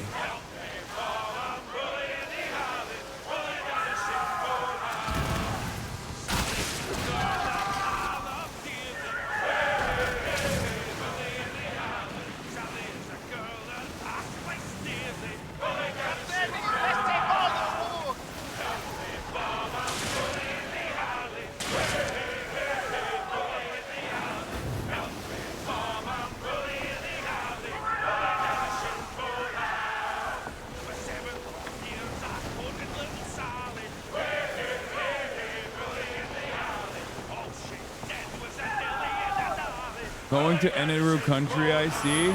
A brave pirate you are, Hasan. I'm going into the heart of the enemy, the heart of the beast. But the real beast is the one that cannot be tamed. But what I mean by that is the ocean, laddies.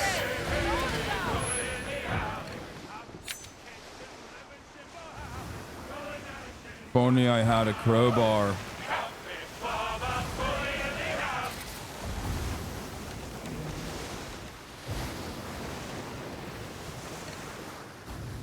Capitaine, what do you make of that? Capitaine, par un warship! We have sharpshooters abound. Patrolling. But they will pay us no mind as I am on a mission at the moment.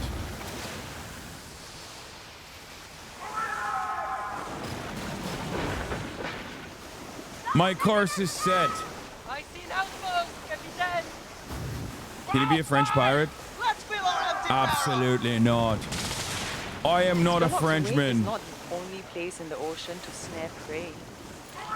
I am an Irishman. I'm an Irish pirate, not a French one.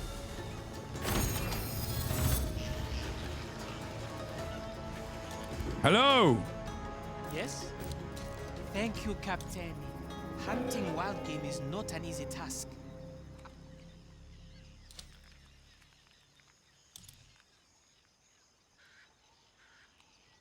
Return to Skurlock with the reports. Deliver shipping manifest. Deliver company trade route report. And deliver the Freyr trade manifest.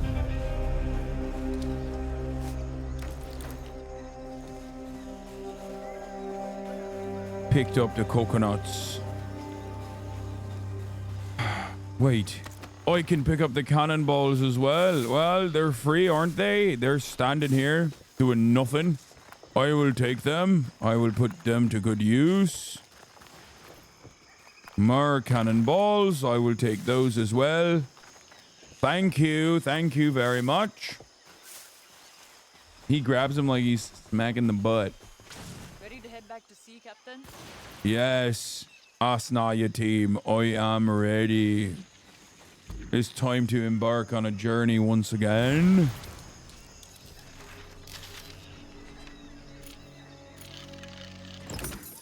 Fast travel costs silver.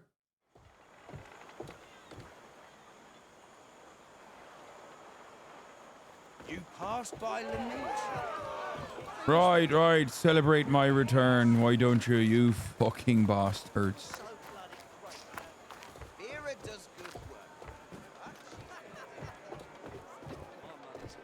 All right, let me in. It's time, John Spurlock, that you get what's coming for you. The Lenitra ruins. Made good coin off that place.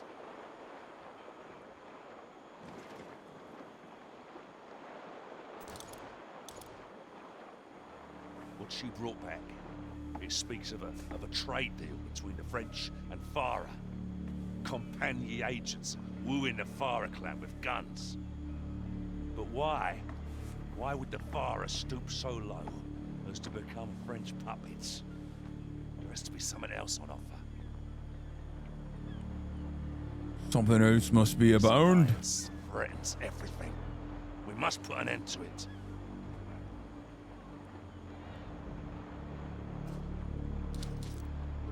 I'd find the French agents and kill them all. I'd cut a deal with the clan of Farah. No, let's kill the French. Come spinning out. But killing them only delays an agreement. We must cut deeper. So you get to kill them at the end, right? My two enemies are busy flirting, and the sea people merchants hear of it before I do. Have my agents turned blind and deaf? The Compagnie moves swiftly in the shadows. We still have the sun in our eyes. Done good work, Cully. When I'm done beating the information out of my agents, I'll have more for you.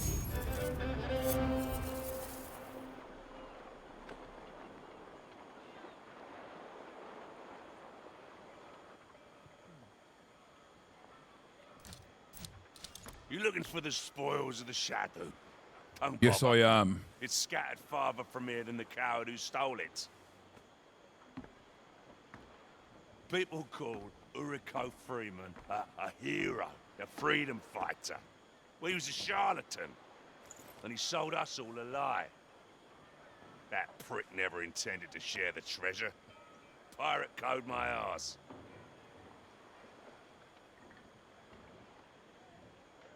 You know what? I'm gonna say Uriko Freeman is a legend. Crew. A few in the gallows, and the rest disappeared. Now, wherever they are, I'd wager a month's profits that their clothes are ragged and they smell of shite. Yeah, that's not a bad bet. My job for the heist was to smuggle weapons and supplies to Lenitra. When I served my purpose, Freeman cast me aside. All that treasure, and not even a scrap for old John Skurlock. Yeah, you can't be trusting a pirate now, can you? They're real anarchists, I tell you. Greater than Lenitra. And it's gonna be my name on everyone's lips. Hair goals, he's got such volume. He does have such volume. Compagnie Royale has a presence in the Red Isles. And their merchants carry stolen spices, perfumes, and luxuries from the Indian Ocean. I want you to rob those arrogant fucks. They spit on us, call us dogs, lice. Take everything and ruin them worse than the Great Plague did. Fucking hell, we'll do it then. Their lives are yours to take. I like killing. But those goods belong to me. I fucking love killing, I do. The company dogs. Are a burden we cannot carry on trade alone. And the company are a ripe target. Slow Bro, to they say react company and with like hated by all. 11 additional vowels. What pirates do best. Get in their faces and rip the silver Company. spoon right out their mouths. Get to work, Cully. You fucking scallywag. I'll get to work, I will.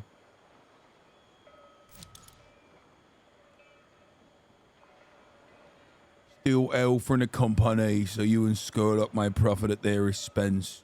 Keep that fire burning.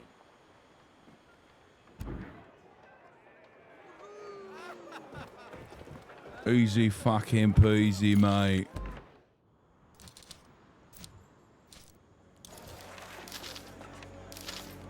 Where are the company dogs then? Wait. Where are the company dogs then?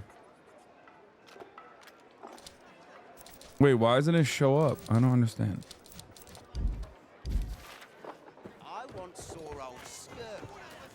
The world itself has French origins anyway.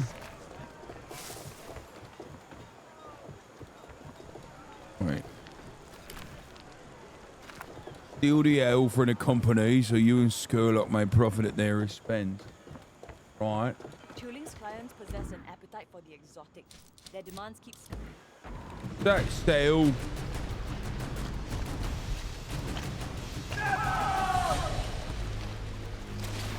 Look at how happy I am. You can go after company ships or plunder Giron. Your choice. Skurlock's game.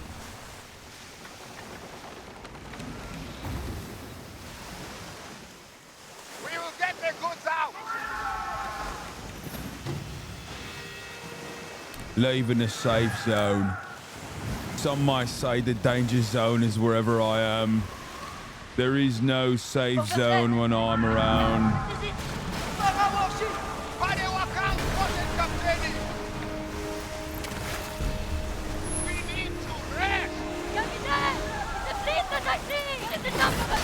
What the fuck?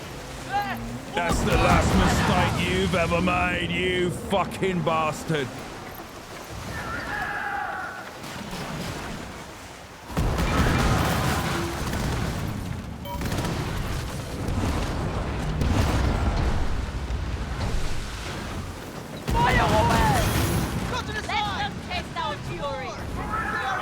Crew boarding! Board up then! Don't give up! Keep going! Wait, what? I'm not close enough? Oh, fuck.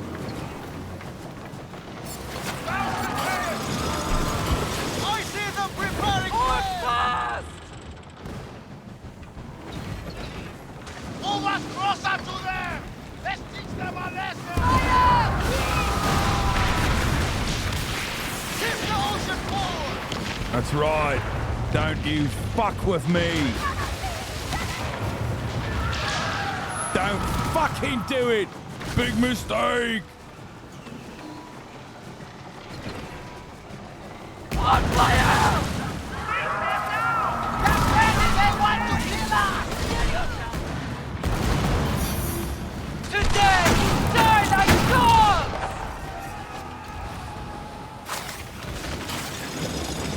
Come on, then.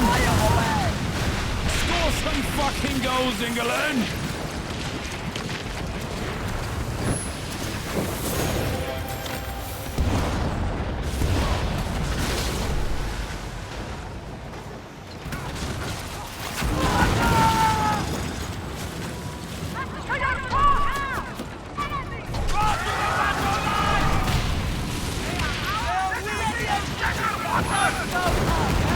Yes! I am the danger! Gunpowder, prisonniers! Un mort! Get us in range and our blades to the trophy!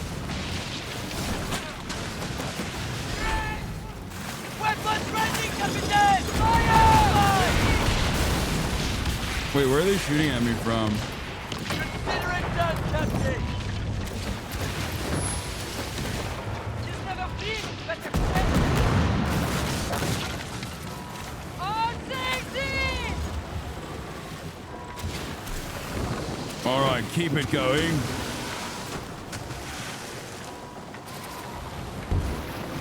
I have a job to do. Look at all that murder. Listen. The quest for barrels is the 4 yellow barrels. 4 yellow things with a barrel on it on the map. Oh, I'm going the wrong way again? Jesus Christ.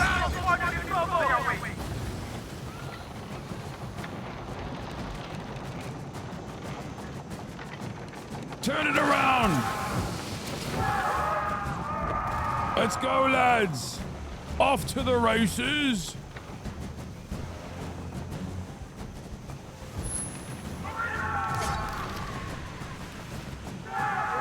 To the supply lines.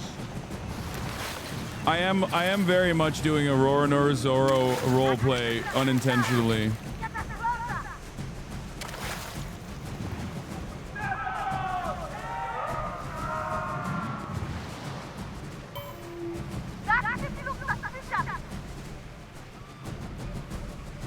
Let's go! Oh, fuck. What's that? There's a sea people fishing boats in our sight.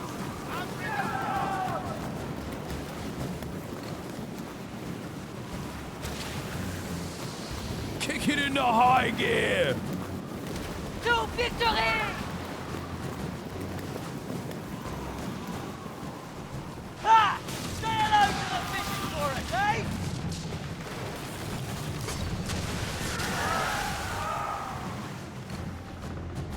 What are you calling in the fucking... See people traders in our sight. What? See?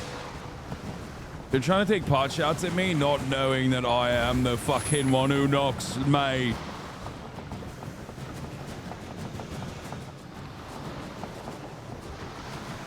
It's time to meet your fucking maker.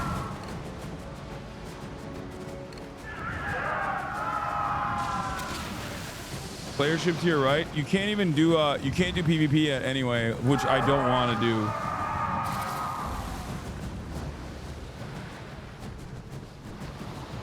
They will not. It belongs to la Compagnie Royale. We are stuck with what we're looking for. So do I attack this place or what?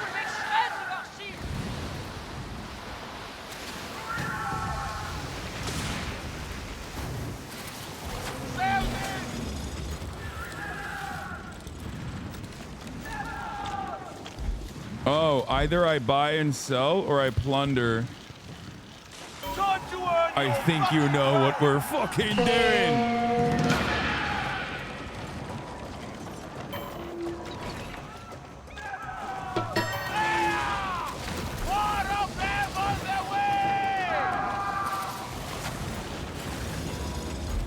Allez, get to battle station!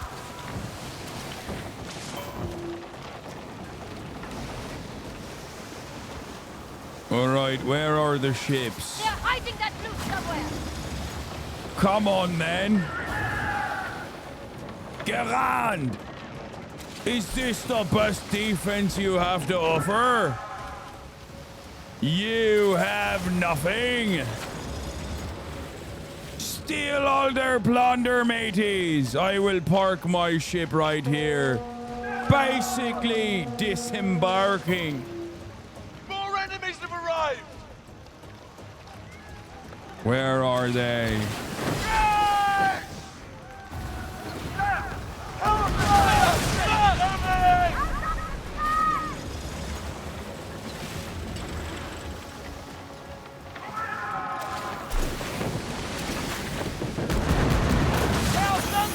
Let's board them, Captain.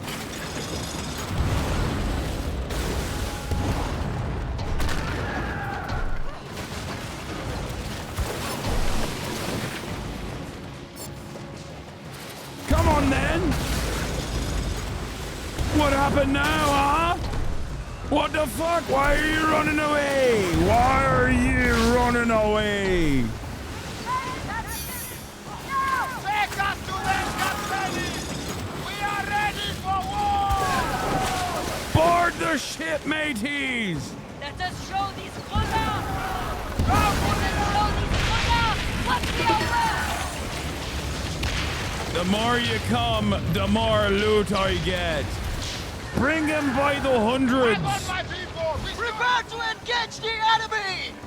And I will destroy them. I've already taken over all the airs.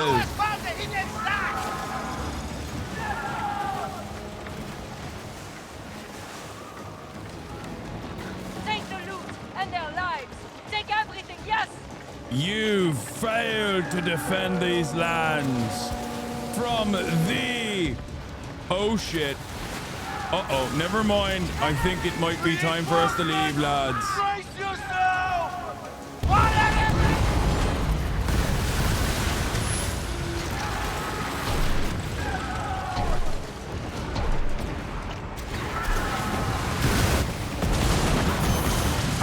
I hope you guys not embrace. Captain, we are ready. That was fucking what? I'm so goated. What the hell? Why am I so good? More ships are coming! And they will do nothing! I gotta stay here and watch it go.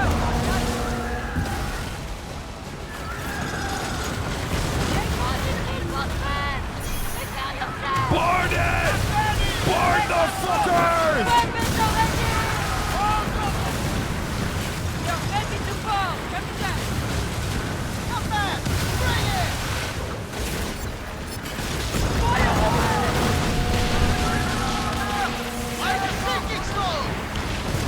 Okay, it might be time to dip. Holy shit. Okay, never mind. Ship's done. Board the fuckers! What is happening?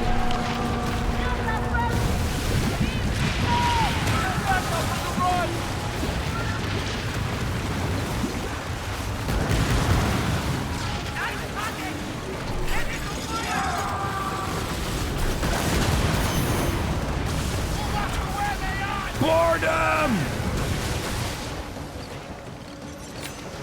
We are ready for Fuck! our land, Captain. Whip it in!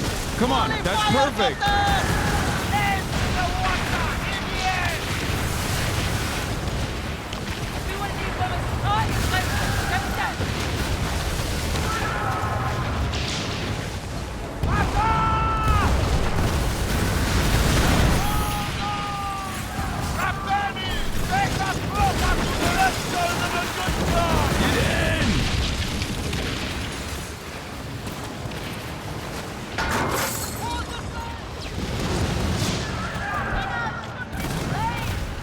We've done it, lads! We've plundered! We can sing to all the lassies waiting on the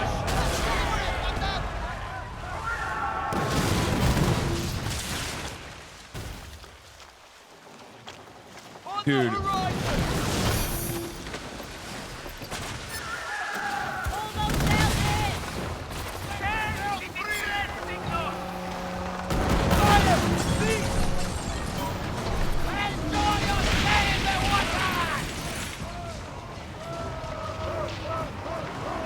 They cannot hold against us! Let us slay this bugger! The enemy ship! It looks like they called in a favor!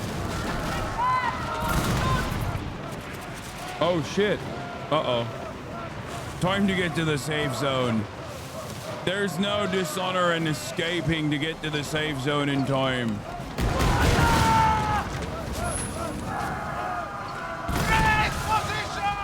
Brace the shit out of that. Oh fuck.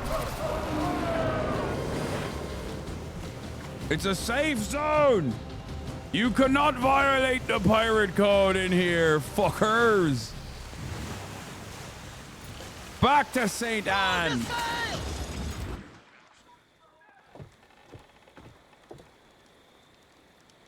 Tales of your actions have reached even skies. That was a bit dastardly. One might even call cowardice. I call them... Oh my god, we got more drip. We got more drip. Let's go. We got more drip. Let's go.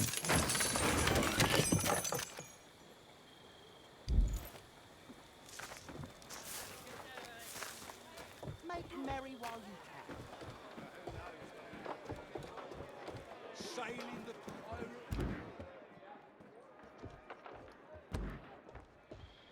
Sometimes you must make a tactical disengagement from the action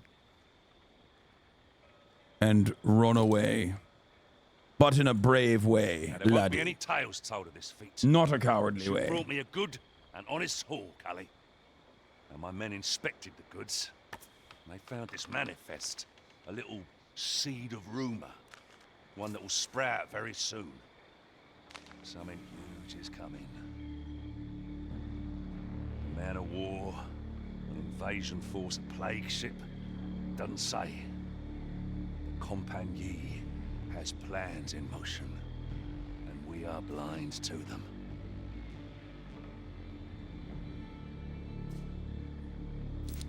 Mere captains won't know what's coming. We'll have to dig deeper for answers. For now, my agents in the Compagnie remain in the dark. Their findings useless.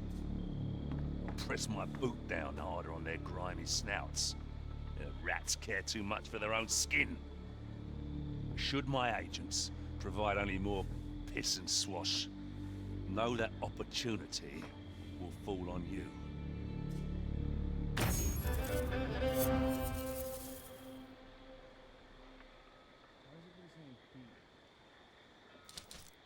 Cully, you're not half as useless as my other sea dogs.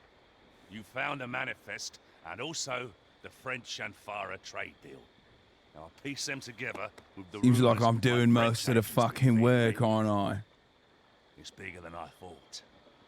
A Compagnie merchant convoy carrying a season's worth of goods is sailing through the Red Isles. I mean, this changes everything. Plunder the convoy and we'll live free our whole lives. Plunder it and we'll be hunted. Plunder it, and the world will tremble at our footsteps. We can become anything we want to be. Get that convoy, and New York receives 10 times the normal haul.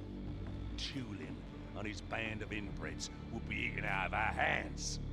And those French fops, they'll be so baffled they won't be able to tell tip from us. Fops.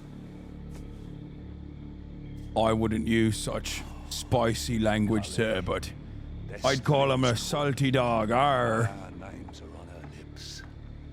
Kaya, watch out. Ship girds Watch her out. loins and seize that fucking convoy. Fucking hell, I will. Fucking hell, I'll seize it, I tell you.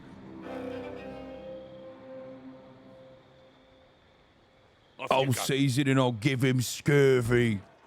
Which would imply I have it too, but he's but a flesh wound.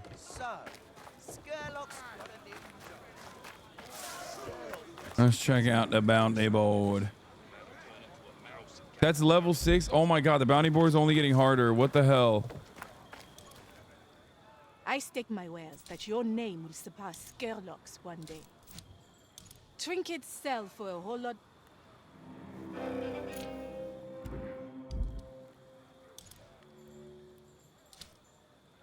Soivadi on your voyage. What have I learned from these bastards?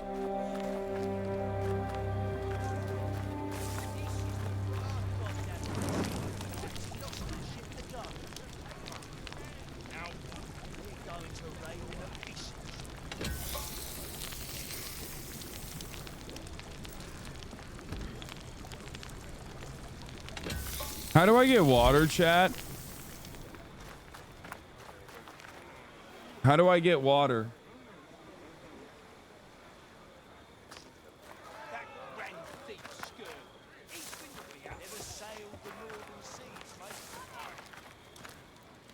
Your hauls are increasing. Slow and steady wins the race.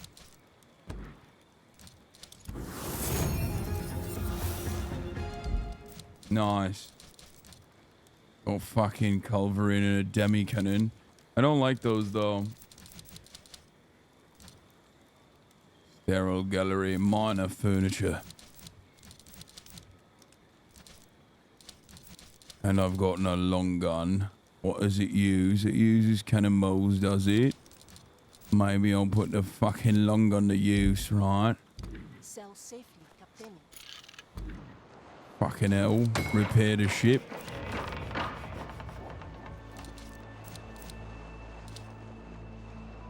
No water, only rum.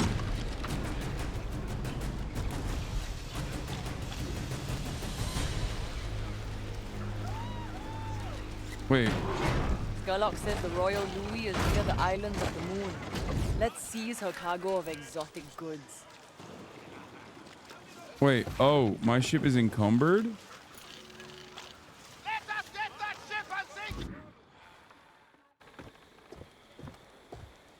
Not sail yet. We will not sail for now. We must, before we embark, we must manage the cargo. Seems like the ship is over encumbered.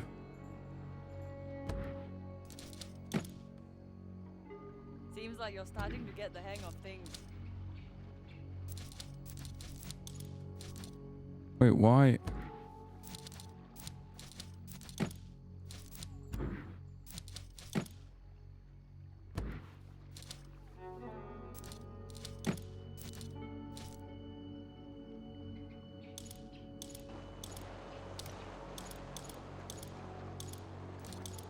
Bog iron, plank, refined wood. No, not the restoration kits. I need those.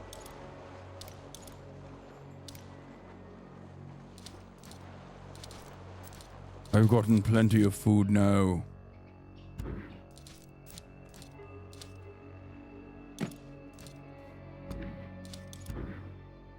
Oh my god, I got a rogue swabby set.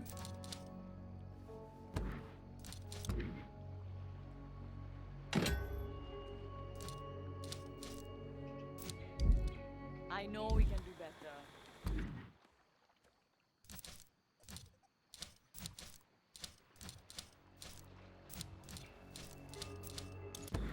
Set sail.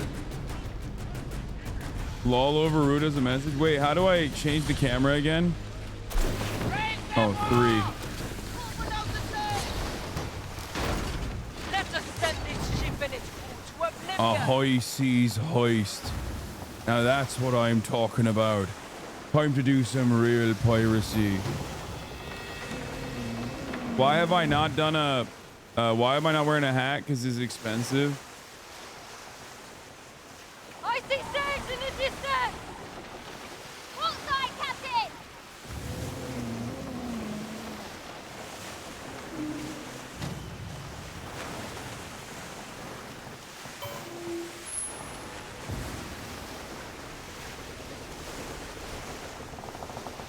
That is a funny way of saying DURAG.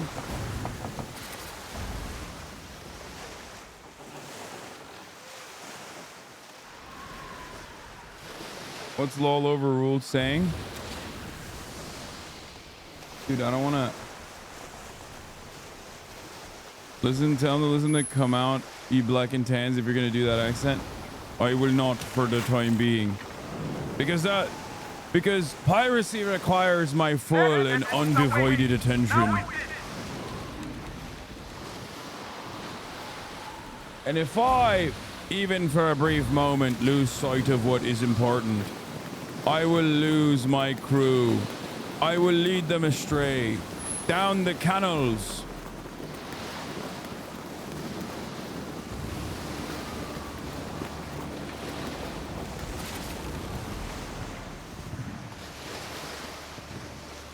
I've led them through the river Styx, all the way to different glorious battles of yonder.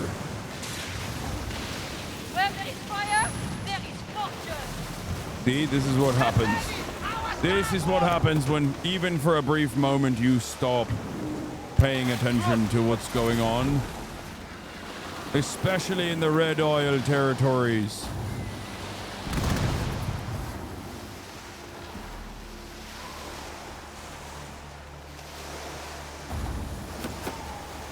Wait. Wait, this area is shut off? Is there no way through here?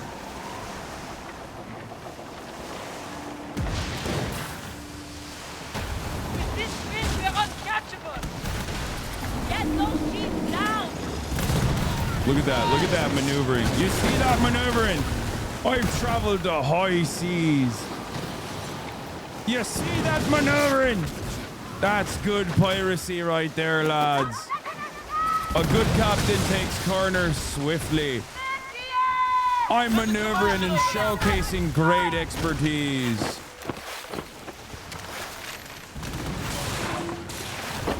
We are taking it!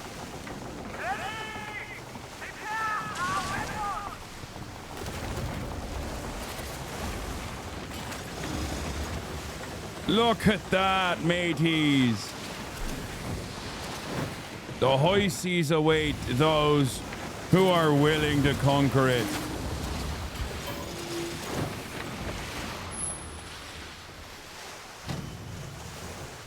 We have now entered the region of the Angaya coast.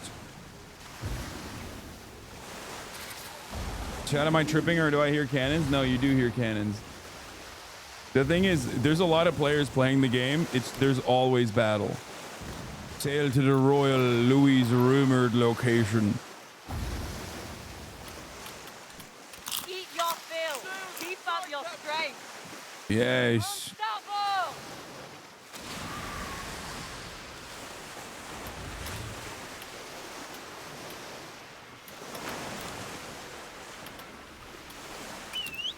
Sing for me, you fucking salty dogs. We've entered the islands of the moon.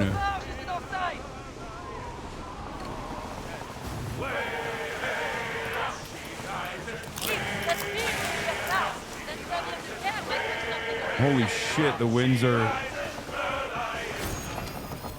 What in the world is that? We have a Pharaoh warship there.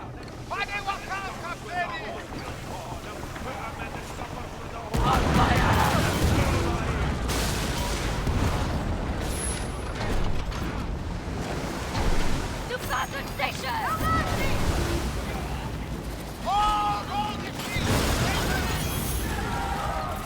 I'm in a kidding mood, Captain! Stay in your blood!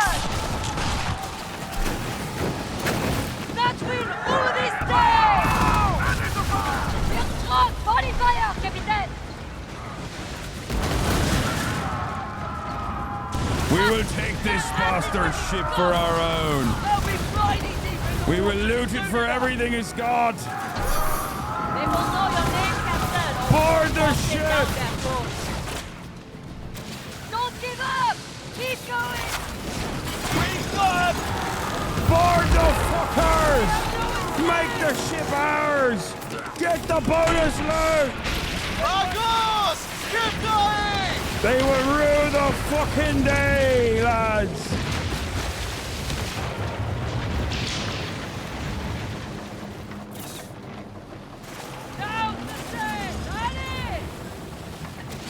Don't you dare try and shoot at me from your fucking tower, you fucking bastard. This ship fights back! Don't you fucking do it! Okay, damn, that fucking tower's got hands though. Repairs complete! The ship will hold on!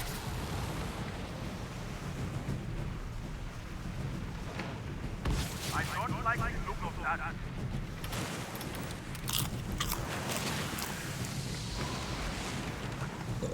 Make haste. There are enemies abound, and our goals have never been clearer.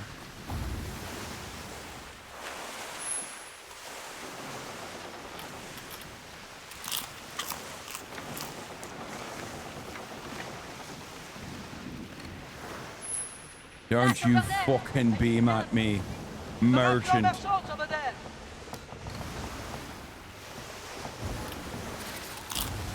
There's the Royal Louis.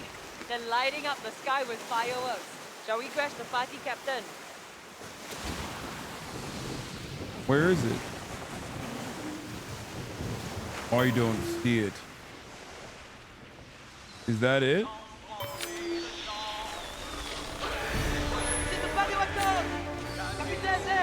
Oh, dude.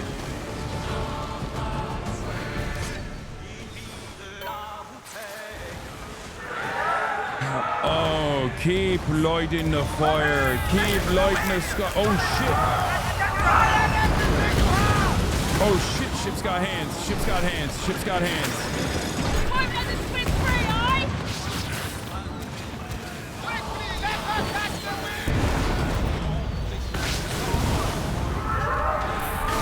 When that cannonball hits, it hits, dude.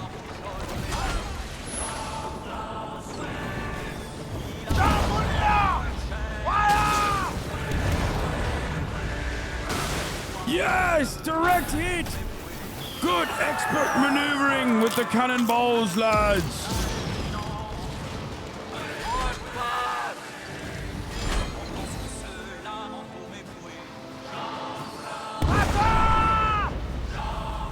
God damn, they're fast. What the hell? Eat your coconuts, bastards!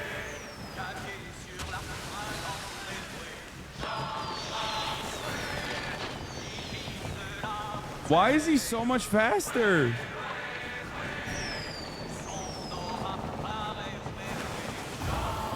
Turn around and fight me like a man! Oh shit.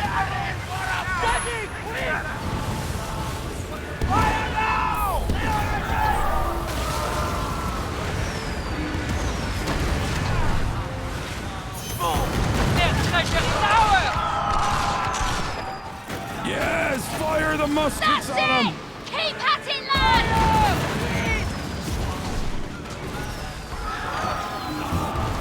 Keep pushing.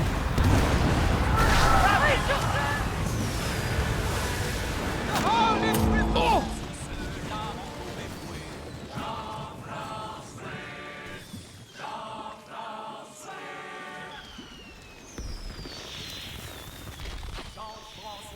One hit. One hit. I got one tap. Oh shit, they're right on me. Oh fuck. Oh, we're so cooked. Wait, no ammo. No! Fire up, you idiots! The abyss waits for you all! No weaponry left! We are no match for them! Well, I looted the fuck out of them.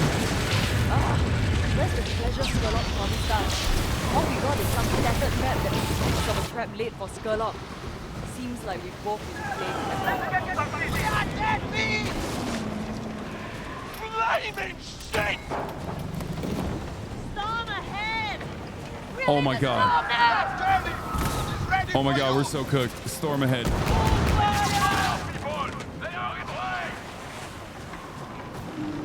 Oh my god, don't do this. Don't do this. Don't do this. Come on, come on, come on, come on, come on. Don't do this to me. Oh, I was just playing around now, laddies. Or was I?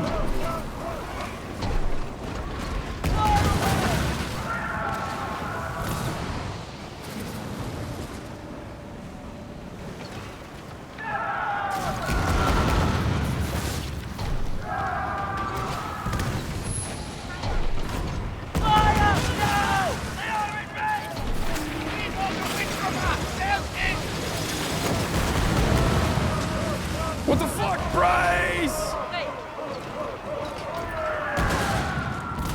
Fuck. Flaming shit! Huge French fleet! They're coming for us! Okay, I think I might not make it through this. Right away! Ship sailed yet, Captain. Repairs are complete.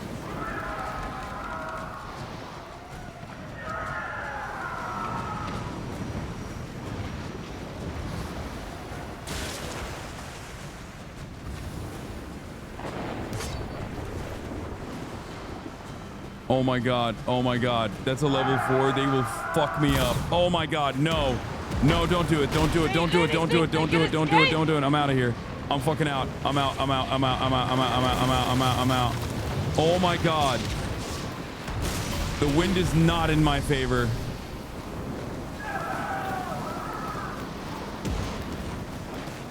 I'm piecing. I'm piecing. I got it. I'm in and out. I'm in and out. I'm in and out. Oh, fuck. I have to read the treasure map? Wait, fuck. Fuck. Oh, God. Oh, God. Oh, God. Don't hit the wall. Don't hit the wall. Oh.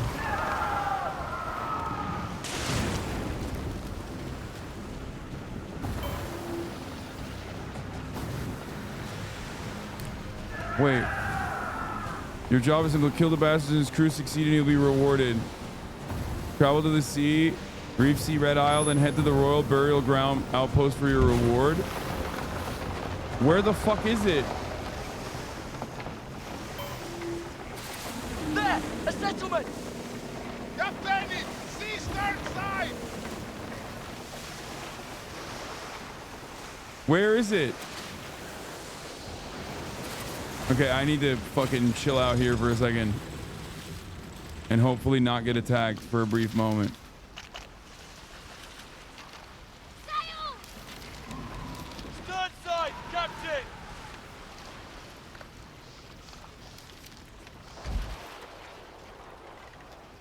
All right, we need to park it.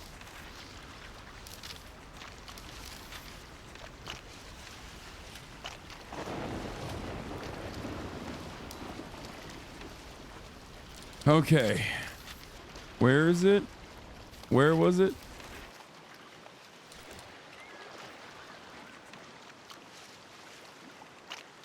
Bounty map for clues on your location. How do I compare it and contrast here? Kill the bastards, succeed and you'll be rewarded. Travel to the Reef Sea Red Isle and head to the Royal Burial Ground for your reward. Where is this?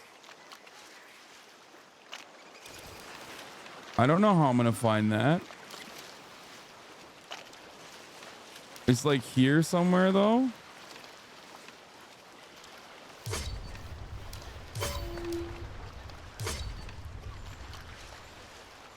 Oh my god, it's so far.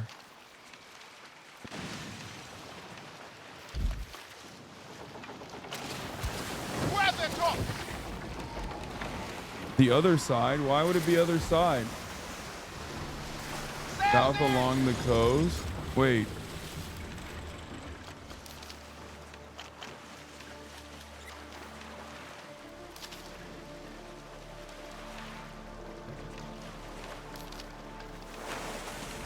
Island of the Moon. Wait. Am I wrong? Is it not here? This is the Reef Sea, it says. To the right. Compare with your map. I'm gonna lose my mind. I can't find the map like easily. Stop saying look at the map with the shape of the island in it. I know we're like it's supposed to be here somewhere, but like large island, East Coast, lump on the east that looks like it has a crown. None of it looks like it has a crown. What are you talking about?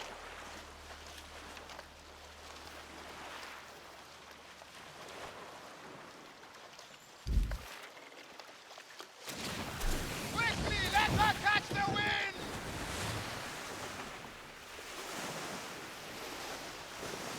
I'm sure that ship's cargo could fetch On the a lot way of there, oil. I have to get the. You're holding the map upside down. Shut up, chat. It's not funny. Oh my god, you're so annoying. Could you?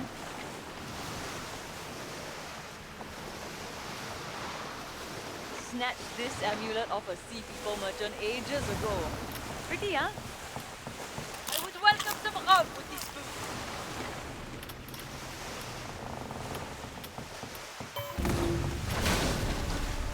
Oui, Captain. Repairs are finished, Captain.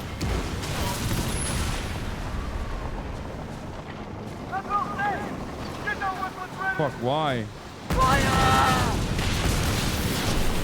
Hope you like the taste of sword! All right, we gotta get the fuck out of here. They're gonna cook me. Oh my god. Oh, the wind is directly hitting me. I reckon they will be calling for reinforcements. Fire! They're ours for the taking! Ha! Their ship will sink pretty soon.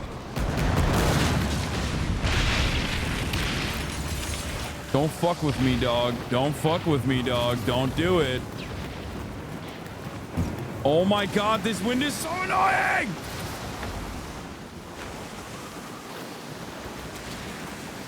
This is crazy!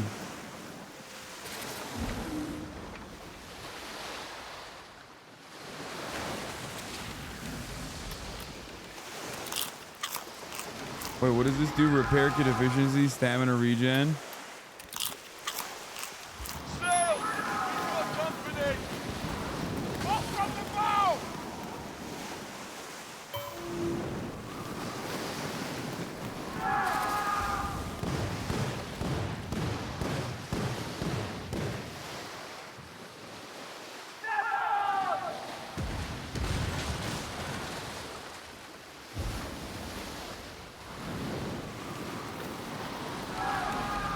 Don't bother going fast mode if you have headwind like that. It's so annoying. Strong headwinds are the worst.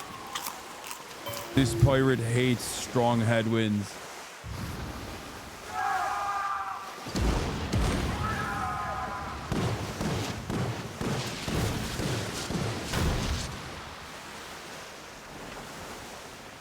Ah, now we've got good winds. 14 knots is what I'm looking for.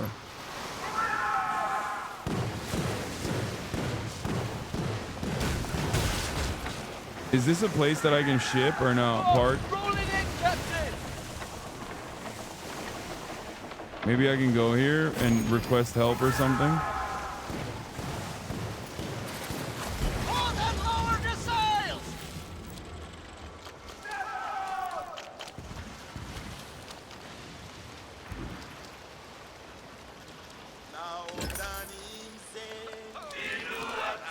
Three water flasks is that expensive? This is insane.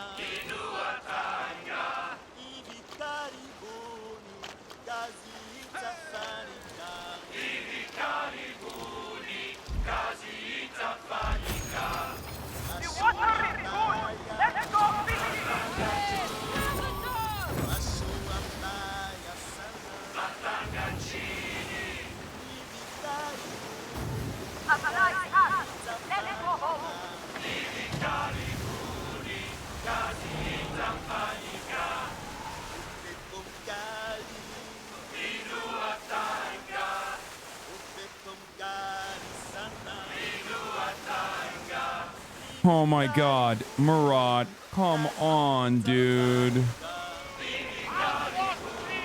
That's insane, brother.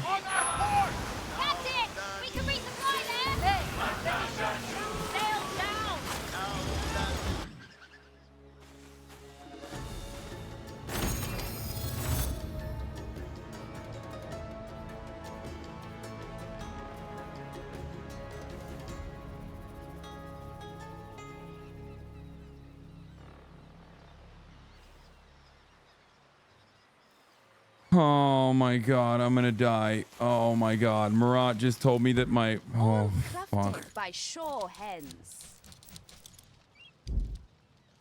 To Zanahari, we all return.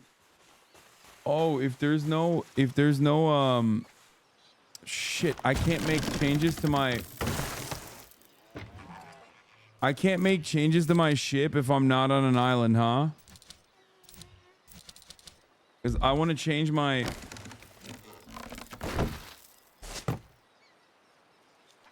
Nothing. I don't know how to just... I don't want to... Fucking broke my garage door. Okay? That's what happened. He broke my motherfucking garage door. That's what he did. Wait, they had free water right here? That's so lame. I could have just bought it for... I should have got it for free.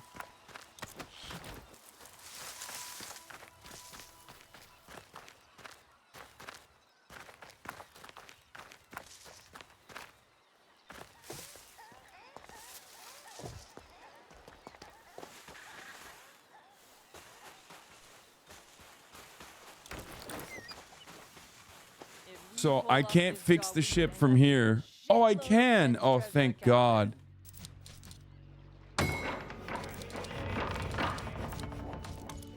Oh, thank God. Thank the Lord. I hate this fucking weapon, dude.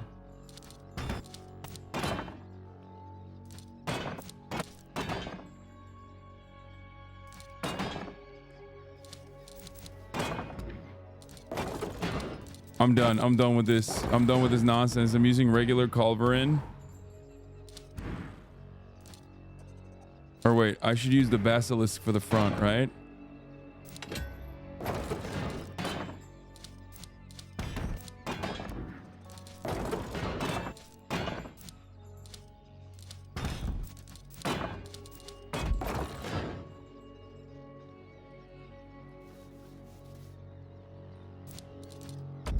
Yeah, I can't manage the different kinds of weapons and like how it works.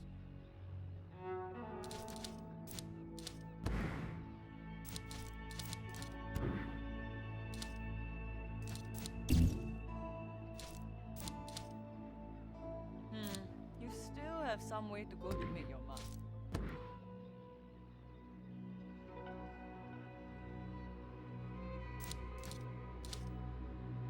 What is this rope locker? Increases acceleration to 300 when trim is activated at full stamina. 5% of stamina instantly consumed to trigger this effect.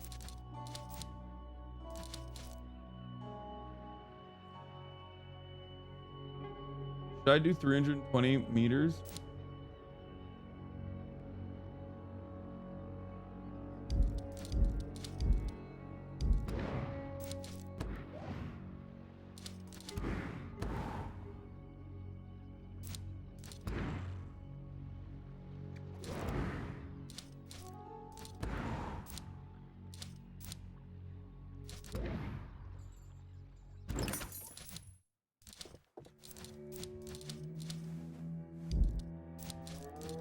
Oh shit. Whoa, welcome bundle set. Wait, 2 welcome bundle sets? You need to keep hunting, stealing, growing.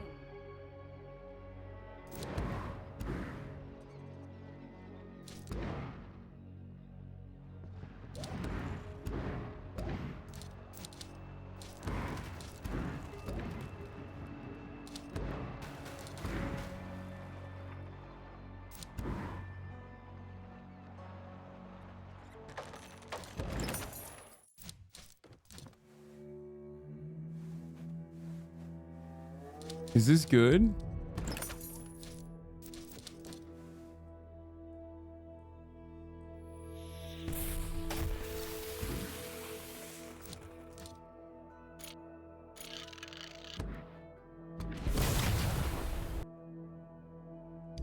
Had to do it to him.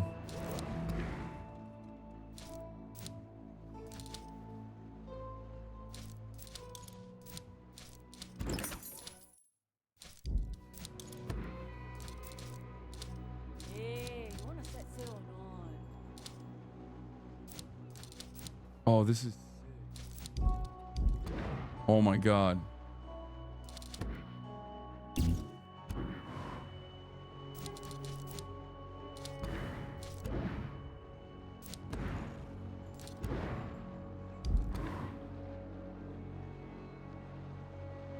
Oh my God.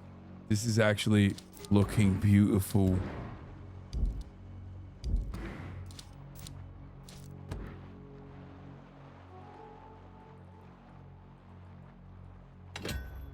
There you go. I changed the ship name. Don't forget the treasure chest in your outpost. What do you mean? Do I have a treasure chest in my cache or something?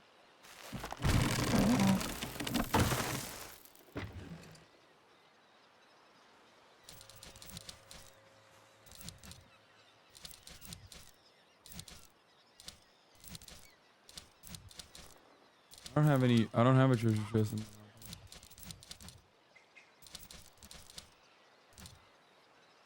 Okay, we're doing good. We're doing good. Did I say Tacome? That's even funnier.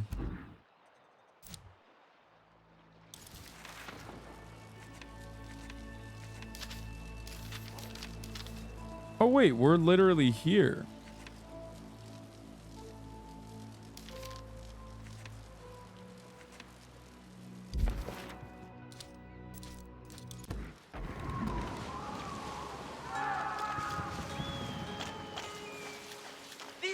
No.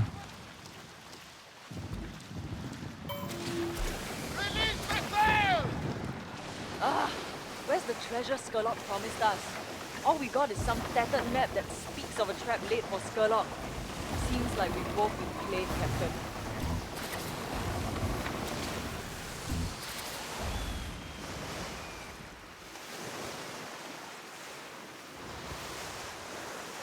Is it here?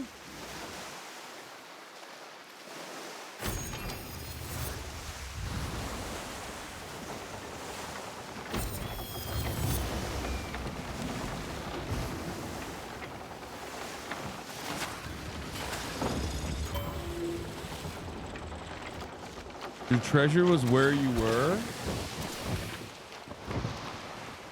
It's in the outpost. You have to walk around and explore for. Wait, that's it? Oh.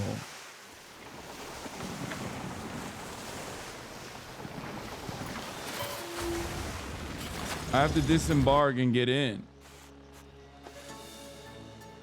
Okay. Oh, treasure is in this outpost. That's so funny. It's literally telling me that it's in this outpost. Wait.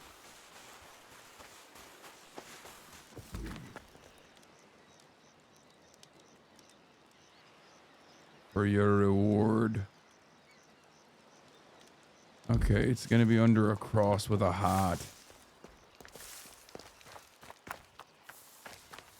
I'm surprised there's no other characters around right now doing this mission. That looks like that could be a... There lies a treasure right there, no?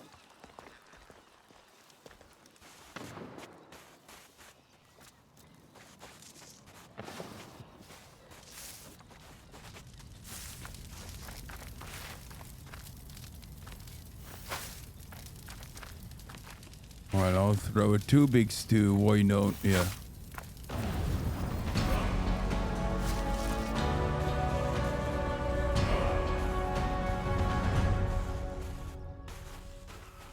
Why don't you point me in the direction of the treasure, my friend? Better check. Don't have much goods for you. That captain's rotted in both brains and cargo. We ought to find better partners. I mean, it's not going to be here. Where the guys are. Where be the treasure? Fine seafarers. Is it in the water? Am I missing it? Did chat find it and I'm missing it or what?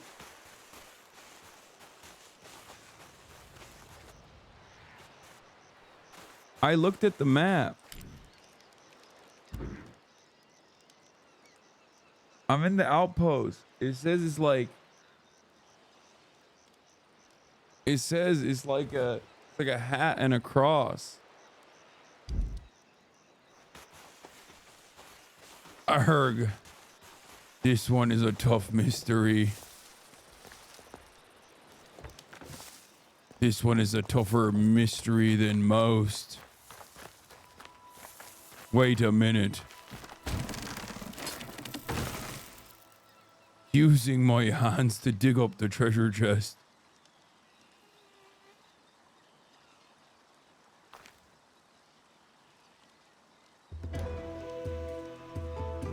There be a voodoo doll in there.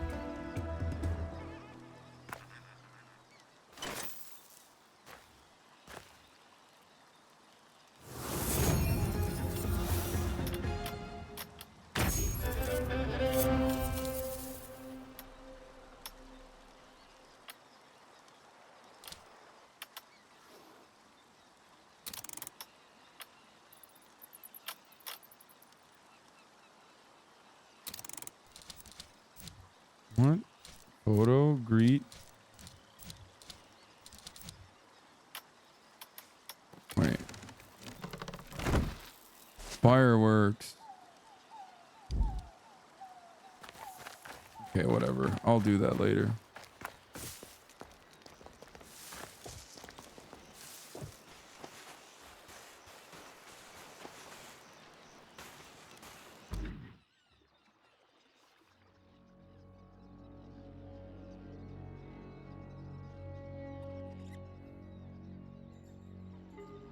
Arg, the real treasure is the friends we made along the way. But also... Wait, what is this?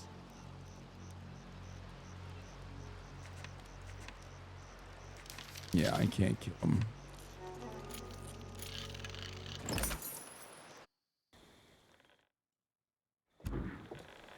Your moves on. I was telling you you can do sassy movesets. To send you after the French. I think it's because I'm on the free. It hit me with that because I'm on the free edition. No, it's because I didn't unlock the full thing. I'm doing the free 8-hour trial period, which you can do as well. You go to the link below. You can also buy the game. So you found little but the orders from Karadec? He was waiting for us. That convoy was a lie. Sweet smelling nectar, but tastes of stinging piss. And my agents swallowed it all. That compagnie lapdog Captain Karadec's been feeding them. The ones he hasn't turned is slaughtered. All my agents gone. And we're left with naked ass cheeks flapping in the wind. Karadec will be coming for us both now.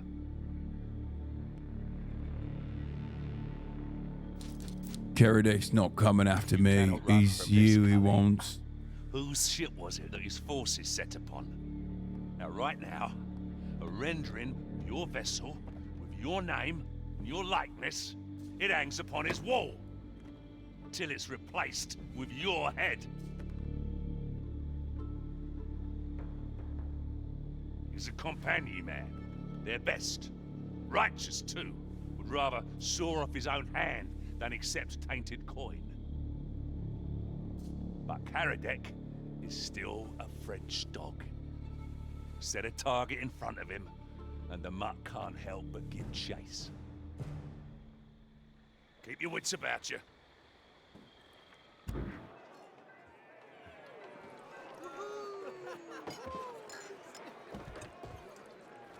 Why does it do this where it doesn't like automatically start the mission? I guess because you can do other additional missions in between if you want to. Got some fight in you. I do have some fight in me. I've do got the dog in me. The snobs delude themselves by playing a puppet master, pulling strings to get me trapped.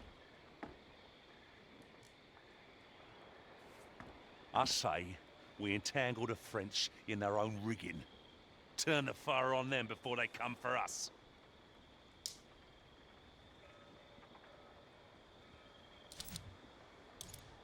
Your devious mind is why I keep you around. But I'm way ahead of you, Cully. My agents will plant rumors of French treachery. I've got one speed as Cully. Cully will play the villain.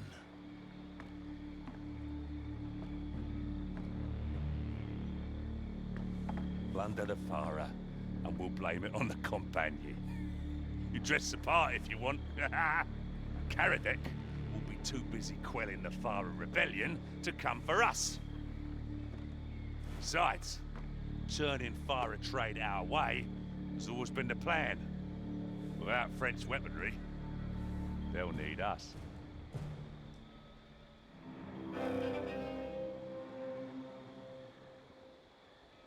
Don't you go off half-cocked. Don't you worry, I only do it full cock, mate. I equip the arrows on her. And I go in and I fight them. But before we do that, I think it's time for another thing. It's time to be fucking dripped up, mate. Can't sound surprised. Time to change my physical appearance. This part is fine. Wait, no. Okay, never mind. I can't change it too much. It's time for some fucking drip, lads.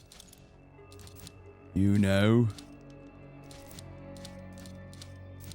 Some fucking drip, lads.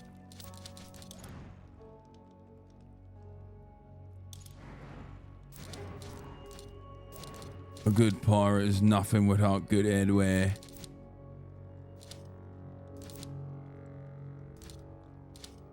Oh no, I use my gold for all the good hats and the captains have. I've used my fucking gold. Might just walk.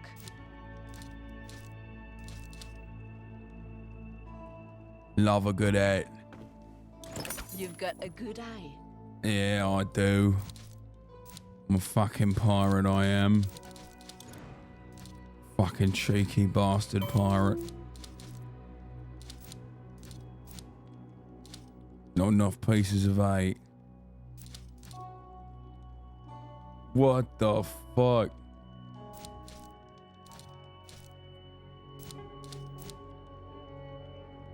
I need an eye patch. You need a fucking eye patch, mate.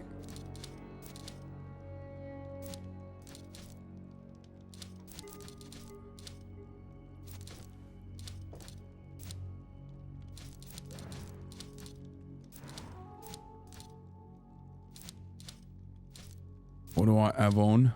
Ropes. A tin can.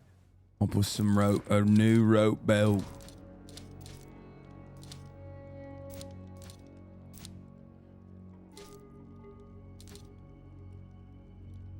Some gloves, mate. Fucking hell. And a jewellery. Keep the one I have then. And the pants. And the long pants are better. Got long fucking pants, yeah. And I've got the new shoes. Put those on. Very nice. The sea people and I share a love for good fashion. Very nice. We've done it. I don't have boots. It's alright. I'm fucking fine with this. I've got the Berkeys, mate. I'll see you soon enough. Look at how fucking dripped I am. Look at how fucking dripped I am, mate.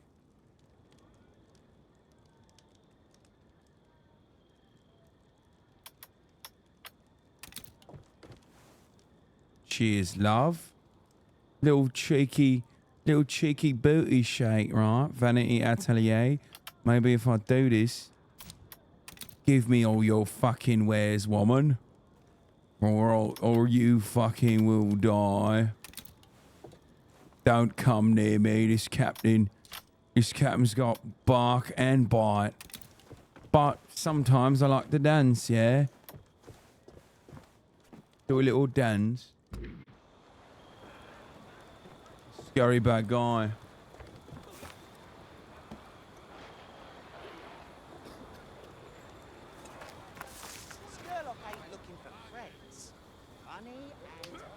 Okay, what are we doing next?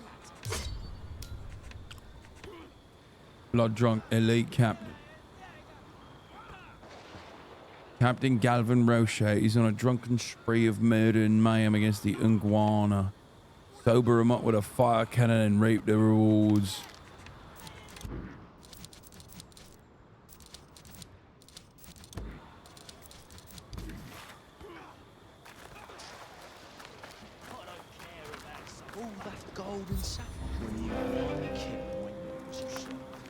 Hunt for the crown of uke guitar.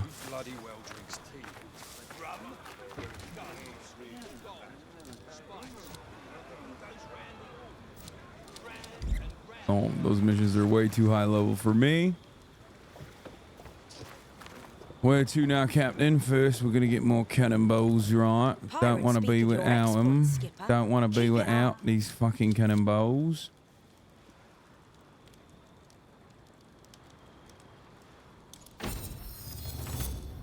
stock up on repair kits.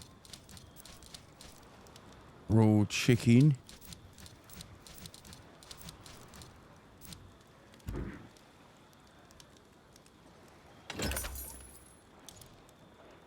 Stay vigilant. A shark never sleeps. Equip the heralds on her. Skurlock wants us to steal some dusty old relics.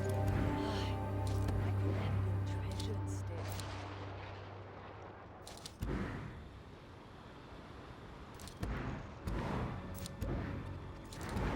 Wait, oh shit, he gave me that.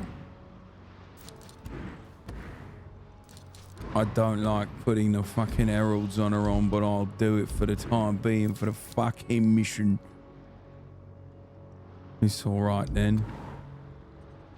I hate it. I hate being in a fucking plunder the Tanjona. Wait, should we fast travel to it? Where is it?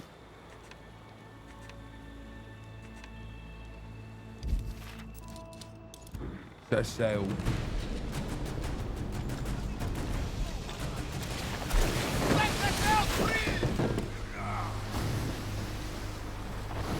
This Cardone sounds like bad news. He's out for Skurlock's head. Perhaps we should let the Kingpin know.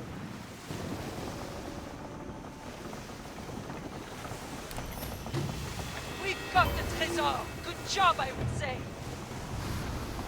I like this. We're now we have the colors of the enemy and we're plundering.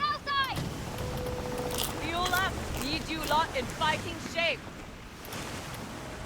NEWSDAY, Captain! Captain, on our bow! Oh shit. Oh fuck. Fuck. Come on then, fucking steer the ship, mate. You don't need me the entire fucking time. Ready. Fucking hell.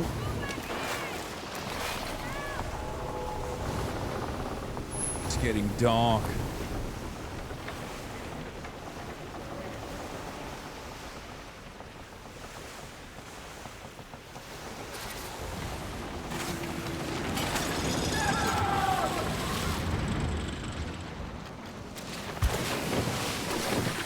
What is happening? Why is it going 0 miles per hour? We're exhausted, Captain.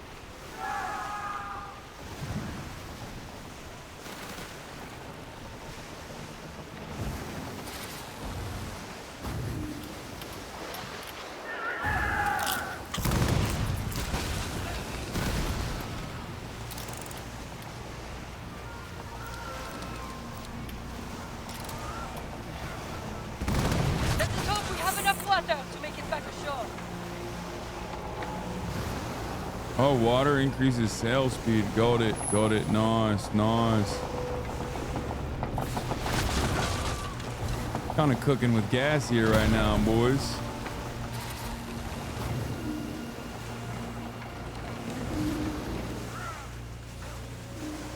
Prepare for a great catch! Everyone get your rations! Good!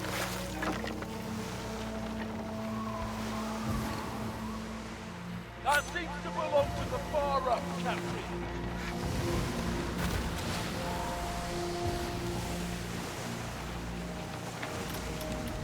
You're right. It's time for a sea shanty to pass the time on the passage.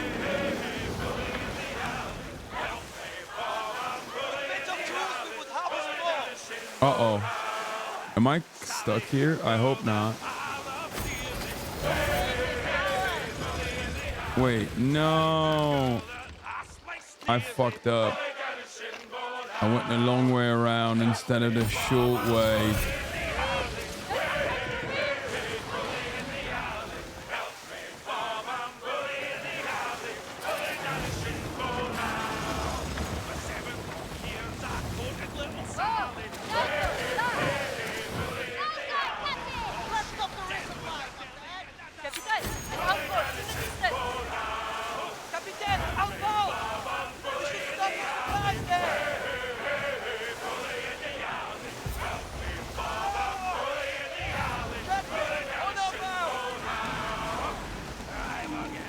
It's chaotic out here.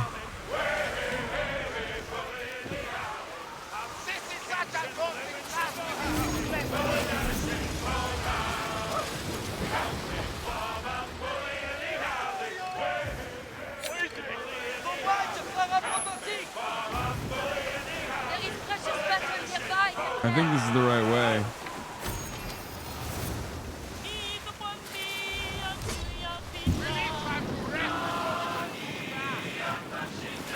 Okay.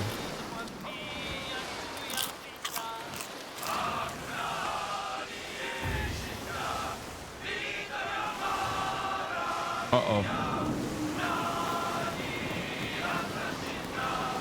Near miss, mate. You've made me hit the fucking sail towards the settlement and hold have to start a plunder.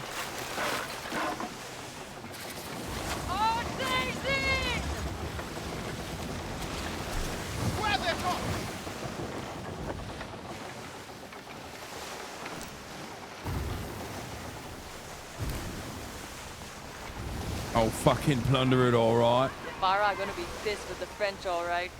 Let's return to Skurlock with the antiques.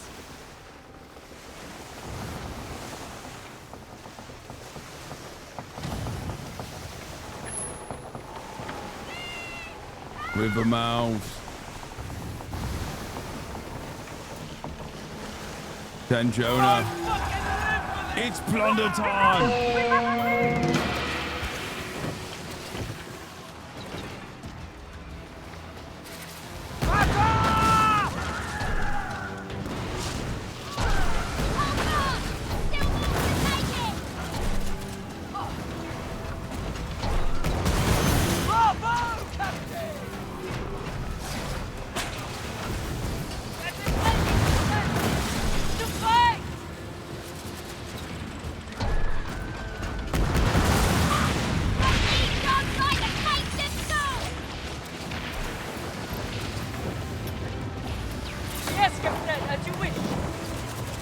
Okay, level 3 versus level 3 is a different game, okay?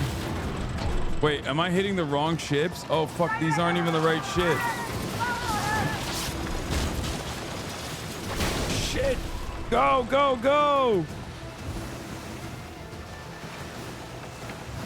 If you're lazy, say goodbye to your ship. Fire away!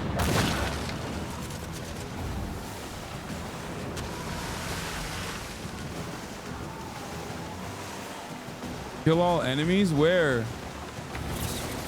Oh, do they want me to kill the guard tower?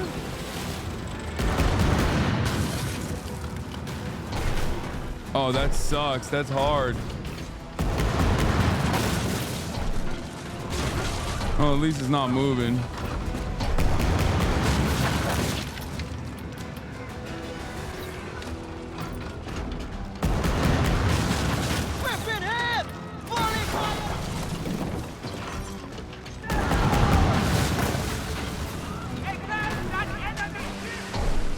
Hit higher? Why? Isn't that good? Chat, you suck for that.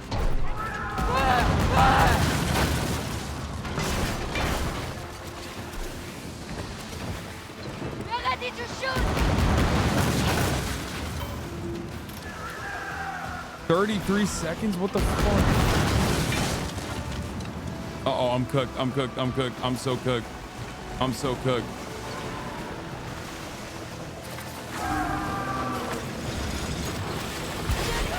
Oh, what the fuck was that?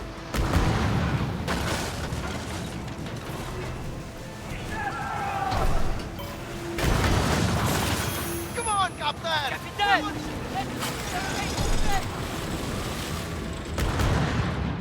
Wait, what? We are weak, Captain! Just Board it! Wait, why can't I board it? Board it! No! don't give up! That was crazy. That was crazy. We're under fire!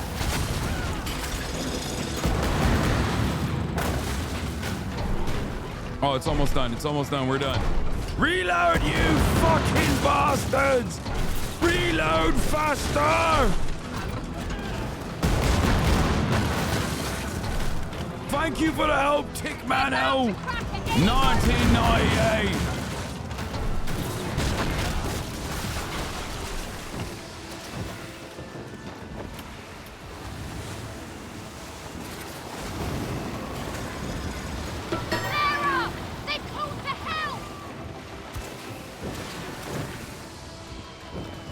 Okay, so we have to complete the plunder. Let's go. We've got multiple people doing the plunder now. Let's go, boys. All right, Captain. Hussy! Eat the coconut.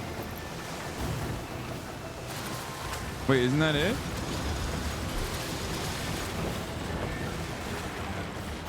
I want my people. We still have orders. Fire! Get out!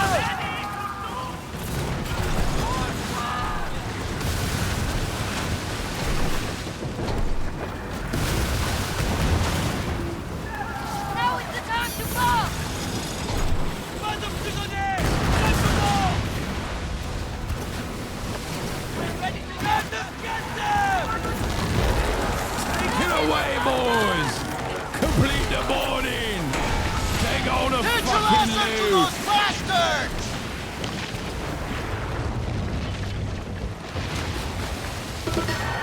It will be a good haul, Captain! Only a couple more of this, and we're done with these fucking lads.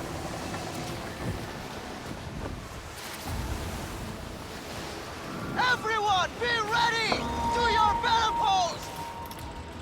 Oi! Get some grub in your belly! Big Stu joined the plunder too. We have a level 3 coming in from the high sails. Fire!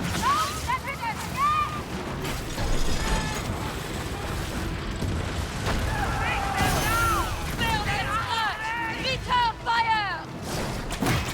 Take it away, boys! The ship is ours! Let's fucking go! They will rue this day! Oh, fuck! Ah! Our neighbor made off!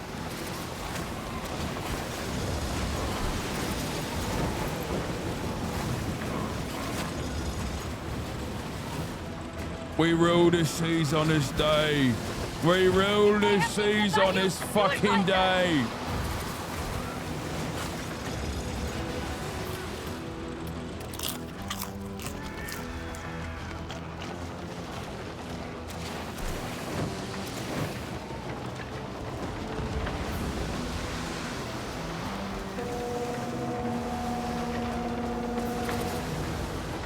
Come at me, you fucking bastard.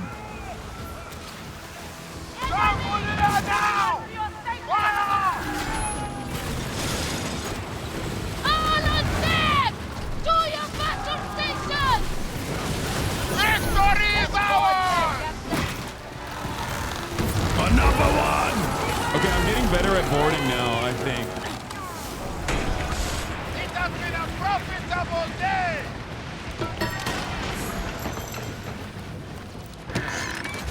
Très bien! Keep on it, people! I feel like I'm getting better at this. It is time for joy! Avast, heed me words. Turn the ship like a kraken's changing his mind to the right. Slatty Matty is both opium and a pirate at the same time. I don't know how.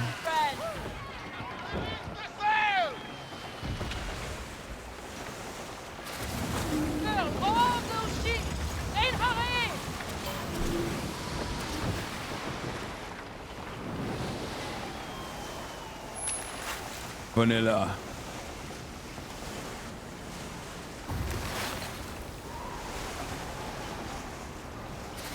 Let me see. I guess I can go back to this spot, right? And fast travel from there.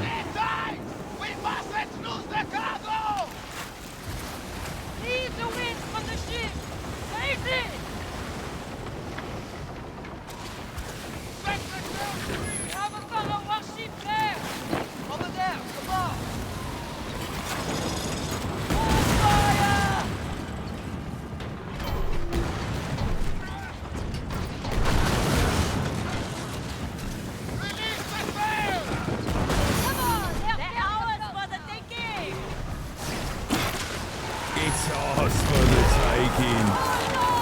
Your big mistake was standing so close to me, mate. A mistake you'll never recover from. Some gave all and all gave some. But you will not be seeing. You will not be seeing your fucking loved ones on this fucking day.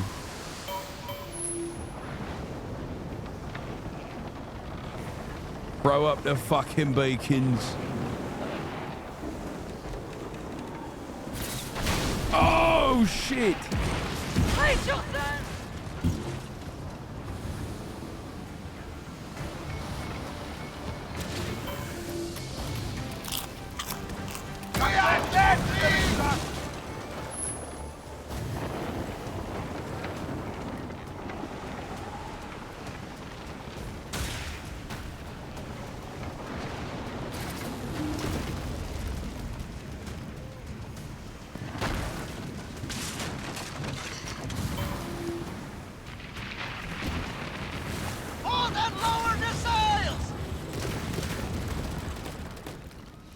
Am I still in combat? Like, what the fuck?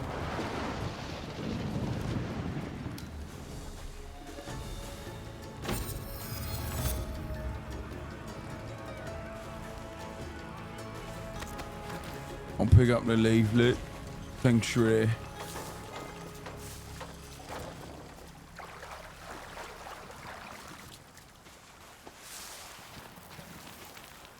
Sherlock wants us to steal some dusty old relics. Why couldn't it have been treasure instead?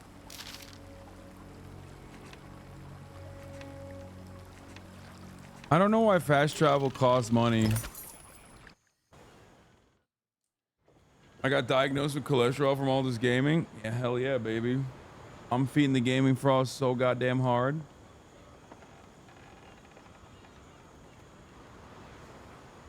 Gaming frogs don't know what to do with all this extra gaming.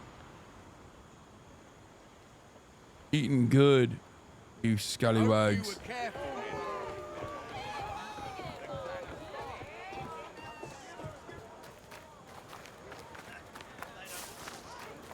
Good captain fulfills their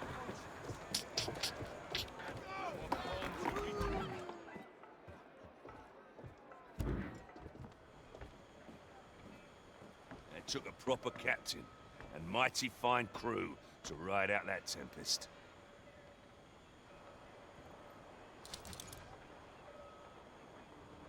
This isle has earned its colour.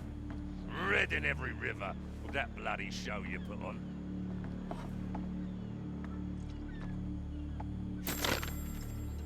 Few pirates have your resolve, Cully. Most go limp with shame when playing the villain.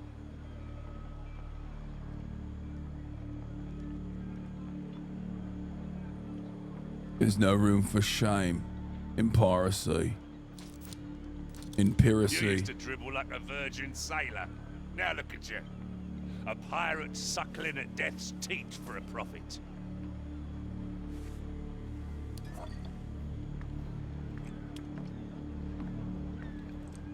The war you ignited was good.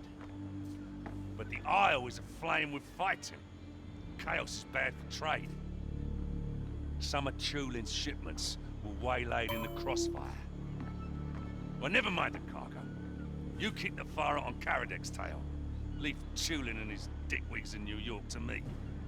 Dickwigs.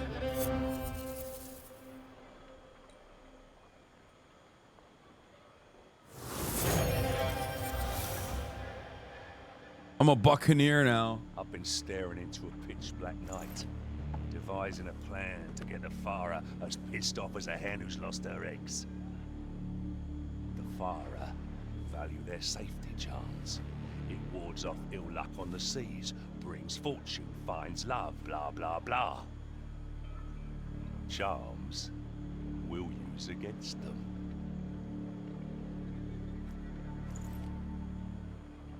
I don't believe in Farah superstition. Only half-wit would believe a sodding wood chip could save them from death. Our merchants, hoping for smooth voyage, will pay a fortune for them. Only difference is, my French agents will be the ones selling. The sight of the French making a profit off Farah charms will sour their alliance.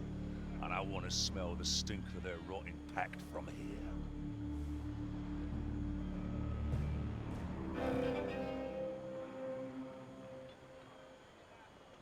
Go.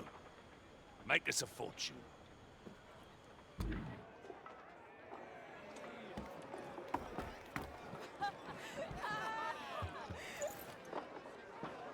I think I need like steal Farah Audis and send them to the corrupt company agents at Fort Lewis. I think I need better guns. You know what I mean?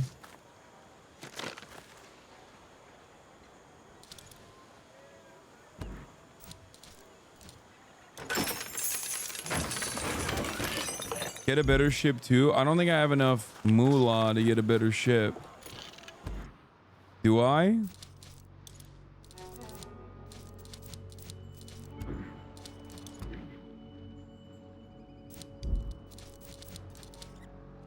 A repair long gun. Fire casings filled with adhesive glue that repairs gaps in allied ships.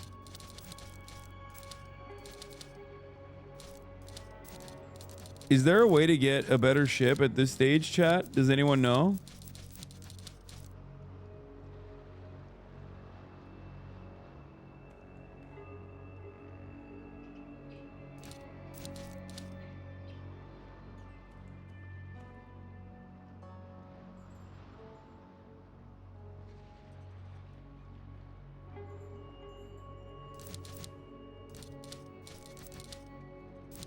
No, I doubt you can buy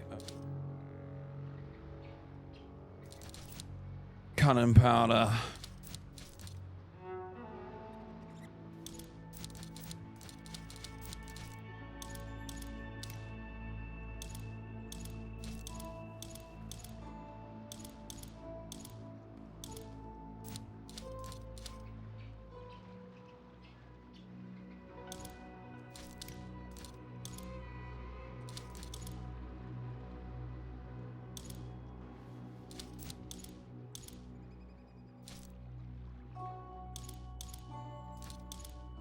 Put all this in a fucking thing then.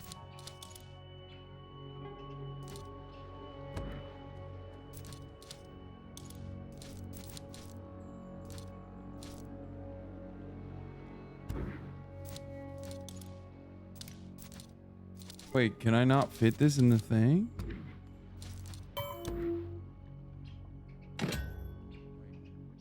Oh, I didn't press. God, I.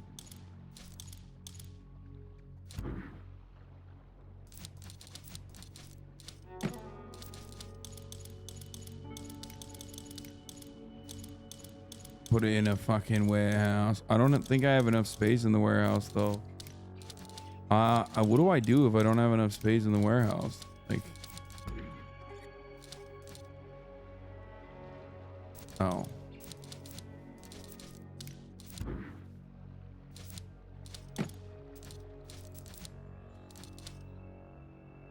Oh, there is space. Never mind. Spice in a fucking warehouse. There's enough spice always in a warehouse. Fuck it, mate.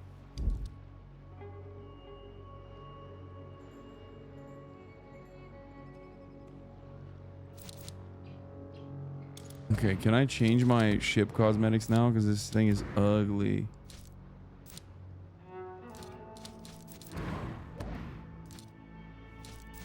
These colors are ugly.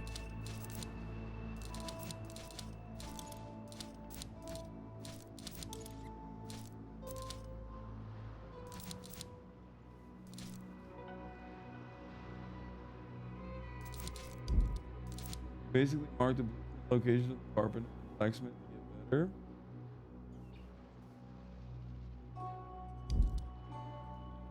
Blue ship is alright. I think this is better.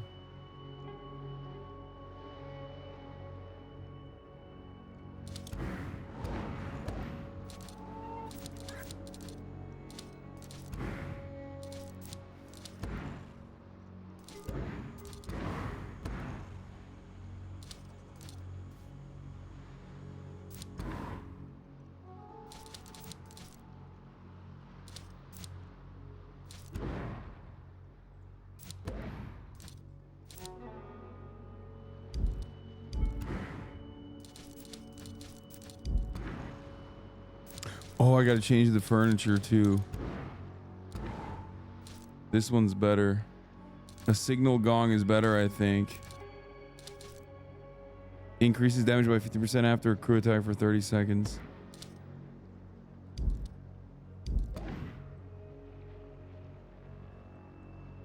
The blueprints you want to get, you can mark the location. Yeah, but I want like a back cannon. I don't have any back cannons.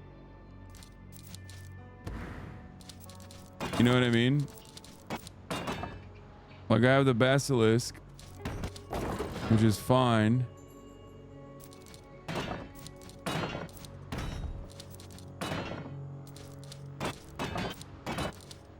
I think I need to improve my... I have to be level 4. I need to improve my weapons. Yeah, that's what I mean. How do I get a new ship?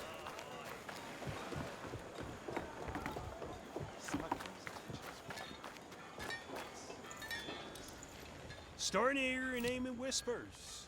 Remember, with designs, I can forge you some fierce. Here, plundering is the pirate way, and they'll stretch your neck for it. Go to the shipwright and check the requirements for blueprints. That'll teach him. Let's keep our business quiet. The blacksmith is my favorite accent in the game. All right, shipwright. Now that you're making a name for yourself, are you interested in buying ship designs, Captain?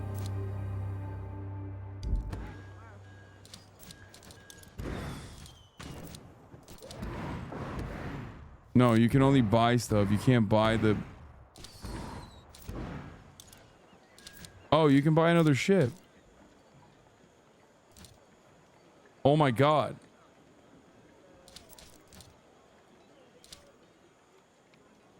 I can craft the Sentinel now.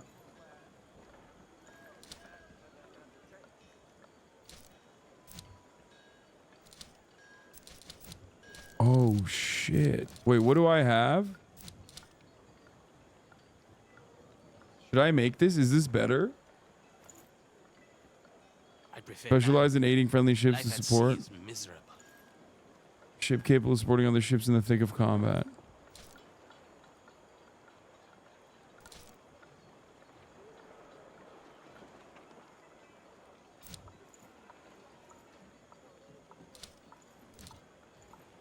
Wait, I want to... This will be given as a contract reward.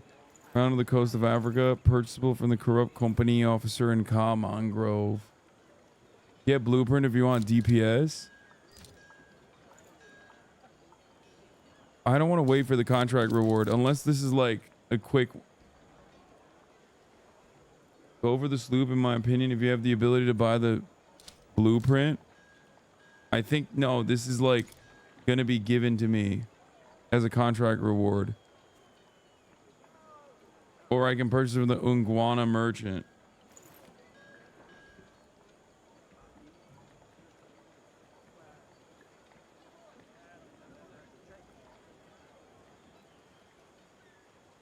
I wear a necklace that belonged to my mother. It tells the prophecy of a sea maiden who will unite the island people. You can fast travel to the location. Should I just wait?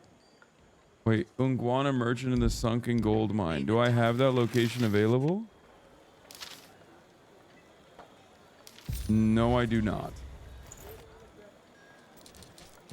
Wait, you can join an event? Let's join the event.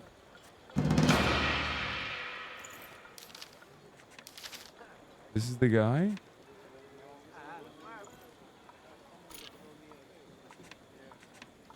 It starts in 4 minutes. PvP. Enable, evade your rivals and secure the treasure. I don't know how this works. Am I ready for this? It's PvP? Wait, I have to fight other players?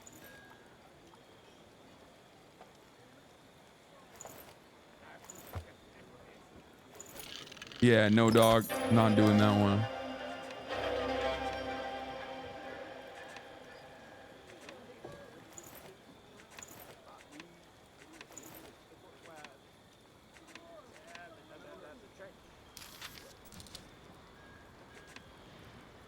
You went like 100 for an Elden Ring PvP. You can do this? No shot. They'll fuck me up.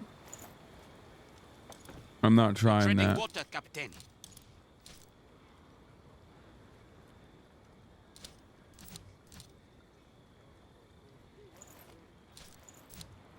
Should I just make this? Like I have hella bronze ingot and everything. It's cheap. Is this better than my current ship?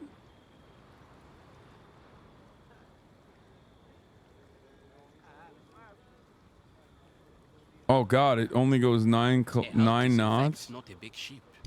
It's not better than my current ship.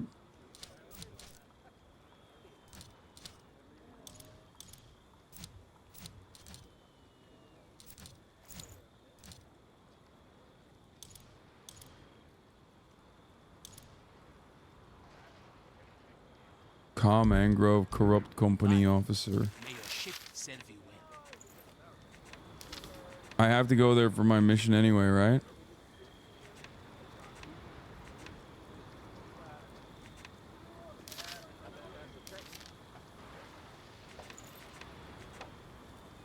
Guard towers.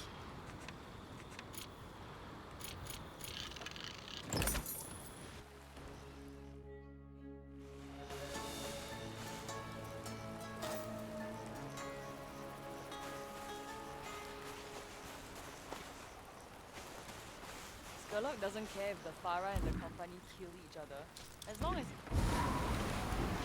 Stop at the question mark in the middle. It's a fast travel point.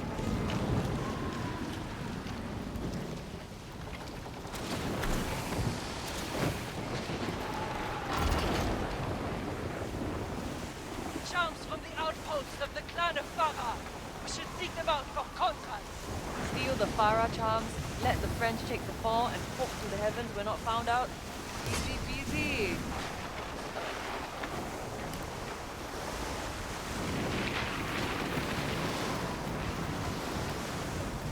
All right then. We travel. Everyone has a ratchet? Good.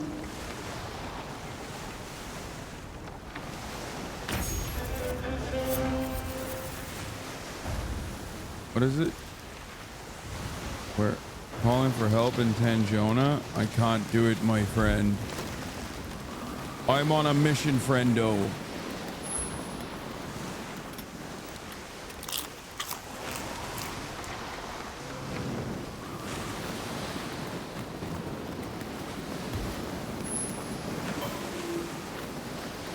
I'm gonna go pee. Hopefully by the time I get there, I will have arrived.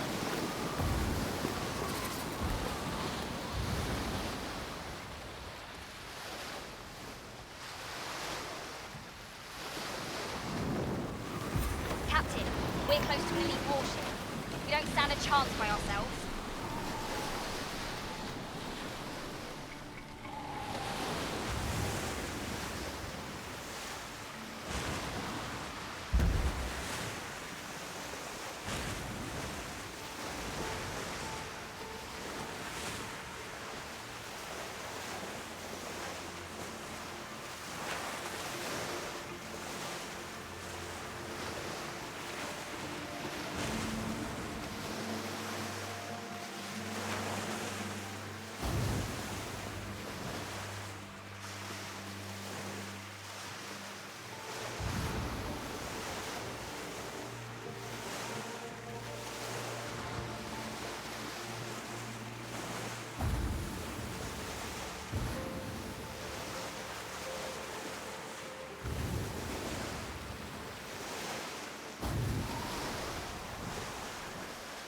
What the fuck? I made no headway and it pushed me in the off course? No! The sea is a sultry mistress, laddie. We have the wind at our back!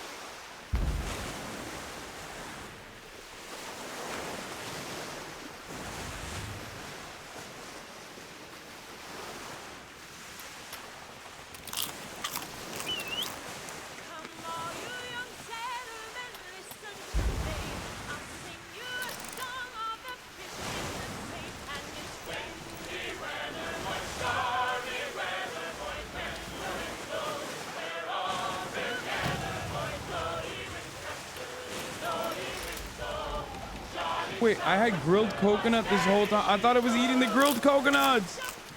Turns out I was eating the raw coconuts this whole time. I'm such a dumbass. I have 50 grilled coconuts. You think you fell out of a coconut tree?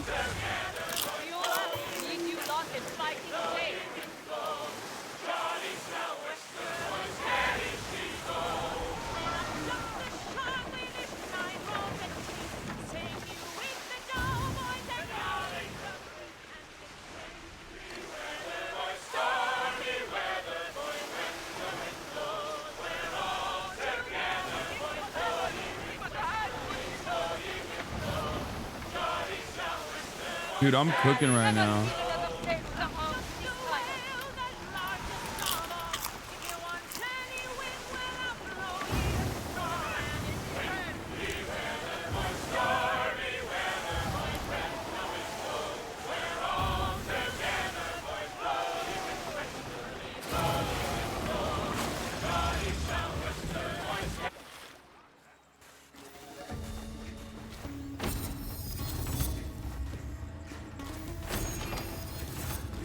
Oui.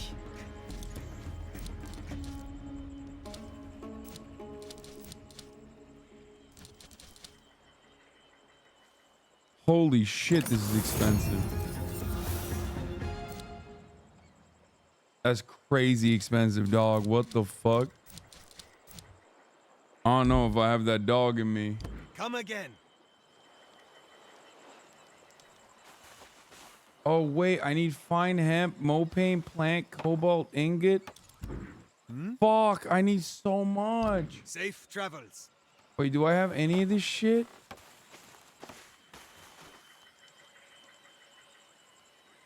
Dude.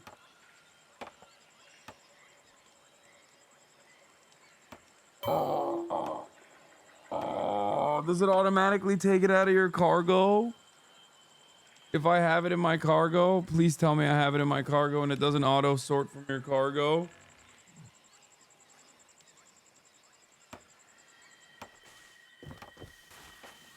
So that means I don't have it in my cache, is what you're saying.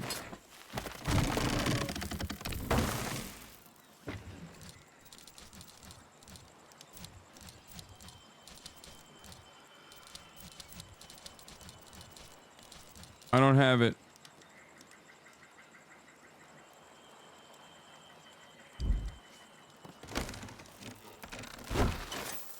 I'm broke. I'm broke. I just wasted so much money on this fucking corrupt, salty dog.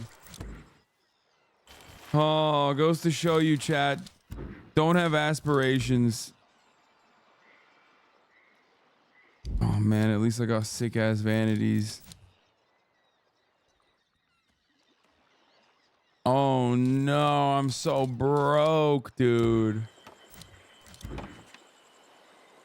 Alright, what the fuck is the unsacred offering? Let's go do more missions, dude.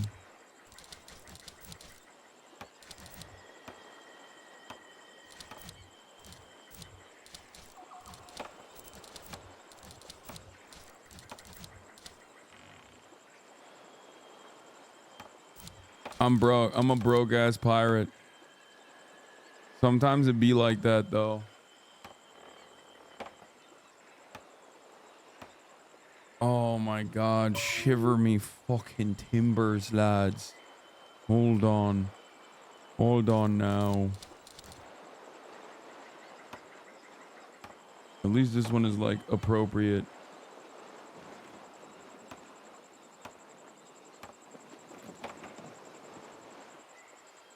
Corrupt officer doesn't have a return policy? I don't think so. Hey, can I get the money back? Corrupt company officer. Can I get the money back, please? I think I bought it without realizing I need way more things than I have. Fuck you, you fucking bastard. You are corrupt down to the very bone. I hate you. Sherlock doesn't care if the Farah and the company kill each other, as long as he gets to sit pretty on his backside.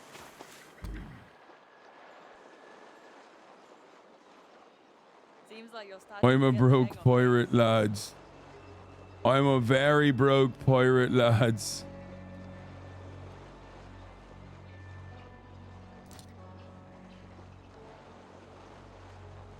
Even pirates are victim of capitalism. Pirates are the OG. Yay, I got rusty nails though.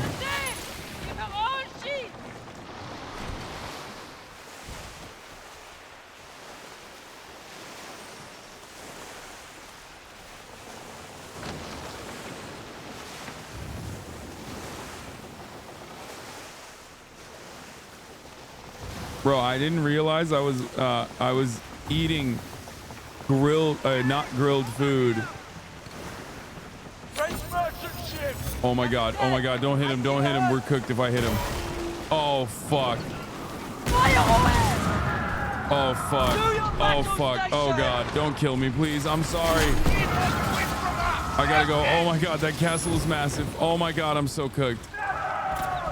I didn't mean to do it. Oh my god, they're gonna kill me. Oh my god.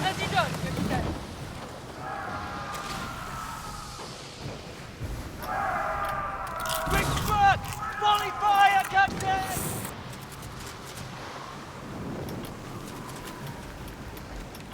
Fuck me. 1, 3, 2, 1.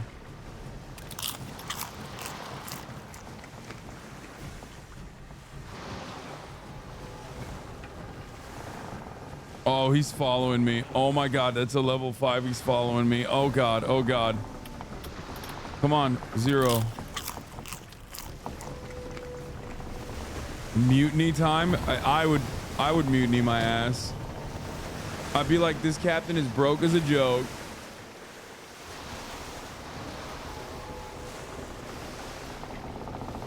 Go to the mother of shipwrecks and stop there? That up there? What is that? No, that's where Fangs of the Pharaoh is. According to me, that is an outpost. Bow side! An outpost! I'm a bit hungry!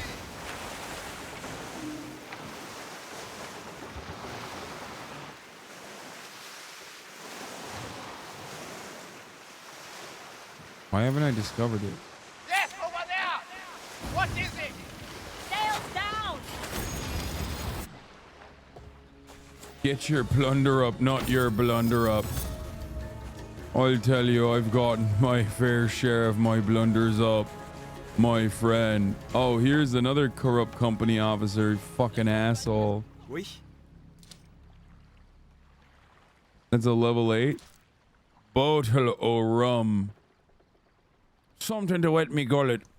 Please get it for me, Captain. Nice, There's Captain. a party waiting for barrels of booze.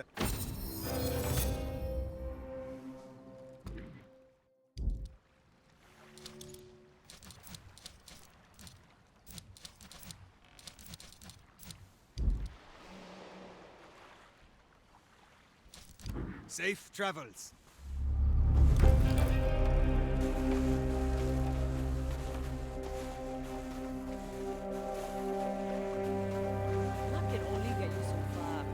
Luck can only get you so far.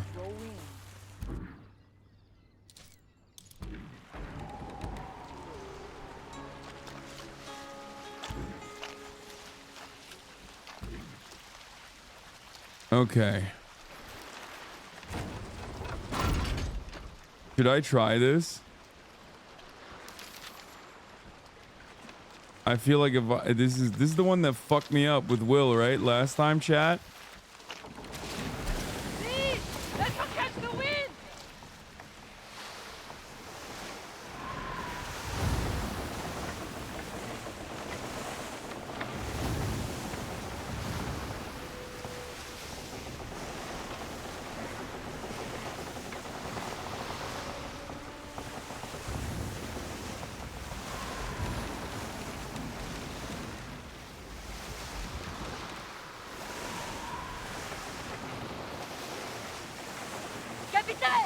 Get your hold, please!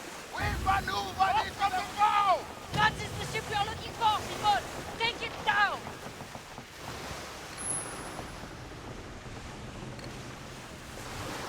Captain Rabe on the horizon, Captain! She is known for her ferocity! What in the world is that? That ship over there, Captain! It is our target! Oh wait, we got fucked up.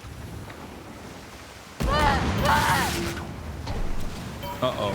They're level 4. This is what we came for! Sink Come on! What are we doing, Captain? We are dead beat! Let's show them a good time! Yeah! At least I still got it. Today is a lucky day. Stole the treasure map, Captain!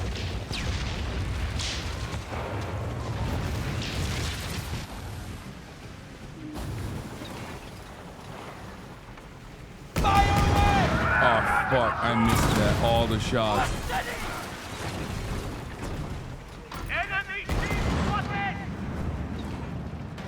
Oh my god, I keep missing all my shots. What the fuck? Come on!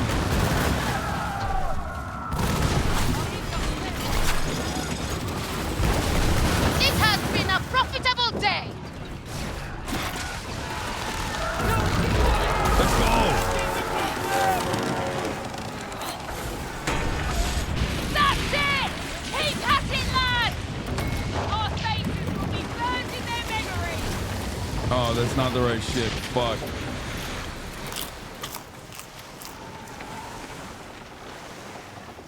Okay, fuck. Turn it around. Turn the salty dog around. From the distance! Captain, starboard! Up the sailing speeds, lads.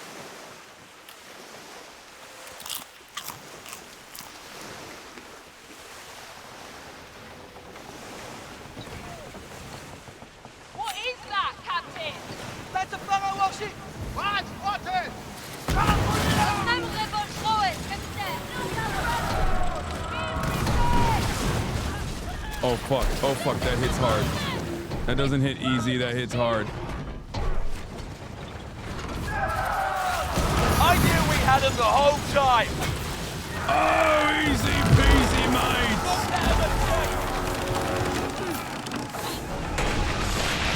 Now show those bastards who they're dealing with! Oh no!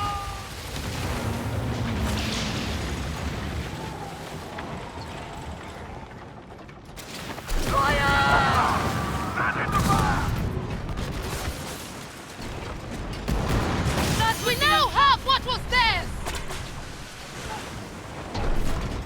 Let them show this Cardone what we are worth!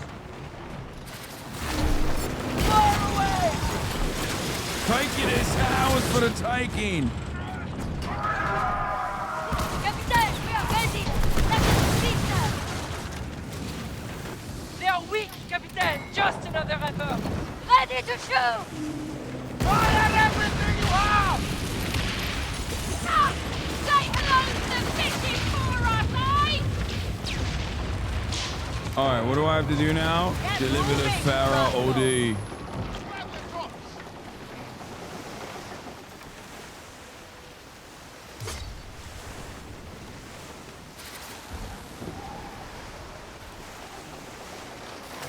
I'm gonna go back to the mother. I'm gonna go back to the fucking mother of all shipwrecks and fuck out of here. Before Big Mama tries to come after me, I'm peacing out and I'm fast traveling directly back to the top of the hour ad break. Fast travel to the top of the hour ad break with a fucking Twitch Prime or a $5 a month subscription. Mama.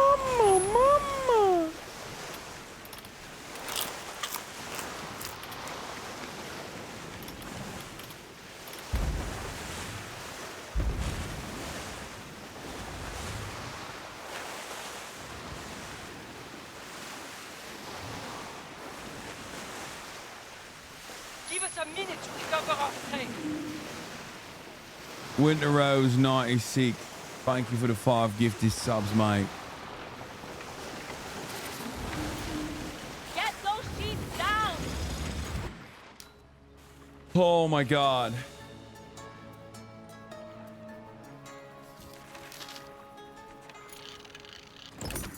Dude, I don't have this kind of coin. I don't have the kind of silver to be able to go Regard for your to and from.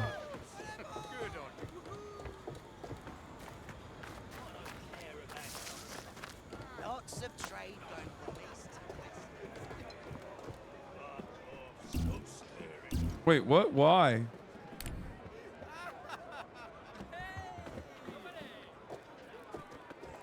Oh, I went to the wrong place. Oh my god, I needed to just oh no. Park Jung, thank you for the 5 tier 1 gifted subs. I just wasted $300 for no reason. You know what? Fuck it. I'm gonna travel there. I'm gonna go off the coast. I'm gonna go. I don't have enough coin. I'm so bad. I'm literally Zorro. I'm actually Zorro.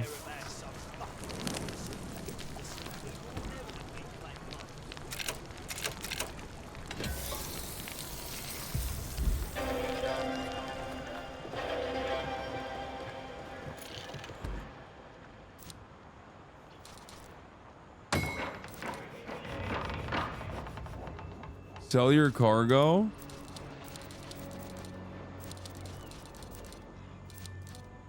Wow, where do I sell these? I thought these were like mission, like items for a mission.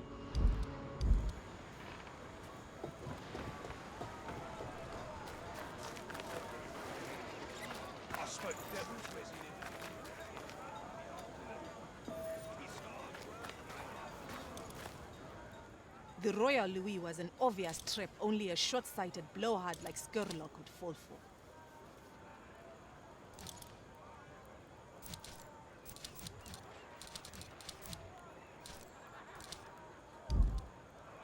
You'll be back soon enough.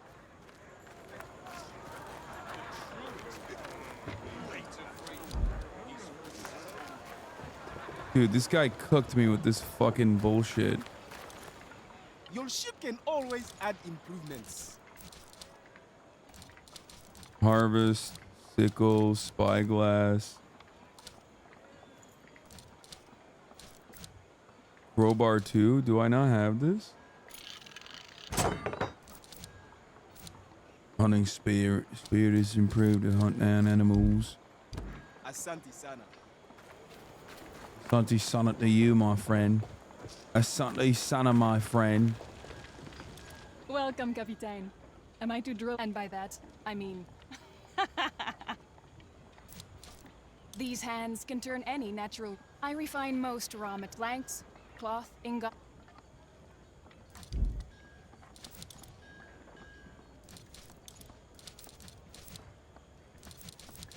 What does this do? Oh.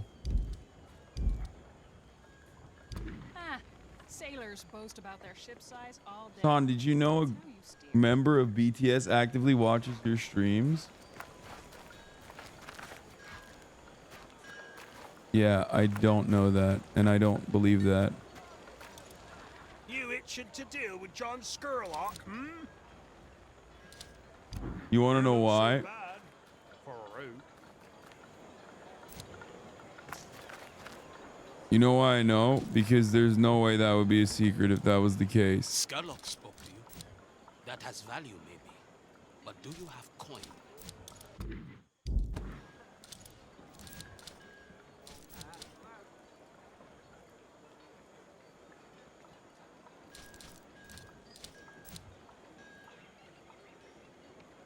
I need... Fine. Wait, do I have the blueprint for this now? Wait, what the fuck? Wait, I'm confused. So I just need Mopane plank, fine hemp, cobalt ingot, and fine linen? Oh, I did buy it. Wait, I can probably... Wait, fine hemp. Missed me, Capitan? Don't you worry. I won't be going anywhere. Fine ingot.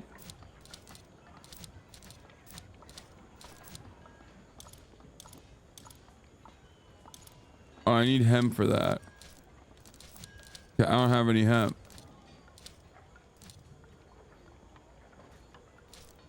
Magnetite ingot, cast iron ingot. She can't even make fine ingot. The hell am I paying you for?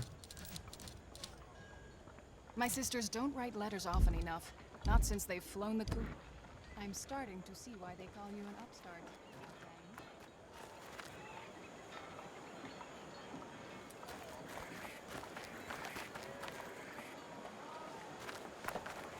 Bro, you can set the blueprint as a quest and it will mark the mats on your map. I don't care. I'm a broke boy. I don't have that. I don't have that dog in me. Born too late to be a pirate. Born too soon to be a space pirate. You're right, you are.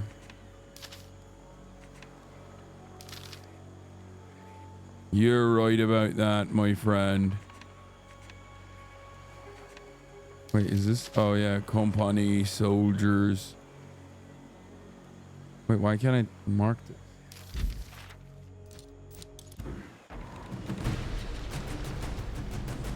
I wish the game had a mail gift system. I'd send you the materials.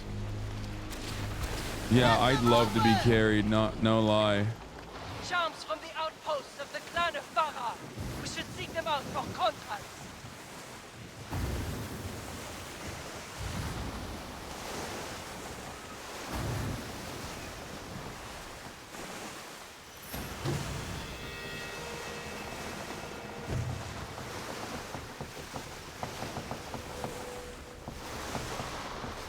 On the horizon!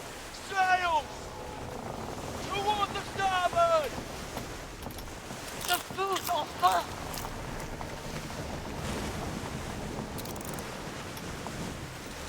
There is a settlement over there, Captain! Port side, Captain!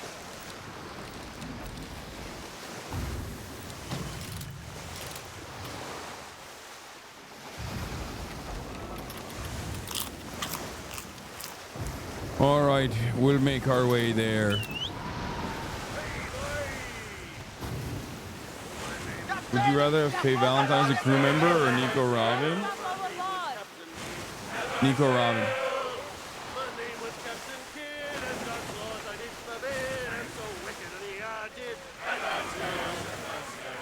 Go first person on open seas. All right.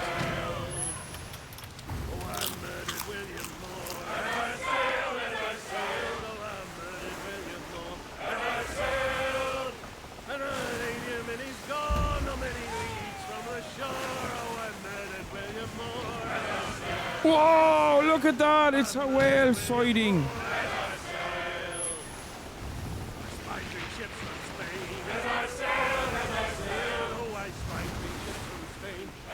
Lots of women on the ship, right?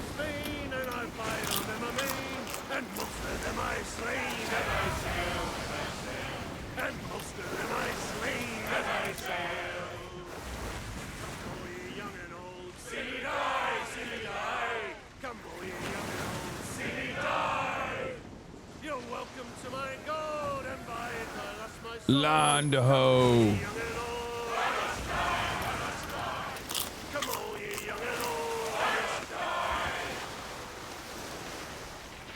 All right, we're not that far off.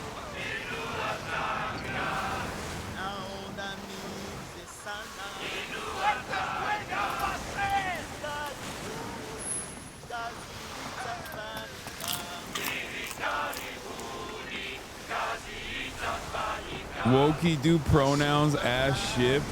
Wokey do pronouns as ship. That looks like there's blood in the water when I do this. We're off the Tenina coast right here, lads. Oh, we're hitting the high seas. And the high seas are hitting us.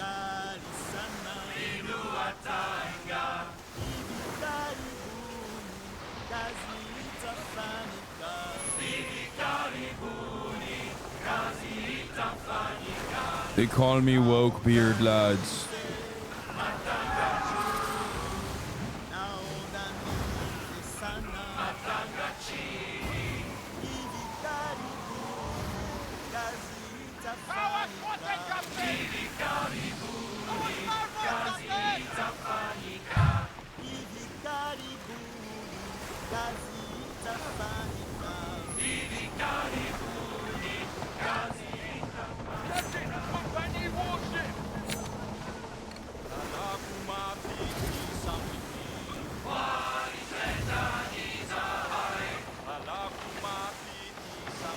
What's that over there in the water? A message in a bottle.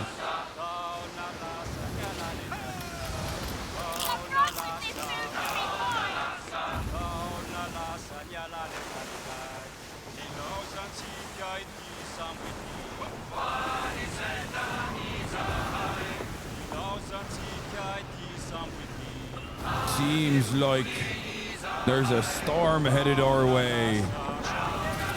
Wait a minute. I want to take a look at this. Oh. What's over here then, huh? Capitaine, what do you make of that? I hear the Farah use their artifacts to ward off monsters from the east. Doesn't hurt to believe, huh?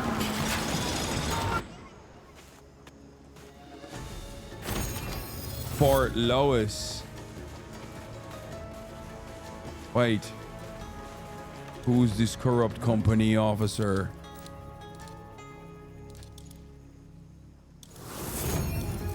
Long gun grinder acquired. A good deal for you. Contract accepted.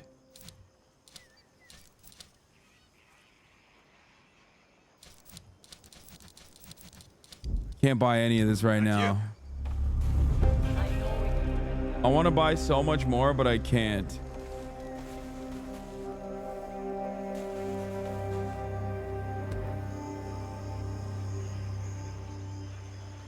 All right, repair, why don't you?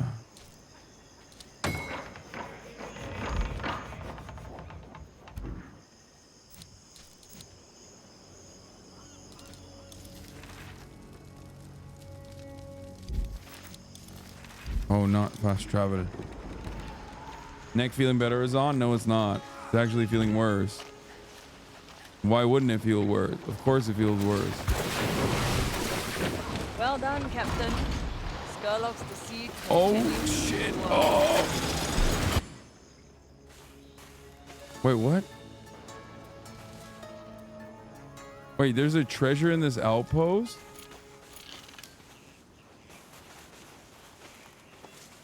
Wait, what?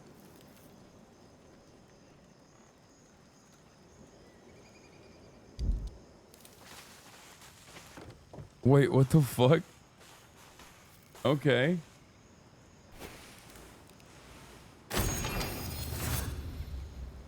$29 silver? We're coming into our own, eh? That's terrible. This ship is right in front of me. How am I supposed to get the fuck out of here? Please, let's protect the wind.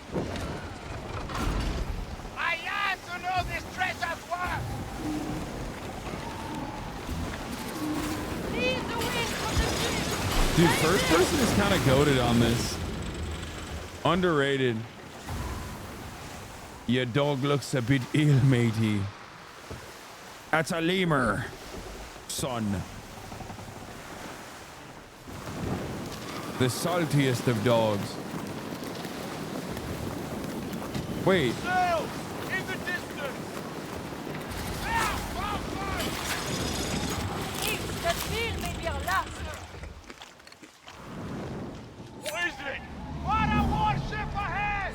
There, in the distance, I see a Bajiwaka. No need to fight them. Unless they try to fight us. In which case, we'll kill them.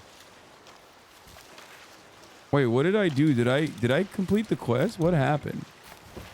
I'm a bit confused here, which is very consistent.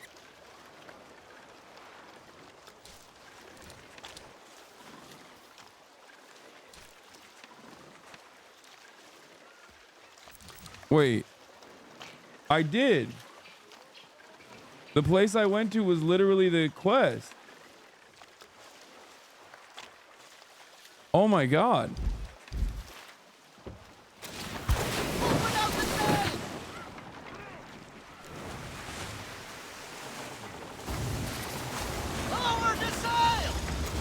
Alright, fuck it. We ball, matey. Fuck it, we ball, matey. Are these, is this loot? Ow! See that metal?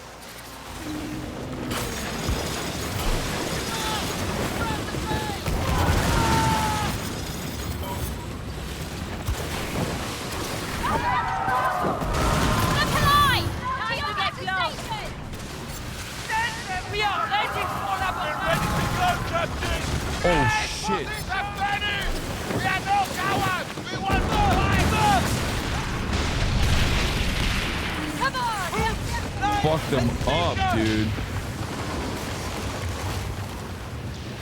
Light work. What is this? Fire! Vite! Oh, no shit! Raid hurry! Full sail! I'll do it now, Captain! Prepare to done, Captain! A lot of coconut eating. I want to fuck these guys up. This looks like a massive shit.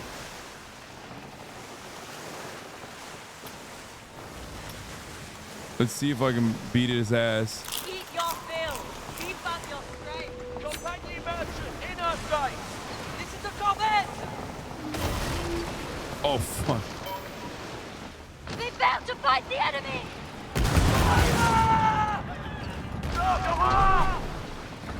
Fuck, shoot him.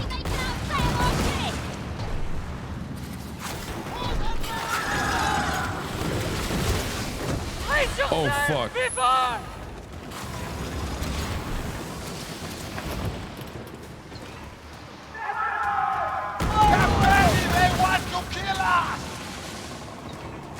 I probably should not have hit this fucking ship. This is a crazy ship to hit. Oh shit. No ceremony and no coffee for you. Is this the edge of the map? What's going on here?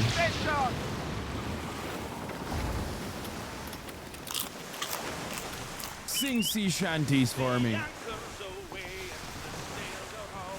Oh my god, it's the edge of the map.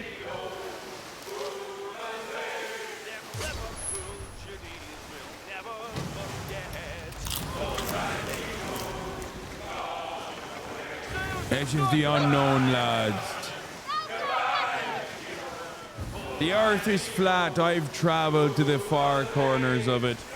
I would know.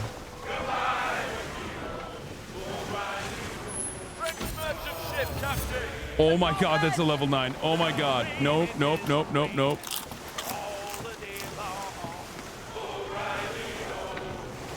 I'm gonna peace out of there. I can take on a level 5 when I'm level 3. I cannot take on a level 9.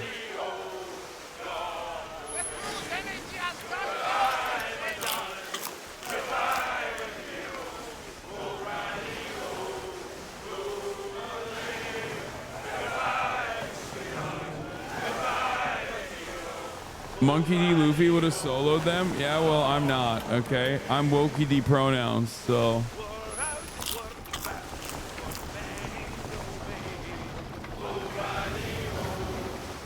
My biggest enemy is the wind.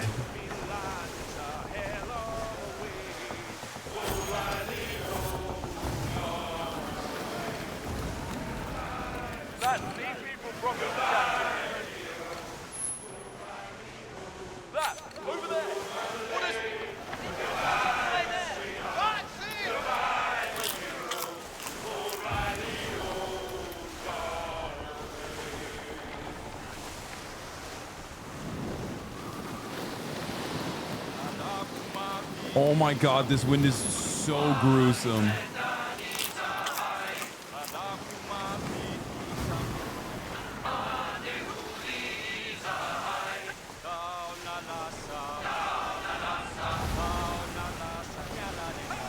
Zia!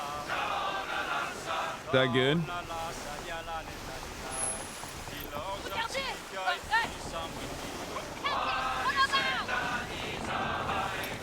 Daddy, she. Daddy, she.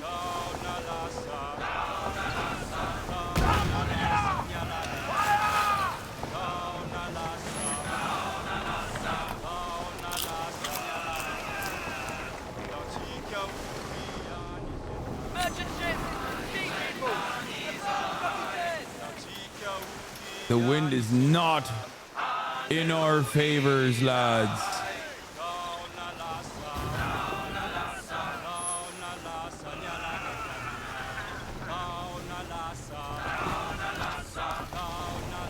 Wait, what's over here? At the edge of the world.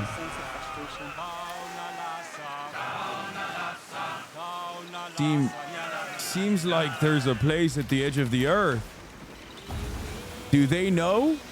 Do they know that there's a stronghold at the edge of the earth?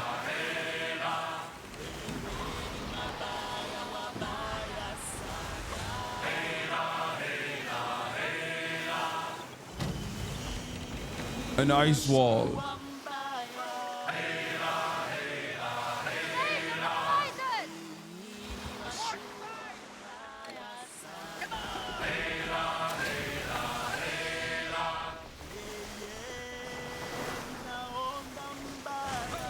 Uh-oh.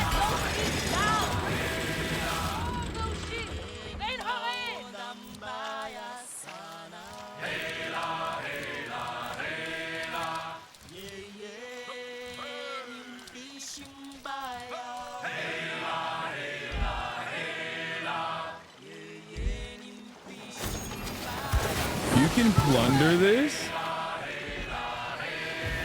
How do you even plunder this?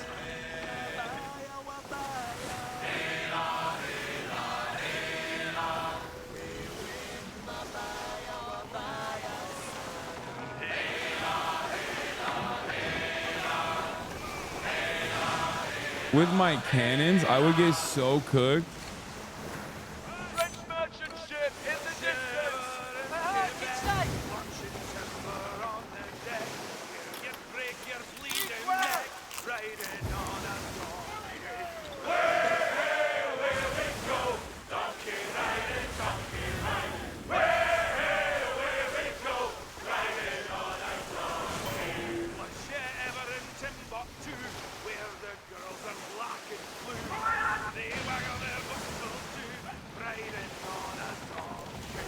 Where will we go? Donkey riding, donkey riding. Where will we go? Riding on a donkey. Was you ever in Ballad? Let's go over there and see what they're up to, huh?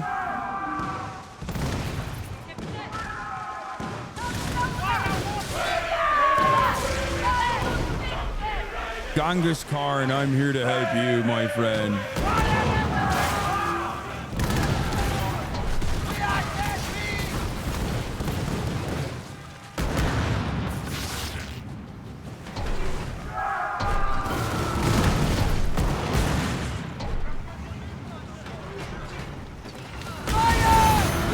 God damn, Captain! Down the stairs! Kaya, chill.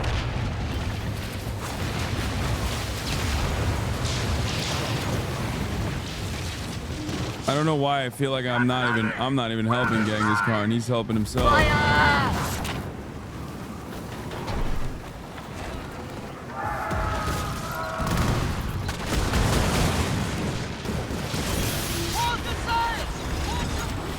You are going to the bottom!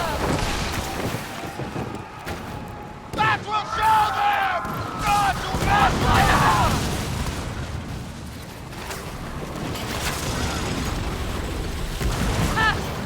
That's it. Plugging those holes, you bastard! I hope you like the octopus's embrace! This guy's a straight pirate ship. Look at this. Oh, that's sick.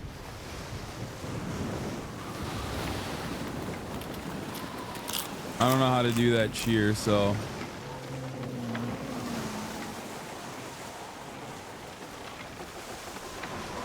My man threw up the fireworks. Wait, why does it say loot? Am I missing loot here? Keep singing, you scallywag.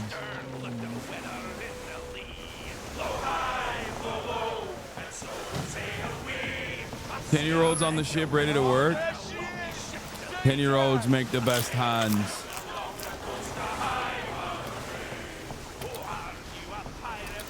Wait, what the hell? There's a lemur emote? Wait, hold on.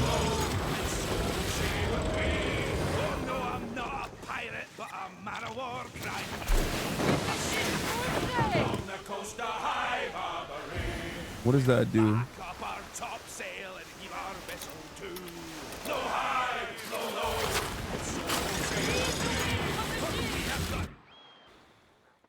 Brokey D jobless? I have a job. The sacred tree. Thank you, ladies and gentlemen. Thank you for this. And once again, I would like to thank. Well, oop, not the right thing. That's not what I meant. Thank you, ladies and gentlemen, and thank you, Ubisoft, for sponsoring the stream, for allowing us to play One Piece Simulator, Skull and Bones. That's right. Thank you for the praises, everyone. Thank you for watching. All right.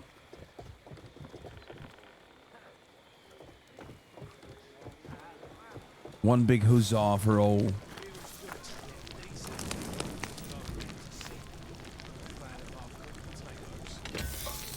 Me and Maxine making the coconuts, right? Grilled coconuts, right? Grilled cocoa. Here's the bounty board. Fangs of the Pharaoh.